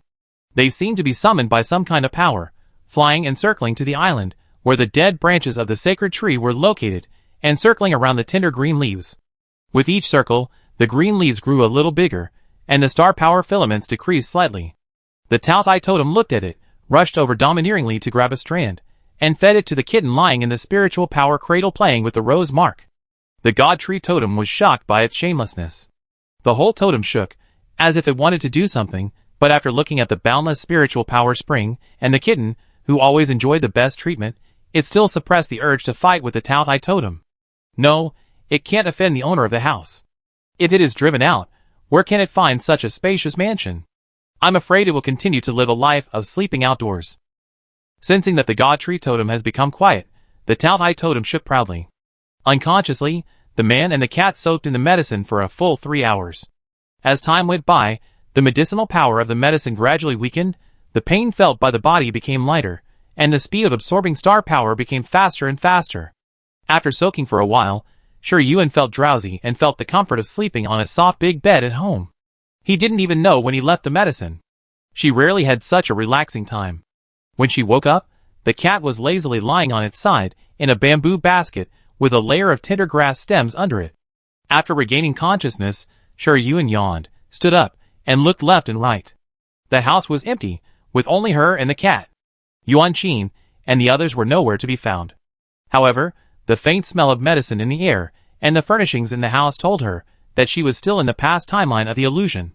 Yuan jumped out of the basket, and when she landed on the ground, she felt that her body was much lighter, and running was not as strenuous as before. With a thought, she easily communicated with the star power that was dissipating in the air. She stomped her short legs on the ground. Not only did she not feel any pain, but the ground also sank into a small pit. The power is back. Yuan was quite surprised and ran out with her short legs. It was already evening, and the red clouds filled the sky, coating the surrounding scenery with a layer of light golden light. A gentle cool breeze blew, lifting the soft hair on her body, making her squint unconsciously and enjoy the breeze. Suddenly, a light exclamation came from not far away. Yuan turned her head, and met a pair of slightly scrutinizing eyes. It was the little boy who was so scared that he sobbed when the old woman poured the liquid medicine into the wooden barrel. His hair was dry and yellow, and his cheeks were thin, and he looked obviously malnourished. After meeting Yuan's gaze, he unconsciously smacked his lips, his eyes gleamed, and he walked over quickly to pick her up. Where did the kitten come from? His action was quite rude, directed at the hand that was pulling her ear, and his eyes were full of disapproval of looking at a toy. Yuan hated this kind of behavior without a sense of boundaries, and quickly avoided the hand that the little boy stretched out. Seeing this, the other party looked a little unswerving, and used both hands to grab her, and muttered in a language that she could not understand. Just as Yuan was about to run back, hurried footsteps came closer and closer. A figure quickly blocked the boy's hand, which was covered with black mud. His tone was cold and hard and quite impolite. "What are you doing?" It was Yuanqin. He was very imposing, and although he was obviously thinner than the boy, he frightened him at once. The latter stammered, "I just want to touch it." Where did it come from? Why haven't I seen it before? The little boy took several steps back with his hands tucked in. He looked at Yuan unwillingly, but he didn't dare to get close because of Yuan Qin's fierce attitude. It was brought back by my mother-in-law. Yuan Qin said this coldly, turned around and picked up the little white cat on the ground, and quickly walked out of the boy's sight. Yuan knew that Yuan Qin would not hurt him, so he let him hold it and rubbed his palm with his head skillfully. The cold and hard lines on Yuan Qin's face gradually softened, and he whispered, "Stay away from him, he is not a good person." Yuan tilted her head and looked at him with her big round eyes, and every hair on her body was written with obedience. Yuan Qin thought she didn't understand, so he gently flicked her ears. "Just follow me." Yuan climbed up his arm and squatted on his shoulder, pretending to settle down here. Yuan Qin tilted his head to look at her, and smiled unconsciously. "Grandma's medicinal field has not been watered yet, I will take you with me." From the tone, there is no resentment or fear towards the old woman, and even quite respect. After taking a medicinal bath, and seeing the old woman put the leaves of the divine tree with extremely strong vitality into the medicinal liquid, no matter how slow Yuan's reaction was, he could guess that this drug test was not the same as that drug test. The old woman was probably saving those weak orphans, but the children were young and thought that the pain caused by the medicinal bath to strengthen their bodies was the old woman's abuse of them. In addition, she had a face that could stop children from crying at night, so no one would think she was a good person. When the news spread to the village, everyone added fuel to the fire, and I exaggerated it. Of course, the old woman became a poisonous widow. Yuan Qin roughly felt the benefits of the medicinal bath, and got a bite of food from the old woman, so he didn't hate her. However, the truth of the matter needs further verification. The old woman's medicinal field is very large, and various kinds of herbs are planted in it. Yuan can only recognize one or two, and they are already extinct. The old woman was weeding in the medicinal field, and there were 2 older children with her. Seeing Yuan Qin coming, she just raised her eyes, and her eyes stayed on Yuan for a while, but quickly moved away, and directed the 2 children to work in a hoarse voice. Yuan Qin did not go over, but went to the canal next to him to get a bucket of water. He scooped up the water with a wooden ladle as big as an adult's palm and watered the herbs one by one, with meticulous and swift movements. Yuan simply jumped on his hair, looking left and right. His cute and lively appearance attracted the 2 children to peek several times. After the old woman snorted coldly, he focused on weeding the herb field. Yuan Qin was afraid that the kitten would fall off his head, so he did not move much when watering, and whispered to her what herbs he was watering. Compared with the little boy just now, he was like 2 different people. Not a good person? What did the other party do to provoke Yuan Qin to give such an evaluation? It was getting dark, and a half-grown boy carrying a bamboo basket came from outside. Several children gathered around and called him Brother Feng. Brother Feng smiled and told them that he had caught 2 hares today and that they would have an extra meal tomorrow. Several children smacked their lips and showed an expectant look. The 2 youngest ones gathered around the bamboo basket and stared at the hares eating grass inside. The little boy looked back at Yuan Qin, who was holding the kitten, pursed his lips slightly, and reached out to grab the hare in the bamboo basket, but was bitten hard and screamed instantly. His cries scared the others. When Yuan turned around, he saw him throwing himself into Brother Feng's arms, holding up his hand that was bitten by the hare and crying loudly. The old woman heard the noise and walked out of the house. Almost as soon as she appeared, Brother Feng covered the little boy's mouth and respectfully called him Grandma. The old woman laughed strangely. "If you cry again, I will throw you into the sea to feed the fish." The little boy shrank his shoulders in fear, stopped crying immediately, and crawled into Brother Feng's arms in fear. Brother Feng didn't dare to say anything. Seeing the shadow cast from the house slowly retreating, he picked up the little boy and walked outside. After a while, the 2 came back. The little boy had stopped crying. The wound on his hand bitten by the hare was also wrapped with a piece of coarse cloth. He looked at the old woman with more fear. Dinner was a brown rice fish cake and 2 bananas, and a bowl of wild vegetable soup. The children could eat with everyone or take it away to eat somewhere else. Yuan Qin was not very sociable. He took his own dinner, and under the curious or envious eyes of other children, he carried the little kitten on his head out of the house, and sat on the rock in the yard. He basked in the moonlight, tore the cake, ate a bite himself, fed a small piece to the little kitten, and poured some wild vegetable soup in a small wooden bowl for her to drink. Yuan has been a cat for more than a month, but she is still not used to eating in a cat's way. When eating biscuits, it's okay. She can chew and swallow them into her stomach. She uses her little tongue to roll up the wild vegetable soup to drink, but the result is that her mouth is full of soup, and only a few mouthfuls go into her stomach. Yuan-Chin saw that she had vegetable soup all over her face, and he couldn't help laughing. Shi-Yuan raised her short legs expressionlessly and patted him. Suddenly, she missed her cheap third brother very much. Although the fish soup he made was either too salty or too fishy, he was very patient when feeding her, and didn't let her turn into a little cat. Yuan-Chin noticed that she was annoyed, and immediately stopped laughing, fetched water from the well in the small courtyard, and smeared soapberry on Mao Yuan, washing her into a clean and refreshing little kitten. When Yuan-Chin held her and prepared to eat the remaining 2 bananas, he found that the bluestone was empty. His face changed, and a trace of anger flashed between his eyebrows. He quickly looked into the house, as if he wanted to say something, but held back. Bananas don't have long legs, so they must have been stolen. The old woman was willing to support these homeless orphans, and even spared the leaves of the sacred tree. How could she steal bananas? Thinking of Yuan-Chin's words in the evening, Shi-Yuan had some guesses in her heart, but did not do anything to help Yuan-Chin seek justice. She stretched out her short legs and patted Yuan-Chin's palm, attracted his attention, jumped to the ground, and ran outside.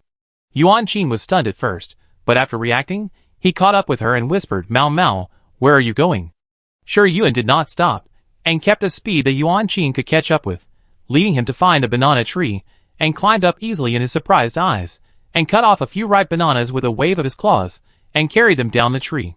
Yuan-Chin happily called her cat, took the banana off her back, and gently touched her little head. "Do you have a name? Can I give you one? How about Xiaobai?" Shi-Yuan, This ability to name is really incomprehensible. She didn't want to be on par with the stupid snake of her cheap third brother, so she turned 2 circles on the ground. Yuan-Chin exclaimed, "Yuan Yuan? You want to be called Yuan Yuan?"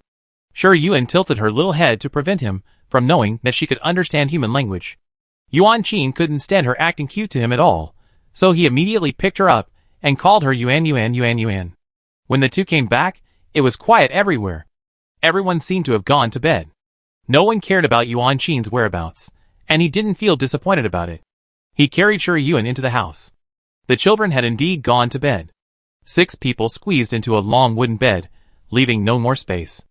Yuan-Chin pursed his lips, walked to the little boy holding 2 thin quilts, pulled one of them away without hesitation, and took Shi-Yuan into the next room without even looking at him. The old woman hadn't slept yet, and was sitting by the stove weaving hemp ropes. When she heard the footsteps, she just glanced at Yuan-Chin, who was crouching on the rattan chair with a thin quilt in his arms, and then concentrated on the work at hand. Shi-Yuan didn't expect Yuan-Chin to be so bold that he would sleep directly in the old woman's room. Looking at the old woman's reaction again, she was neither angry nor angry, as if the person who came in was not a person, but an insignificant little mosquito. The oil lamp flickered, and Yuan-Chin fell asleep quickly.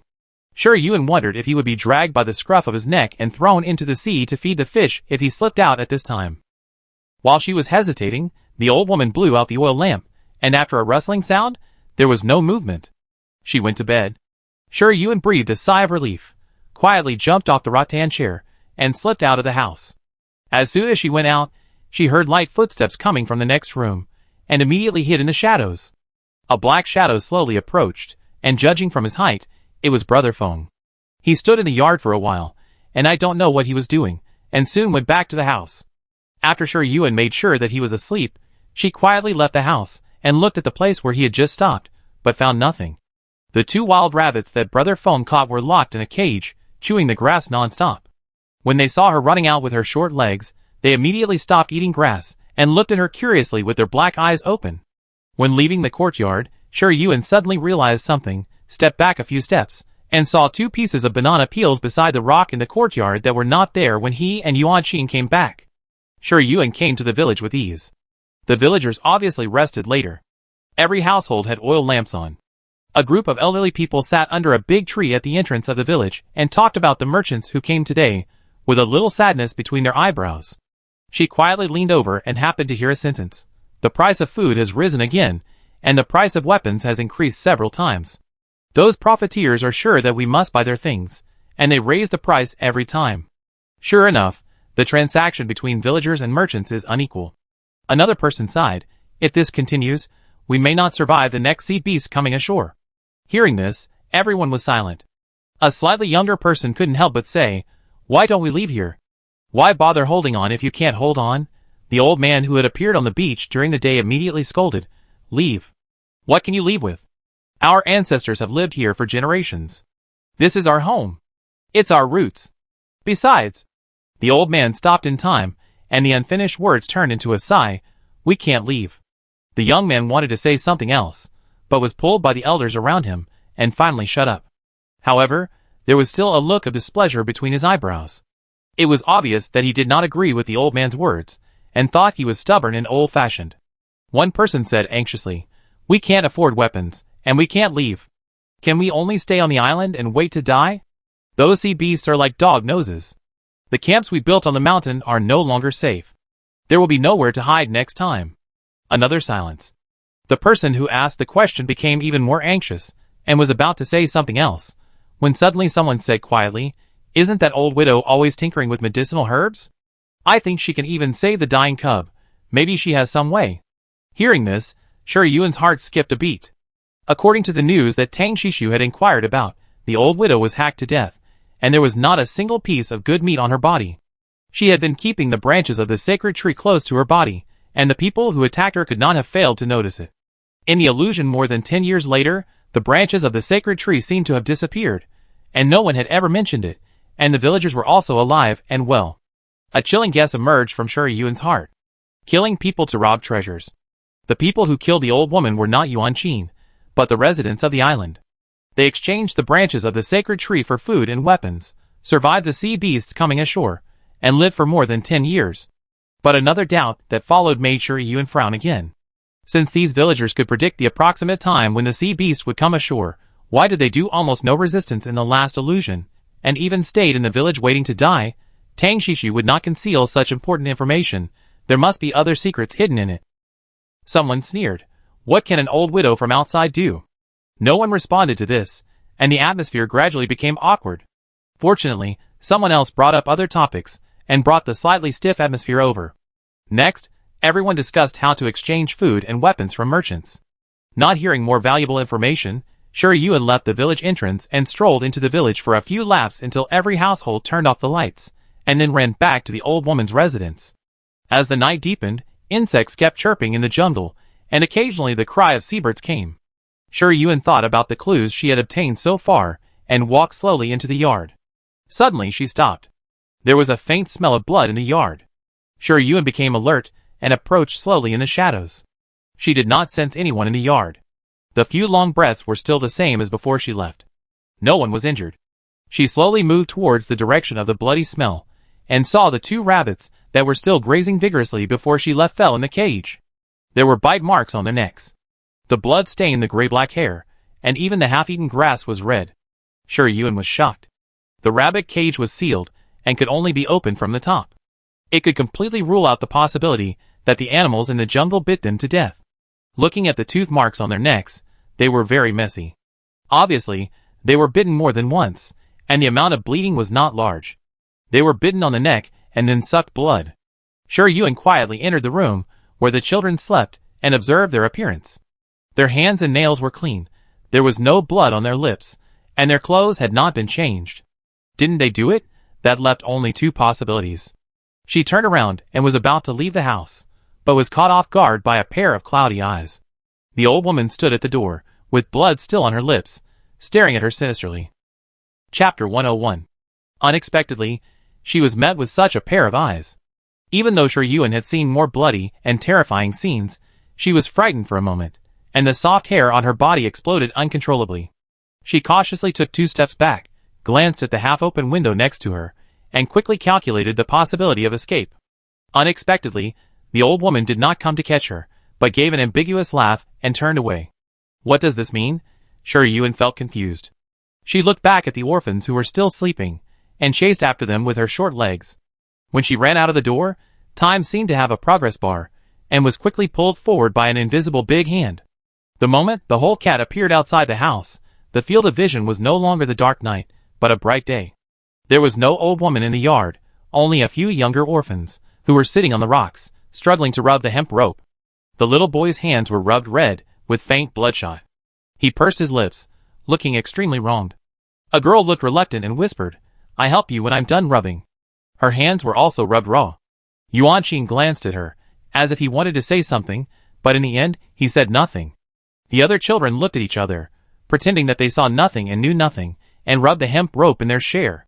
The little boy showed obvious joy in his eyes, threw the hemp rope in his hand, ran to the rabbit cage next to him, and grabbed some grass and threw it in. The two hares had almost finished eating the grass. Now that they were fed, their front teeth were trembling as they kept eating the grass.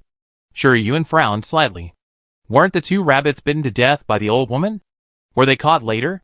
Or did she come to another time? She looked at the little boy's hand that had been bitten by the rabbit. The cloth wrapped around it had been torn off. Judging from the degree of scab on the wound, it should have been several days. Looking at the girl who promised to help, she was stunned in place, looking at the little boy who dropped the hemp rope to feed the rabbits in some disbelief, and her lips moved a few times. After all, she couldn't stand the boy's coldness, so she couldn't help but said, "Why don't you continue rubbing?" The little boy didn't even turn his head.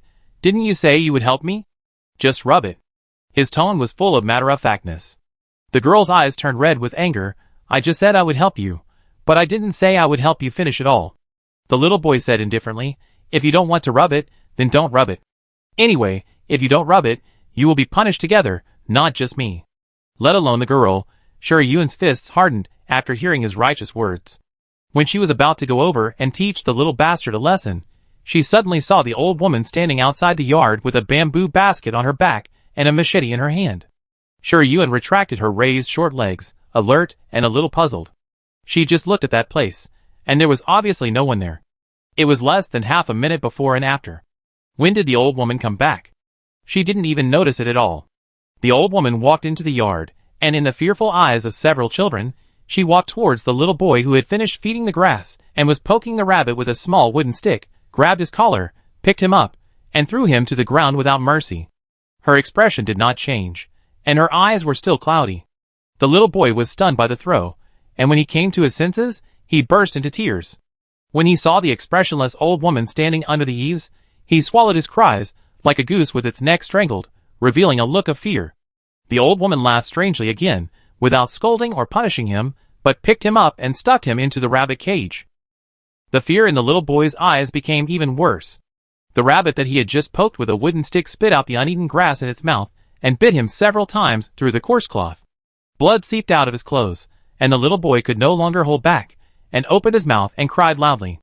Those who didn't know would think that the old woman had done something terrible to him. The old woman was not moved at all, and picked up a rabbit in the cage and went into the house. When Yuen was about to follow in, Yuanqing came over quietly, touched her little head, and whispered, Yuen, where have you been these days? I was so worried." "Huh? Will the things she participated in at the previous time point affect the behavior of the characters at the next time point?" Yuen rubbed Yuanqing's palm and quickly chased into the house. Yuanqing wanted to get her back, but she was too flexible and missed. He had to whisper, Yuen, don't make your mother-in-law angry." The little white cat ran away. His voice was not loud, and was completely overwhelmed by the little boy's crying, and did not attract the old woman's attention. Yuen looked back, and Yuanqing didn't seem to be worried about her safety. He had already sat back on the stone, and continued to twist the hemp rope. When the old woman stuffed the little boy into the rabbit cage, he was the only one among the children who didn't show fear. The old woman used a kitchen knife to cut a hole in the rabbit's neck, and blood dripped into the bowl. Yuen hid in a corner, and watched the old woman throw the blood-drained rabbit aside. She didn't mind the strong smell of blood at all, and drank the rabbit's blood clean. Seeing this scene with her own eyes, her eyelids twitched slightly. She carefully observed the old woman's expression, and found that the dense age spots on her face seemed to have faded a little, but because there were too many, they were not obvious. Maintain vitality by drinking blood. After drinking a full bowl of rabbit blood, the old woman wiped the blood on her mouth, poured 2 large bowls of cold water, and started to make a fire to boil water, pluck the rabbit's hair, and cook rabbit soup. Unconsciously, the little boy was tired of crying, and curled up in the rabbit cage with his legs hugged.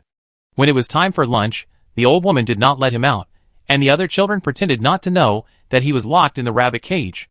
After wolfing down the rabbit soup and sesame cakes, they followed the old woman to the fields to help her water, weed and fertilize. At dusk, Brother Feng came back with a bamboo basket on his back. This time, he did not catch a wild rabbit, but caught 3 field mice, and picked some wild fruits. He was startled when he saw the little boy in the rabbit cage, and then realized that he might have offended the old woman, so he asked one of the children what happened. The child was obviously quite convinced by him, and objectively described what happened in the morning, and was given an extra wild fruit. Brother Feng did not let the little boy out. When he cried and asked for help, he stuffed him with a few wild fruits and whispered a word. He used a language that Shi Yuan could not understand. When it was time for dinner, the little boy was still locked in the rabbit cage. The old woman seemed to have forgotten him, and the other children were afraid of getting into trouble, so they naturally did not dare to mention it.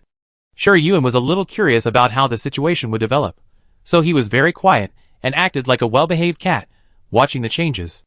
The dark night enveloped the courtyard inside and outside. Yuan Qin brought a quilt and slept on the rattan chair in the old woman's house. The atmosphere was different from the tranquility of the day. When the moon was high in the sky, Shi Yuan yawned a little and heard the rustling footsteps. He immediately stood up and quietly walked out of the house. Brother Feng walked to the rabbit cage, took the little boy out of it, and woke him up after walking out of the yard and into the jungle in front. The little boy opened his eyes in confusion, and it took him a while to realize that he was out of the rabbit cage. He called Brother Feng a little excitedly, and then he shed tears aggrievedly. Brother Feng hushed him, and communicated with the little boy in a language that Shi Yuan could not understand. At first, the little boy's eyes were still a little confused, but after listening to Brother Feng's words, he suddenly became determined, ate the vegetable cake he handed over in big mouthfuls, turned around and ran into the jungle. Brother Feng looked at his back as he left, the corners of his lips slightly raised, and quickly adjusted his facial expression, and went back to the house to sleep. It turned out to be a troublemaker. Shi Yuan followed the little boy who ran into the woods without a trace, and followed him all the way to the village where the islanders lived. The little boy looked at the houses one by one, stretched out his fingers, counted a house and bent a finger, and finally stopped in front of the sixth house from the village entrance, rushed over and started knocking on the door. The noise he knocked on the door was not small, and soon alarmed the people in the house, and the neighbors next door also leaned out of the window to see what was happening. The little boy shouted, "Save me! Save me!" Someone opened the door from the house. It was the young man who had supported the old man at the beach. He recognized the little boy and frowned. "What are you doing at night?" The little boy rolled up his sleeves and trouser legs, revealing the marks of being bitten by the rabbit, and cried with red eyes, "Grandma, Grandma let the rabbit bite me. I didn't want to steal her treasure." As soon as the word treasure came out, the village, which had made some noise because of the arrival of the little boy, suddenly became quiet, but his voice was crisp and bright, and it spread farther and farther on the empty dirt road. The young man looked a little stern, picked up the little boy, checked his wounds, and the people living in the next few houses also hurried out. One by one, the villagers surrounded the little boy and asked about the treasure. The little boy sobbed and shouted that he was hungry. He was taken into the house by the young man and got food and water. Someone left the crowd and told relatives who lived farther away. The sleeping village was completely awakened, and more people gathered and crowded outside the young man's house, looking inside, guessing what the treasure was. Shi Yuan hid in a pit in the corner and heard the little boy's exaggerated description through the stone wall. It was a branch, green and shiny. My grandmother always carried it with her. I just looked at it for a few more times, and she threw me to the ground and locked me in a rabbit cage, letting the wild rabbits bite me. He was like a victim captured and enslaved by an old witch, desperately describing how wrong he was, and how terrible the old witch was. Shi Yuan left the bustling village and returned to the courtyard. The old woman had already gotten up. She seemed not to notice the little boy disappearing from the cage, nor did she know the disaster that was about to befall her. She picked up the remaining rabbit, bit off its neck and sucked its blood, letting it struggle violently in her hands until it lost its breath. In the morning mist, she glanced at the little white cat standing outside the yard, carried the motionless rabbit back to the house, wiped the blood from her mouth, and walked out with a bamboo basket and a machete. Shi Yuan thought for a moment, walked over to block him, and wrote the word no on the ground with his short legs. The old woman looked down at her and laughed that creepy laugh again. Shi Yuan just tilted his head and looked at her, not afraid of this sharp and hoarse laugh. But the old woman didn't ask anything. She was not curious about why a little kitten could write human words, and walked past her, and walked into the depths of the jungle in the dim morning light. Shi Yuan looked at her back and followed her. A thin mist floated around him at some point. Not only was his vision greatly restricted, but even the small part of his mental power that he could use after taking the medicinal bath was trapped in the mental power spring again. There was a noisy chattering in her ears, and Shi Yuan felt like she was in a dream. She tried to find order in the chaos, but the pervasive sense of oppression seemed to invade her soul, making it impossible for her to tell the direction. After an unknown amount of time, a scream suddenly sounded in front of her, followed by the sound of a sharp weapon chopping on bones. Someone said, "That's enough. She cut the aorta with a knife. She can't survive." Someone else said, "This crazy woman can come back safely after falling off the cliff. Who knows what she is? If we don't kill her completely, what will she do if she comes back to settle the score with us?" Someone else said, "What the boy said is true. This crazy woman has a good treasure. Look at this branch. Such a strong vitality." Someone shouted, "It's the branch of the sacred tree. This is the branch of the sacred tree that has become extinct. It can bring people back to life. We are saved. We can definitely exchange it for a lot of food and weapons." Cheers and chopping sounds came into Shi Yuan's ears from all directions. She tried to move forward, but was picked up by a pair of hands without warning. The thin 5 fingers were tightly stretched, and the purple veins lay on the bony back of the hand. Shi Yuan turned her head and saw Yuan Qin, who had bitten his lower lip and bled. He had followed her at some point, his eyes were red, and he hugged her in his arms and curled up in the bushes. Thunder sounded in the sky, and the movement in the jungle stopped at some point. The heavy rain washed every plant in the forest, and the blood mixed with the rain flowed into the soil. Yuan Qin held the little white cat, and the rain soaked his body, cold like a corpse.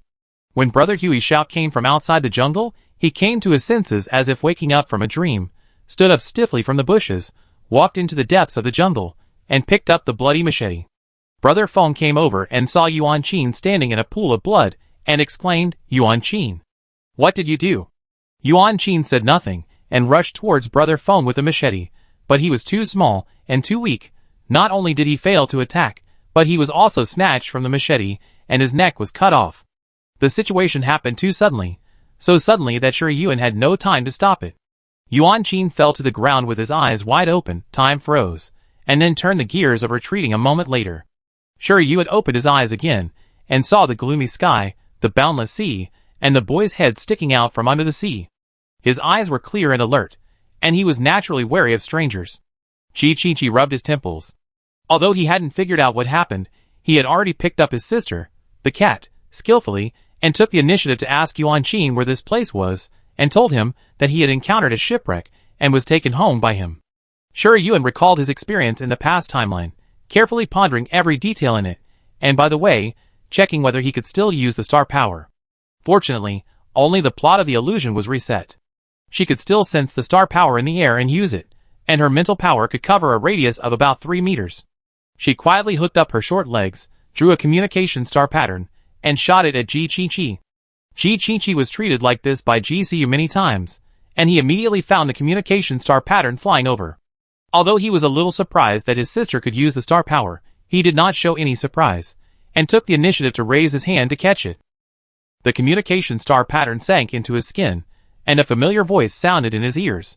Shi Yuan told Ji Qi about his accidental entry into another timeline of the illusion, and described his experience in a concise manner. Ji Qi was not surprised, and even understood, "It is true." Hearing this, it was obvious that he had also made a discovery. Shi Yuan asked, "What did the person you caught say?" Ji Qi replied, "His name is Xiao Feng. Judging from his age, he should be the boy named Brother Feng. He told us that the old widow adopted them to drink their blood. A child almost died after being bled. He couldn't bear it, so he sent him to the village to find a couple who had been childless for many years to adopt him. Who knew that the child told the couple that the old widow had a treasure, and they conspired to murder the old widow. He didn't dare to tell anyone about this, and had been hiding this secret for many years, but Tang Shishu had heard that the child died 10 years ago. Only 3 people survived. One is Yuan Qin, one is Xiao Feng, and the other is a girl named Xiao Hai. Xiao Feng is very cunning. If I hadn't learned interrogation skills, I would have found it difficult to detect that he was lying. It was precisely because he concluded that Xiao Feng was lying that Ji Qi would guess what he must have done in the death of the old widow. After listening to Ji Qingqi's words, Shi Yuan fell into a brief silence. After a while, she asked about the clues for Ming Hung. She entered the past timeline, and the time of the illusion where Ji Qi and others were located did not stop. They successfully captured Xiao Feng, and Ji Qinglan also met Ming Hung and learned about the sea beast tied from him. Back on the shore, Ji Qinglian found that his sister Mao Mao was missing, and he almost rushed into the village to find her. Ji Qingqi was more rational and arrested him decisively. He said to him in a heartbreaking way that even if you lost your sister, she must have found other clues, so don't ruin her good deeds, and then he barely calmed down. Ji-chi-chi. Ing Hung said that there is an unnamed stone tablet under the sea, and black star power will overflow from it every once in a while. If the alien creatures accidentally absorb the black star power, their combat power will increase greatly, and they will become cruel and bloodthirsty, and instinctively want to go ashore to attack humans. Unnamed stone tablet. Black star power. Sure, Yuan subconsciously thought of the black token related to the demon god tomb. It can also overflow black star power. This special star power can even repair the spiritual power spring, just like the bait used by the devil to fish. The mysterious palace in the clouds, the blind young man sitting with a sword. Sure, Yuan suppressed his thoughts, and connected the known clues one by one. When she was about to leave the jungle, she said to Ji-chi-chi, "Second brother, I may have known how to leave this illusion." Ji-chi-chi paused, with a little surprise in his eyes. Yuan-chi noticed his movements, glanced back, and saw a handsome blonde boy looking at him. He also stopped moving forward, frowned slightly, and asked curiously, "What's wrong?" Ji-chi-chi repeated his sister's words. "Yuan-chin, you are actually dead, right?" It was obviously a rhetorical question, but it was said in an affirmative tone. Yuan-chin's pupils dilated slightly. Ji-chi-chi caught his micro-expression changes, and gave an undoubted affirmation. "You are dead." Chapter 102. You are already dead.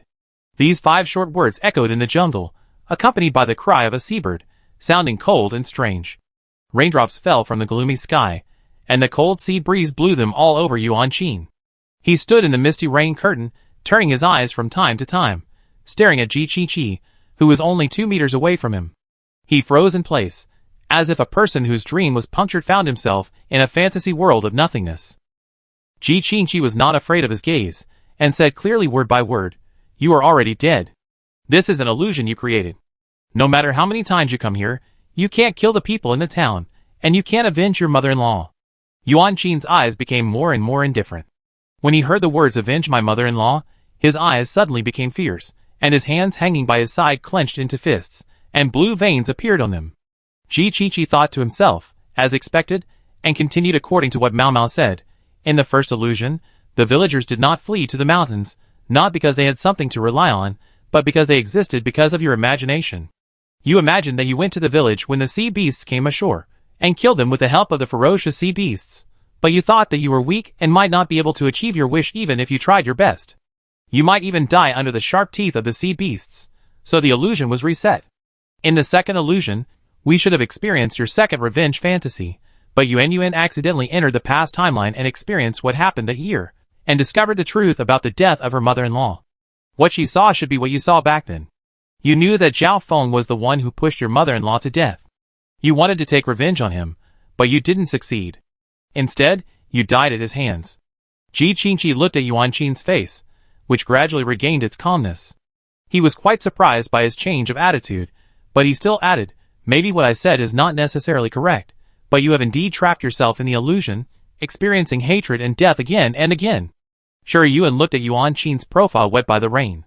Maybe the old woman is not a pure good person, and there may be other purposes for taking in orphans, but she picked up Yuan-chin, gave him food and drink, strengthened his physique, and kept him alive when he was dying. For him, she was the benefactor who gave him a new life. Yuan-chin was too young back then, and his understanding of the world was very superficial. He saw the ugliness of human nature, and was terrified of his own weakness. He could not overcome the fear in his heart, so no matter how many times the illusion came again, his revenge would only end in failure. Crack! Crack! The drizzle that had not changed in the previous 2 illusions turned into a downpour without warning. The big raindrops fell on the leaves, making a noisy sound, drowning the world in thick rain and fog. Sure, Yuan suddenly felt empty under her feet, and the whole cat fell vertically. Fortunately, Ji-chi-chi reacted quickly enough, dropped Tang Shishu on his left shoulder, and pulled her into his arms in time. Yuan-chin's figure disappeared in the jungle without any signs. In the pouring rain, the rustling sound of heavy footsteps stepping on the broken grass leaves was faintly heard, and the wheezing sound penetrated the dense rain curtain and drilled into Sure Yuan's ears. She said to Ji-chi-chi, "Someone is coming." Ji-chi-chi nodded slightly, put the cat sister into his jacket pocket, picked up Tang Shishu, whose face was covered with mud, and hid behind a thick tree trunk. After a while, A little boy about 5 or 6 years old rushed out of the bushes and ran forward as if he was escaping for his life. He was so thin that only skin and bones were left. His big eyes were embedded in his thin cheeks, showing a bit of frightening weirdness. At this time, his mouth was wide open, and he was breathing desperately while running. It was Yuan Qin when he was a child. He rushed around in the bushes, and the sharp grass leaves cut his skin into bloody marks. The rain washed away the blood and dripped down. Suddenly, he was tripped by a vine on the ground, and the whole person fell forward and rolled on the ground. At the same time, a bloody machete split the bushes behind him, and Zhao Feng's hideous face was revealed from behind the branches and leaves. He grinned, his smile was eerie and strange. When he saw Yuan Qin falling to the ground, a hint of excitement surged in his eyes, and he staggered out of the bushes with a machete in his hand. Yuan Qin seemed to have a premonition of death coming, and he got up from the ground and went into the bushes again. Zhao Feng's grim smile froze, he spat, and continued to chase with the machete washed clean by the rain. Ji Qinglian, who was awakened by the rain, saw the scene, and couldn't help but lower his voice and said, "What's going on?" Shi Yuan also drew a communication star pattern, and shot it into his body. What we are seeing now is likely to be what happened before Yuan Qin died. Ji Qinglian showed a bewildered look. Why did Yuan Qin die out of nowhere? Before he could figure out the problem, Tang Shishu, who was lying in the mud, sat up and wiped his face. Are you still not chasing? Ji Qingqi glanced at him, and followed him with his sister Mao Mao in his arms. Tang Shishu followed closely behind. Ji Qinglian caught up with a confused look on his face. The two people who were concentrating on the pursuit did not seem to notice that someone was spying on them. Yuan Qin's weak body burst out with unprecedented strength. Although he was exhausted, he still ran forward madly. Zhao Feng finally realized that something was wrong. There was a little more doubt on his ferocious face, and the pace of pursuit was also accelerating. But every time he was about to catch up with Yuan Qin, he could always dodge the slashing machete at the moment of life and death.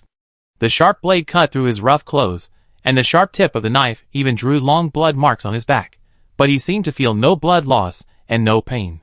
Not only Zhao Feng, but Shi Yuan and others also noticed something was wrong.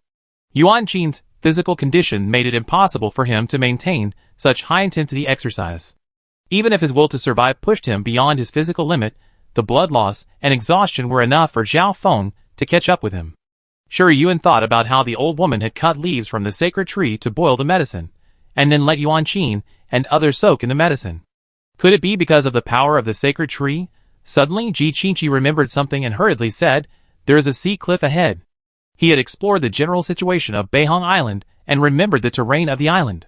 But he reminded it too late.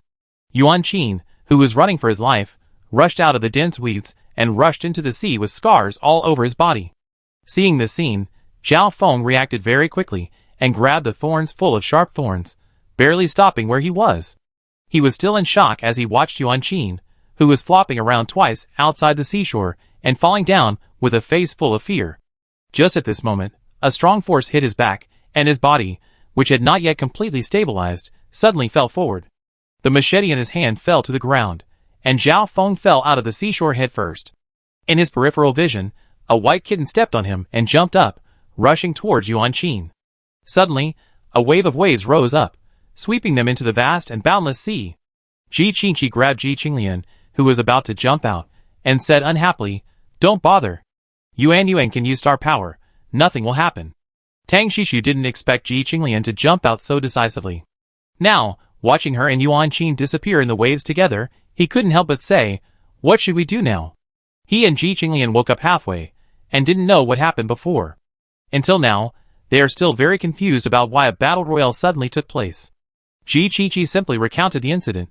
"We should have uncovered the truth of the illusion reset, and came to the core of the illusion." He had read some vague records. Before the rise of mankind, it was an era when totems were popular, and they were called gods by humans. At that time, everyone worshipped totems, and those who were favored by totems could gain more powerful power, and were responsible for maintaining the order of the world. These people were called saints. But since when the totems fell, the saints disappeared, and their power was scattered all over the universe, forming various large and small Stargate relics. Those who passed the relics test had the opportunity to obtain totem inheritance.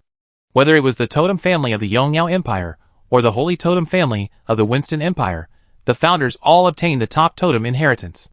Only by possessing the heart of the totem can the power of the totem be integrated into the blood and passed down from generation to generation. Because the core of the illusion is Yuan Qin, Ji Qingqi guessed that it was not the totem that created the illusion, but a totem saint. He died on Beihong Island, and the remaining will and power form the domain. The domain will be opened at a special time. People who accidentally broke into the domain want to leave, either have the power to forcibly break the domain, or follow his will to find the core of the domain and get his approval. Thinking of this, Ji Qingqi said, "Go to the village." Ji Qinglian and Tang Shishu showed puzzled expressions at the same time. "What are you going to the village for?" "Go get something with it, our strength should be able to recover a little." Hearing this, Tang Shishu immediately sensed his current situation. The star power and mental power were still unusable, and the physical strength was weakened to almost nothing. No wonder he was panting after running only a short distance just now. Ji Qingqi stood up, glanced at the turbulent sea, turned around and walked towards the direction of the village. If he guessed correctly, the sacred tree branch that Mao Mao's sister mentioned should still be in the hands of the Beihong Island villagers, who killed her mother-in-law. Ji Qingqi picked up the machete on the ground, threw it casually, and said to the two people behind him, "Let's go and kill people." The 5 words made Tang Shishu's pupils dilate slightly. Many people said that in addition to his strong fighting ability, Ji Qingqi did not look like the blood of the Taotai family at all. He did not have the decisive decision-making power to kill, nor did he have the ambition to control the entire family. He was controlled by Ji Siyu before, and now he is a dog that bites whatever Ji Qingyuan points at his feet. He has no opinions of his own. Jiwu took him back to Tiandu Star just to make him the butcher knife in the hands of the next head of the Taotai family. Is that really the case? If Ji Qingyuan hadn't returned, with Ji Qinglian's personality, how many years could the Taotai family last if he succeeded to the position of the head of the family? Couldn't Jiwu see this clearly? Ji Qinglian pulled him. "What are you thinking? I called you several times, but you didn't respond?" Tang Shishu immediately collected his thoughts. "What's wrong? I'm asking you how many people you can knock down later? You shouldn't be a drag on us, right?" Ji Qinglian raised his eyebrows. Tang Shishu pulled the corner of his mouth with a fake smile. "Among the 3 of us, it seems that your strength is the weakest." Chapter 103. Ji Qingqi did not act rashly, but sneaked to the vicinity of the village with 2 followers to observe the situation. It was much more lively inside than usual. Several men sat at the entrance of the village, and said loudly that Yuan Qin was an ungrateful wolf, who killed the old woman who picked him up with a knife. They described the bloody and cruel scenes they saw when they passed by, causing an uproar. Men, women, old and young talked about it, all showing shame. Some even shouted that Yuan Qin should get out of Beihong Island. Their expressions were indignant, as if they were so righteous and selfless.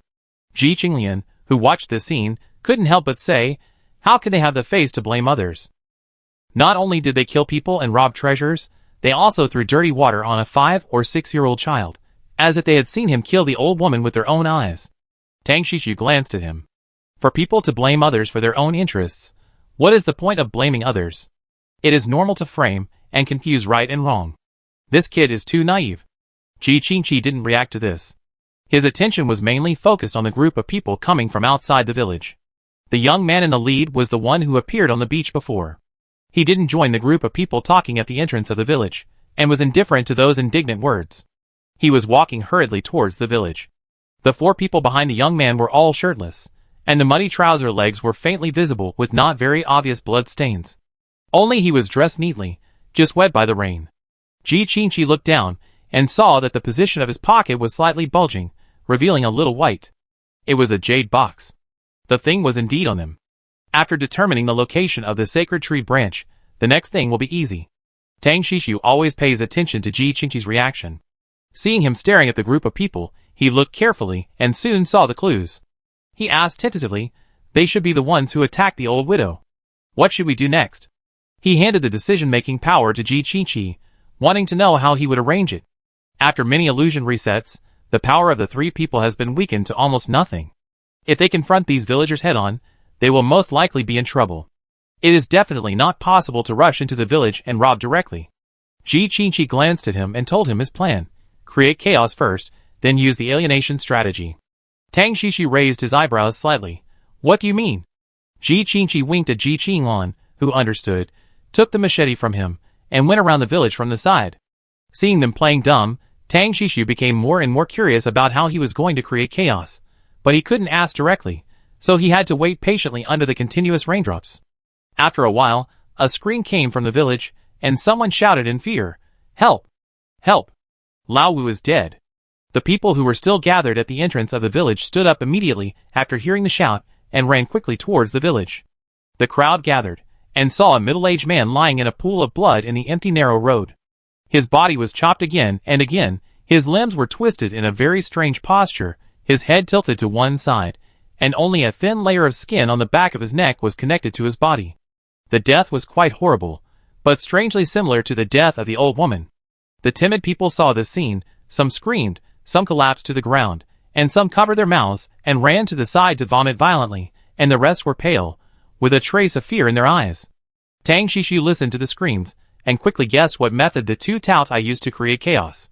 He couldn't help but glance at Ji Qingqi, whose expression had not changed. He also happened to catch a glimpse of Ji Qinglian, who walked back calmly from the other side with a machete. He pursed his lips slightly. Some people actually think that Ji Qingqi is a dog that has lost its wildness, and thinks he is soft-hearted. His cruelty is clearly not inferior to Ji Qingyuan and Ji Siyu. Even Ji Qinglian, who has always acted without thinking in the eyes of everyone, has an unparalleled tacit understanding with Ji Qingqi. Taotai is Taotai. Retracting his claws does not mean that he has lost his wildness. When he shows his fangs, he is still the famous beast. As his thoughts were drifting, a machete was handed to him. Ji Qinglian looked down at him. "Your Highness, the second prince, what are you thinking about? You are not scared by the noise in the village, are you? For the heirs of the totem family, fighting and killing are commonplace. They have to learn how to fight with others, and how to subdue opponents in the simplest way since they received training. Before going to the battlefield, they were already accustomed to fighting and dying. They might not be moved by the dead in the real world, let alone be kind to the people in the illusion. It's just that they are born as human beings, they have the basic ability to judge right and wrong, and will not kill innocent people indiscriminately." Tang Shishu watched the last trace of blood on the blade being washed into the soil by the drizzle, and took it from Ji Qinglian's hand. "I go find the next lone person. It's not enough to kill one villager. Only when the oppression of death falls on everyone will they feel fear, regret, and infighting for what they have done. When these emotions are formed, it is like a crack in glass. If you apply a little force, it will shatter." Seeing that he was so sensible, Ji Qinglian shrugged at Ji Qingqi. "He has been absent-minded since just now. Is he planning something bad? There is no good person in the Tongxi royal family," and he did not hesitate to respond with the greatest malice. Ji Qingqi was more optimistic than him. "It shouldn't be the case. Now we are grasshoppers on a rope. If we can't get out of the illusion, we will die here together." Ji Qinglian felt that what he said made sense. The illusion was reset so many times, and their power was almost completely suppressed. If it weren't for the fact that their combat qualities and combat skills could not be deprived, it would be a death wish to fight those villagers head-on. None of them could guarantee that there would be a chance to reset the illusion, so this time the illusion must be broken. At this moment Yuan Qin, who was still in shock, looked at the transparent light circle that separated the sea water, and blinked blankly, as if he couldn't tell whether he was experiencing reality or a dream. Sure Yuan let go of the short legs that were pulling his hair, jumped down, slid his limbs twice, and then changed from a sideways position to facing Yuan Qin to facing him. When she fell into the sea, she pulled a leaf of the sacred tree from the spiritual power spring, and used it as a star pattern carrier to draw the water-repellent star pattern. The sacred tree totem, which had always been calm since it appeared in her spiritual power spring, almost exploded, but the word rent hit him on the head, and abruptly extinguished his burning anger. The Taotai totem, which had always disliked him, almost engraved the words gloating over others' misfortunes in every corner of the totem. If he could make expressions, he would have laughed so hard that his branches would shake. Yuan Qin was covered in hot sweat, his chest was heaving, and he was breathing heavily.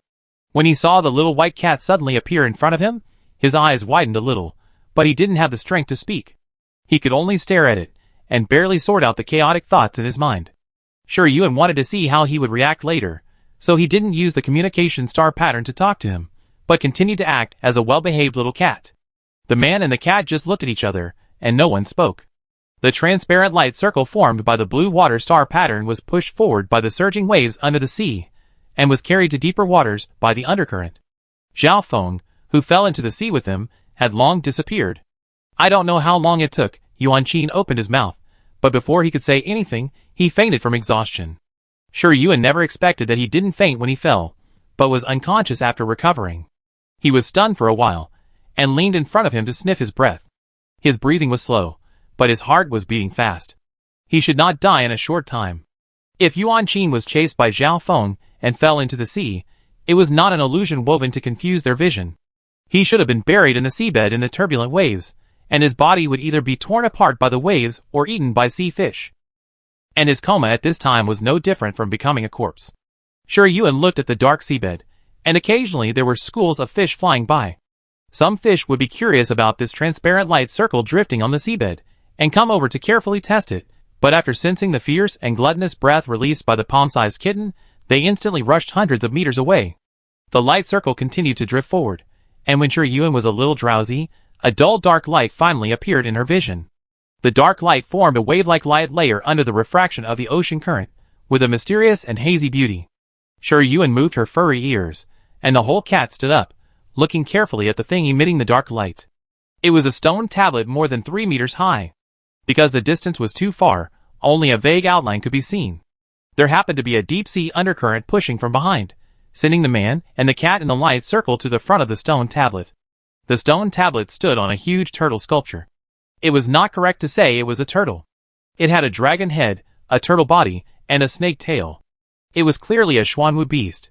It was a Xuanwu sculpture crawling in the mud. Its body was covered with seabed moss, but the black stone tablet on the turtle's back was not stained with dust.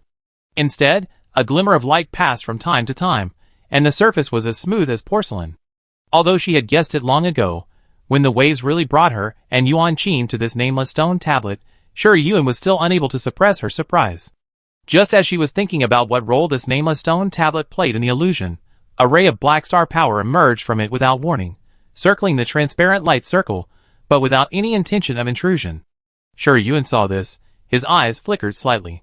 Is it because the green water star pattern uses the leaves of the sacred tree as a carrier, and the light circle exudes the power of the sacred tree, so this black star power cannot approach? Thinking of this, she looked at the unconscious Yuan Qin, raised one of his fingers, and slowly extended the transparent light circle. Almost at the moment, when Yuan Qin's fingertips left the light circle, the black star power suddenly expanded and drilled into his body at lightning speed. A terrifying huge force appeared and pulled Yuan Qin out of the light circle. More and more black star power poured out from the nameless stone tablet, surrounding Yuan Qin to form a black light cocoon that sometimes expanded and sometimes contracted. The incident happened too suddenly. Shi Yuan had no time to stop it from happening. She could only watch Yuan Qin being completely wrapped by the black star power. The surrounding sea currents began to expand wildly, and Shi Yuan, who was in the transparent light circle, was pushed 1,000 meters away in an instant.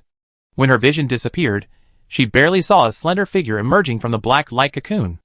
On the nameless stone tablet, the ethereal and boundless black palace loomed. It seemed that someone laughed softly in Shi Yuan's ear. The slightly cool fingertips swept across the soft hair on her ears, and a faint whisper sounded, "Thank you for the gift, Yuan Yuan."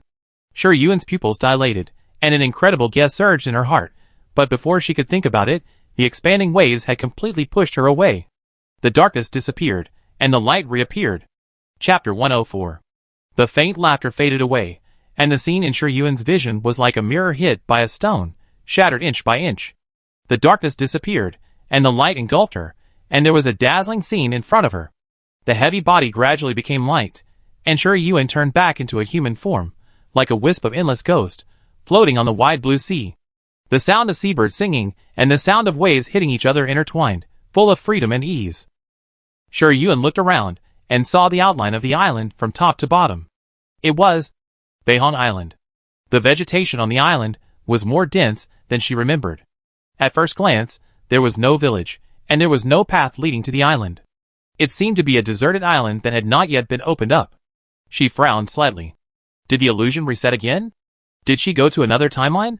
While thinking, Shi Yuan caught a glimpse of a small boat coming from the distant sea with the wind.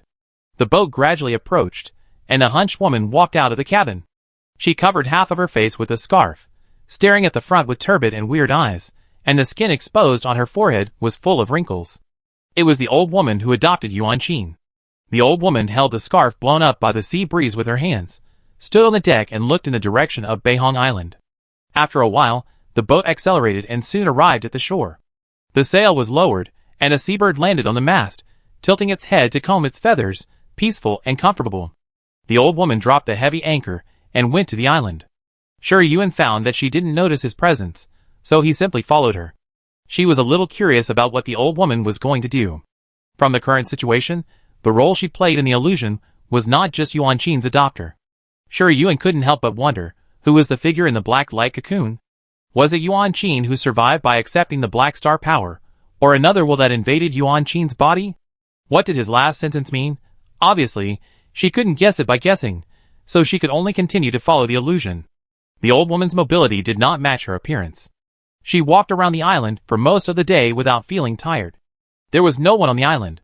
Yuan had a bold guess in her mind. Could this be Beihang Island, which was earlier than the timeline of the illusion? She felt that the situation in the illusion was more complicated and more dangerous than she guessed. After the old woman walked around the entire Beihang Island, she walked back to the beach and looked into the distance for a long time. For some reason, Yuan felt that she was a little sad, as if she was mourning and regretting something. This state did not last long. The old woman took off the scarf that half covered her face and jumped into the sea. Yuan was startled by her sudden action and hurried to follow her after reacting. The old woman who entered the sea was like a flexible fish, holding up a layer of light green star power halo and quickly diving into the deep sea. She came to the bottom of the sea, and just like before on the island, she stopped here and there to look.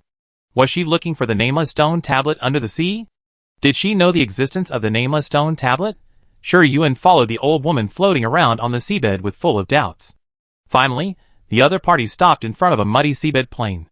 In the center of the plain stood a huge basalt stone sculpture, which was much larger and more majestic than what Yuan had seen before. Seeing this, she had some guesses. As expected, the old woman flew to the basalt stone sculpture, and her skinny hand stroked the head of the stone sculpture, as if she was remembering an old friend she hadn't seen for a long time. She sighed and whispered, "Long time no see." The basalt stone sculpture did not move, and did not give any response. The old woman did not care about his silence, and tried to raise the corners of her lips that had always drooped downwards. But unfortunately the smile she showed was uglier than crying. If a timid person saw it, he would be scared. After a while, she withdrew her hand and took out a wooden box emitting pure white light from her arms. The surface of the wooden box was engraved with one ancient and mysterious star pattern after another, two of which Yuan had seen at GCU's place, and seemed to be related to the seal. At that time, she asked more out of curiosity and learned that this was an ancient star pattern, and the specific method of use had been lost. The old woman placed the wooden box on the basalt stone sculpture, and a ray of blue light suddenly lit up, putting the wooden box into the turtle's back. Then, the seal star pattern that was exactly the same as the surface of the wooden box grew out from the inside of the stone sculpture, covering the surface of the stone sculpture inch by inch, forming an airtight cage.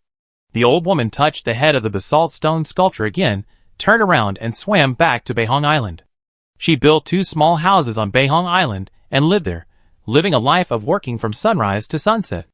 Every once in a while, she would go to the sea to see the basalt stone sculpture, and seeing that it was the same as before, she did not stay too long. Until one stormy night, a huge wave rose on the sea, overturning a passing merchant ship, and a 5- or 6-year-old boy was swept into the seabed by the waves amid screams and wails. At the same time, a crack appeared on the back of the basalt stone sculpture, and a wisp of pure black breath escaped from it and entered the boy's body. The little boy, who had already stopped breathing, opened his eyes without warning. Those were a pair of pure black eyes, from the whites of the eyes to the pupils, completely swallowed by darkness, without a trace of light. He looked at his hands, turned around on the seabed, and a smile slowly rose at the corners of his lips. The next moment, he swam away from Beihang Island without hesitation. Before he swam far, a hunched figure blocked his way. The smile on the corners of the little boy's lips froze, and a frightening coldness surged in his dark eyes. The old woman's expression did not change. She just said lightly, "Yuan Qin, go back." Yuan Qin said nothing. The black star power swirled up, transformed into a series of ferocious evil dragons, roaring at the old woman. The old woman's eyes condensed slightly, and a huge tree rose from the ground behind her. The green light illuminated the dark deep sea, and the majestic and solemn aura frightened the nearby sea beasts to flee madly into the distance. "It's the sacred tree." Yuan opened her eyes wide in surprise. Before she could think about who the old woman was, 9 evil dragons had already hit the majestic and luxuriant sacred tree. 2 terrifying forces collided with each other, and huge waves followed. The silt on the seabed was completely pushed away by the aftermath of the shock. The deep sea undercurrent swirled wildly, forming a terrible underwater eye, which swept everything into it and ruthlessly crushed it. Sure Yuan was not affected at all. He watched the sacred tree behind the old woman rise wildly, and pieces of green leaves fell from the branches, turning into the sharpest weapon in the world, cutting the roaring evil dragon into pieces. Yuan Qin suddenly spat out a mouthful of blood. His already pale face was almost as transparent as paper, which further highlighted his cold and dark eyes. He wiped the blood from his lips, and coldly looked at the breath of the sacred tree that turned into thousands of chains and attacked him, neither dodging nor avoiding. When he was tied up, a smile appeared on Yuan Qin's lips. His eyes looked through the layers of seawater and met Sure Yuan's sight directly, and were swallowed up by the green light in the next moment. The surging black star power struggled powerlessly and shrank back into Yuan Qin's heart. He closed his eyes and floated in the deep sea, like a body without a soul. The previous attack almost exhausted all the old woman's strength, and the flourishing ancient tree withered inch by inch, and finally only a tender branch of the crown was left. She seemed to be at the end of her life. Her hair turned pale and cold, and her movements were full of old age. She took Yuan Qin back to the basalt stone sculpture with great effort, and broke off the only branch that was still alive from the sacred tree. The withered ancient tree shrank rapidly, no longer as lush and bright as before. The old woman extracted all the black star power in Yuan Qin's body, sealed it back into the basalt stone sculpture, and placed the ancient tree on the back of the stone sculpture. A faint blue-green light lit up, intertwined with the remaining power of the ancient tree, and the two slowly merged into one. The ancient tree turned into a stone tablet, suppressing the basalt stone sculpture. After doing this, the old woman coughed up a mouthful of blood. She took Yuan Qin back to Beihong Island. The little boy who woke up didn't remember who he was, and was full of fear of the old woman. The old woman did not communicate with him, but planted herbs on the island. Every few days, she would prepare a medicinal bath with leaves of the sacred tree for him to soak in. Sure Yuan could see that the breath of the sacred tree was slowly seeping into Yuan Qin's spiritual power. Day after day, the leaves of the sacred tree were used up, and the old woman also came to the end of her life. She looked at the ignorant Yuan Qin and ruthlessly snatched away the breath of the sacred tree that penetrated his spiritual power. The 5 or 6-year-old boy struggled painfully on the ground with his head in his hands. Blood flowed out of his 7 orifices, soaking his vision with a glaring red, and the will hidden in the depths of the spiritual power was completely stripped away. An invisible barrier covered the entire Beihong Island. The old woman stood in the twilight, and her figure gradually faded. She disappeared. When the sun rose again, Yuan Qin soaked in the wooden barrel in confusion and fear, and the old woman stood in front of the stove and cut the first leaf of the sacred tree. Every time the leaves of the sacred tree were used up, everything started again. After who knows how many years, the basalt stone sculpture under the sea cracked again, and the black star power floated outside Beihong Island, unable to advance an inch. So, all the merchant ships passing by Beihong Island capsized, and the survivors were pushed ashore by the waves. They settled down on the island and formed a village. Once again, the sun set and the moon rose, and they fell into an illusion. Someone noticed the old woman, who suddenly appeared outside the village. They discovered the old woman's secret in their day-to-day defense, vigilance, and spying. She was hacked to death in the jungle. The branches of the sacred tree were taken away, but the barrier covering the sky above Beihong Island did not disappear. Yuan Qin picked up the old woman's machete and polished it day and night, but the people in the village found out and hacked him to death in the oak forest. The illusion was reset. After the old woman and Yuan Qin died tragically countless times, a young man named Zhao Feng was pushed ashore by the waves. Sure Yuan silently watched Zhao Feng, who was dominated by the black star power, chasing Yuan Qin with a machete and watching him fall off the cliff. The weak child did not have the ability to survive in the waves, so he died. The illusion was reset again and again, until she brought the living Yuan Qin to the deep sea and came to the basalt stone sculpture. In the suddenly bright vision, the young man was wearing a black and red robe, facing the wind with his back to her, and the fluttering red silk gently swept across her side face, bringing a slight itch. He walked into the darkness, with a sword on his back, and the shadow of the evil dragon circled up, looking down at the girl standing in the light, with a red vertical lens. Sure Yuan was bewitched, and took a step forward. When she was about to move forward, a warm hand firmly grasped her wrist. Qing Yuan. Ji Qing Yuan. A silver light cut through the empty scene, and the young man's figure shattered and disappeared. Sure Yuan opened her eyes, and met Ji Siyu's dark eyes. In that trance moment, she almost thought she was looking at Yuan Qin's eyes. Chapter 105. Sure Yuan blinked, and his confused consciousness gradually became clear. On the Xingzhou deck, Ing Hung lay down in a big letter shape, his clothes were wet, and his hair was stuck together, like a drowned chicken pulled out of the water. It was unknown what he had gone through to look so ravaged. Beside him, Tang Shishu sat with his legs spread out, breathing heavily. Ji Qinglian was still in the position of swinging the machete, and he staggered forward and almost fell. Fortunately, Ji Qingqi was quick-witted and grabbed the back of his collar in time, preventing him from falling headfirst to the ground. Ji Siyu stood in front of Shi Yuan. His ink-black hair was dotted with transparent raindrops, and his long eyelashes trembled in the sea breeze. The swirling black candle cut through the dense rain curtain, turned into a line of silver light and disappeared, hiding all the sharpness and murderous intent. "Are you okay?" He looked down at the pale girl, and saw her long and dense eyelashes blinking hard. Knowing that she had regained consciousness, he slowly loosened the 5 fingers that were tightly holding her wrist.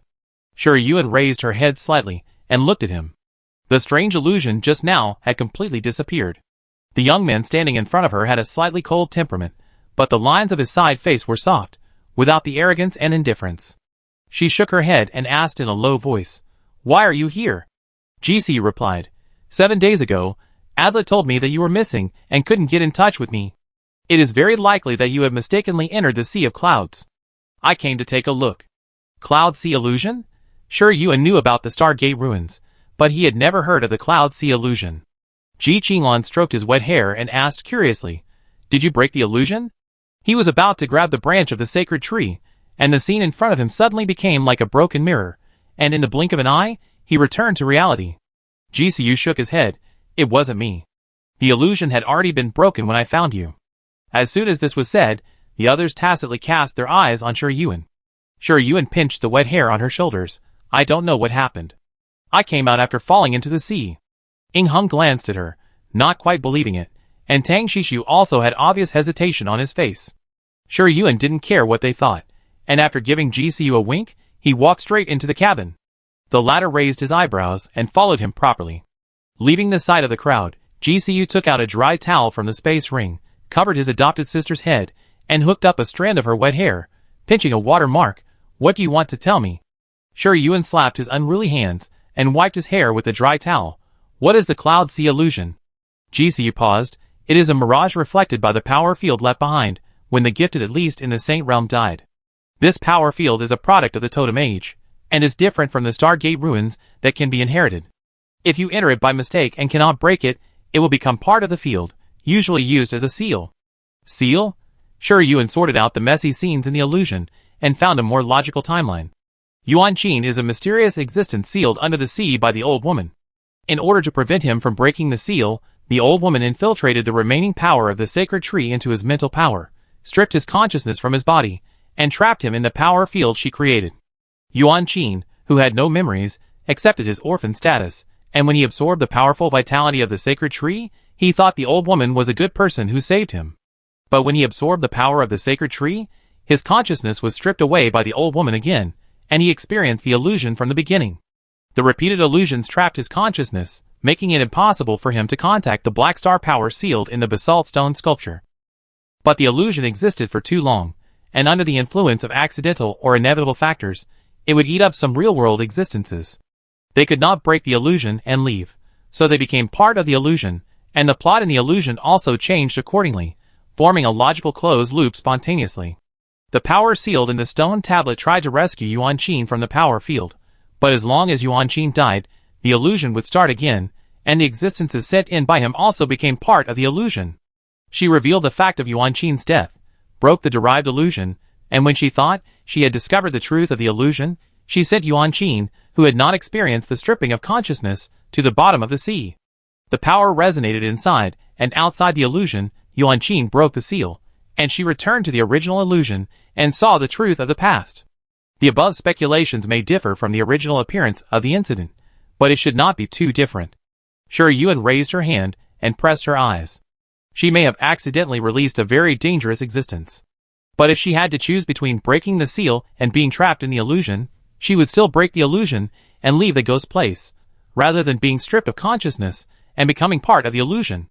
Seeing her pondering for a while, and holding her forehead for a while, Ji Siyu guessed what she was thinking a little bit, and smiled and said, It's not your fault that the seal was broken.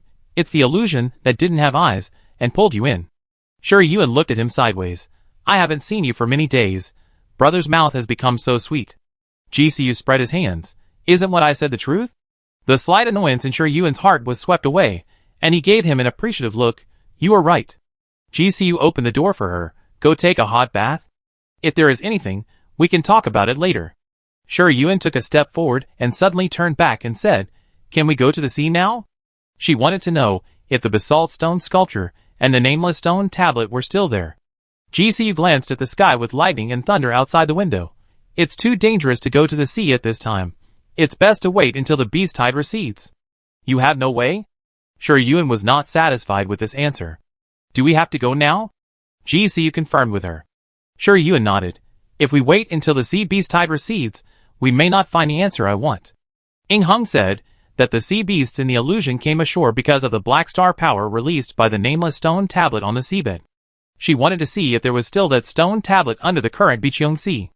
GCU sighed and said, I try. He sent a message to Adlet with the star conch, then opened the window, grabbed Sure Yuan's hand, and jumped down directly. This action was fast and reckless. When Sure Yuan reacted, she could hear the whistling wind in her ears. She and GCU were shrouded in a transparent light circle with silver-white star patterns flowing, and fell vertically into the sea. As far as the eye can see, there is a group of silver spears and green scales swimming around. They are not high level, and are hunting a blue-banded sea snake.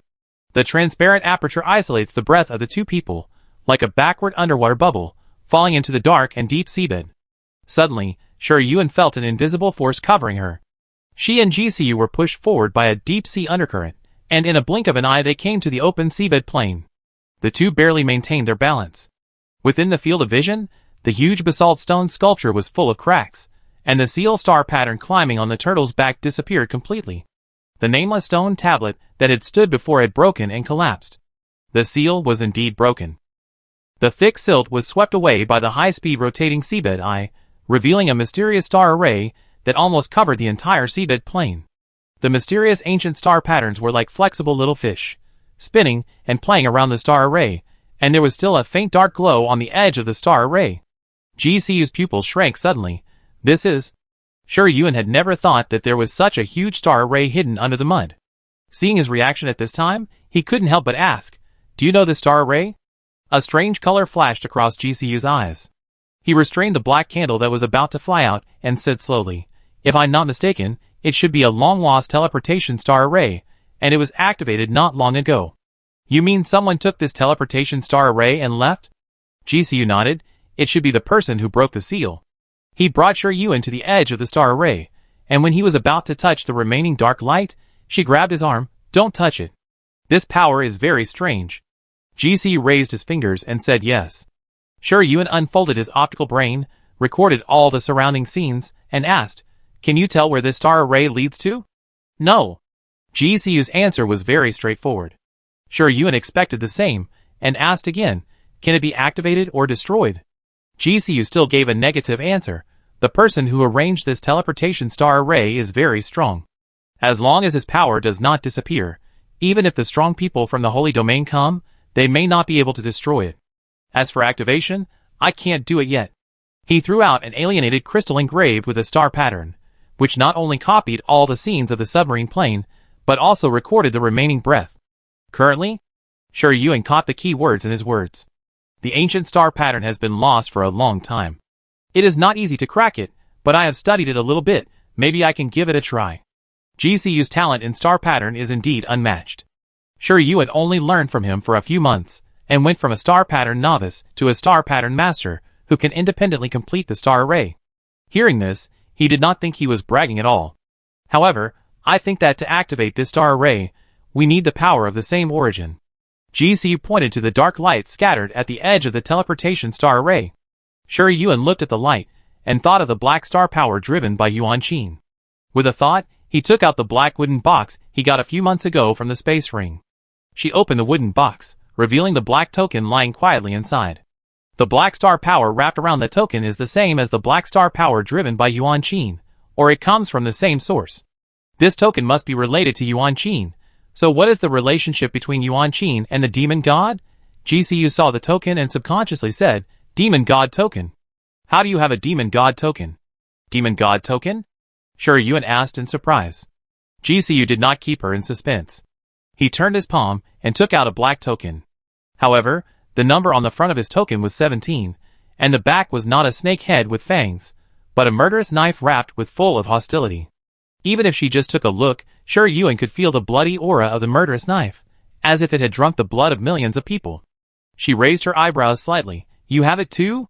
I got it by accident, and I only know it's called the Demon God Token. Demon God Tomb, Demon God Token. Yuan was about to speak, but her heart suddenly trembled violently. She raised her hand to cover her chest. Before she could figure out why she had such a strong palpitation, a powerful vitality burst out of her spiritual power spring without warning. In the boundless spiritual sea, the sacred tree totem seemed to be inspired by something, bursting out brilliant green light, and continued to spread out lines of light. They were like well-trained soldiers under the command of top generals, expelling the pure white star power that was scattered near the isolated island with an absolutely strong attitude. The Taotai totem seemed to have sensed something, but did not care about the expansion of the territory of the sacred tree totem. Instead, it took the initiative to withdraw the pure white star power that was free near the sacred tree totem. The two Taotai eyes on the totem gurgled and turned, and then quickly closed, posing as if it had nothing to do with it. The slowly growing dead branches of the sacred tree on the isolated island seemed to be favored by the god of time, sprouting and branching at a speed visible to the naked eye, and growing into a towering tree that covered the clouds and the sun. Chapter 106. The bright green light shines on every corner of the spiritual power sea, and the majestic vitality turns into thousands of fireflies, spinning and flying on the sea. The trembling mandala flower mark carefully poked out half a petal from under the surging sea surface. Just as a ray of firefly light passed by the edge of the petal, the rich vitality made the mandala flower mark shudder, and the whole flower popped out from under the sea, chasing the firefly without thinking to fly to the isolated island in the sea. The sacred tree in the center of the isolated island stretched its branches and leaves wantonly, and the thick roots poked out of the soil and quickly drilled into the ground until they spread all over the island. Unknown grass sprouts drilled out of the ground and thrived in the flying fireflies. In a short while, the isolated island that was desolate not long ago bloomed with vitality. The kitten, lying on its back with its limbs spread out, was sleeping soundly in the spiritual power cradle. It noticed the changes in the spiritual power spring, moved its short tail, yawned, turned over and sat up, and curiously poked its head out to look at its neighbor, who had suddenly grown into a towering tree. It slightly tilted its head, and looked at the dense treetops that reached into the sky, and its big round eyes blinked. The spiritual power cradle followed its idea and fluttered and swayed towards the sacred tree that had stopped growing. Approaching the thick trunk, the kitten kicked its short legs and jumped onto the trunk of the sacred tree, sniffing on the left and the right. Soon, it seemed to have discovered something, jumped back to the spiritual power cradle, and directed it to fly up to the treetops. On the treetops with dense branches and leaves, a leaf-shaped green crystal slowly rotated, gathering strands of vitality. The kitten tilted its head to take a look, then tentatively stretched out its short legs and tapped the green leaf crystal. The moment it touched the crystal, the latter hit its forehead without any warning. At the same time, countless emerald star powers gathered toward Yuan from all directions on the seabed. They were like believers who came to pilgrimage, surrounding her to form a bright and dazzling star power tide. GCU was pushed nearly 1,000 meters away by the star power tide. When he stabilized his body and looked over, he saw Yuan floating in the vacuum zone that was isolated from the seawater, with her eyes slightly closed and her hands hanging naturally. She seemed to have entered a very mysterious state. The emerald star points dragged out a long tail of light and sank into her body and flew out quickly, washing away every bit of star power in her body. Every time those star points came out again, the color would fade a little, and Yuan's breath would become stronger and stronger. The pure white star power flowing in her body collided and merged with it, gradually turning into white and green. The shadow of Taotai emerged from behind her. The beast from ancient times roared to the sky with a deafening roar. The towering old trees with lush branches and leaves made a slight rustling sound, forming a confrontation with it. GCU saw this and was slightly surprised. Suddenly, his eyes paused. Yuan's eyebrows had a faint leaf mark, and transparent tree veins extended from it, winding towards her limbs. This is a totem contract? It turned out to be a totem contract. The reason why the totem family can borrow the power of the totem is because the first generation of the family head obtained the totem inheritance, and the only way to obtain the totem inheritance is to get the recognition of the totem and conclude a totem contract with him. In the past 1,000 years, there have been only a handful of people who have concluded totem contracts, but each of them is a figure who can be recorded in history. My sister is really extraordinary. It is unknown when the totem contract will end. Although this place is far away from the sea, the birth of the immortal tree totem made such a big fuss that it may have attracted the attention of someone with ulterior motives. After a brief thought, GCU threw out a number of S-level alienated crystals engraved with psychedelic star patterns, and watched them transform into fish swimming away from the seabed. Then, he took out a total of 108 SS-level alienated crystals also engraved with psychedelic star patterns, and arranged a super-large psychedelic star array on the teleportation star array. The star power spread in all directions, gradually blending with the thick sea water, and the underwater plane turned back into a pile of silt, and perfectly integrated with the surrounding scenery, with no difference. The cracked basalt stone sculptures, and the fragmented nameless stone tablets were hidden under the psychedelic star array. Unless they were broken, even if someone came here, they would not be able to find their existence. And there are only a handful of people in the Yongnao Empire who can break this SS-level psychedelic star array. When the seabed returned to calm, Shiryu opened her eyes, and a ray of white and green light flashed from the bottom of her eyes. Her aura had not changed much from before, but the star power in her body indicated that most of her power that had been sealed up by the rose curse had returned, and was continuing to recover. It was only a matter of time before she returned to her peak state.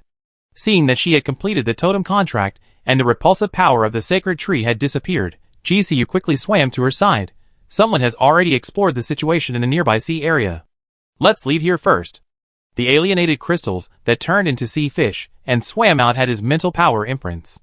Through them, he sensed several strange auras approaching, and their strength was not weak, at least extraordinary second-level talents. Shiryu quickly glanced at the seabed plane. He was a little surprised at first, but soon guessed that GCU must have done something to cover up the teleportation star array, so he nodded. There were many pairs of eyes secretly watching the situation in the sea. GCU led her, and successfully avoided all prying eyes. They quietly floated out of the sea, and boarded another starship arranged by Adlet. The person in charge of the starship was Chu Jie, the captain of the bodyguards of Shiryu, and others on Xianyao Star. He saw the two people coming out of the sea safely and unharmed, and he breathed a sigh of relief without leaving a trace. Not long ago, the sky above this sea area suddenly swept away the previous haze, and the shadow of a towering tree emerged. Its sacred breath and majestic vitality caused the talents on the nearby islands to stir up a commotion, and they all believed that a treasure had been born. Many forces immediately sent starships to check the situation, and many talents, who claimed to be outstanding, went out to sea. A considerable number of these people came for the palace in the clouds that flashed before the sea beast tide began. They believed that there were relics, and wanted to get the inheritance and treasures inside. But after that, the palace in the cloud disappeared, and the relics that everyone speculated about did not appear. After many days of searching, a considerable number of people who came to join in the fun had already disappeared. Now the shadow of the sacred tree suddenly appeared, and it was hard not to guess whether someone had obtained the inheritance of the sacred tree. Looking at the indifferent expressions of the two, Chu Jie couldn't help but have some more guesses in his heart, but he knew the limit, and would keep today's matter to himself. Before Shiryu had time to carefully check the situation of the spiritual power spring, he was relieved to leave the next matter to GCU, and went back to the room first. GCU gave Chu Jie a few instructions, and went back to think about the teleportation star array. Recently, he has entered a bottleneck period in the research of star patterns. He thought he would stay at this stage for a long time, but when he saw the ancient star patterns that constituted the teleportation star array, something seemed to be coming out of his mind, and inspiration was endless. He had a strong premonition that if he could understand this teleportation star array, conquering other ancient star patterns would be a piece of cake. Thinking of this, GCU lowered his eyes, and looked at his palm. A ray of pure black star power hovered above it, like a flexible fish swimming counterclockwise, and then a ray of bright silver star power appeared, chasing it to form a distinct Tai Chi pattern. The starship engraved with the Tao I totem moved forward on the sea. Other starships that were still exploring the traces of the sacred tree ran into it head-on, and immediately avoided it to the side. Thinking that the phantom in the cloud could alarm the Tao Tai family, it must not be as simple as a mirage. So for a while, they searched harder, trying to get the inheritance in the ruins, and jump over the dragon gate. Shiryu naturally didn't know these things, nor was she interested. She took a shower and changed into clean clothes, suppressed the sleepiness that came over her, and sank her consciousness into the spiritual power spring. It was still the vast ocean, but compared to the emptiness and loneliness before, the spiritual power spring was now more vibrant. The flying fireflies shuttled across the lush island, sometimes diving into the grass, sometimes flying onto the branches, like happy elves. Several thick vines hung down to the green shade of the tree, interweaving into a wide cradle. The kitten lay in the cradle with its limbs spread out, sleeping with its belly swaying, not to mention how comfortable it was. The rose mark and the mandala mark dug a hole next to a thick tree root and buried themselves in it, sprouting branches and crawling out of the vines facing the bright sky. The various marks that the kitten had swallowed on the wild lion star were also running around in the grass on the other side. The sacred tree was like a loving and tolerant mother, shining on every child hiding under its green shade. The God Tree Totem and the Tao Totem each occupied a piece of the sky of the spiritual power spring. They looked distinct and did not interfere with each other. In fact, the two fierce eyes on the Tao Totem were glaring at the God Tree Totem. The pure white star power was eagerly surging because of his changing emotions, trying to invade the territory of the God Tree Totem and take back his own baby. However, the God Tree Totem was not a vegetarian.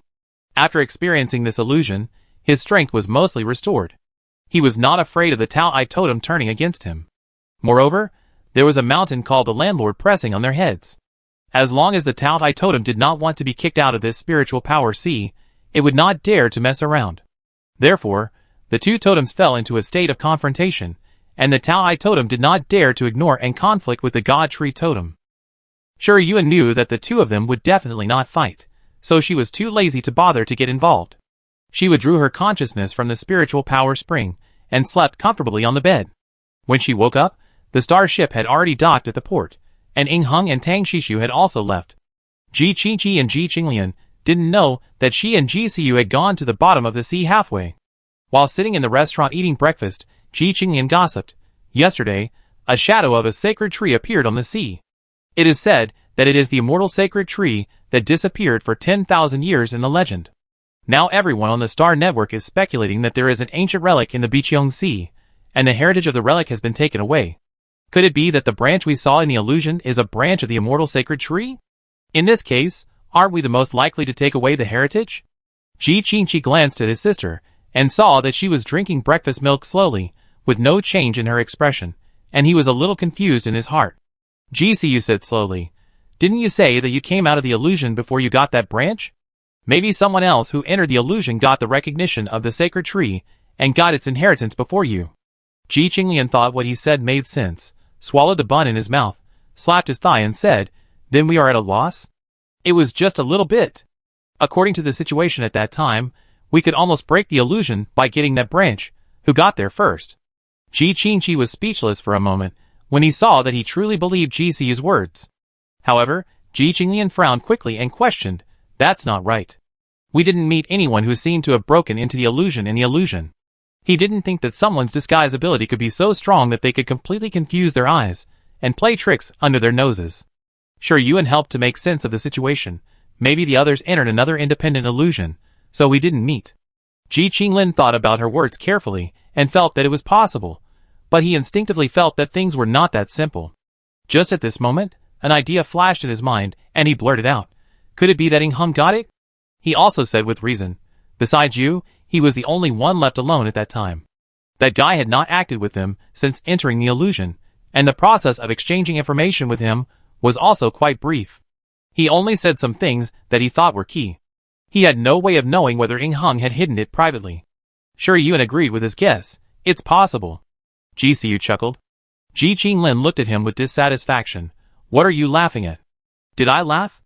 Ji Siyu asked back. Ji Qinglian narrowed his eyes slightly. "Are you secretly saying bad things about me in your heart?" Ji Siyu pretended to be surprised. "Why would I say bad things about you for no reason?"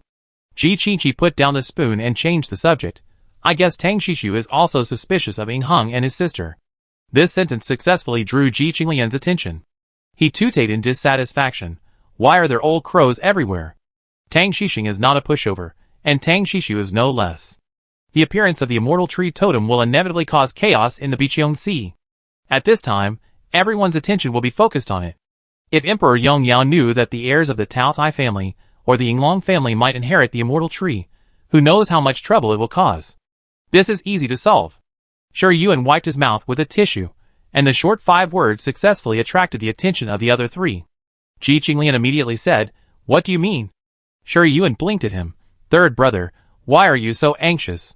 It's Ying Hung who should be anxious now." As soon as she finished speaking, her star conch shook.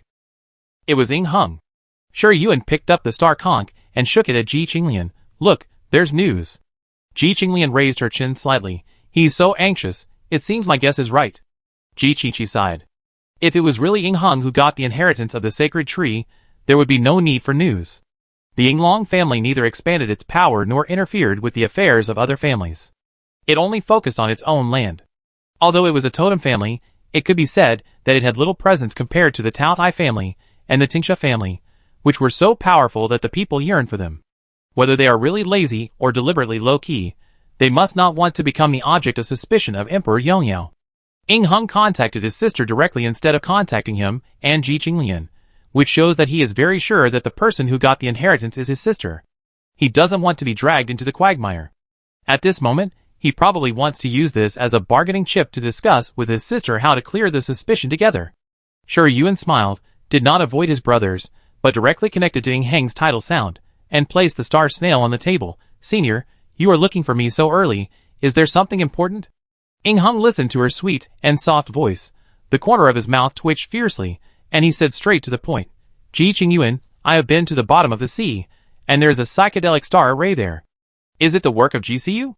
Hearing this, GCU raised his eyebrows slightly, as if he did not expect Ying Hung to be able to see the existence of the SS-level psychedelic star array. Shi Yuan was also a little surprised, but she didn't show her emotions, still pretending to be stupid, and said, "What psychedelic star array?" Ying Hung saw that she was still pretending, and said lightly, "Don't come on, I'm not Ji Qinglian, I won't fall for your naivety." "Ji Qinglian, he said angrily. "Ying Hung, who are you calling naive?" Ying Hung didn't expect to hear his voice, and was stunned for a moment, and uttered a light exclamation. "You are here too?" After saying that, he laughed. "I praised you for being cute, Brother Qingyuan." Ji Qinglian wanted to say more, but was covered by Ji Qinchi. Ying Hung heard that he was silent, flicked his tongue, and got back to the point. "Sister Qingyuan, I have only one request. You don't throw dirty water on others. What nameless stone tablet? What psychedelic star array? I don't know anything." Shi Yuan held his chin and chuckled. "Such a big thing. How can it be said in Qingluo? I brought back a lot of Yunding Luching from Tiandu Star this time. How about you come and try it, senior?" Ying Hung knew from her tone that she would not let herself get rid of this muddy water easily, gnashed his teeth in annoyance, and cursed him inwardly as a little fox. She was sure that he would not bow down to Emperor Yongyao and show his loyalty, and she didn't want to be splashed with dirty water by her and become the object of suspicion by Emperor Yongyao, so she didn't express anything to him from yesterday to now, but waited for him to come to her. The Ji family of Tiandu must have burned incense for thousands of years to the Tao Tai totem, so that they could find Ji Qingyuan when their fate was about to end. Chapter 107. Ying Hung was probably prepared for this. Although he knew that this trip was not a Hongan banquet, it would not be much better. He did not waste time and arrived at the Ji family residence half an hour later.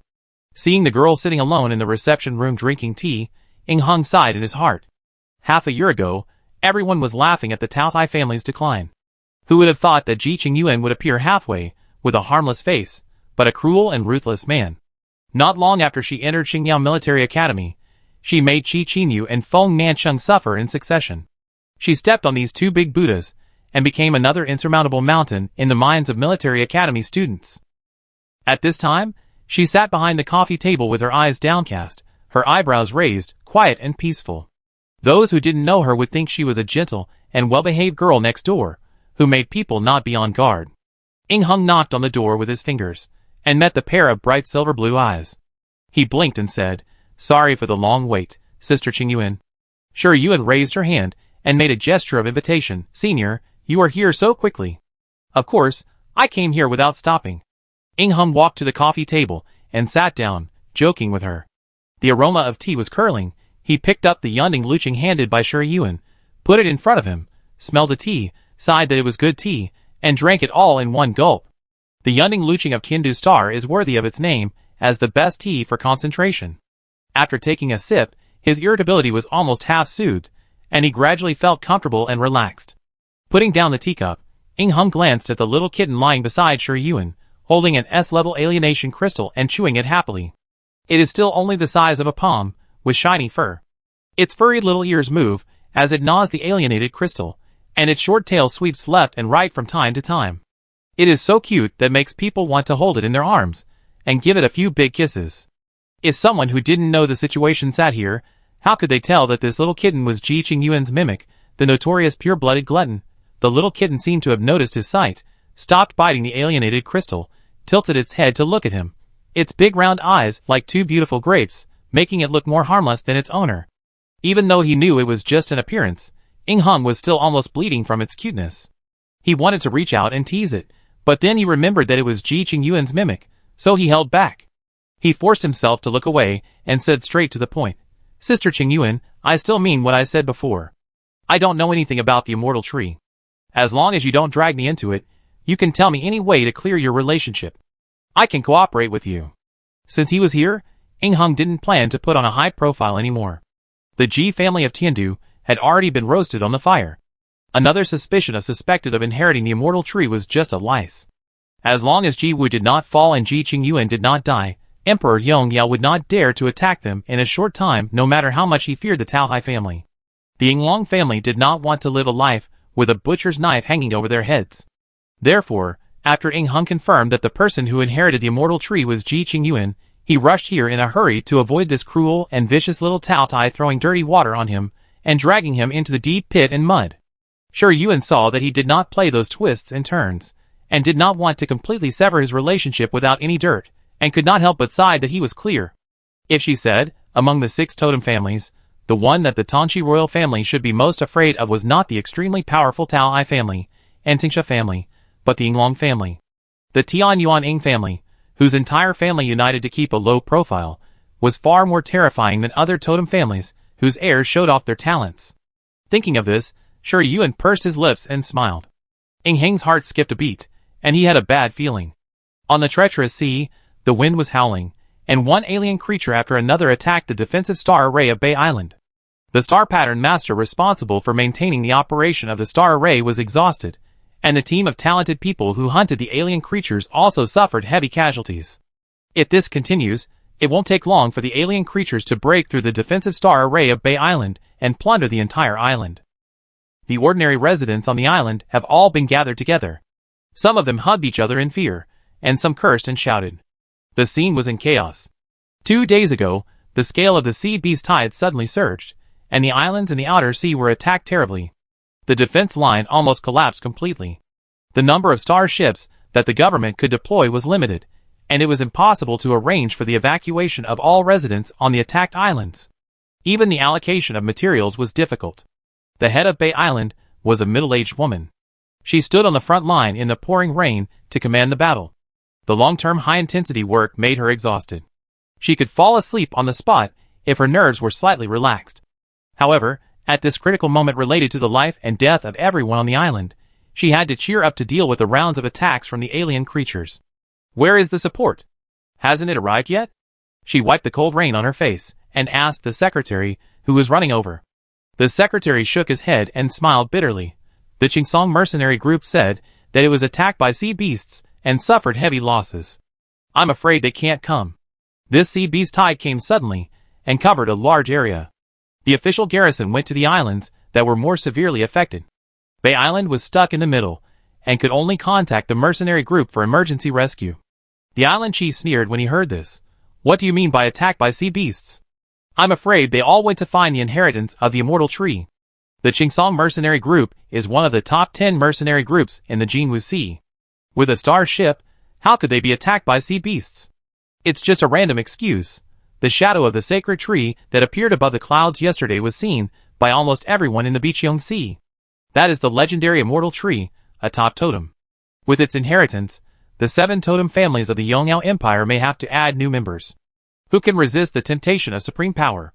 What are the residents of a small island? How dare the secretary answer?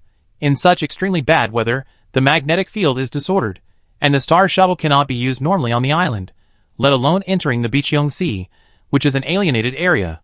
Without the star ship, They simply couldn't leave Bay Island from the sea, and could only defend it. The good-tempered island chief cursed, and then quickly regained his composure. How many alien crystals do we have left in reserve? If we shrink the defensive star array, we can hold on for 2 more hours at most, but in that case, the original array base cannot be used, and the defensive ability of the star array will be greatly reduced. Ah! Before the secretary finished speaking, a scream suddenly came from the front. Someone shouted, "The star array is broken. Retreat! Retreat quickly!" The island chief's pupils contracted, and he ran forward quickly. A star pattern master who supported the operation of the defensive star array fell to the ground exhausted, and the S-level alien creature took the opportunity to launch a fierce attack, breaking through the defensive area he was responsible for, biting the star pattern master who was about to replace him, and biting off his upper body.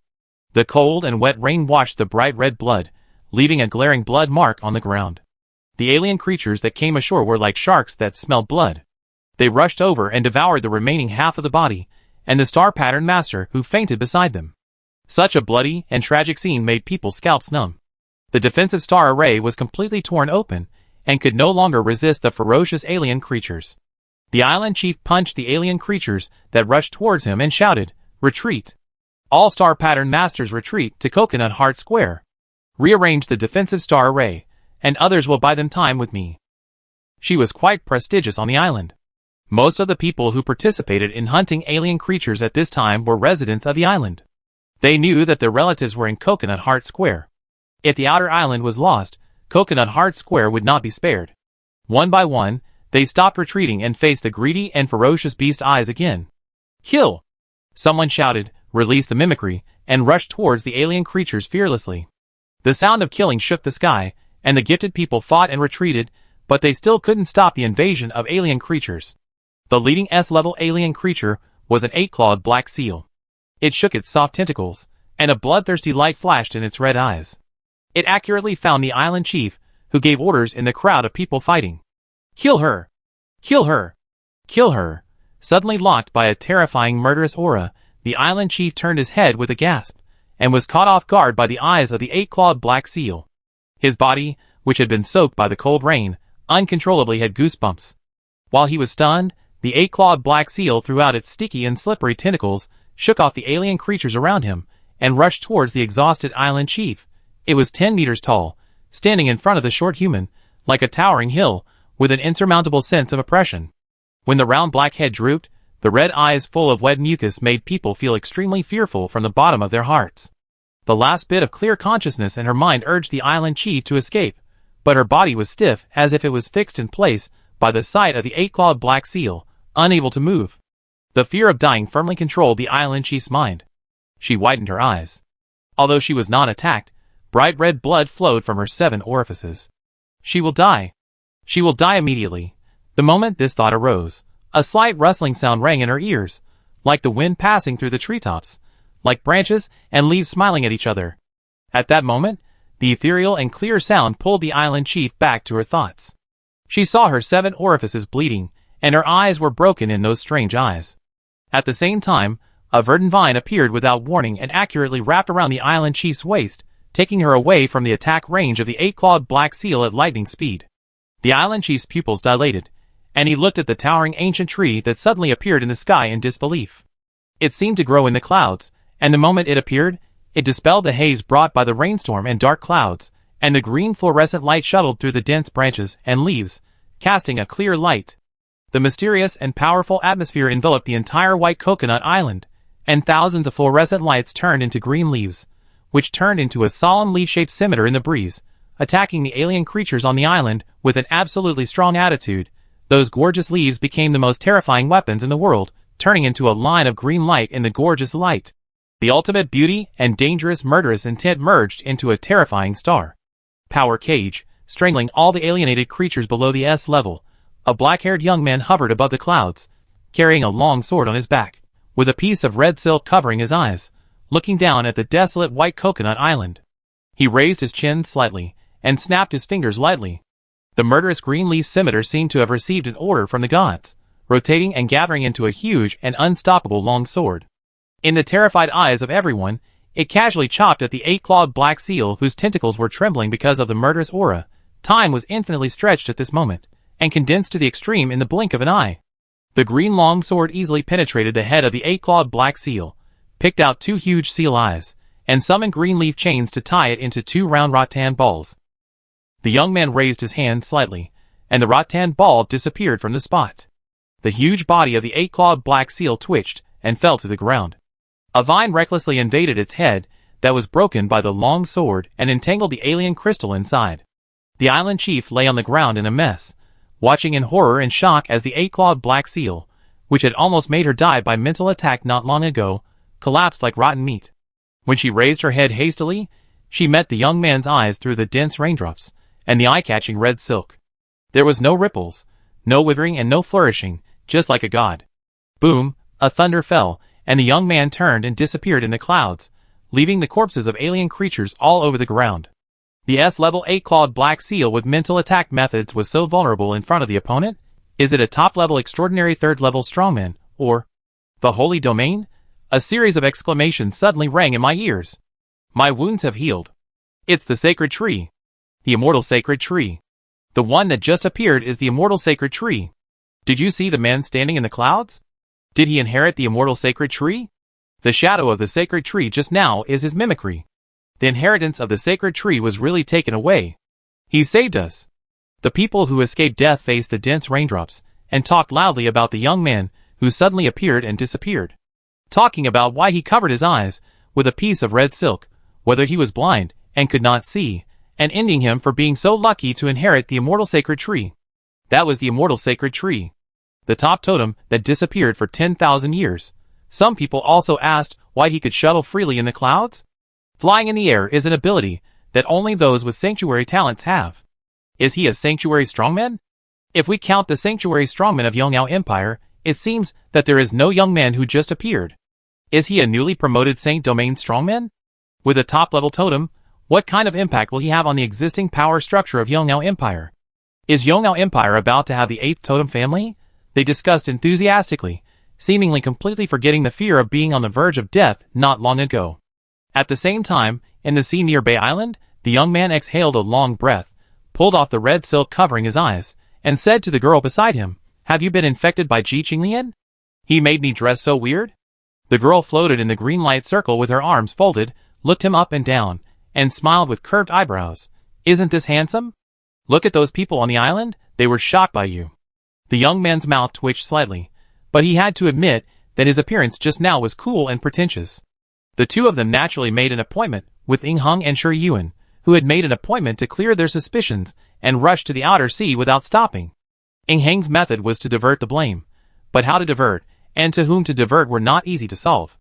If he was not careful, he would backfire and bring disaster upon himself. Shi Yuan approved his idea of diverting the blame and gave a detailed plan. It was not realistic to throw dirty water on other totem families, Winston Empire or Black Talents. Emperor Yongyao was not stupid and would not be easily fooled by them. At this time, there must be a figure that was eye-catching enough to appear. After careful consideration, Shi Yuan decided to capture Yuan Qin as a scapegoat. After all, the current commotion in the Sea of Biqiong was caused by him. It is very likely that he got rid of the constraints of the illusion and escaped using the teleportation star array under the sea. Such a person could never be unknown. But it is unknown how many years ago the illusion was formed. It is not easy to find out such a long ago event simply by relying on a name or a video. If we can get the news related to him with the help of Emperor Yongyao and get rid of the suspicion, it is simply killing 2 birds with 1 stone. So, Shi Yuan turned Ying Heng into Yuan Qin, gave him the flying star pattern, let him pose in the clouds, and used the power of the sacred tree to complete the pretentious and cool appearance just now. In fact, anyone can pretend to be Yuan Qin. After all, he doesn't show his face and needs to change his body shape. But since Ying Heng has come to the door, he can't be left idle. We can do bad things together. Even if the matter is exposed in the future, we are grasshoppers on the same rope. It sounds too far-fetched to say that we share life and death, but it is not to add insult to injury. Ying Heng also knew that he was just here to make up the numbers, and after being speechless, he still found it quite interesting. He pinched the red silk and tied a bow, pretending to be casual. "You asked me to pretend like this. You can't just make a fake person. Whether it's talking or doing things, it's not easy to reveal your tracks if you mix the truth and the false. With Ji Qingyuan's Shen Mansion, It's impossible not to understand this truth, so in a corner of the world, there must be someone who dressed so conspicuously and was held a grudge by her. Sure Yuan smiled and blinked. Senior Ing, have you heard us saying? Huh?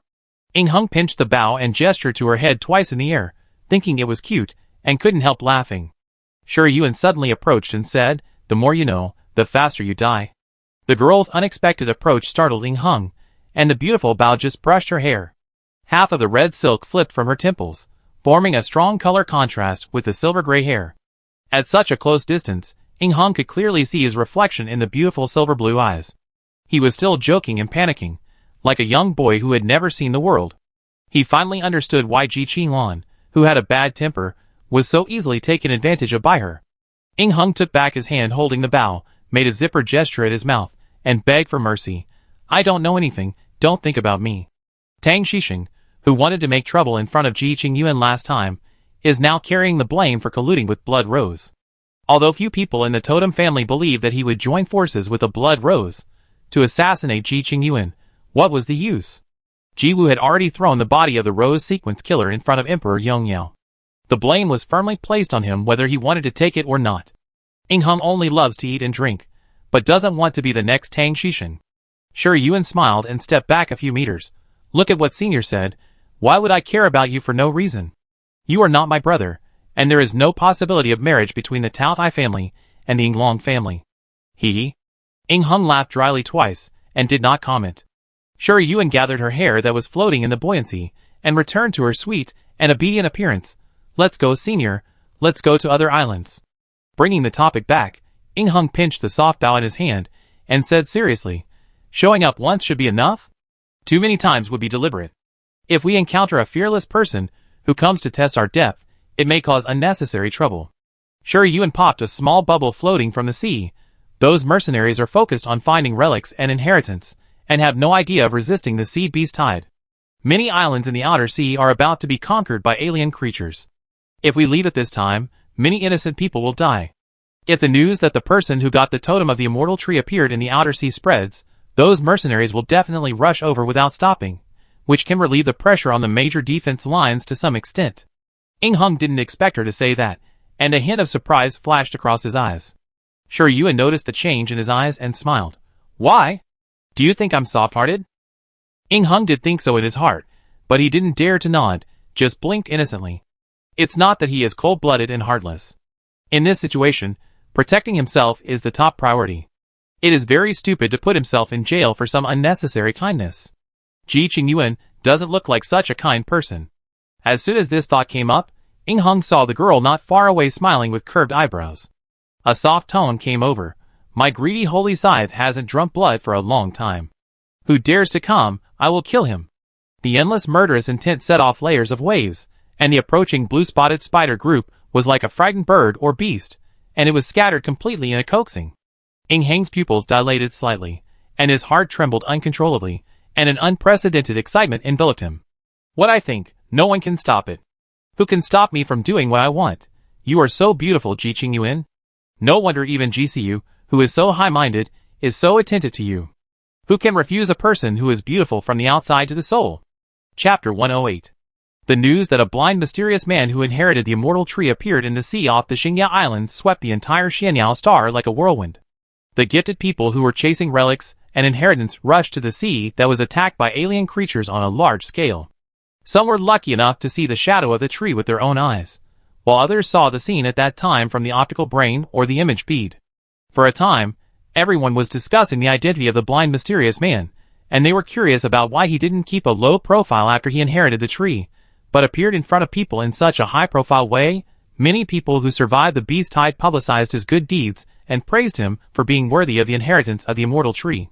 Even though there were so many eyes staring at him, he still chose to show up to save people. Some people sneered at this. Every time the mysterious man appeared, he would take away the most valuable materials and alien crystals from the S-level alien creatures. Obtaining rare materials was his purpose, and saving people was just a byproduct. Of course, those who shouted such remarks were often rolled their eyes, and some were even attacked by the crowd. There were also those who were unwilling to give up, and tried to get close to the mysterious man to see if they could take the inheritance of the immortal tree from him, but they were beheaded by a sword, and no one dared to collect his body after 3 days. 3 days later, Balei Prince Tang Shijin led the Golden Crow Legion to the Biqiong Sea and took over the outer sea defense line.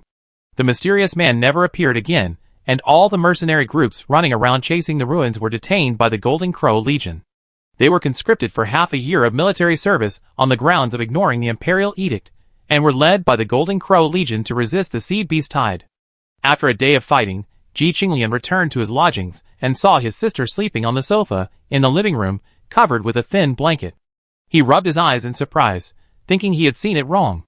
Ji Xiu, who was sitting on the sofa on the other side, made a shushing gesture to him, indicating that he should move gently and not wake her up. Ji Qinglian opened his mouth and made a mouth shape. Where did she go? Why is she so tired? Ji Xiu drew a communication star pattern and sent it over, saying concisely, hunting alien creatures. Ji Qinglian muttered in his heart. She refused to come with me. Look at her ability. Ji Xiu glanced at him. Okay, go upstairs and wash up quickly. I can smell the fishy smell on you from a distance. Ji Qinglian, He raised his hand in disbelief and leaned over to smell his sleeve. Although he did fight those alien creatures in close combat, how could there be any fishy smell? He glared at Ji Xiu and went upstairs quietly. Adlet, who brought out the hot soup from the kitchen, smiled gently and did not make any sound. When Ji Qinchi came back, he saw his sister holding the thin blanket that Ji Xiu usually covered when he lay on the rattan chair in the dormitory yard, and yawned lazily with tears. He glanced at Ji Xiu, who was looking down at the computer intently. Doesn't this guy hate others touching his things the most? Ji Xiu noticed his little action, retracted his gaze from the computer, and cast a puzzled look. Ji Qinchi was smart enough not to say anything more. After saying hello to his cheap brother and cheap sister, he also went back to the room to wash up. The cadets of Xingyao Military Academy need to complete a certain number of alienated creature hunting tasks. That amount of tasks is naturally not a problem for the cadets, but the number of huntings beyond the number of tasks will be recorded as points for the performance of each camp in this Sea Beast tide, so the cadets of each camp are all trying their best to hunt alienated creatures. Shuri Yuan and others were delayed in the illusion for 7 days, so they naturally have to make up for it in the subsequent actions. Therefore, the 3 brothers and sisters got up early and went to bed late in the past few days, which made the points of the Yoguang camp soar a lot, and currently ranked 3rd. Ji Qinchi just went upstairs, and someone knocked on the door outside. Shuri Yuan was wondering who had come to the door at this time, and then he heard Feng Shiyuan's full voice. Ji Xiu? Get out of here. It's been so many days since the alien creature hunting mission started, and you don't even have a single point. Are you a drag on our Tianxian? Are you worried that I will kick you to Yoguang and let you work like a cow for our sister? Ji Xiu, Rong Miao advised beside Feng Shiyuan. Keep your voice down. What if my sister is also in there? You don't sound nice. Shuri Yuan, She laughed twice, put the blanket aside, and went to open the door for the 2 people outside. Feng Shiyuan thought it was Ji Xiu who came to open the door, and was about to scold him in a hurry, but she was caught off guard by Shuri Yuan's bright eyes, choked, and laughed. My sister is here too. I thought Ji Xiu was the only one lazing around here. Shuri Yuan made way to the side and greeted her. Senior sister, have you just come back from the beach? Come in, and sit down quickly. Her voice was still lazy and soft, as if she had just woken up. Feng Shiyuan's ears were numb when she heard it. She wanted to hold her face, which was still slightly pink, and rub it hard, or suck it a few times, but she knew it was not appropriate to do so, so she gave up the idea of treating the little Taosai as a kitten. It's been a long time since we last met. My sister has become beautiful again. How is her injury?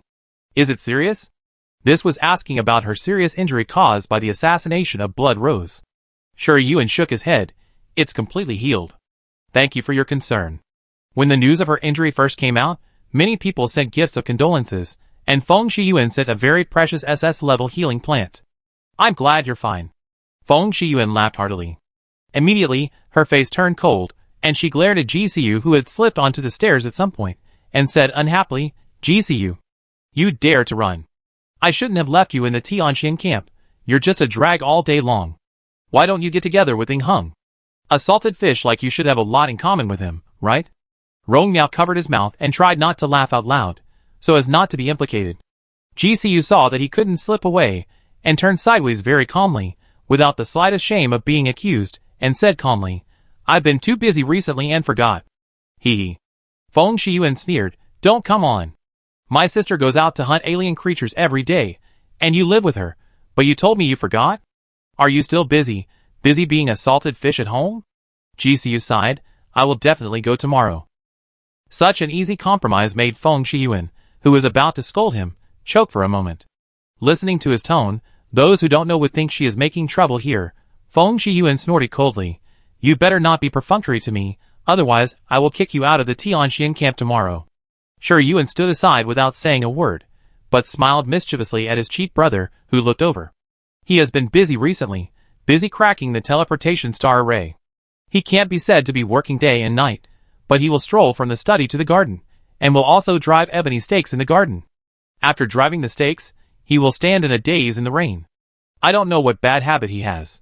When she came back yesterday, she saw him standing in the rain wet, and thought something big had happened.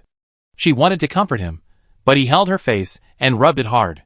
She was stunned at the time, and had a fight with him in a bad mood. After the fight, he seemed to have opened up the Ren and Du meridians, and climbed over the wall back to the study. Such unrefined behavior is simply not the same person as the nobleman she saw at the beginning. GC walked down the stairs slowly, and did not forget to argue with Feng Shiyuan. If you are willing to pay points to send me to your sister, I don't mind. Sure Yuan immediately said, I am not worthy of such a salted fish as my brother. GCU snorted at her unhappily, as if to say, Are you blind? Rong Miao shouted, You. Look at what you have become. Even your sister is not willing to have such a salted fish as you. GCU ignored him and walked into the restaurant and said, Adlet, is dinner ready? Adlet smiled and said, Yes. Feng Shiyuan swept away her arrogance just now, flew to the dining table like a little bee, and said lively, Adlet, I want to eat 2 bowls of braised pork today. It is not polite to come to the door at mealtime. She came here today and greeted Adlet in advance, otherwise how could she catch the lazy GCU? Adlet smiled gently, I made a big bowl, you can enjoy it. Rong Miao also exclaimed, and my hot and sour meatballs. All of them. The two have a good relationship with GCU.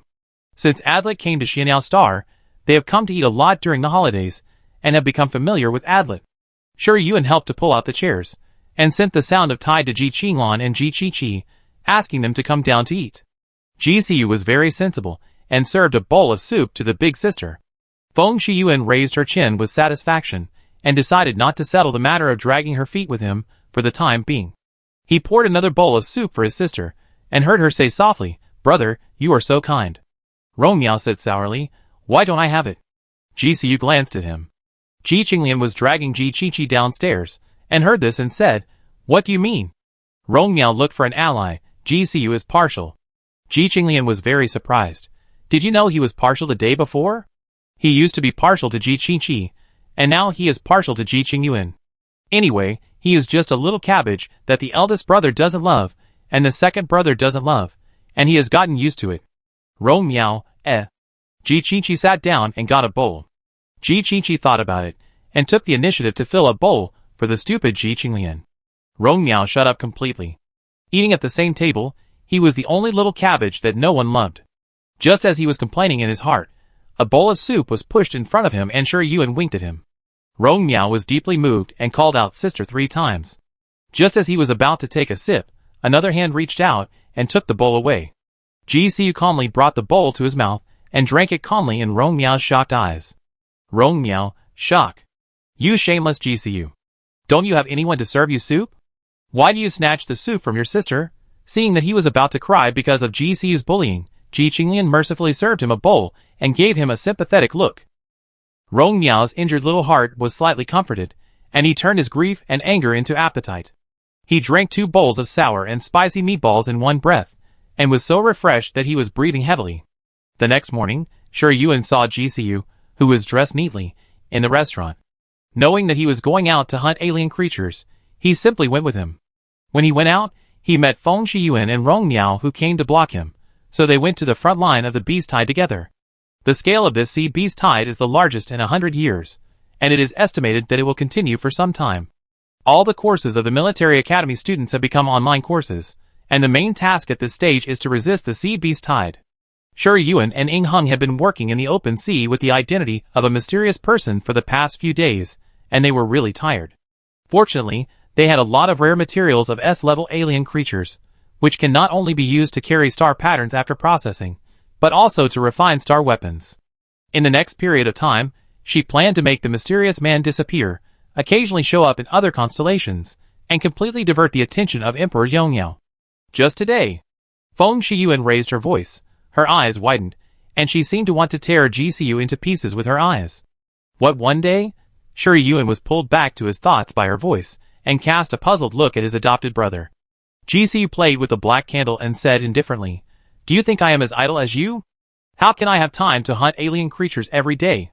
Feng Shiyuan continued to stare at him. "How many alien creatures can you hunt in just one day? I tell you, if Tianxian becomes the last one this time, I will definitely kick you to Yingheng. Then you might as well kick me to Yoguang. Kick me right now? I promise I won't struggle." Feng Shiyuan was furious. GCU laughed, then looked at his innocent adopted sister and deliberately said, "Do you want me to or not?" When he said this, he stopped. The whistling sea breeze blew his black hair, and his eyes, as deep as a cold pond, were full of smiles. It seemed like he was joking, but Shi Yuan didn't know how to answer. Feng Shiyuan didn't notice her subtle emotional changes and snorted twice, saying, "You wish? I won't let you go to harass our sister. Rong Miao. Hurry up and take this annoying guy to the front line. If he doesn't get 10,000 points today, he is not allowed to go back for dinner." "Okay."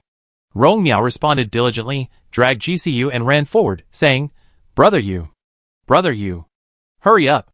It's time to show your strength. Give your sister a little shock as a brother."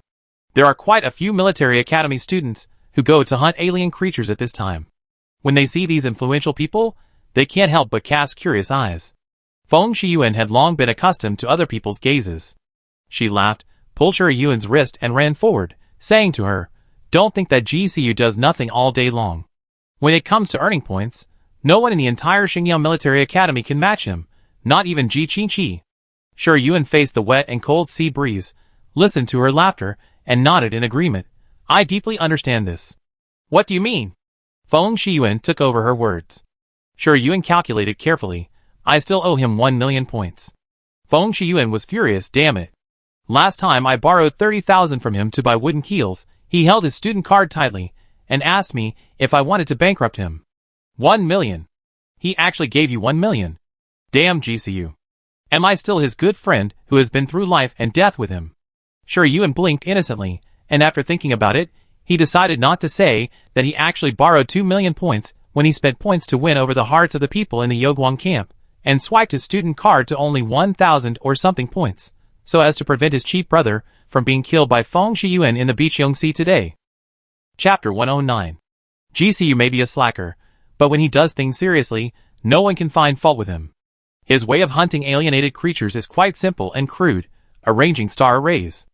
As a star sealer, who is more advanced than a star pattern master, he does not need to cooperate with many star pattern masters to maintain the basic operation of a large star array. And because he is rich enough, he can use S-level alienated crystals as the array base to engrave star patterns and arrange star arrays anytime and anywhere. So, when Feng Shiyuan dragged Shi Yuan to the beach, he saw GCU got a 3-feathered gull from somewhere and stood on its back.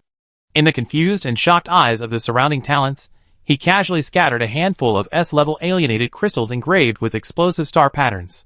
Xianzhu flashed in the air, and those alienated crystals formed a chain of explosive star arrays under its control, covering the nearby sea area.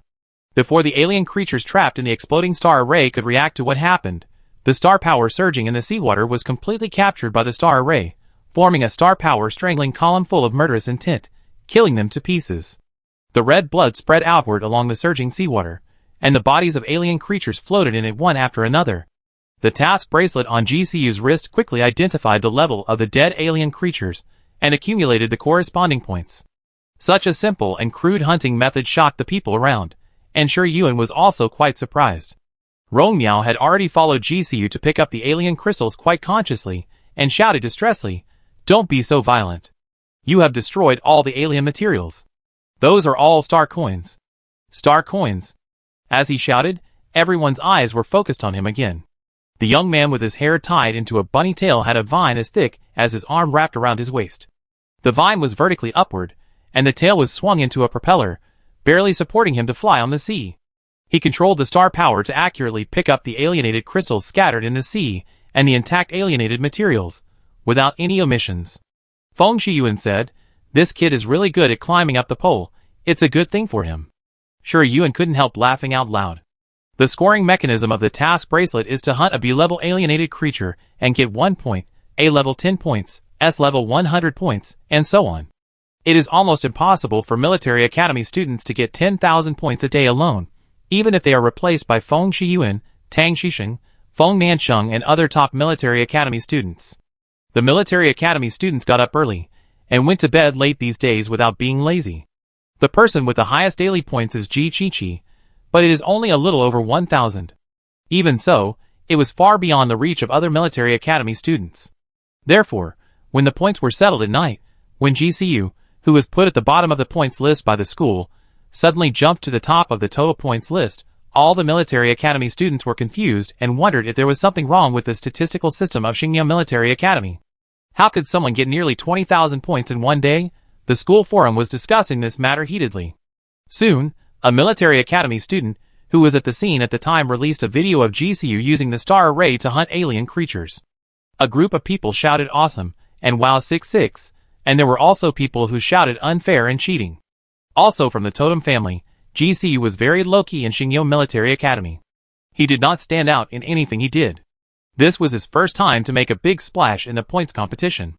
Not long after, someone came out to explain that GCU was a Star Seal Master, and setting up star arrays to hunt alien creatures was in line with the rules for obtaining points this time. Star Seal Masters from various camps also cooperated to hunt alien creatures.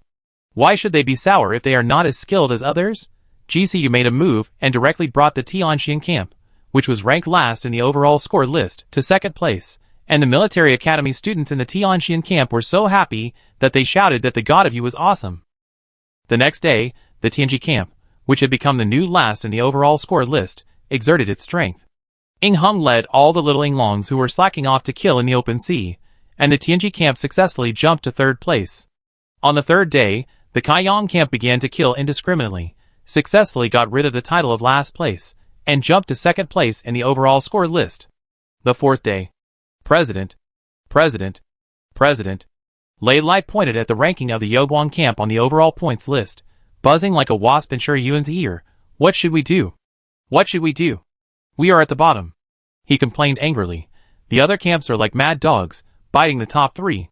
Except for the Tianshu camp, which is firmly in the first place. The rankings of other camps are changing every day. If this continues, our situation will be bad. In the end, the foundation of the Yoguang camp is too weak. Because of its bad reputation in the past, the quality of the military academy students it has absorbed is uneven. In this kind of point ranking competition with full participation, not to mention the disadvantage in terms of numbers, the combat effectiveness is a bit inferior. There are not many star pattern masters. Even if Ji Qiqi, who has super combat effectiveness, is there, he cannot pull the Yoguang camp into the top 3 by himself. And this disadvantage will become more and more obvious over time. If there is no effective solution, Yoguang will eventually be the last one. Sure Yuan couldn't help laughing when she heard him muttering about how other camps were unhuman, and how they were surviving and dying, and spent all their time on the front line, except for eating and sleeping. Ever since Xingye Military Academy issued the task of hunting down alien creatures, she had not planned how the Yoguang camp would deal with this points race. Especially in the first week, she and her two step-brothers mistakenly entered the illusion in the clouds, and when Song Shu, Tang Xia and others could not contact her at all, so they could only formulate a relatively conservative action plan and complete the task step by step. After that, she was busy passing the blame for the inheritance of the immortal tree to Yuan Qin, and still had no time to take care of the affairs of the Yoguang camp. However, with Ji Qiqi and Ji Qinlan, two battle maniacs, taking over, and other camps not fully exerting their strength, the ranking was still acceptable. The relatively peaceful situation was broken by GCU's magic stroke, which intensified the competition between the major camps, and the shortcomings of the Yoguang camp were naturally revealed. As for the culprit, he has gone to play, and it is unknown whether he can figure out the ancient teleportation star array. Sure Yuan tapped the table with his fingers, and whispered a few words in Lei Lai's worried eyes.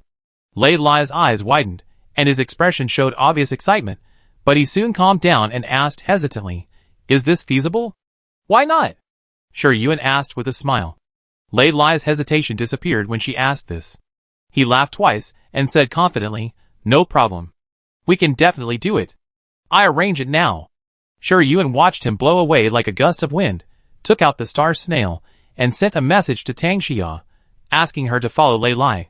Since the news of her assassination by Blood Rose spread among the totem family, Tang Xia expressed her concern for her at the first time, but did not mention Tang Xixing, as if she was entangled. After that, he shared his daily study and training with her as usual. Although she tried her best to behave as usual, her Taoism was too shallow, and Sure Yuan saw her uneasiness and embarrassment at a glance. Sure Yuan didn't know whether she went to Tang Xixing to confirm the matter, and what judgment she made, but she knew that no matter what Tang Xia learned from this incident, her worldview had once again suffered a great impact, and she could no longer be the carefree little princess. The power struggle between the totem family was completely exposed in front of her, leaving her no chance to play dumb. Now there are only two choices before Tang Xia: either give up everything and become a little princess who knows nothing, and be sacrificed as a discarded child by Tang Xixing one day in the future, or nourish ambition, grasp power, command the Jinwu Legion, and become the empress of the Yongnao Empire. After receiving a short reply of good, Sure Yuan smiled silently. For someone who knows how to take advantage of the situation and rise with the wind, no one knows where her destination will be. When Tang Xixing and Tang Xixi were confronting each other, it was the best time for her to grow. Sure Yuan was about to put away the star snail when a sound of tide suddenly came in. She saw the note and paused. She did not connect immediately, but put the star snail on the table and let it vibrate back and forth. The sound of tide sounded 3 times in a row. She finally put the star snail to her ear and said slowly, "What can I do for you, Duke Iris?" The person who sent the sound of the tide was Chris Hudson. The last time they contacted each other was on the Wild Lion Star. She, through Wen Songshu's sister, joined Chris Hudson to surround and kill Cyrus Garcia. At that time, she was hit by the backlash of the Rose Curse and was in a coma for several days. She did not contact Duke Iris after the incident, and he did not take the initiative to send a message in more than a month. Hearing her voice, the breathing at the other end of the star snail became heavy, as if restraining something. Panting so hard? Fever? Sure Yuan complained in her heart, but her face was calm. Her pink and white fingertips gently tapped the table, and she thought about the reason why Chris Hudson suddenly contacted her. Was he still upset about what she had taken from him? He wanted to get the things and face back together? Sure Yuan sneered. If Chris Hudson had a brain, he should continue to remain silent instead of holding on to the trivial things that happened before. She has already given the things to Cyrus. What's the point of looking for her? Killing her won't get it back.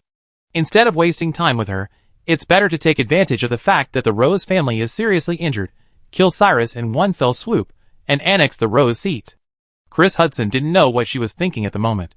He controlled his breathing bit by bit, his eyebrows slightly raised, revealing an aggressive temperament. His voice sank, and was very attractive.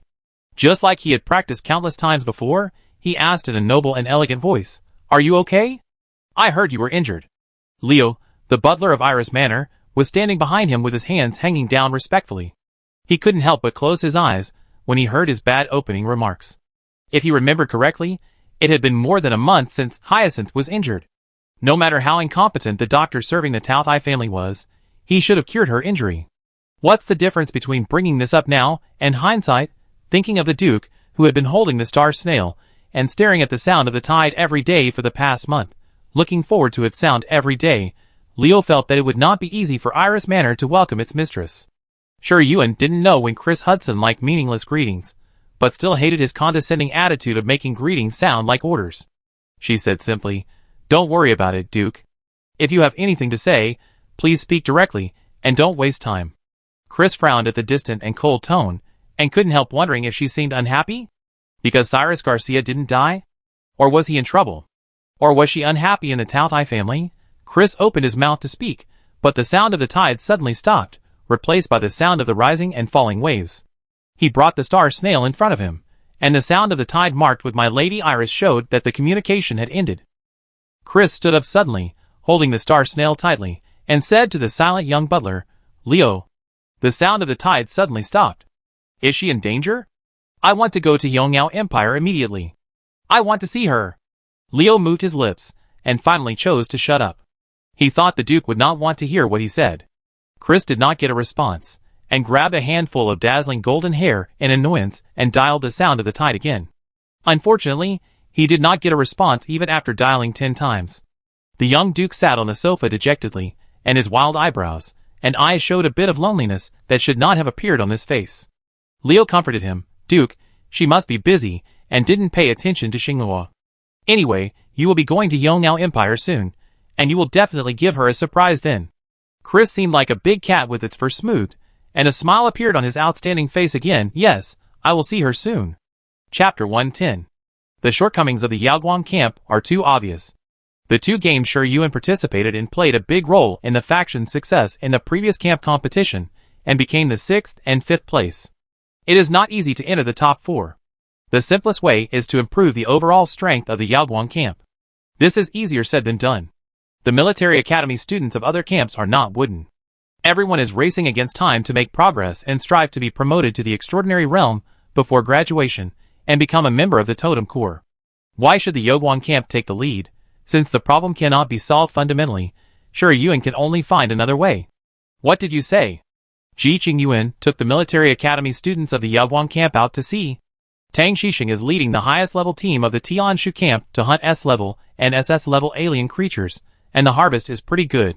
In the recent week's ranking dispute, only the Tianshu camp remained unmoved and firmly sat in the first place, which was directly related to the number of S-level and SS-level alien creatures they hunted. Therefore, the defense lines of the islands, where the military academy students of the Tianshu camp were located, were the lightest.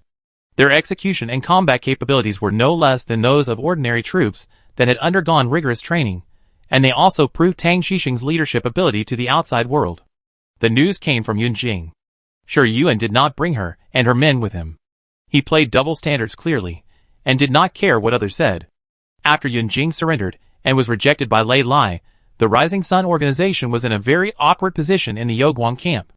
They had a limited number of people, and could only participate in small and medium-sized camp competitions at most. Shi Yuan did not bring them to play in large camp competitions at all, but large camp competitions were very important to military academy students. Yunjing wanted to play badly and hold back, but those military academy students, who were still in Shuri, were not completely loyal to Tang Xixing. The previous Yaoguang camp had no future to speak of, and she promised benefits in private under the banner of Tang Xixing. In order to have an extra way out when they graduated, everyone naturally obeyed her. But for so long, they didn't get much benefit from Tang Xixing. Instead, Ji Qingyuan, who distributed more points after each game than other camps, never hesitated to encourage outstanding military academy students, and gave them very high-level combat guidance.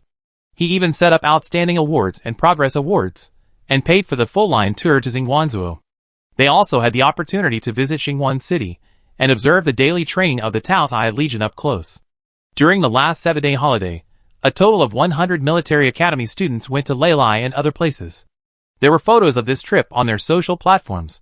After returning, they did not forget to show off to their friends the solemnity and majesty of Xingguan City, how thoughtful the hospitality arranged by the president was, and how shocking the training scene of the Taotai Legion was.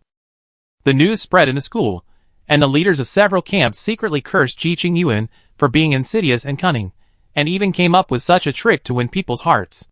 It's not that they can't afford the travel money, but none of them has the authority to promise military academy students to visit their main city and observe their own legion training up close.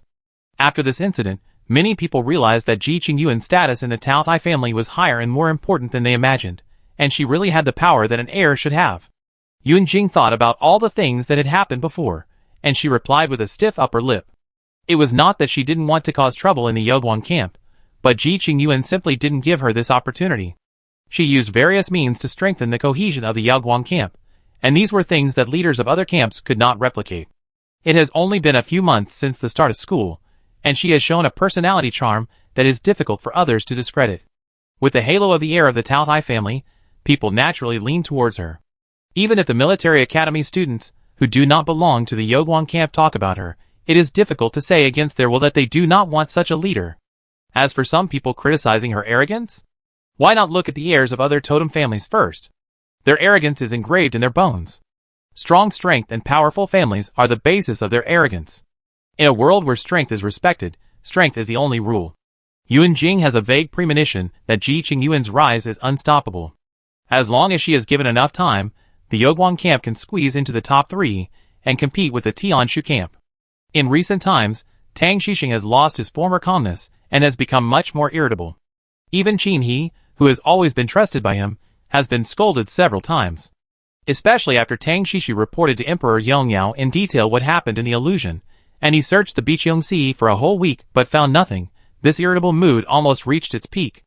If it were in the past, Tang Xixing would not care about Tang Xixi's tricks to fight for power, because he knew that no matter what the other party did, it would not shake his position.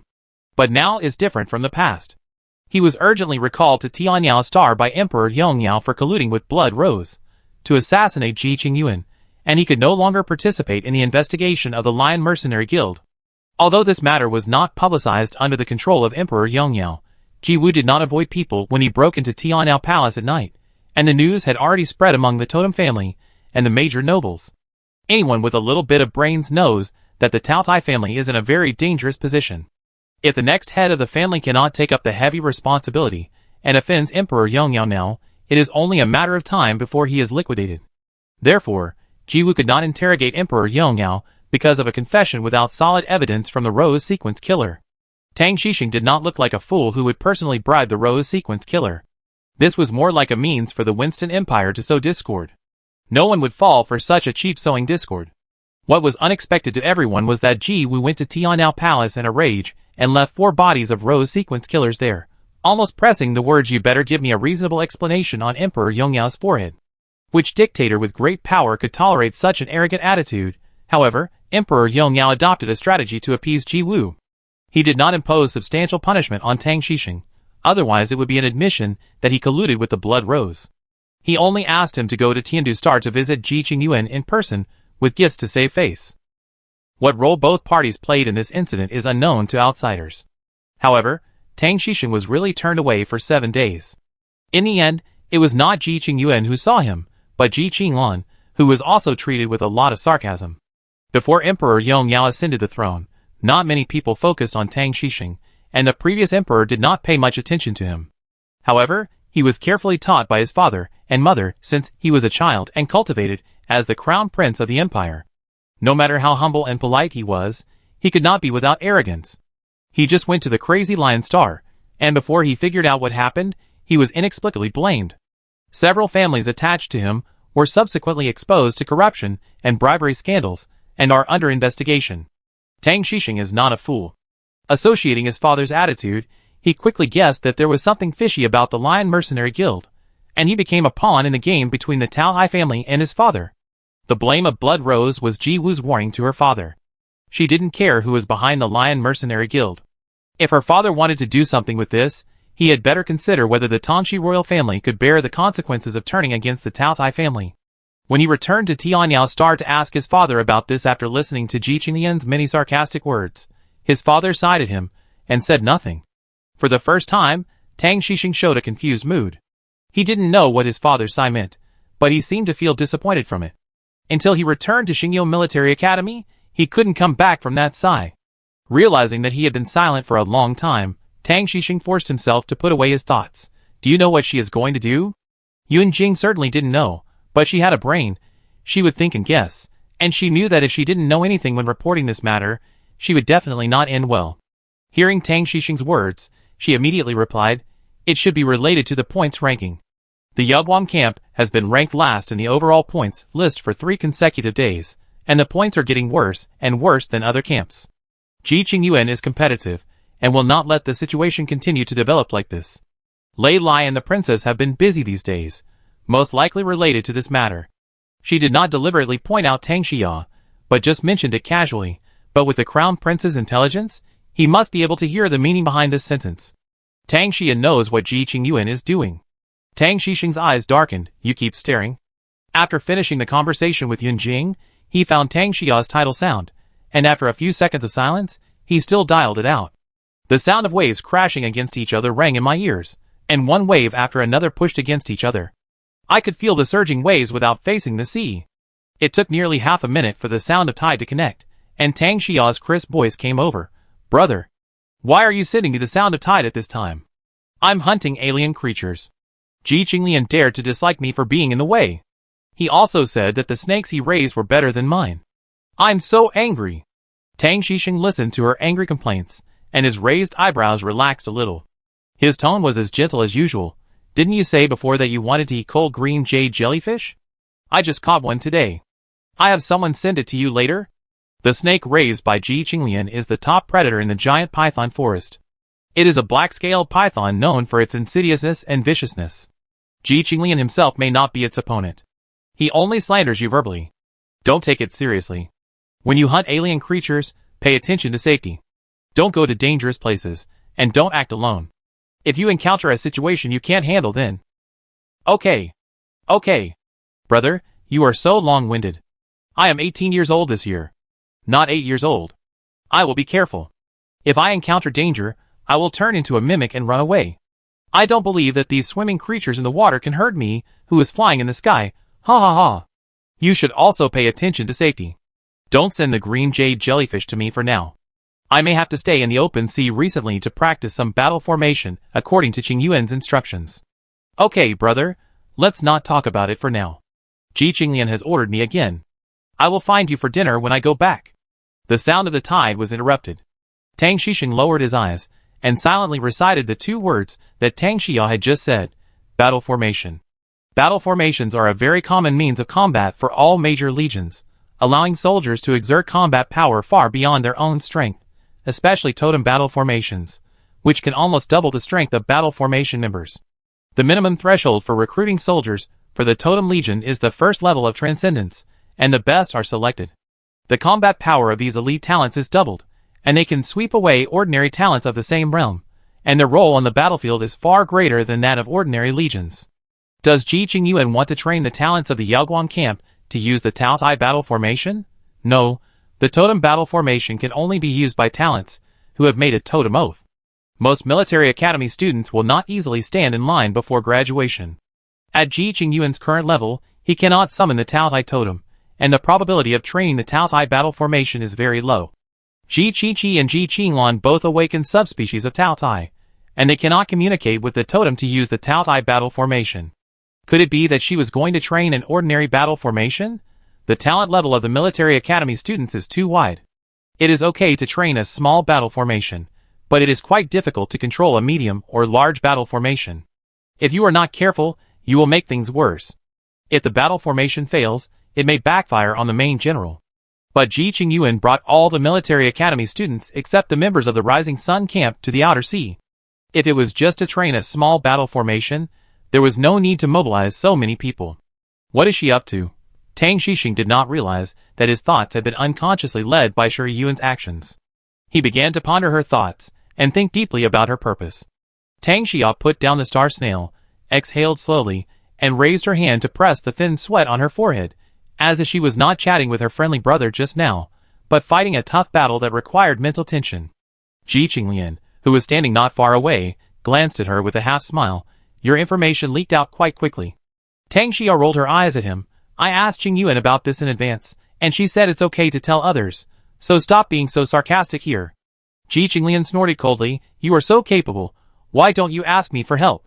He didn't care about Tang Xia's reaction and walked out.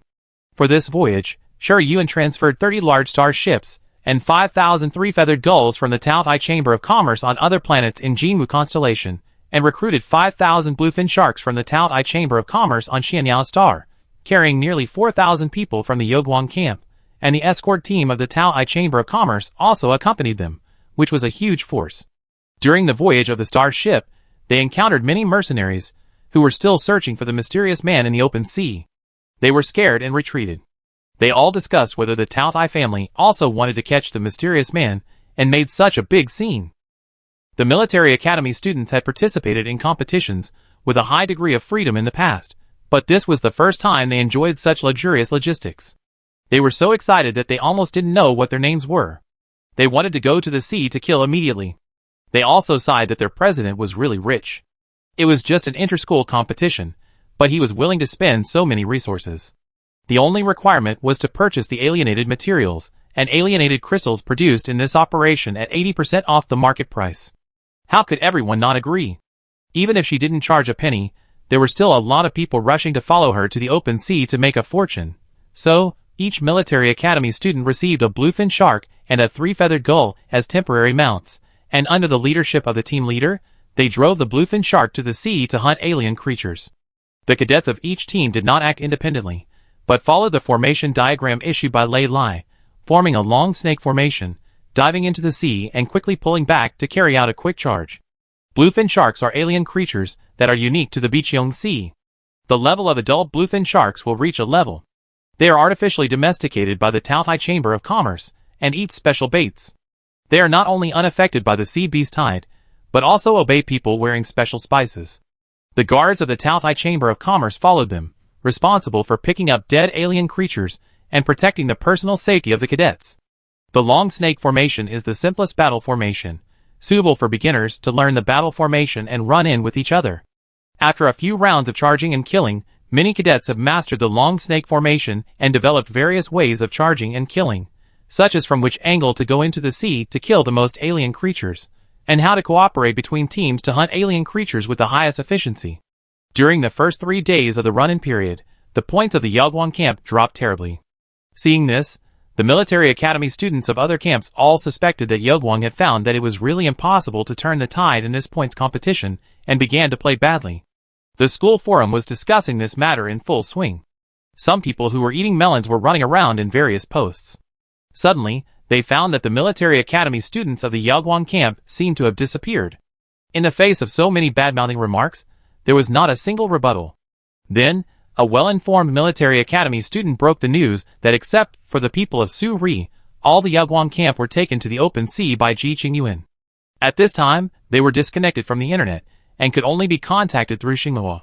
But even if they were contacted, the other party looked mysterious, and did not say what they were doing out to sea at all, which made the military academy students feel itchy like a cat scratching.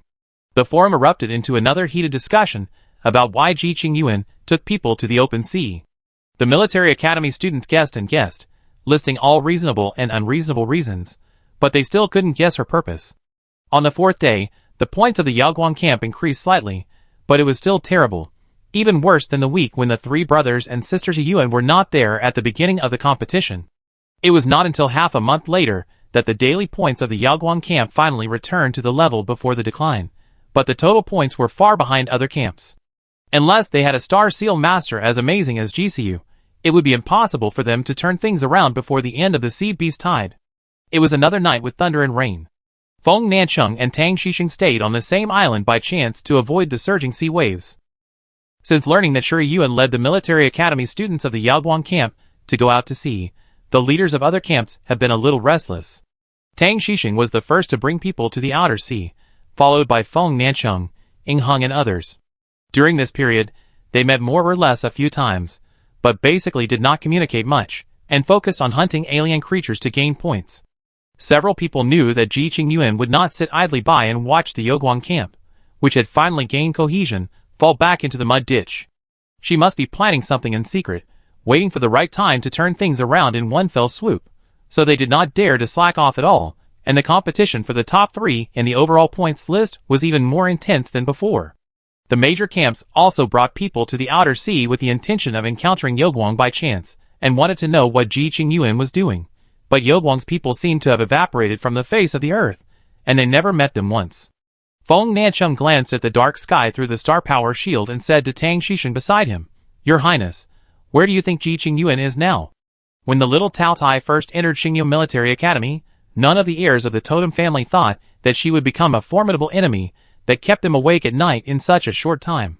Tang Xixing learned some inside information from Tang Xia, and he was much calmer than at first. He glanced at Feng Nancheng and smiled indifferently. "Does it matter where it is?" Feng Nancheng caught a bean-sized raindrop, held it in his palm, and shook it, watching it change into various shapes. "It's not a question of whether it's important or not. I'm afraid that she will suddenly come, and the first place in the Tianshu camp will be lost. If you have time to worry about Tianshu, you might as well think about how to get rid of Tian Xian, who is biting Tian Quan tightly. GCU comes out to kill once every 10 days, and every time he kicks Tian Quan down to 2nd place, you should be very distressed, right?" Tang Xixing smiled and talked. "It's not the first time for everyone to be sarcastic and stab each other, so don't let the second brother laugh at the eldest brother." Feng Nancheng was not annoyed by his implication, and sighed, "Your Highness should be thankful that GCU is not interested in these false names, otherwise how could Tianshu get the praise of the first camp of Xingyo? GCU's talent in star patterns is unmatched by the younger generation." Even the first Star Seal master of Yongnao Empire once praised him as a genius in this field. If he had not been low-key and never bought people's hearts for the Taotai family, he would have died in the wilderness long ago. Tang Xixing was calm in front of Feng Nancheng most of the time, but when he heard him mention GCU, and in such a respectful tone, the feeling of frustration that he had suffered at the hands of the other party came out uncontrollably. He pulled the corner of his mouth and said deliberately, "That's the truth. I heard that he helped Qi Yuan snatch the wooden dragon bone from you. That guy really wants to cause chaos in the world. Why does he interfere in the affairs between you two siblings?" Now it was Feng Nancheng's turn to break his defense. He had very little patience when it came to Feng Shiyuan's affairs, and Tang Xixing knew this very well. The two people looked at each other with a fake smile, and their sharp eyes sparked with lightning, wanting to chop each other to a crisp and tender inside, and disappear from this world. Just at this moment, a pair of hands patted their shoulders on the left and right. Ying Hung squeezed in between them very familiarly, put one arm around one of them, looked at Tang Xixing and then at Feng Nancheng. "What are you two doing here?" "Talking and laughing. It's been a long time since we last met, and the relationship has suddenly improved?" Ji Yuanyu, who was forcibly pulled over by him, silently lowered her eyes and minimized her presence. There was never room for her to interrupt these topics about the chosen ones, and no one would drag her to such an occasion except Ying Hung. Tang Xixing and Feng Nancheng were caught off guard by him and squeezed. They both restrained their coldness and returned to a smiling tiger look. "What a coincidence. Ying Hung, you are here too?" Tang Xixing greeted politely. "If we talk about the leader of the 7 camps, who has the best popularity, it is undoubtedly Ying Hung.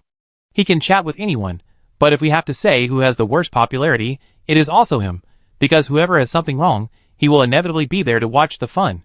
In Feng Shiyuan's words, he is also a talent. Ying Hung took this as a compliment and didn't feel offended at all. "Where are you? I heard from my friends on the island that you are here, so I came here on purpose. I haven't seen you for a long time, so I want to catch up with you." Ying Hung said it bluntly, fearing that others would not be able to hear that he had someone keep an eye on Tang Xixing and Feng Nancheng's movements. Only he could describe the placement of spies so refreshingly. He did not care what the two people beside him thought, and sighed at the dark sky. "I don't know when this heavy rain will stop. How much time will it delay us? By the way, Sister Qingyuan is also in the open sea, right? With such big waves, there should be a storm soon. She will probably return to the ship, and maybe we can meet her."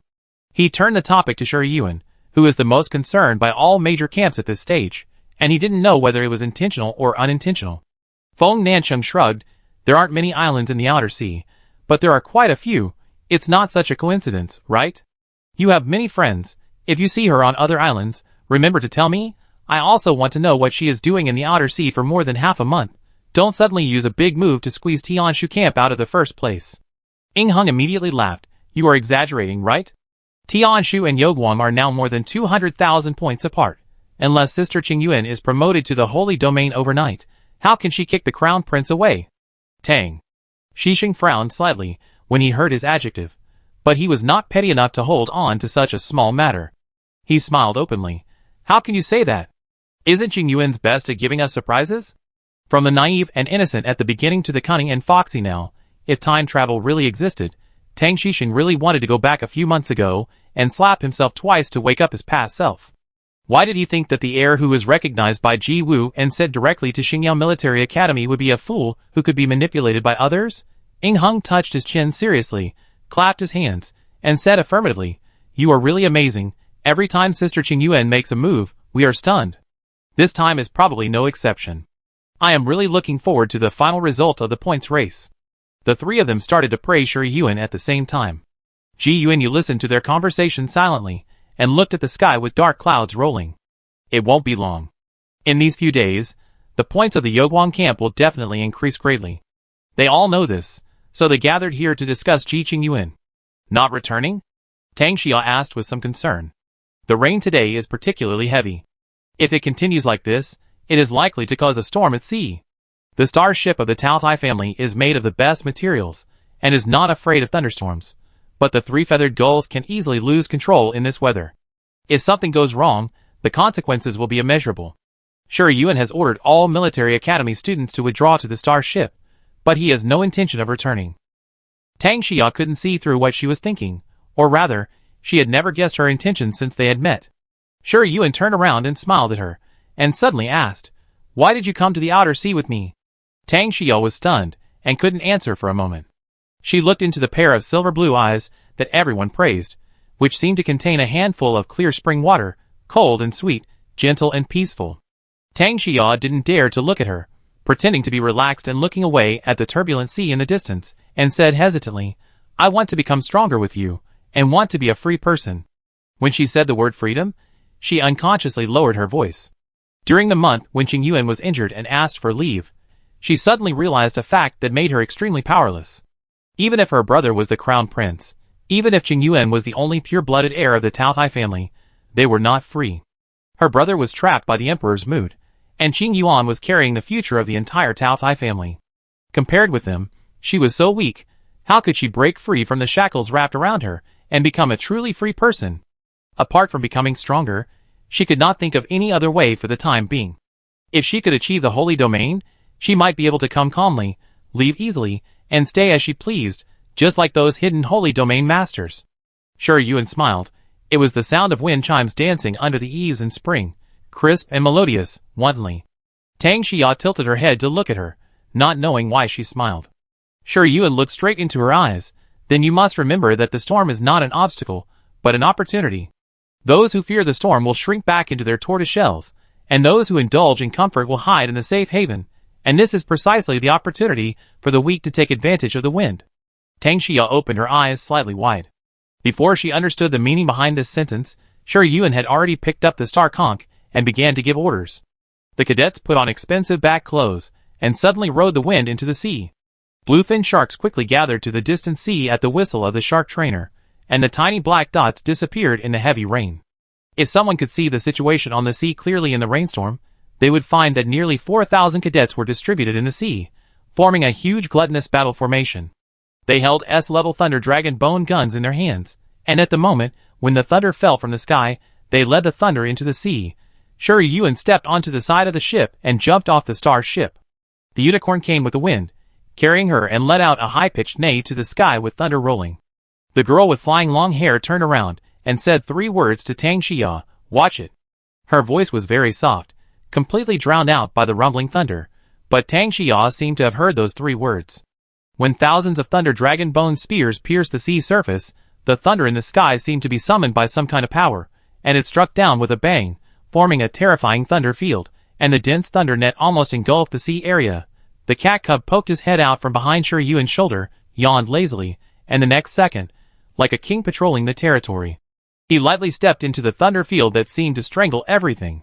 The moment the Taotai totem rose from the ground, all the military academy students opened their eyes in shock, staring at the fierce and powerful totem without blinking. In their eyes, he is the most powerful god, ruling all directions, and no one can fight against him. The lightning arc surged, and the Taotai totem engraved on the thunder dragon bone spear lit up with a pure white glow, quickly gathering the star power in the sea, forming a series of gorgeous light pillars that shot straight into the sky. The star power in the thunder domain suddenly expanded, and the one who passed through the Taotai totem was no longer the little kitten that looked like it was acting cute, but the notorious beast Taotai. It swung its ferocious long tail and roared to the sky. The power of the beast overwhelmed the thunder, passing through the clouds, penetrating the rain curtain, and spreading in all directions. The 3 people who were still arguing suddenly looked up, looking in shock at the direction where the sound came from, and saw a fleeting shadow in the clouds. It was Taotai. The beast Taotai. How could it be possible? At that moment, Tang Xixing's mind was blank, and he almost lost the ability to think, until Feng Nanqing's slightly deep voice came to his ears. "It's Ji Qingyuan. What is she doing? She actually summoned the Taotai totem?" Anyone who has felt the power of the totem can recognize that Ji Wu is on Tiandu Star, and Ji Qingyuan is the only one on Xianyao Star who can summon the Taotai totem. With Feng Nanqing's current top-level, second-level supernatural combat power, which is infinitely close to the third-level supernatural, he can also summon the Phoenix totem, but he can't imagine how Ji Qingyuan, who was only a 4th-level talent not long ago, summoned the Taotai totem. Is she pretending to be a pig and eating the tiger from the beginning? The Taotai family does not have any pure-blooded little Taotai wandering around. She is the heir secretly cultivated by Marshal Ji Wu.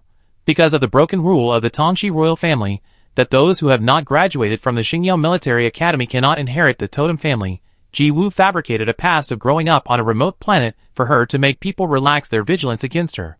Looking back at her performance after entering Xingyao Military Academy, from using her power to dominate the Yugwang Dome to being the most popular person now, it was clearly premeditated. She stepped on Qi Qingyu and him to steal the show, and made Tang Xixing fall. Who doesn't know her name Ji Qingyuan now? Even Ying Heng, who usually doesn't take winning or losing seriously and goes wherever there is excitement, is looking at the sky with a thoughtful expression. The immortal tree plus the Taohai totem, Ji Qingyuan is going to the sky. If she achieves the Holy Land, how many people in the Yongyao Empire will be her opponent? This person must not be an enemy. Ji Yuanyu still stood there with her hands down. Compared to the shock of Tang Xixing and Feng Nancheng, when she saw the Taohai phantom flashing in the clouds, she felt a subtle sense of the dust settling. That's right, this is in line with Ji Qingyuan's style.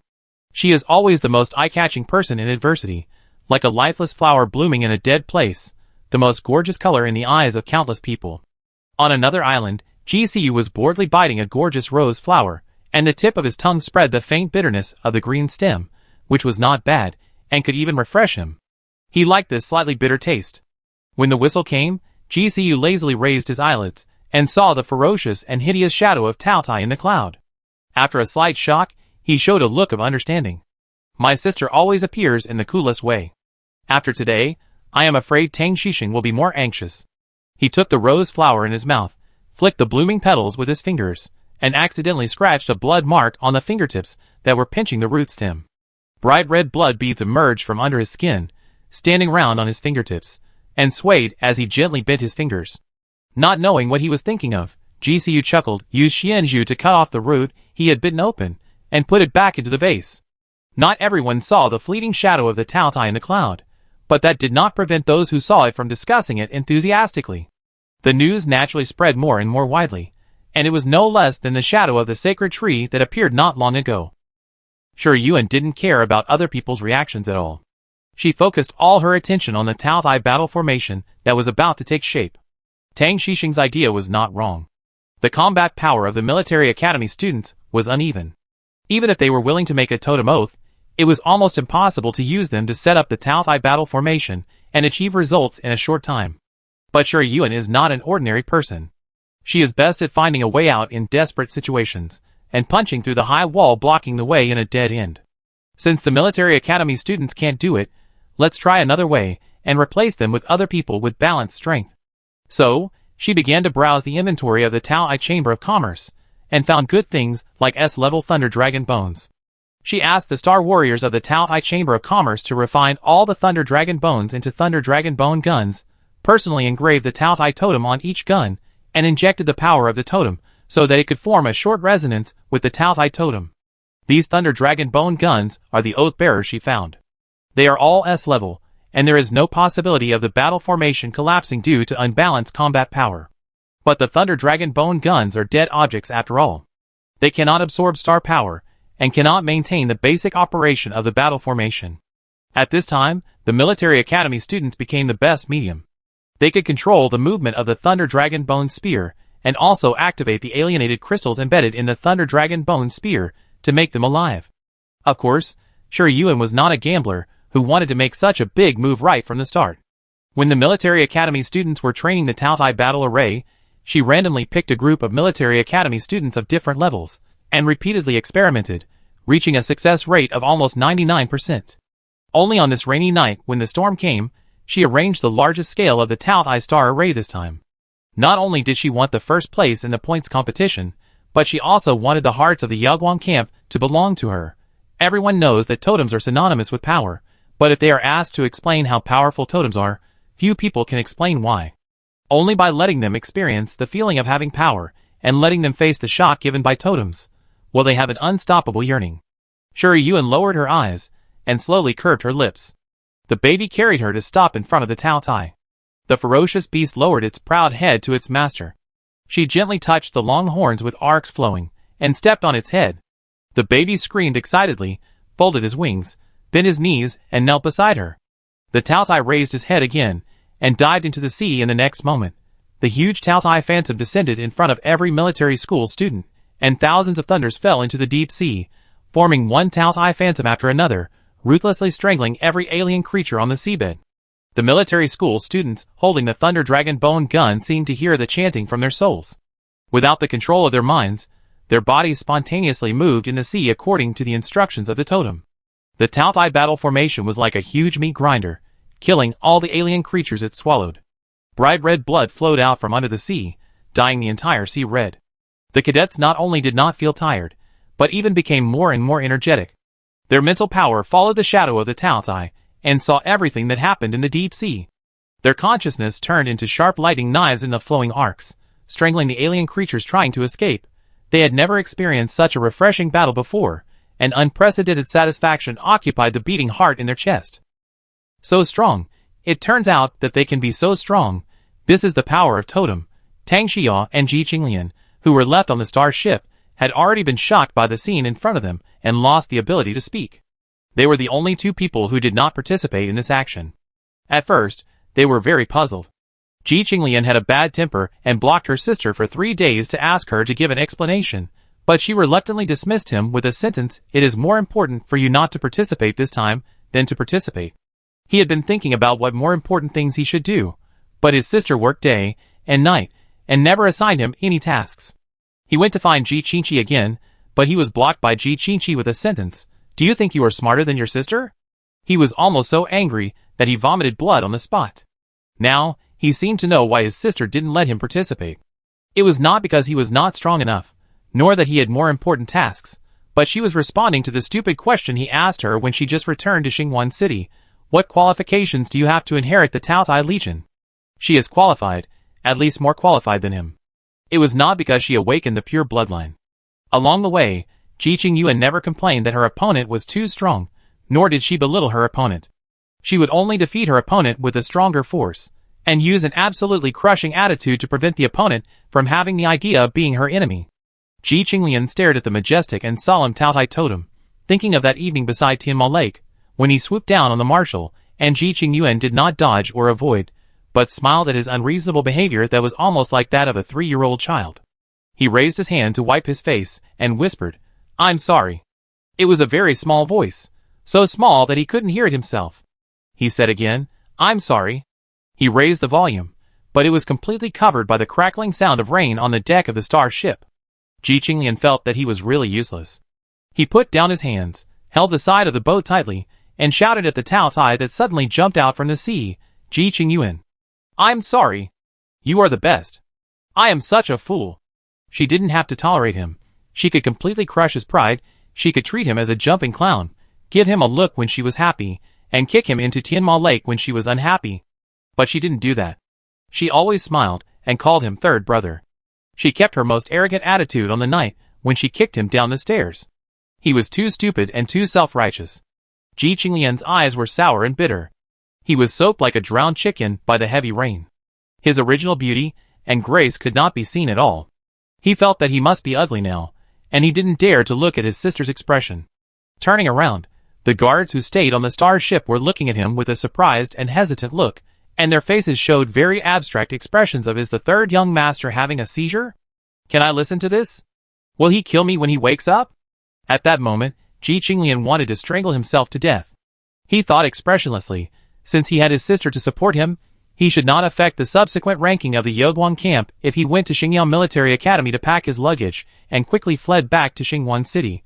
Right when he began to consider whether he would be laughed to death by GCU if he really did this, a louder shout rang out. "Qingyuan, I understand.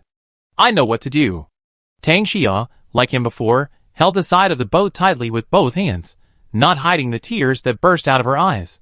She was like a lost seabird who finally found her way home, smiling at the girl who looked back from the Thunder Domain. Taotai suddenly rushed out of the Thunder Domain, carrying the ferocious Ji Qinglian and the excited Tang Xia, and crashed into the deep sea again.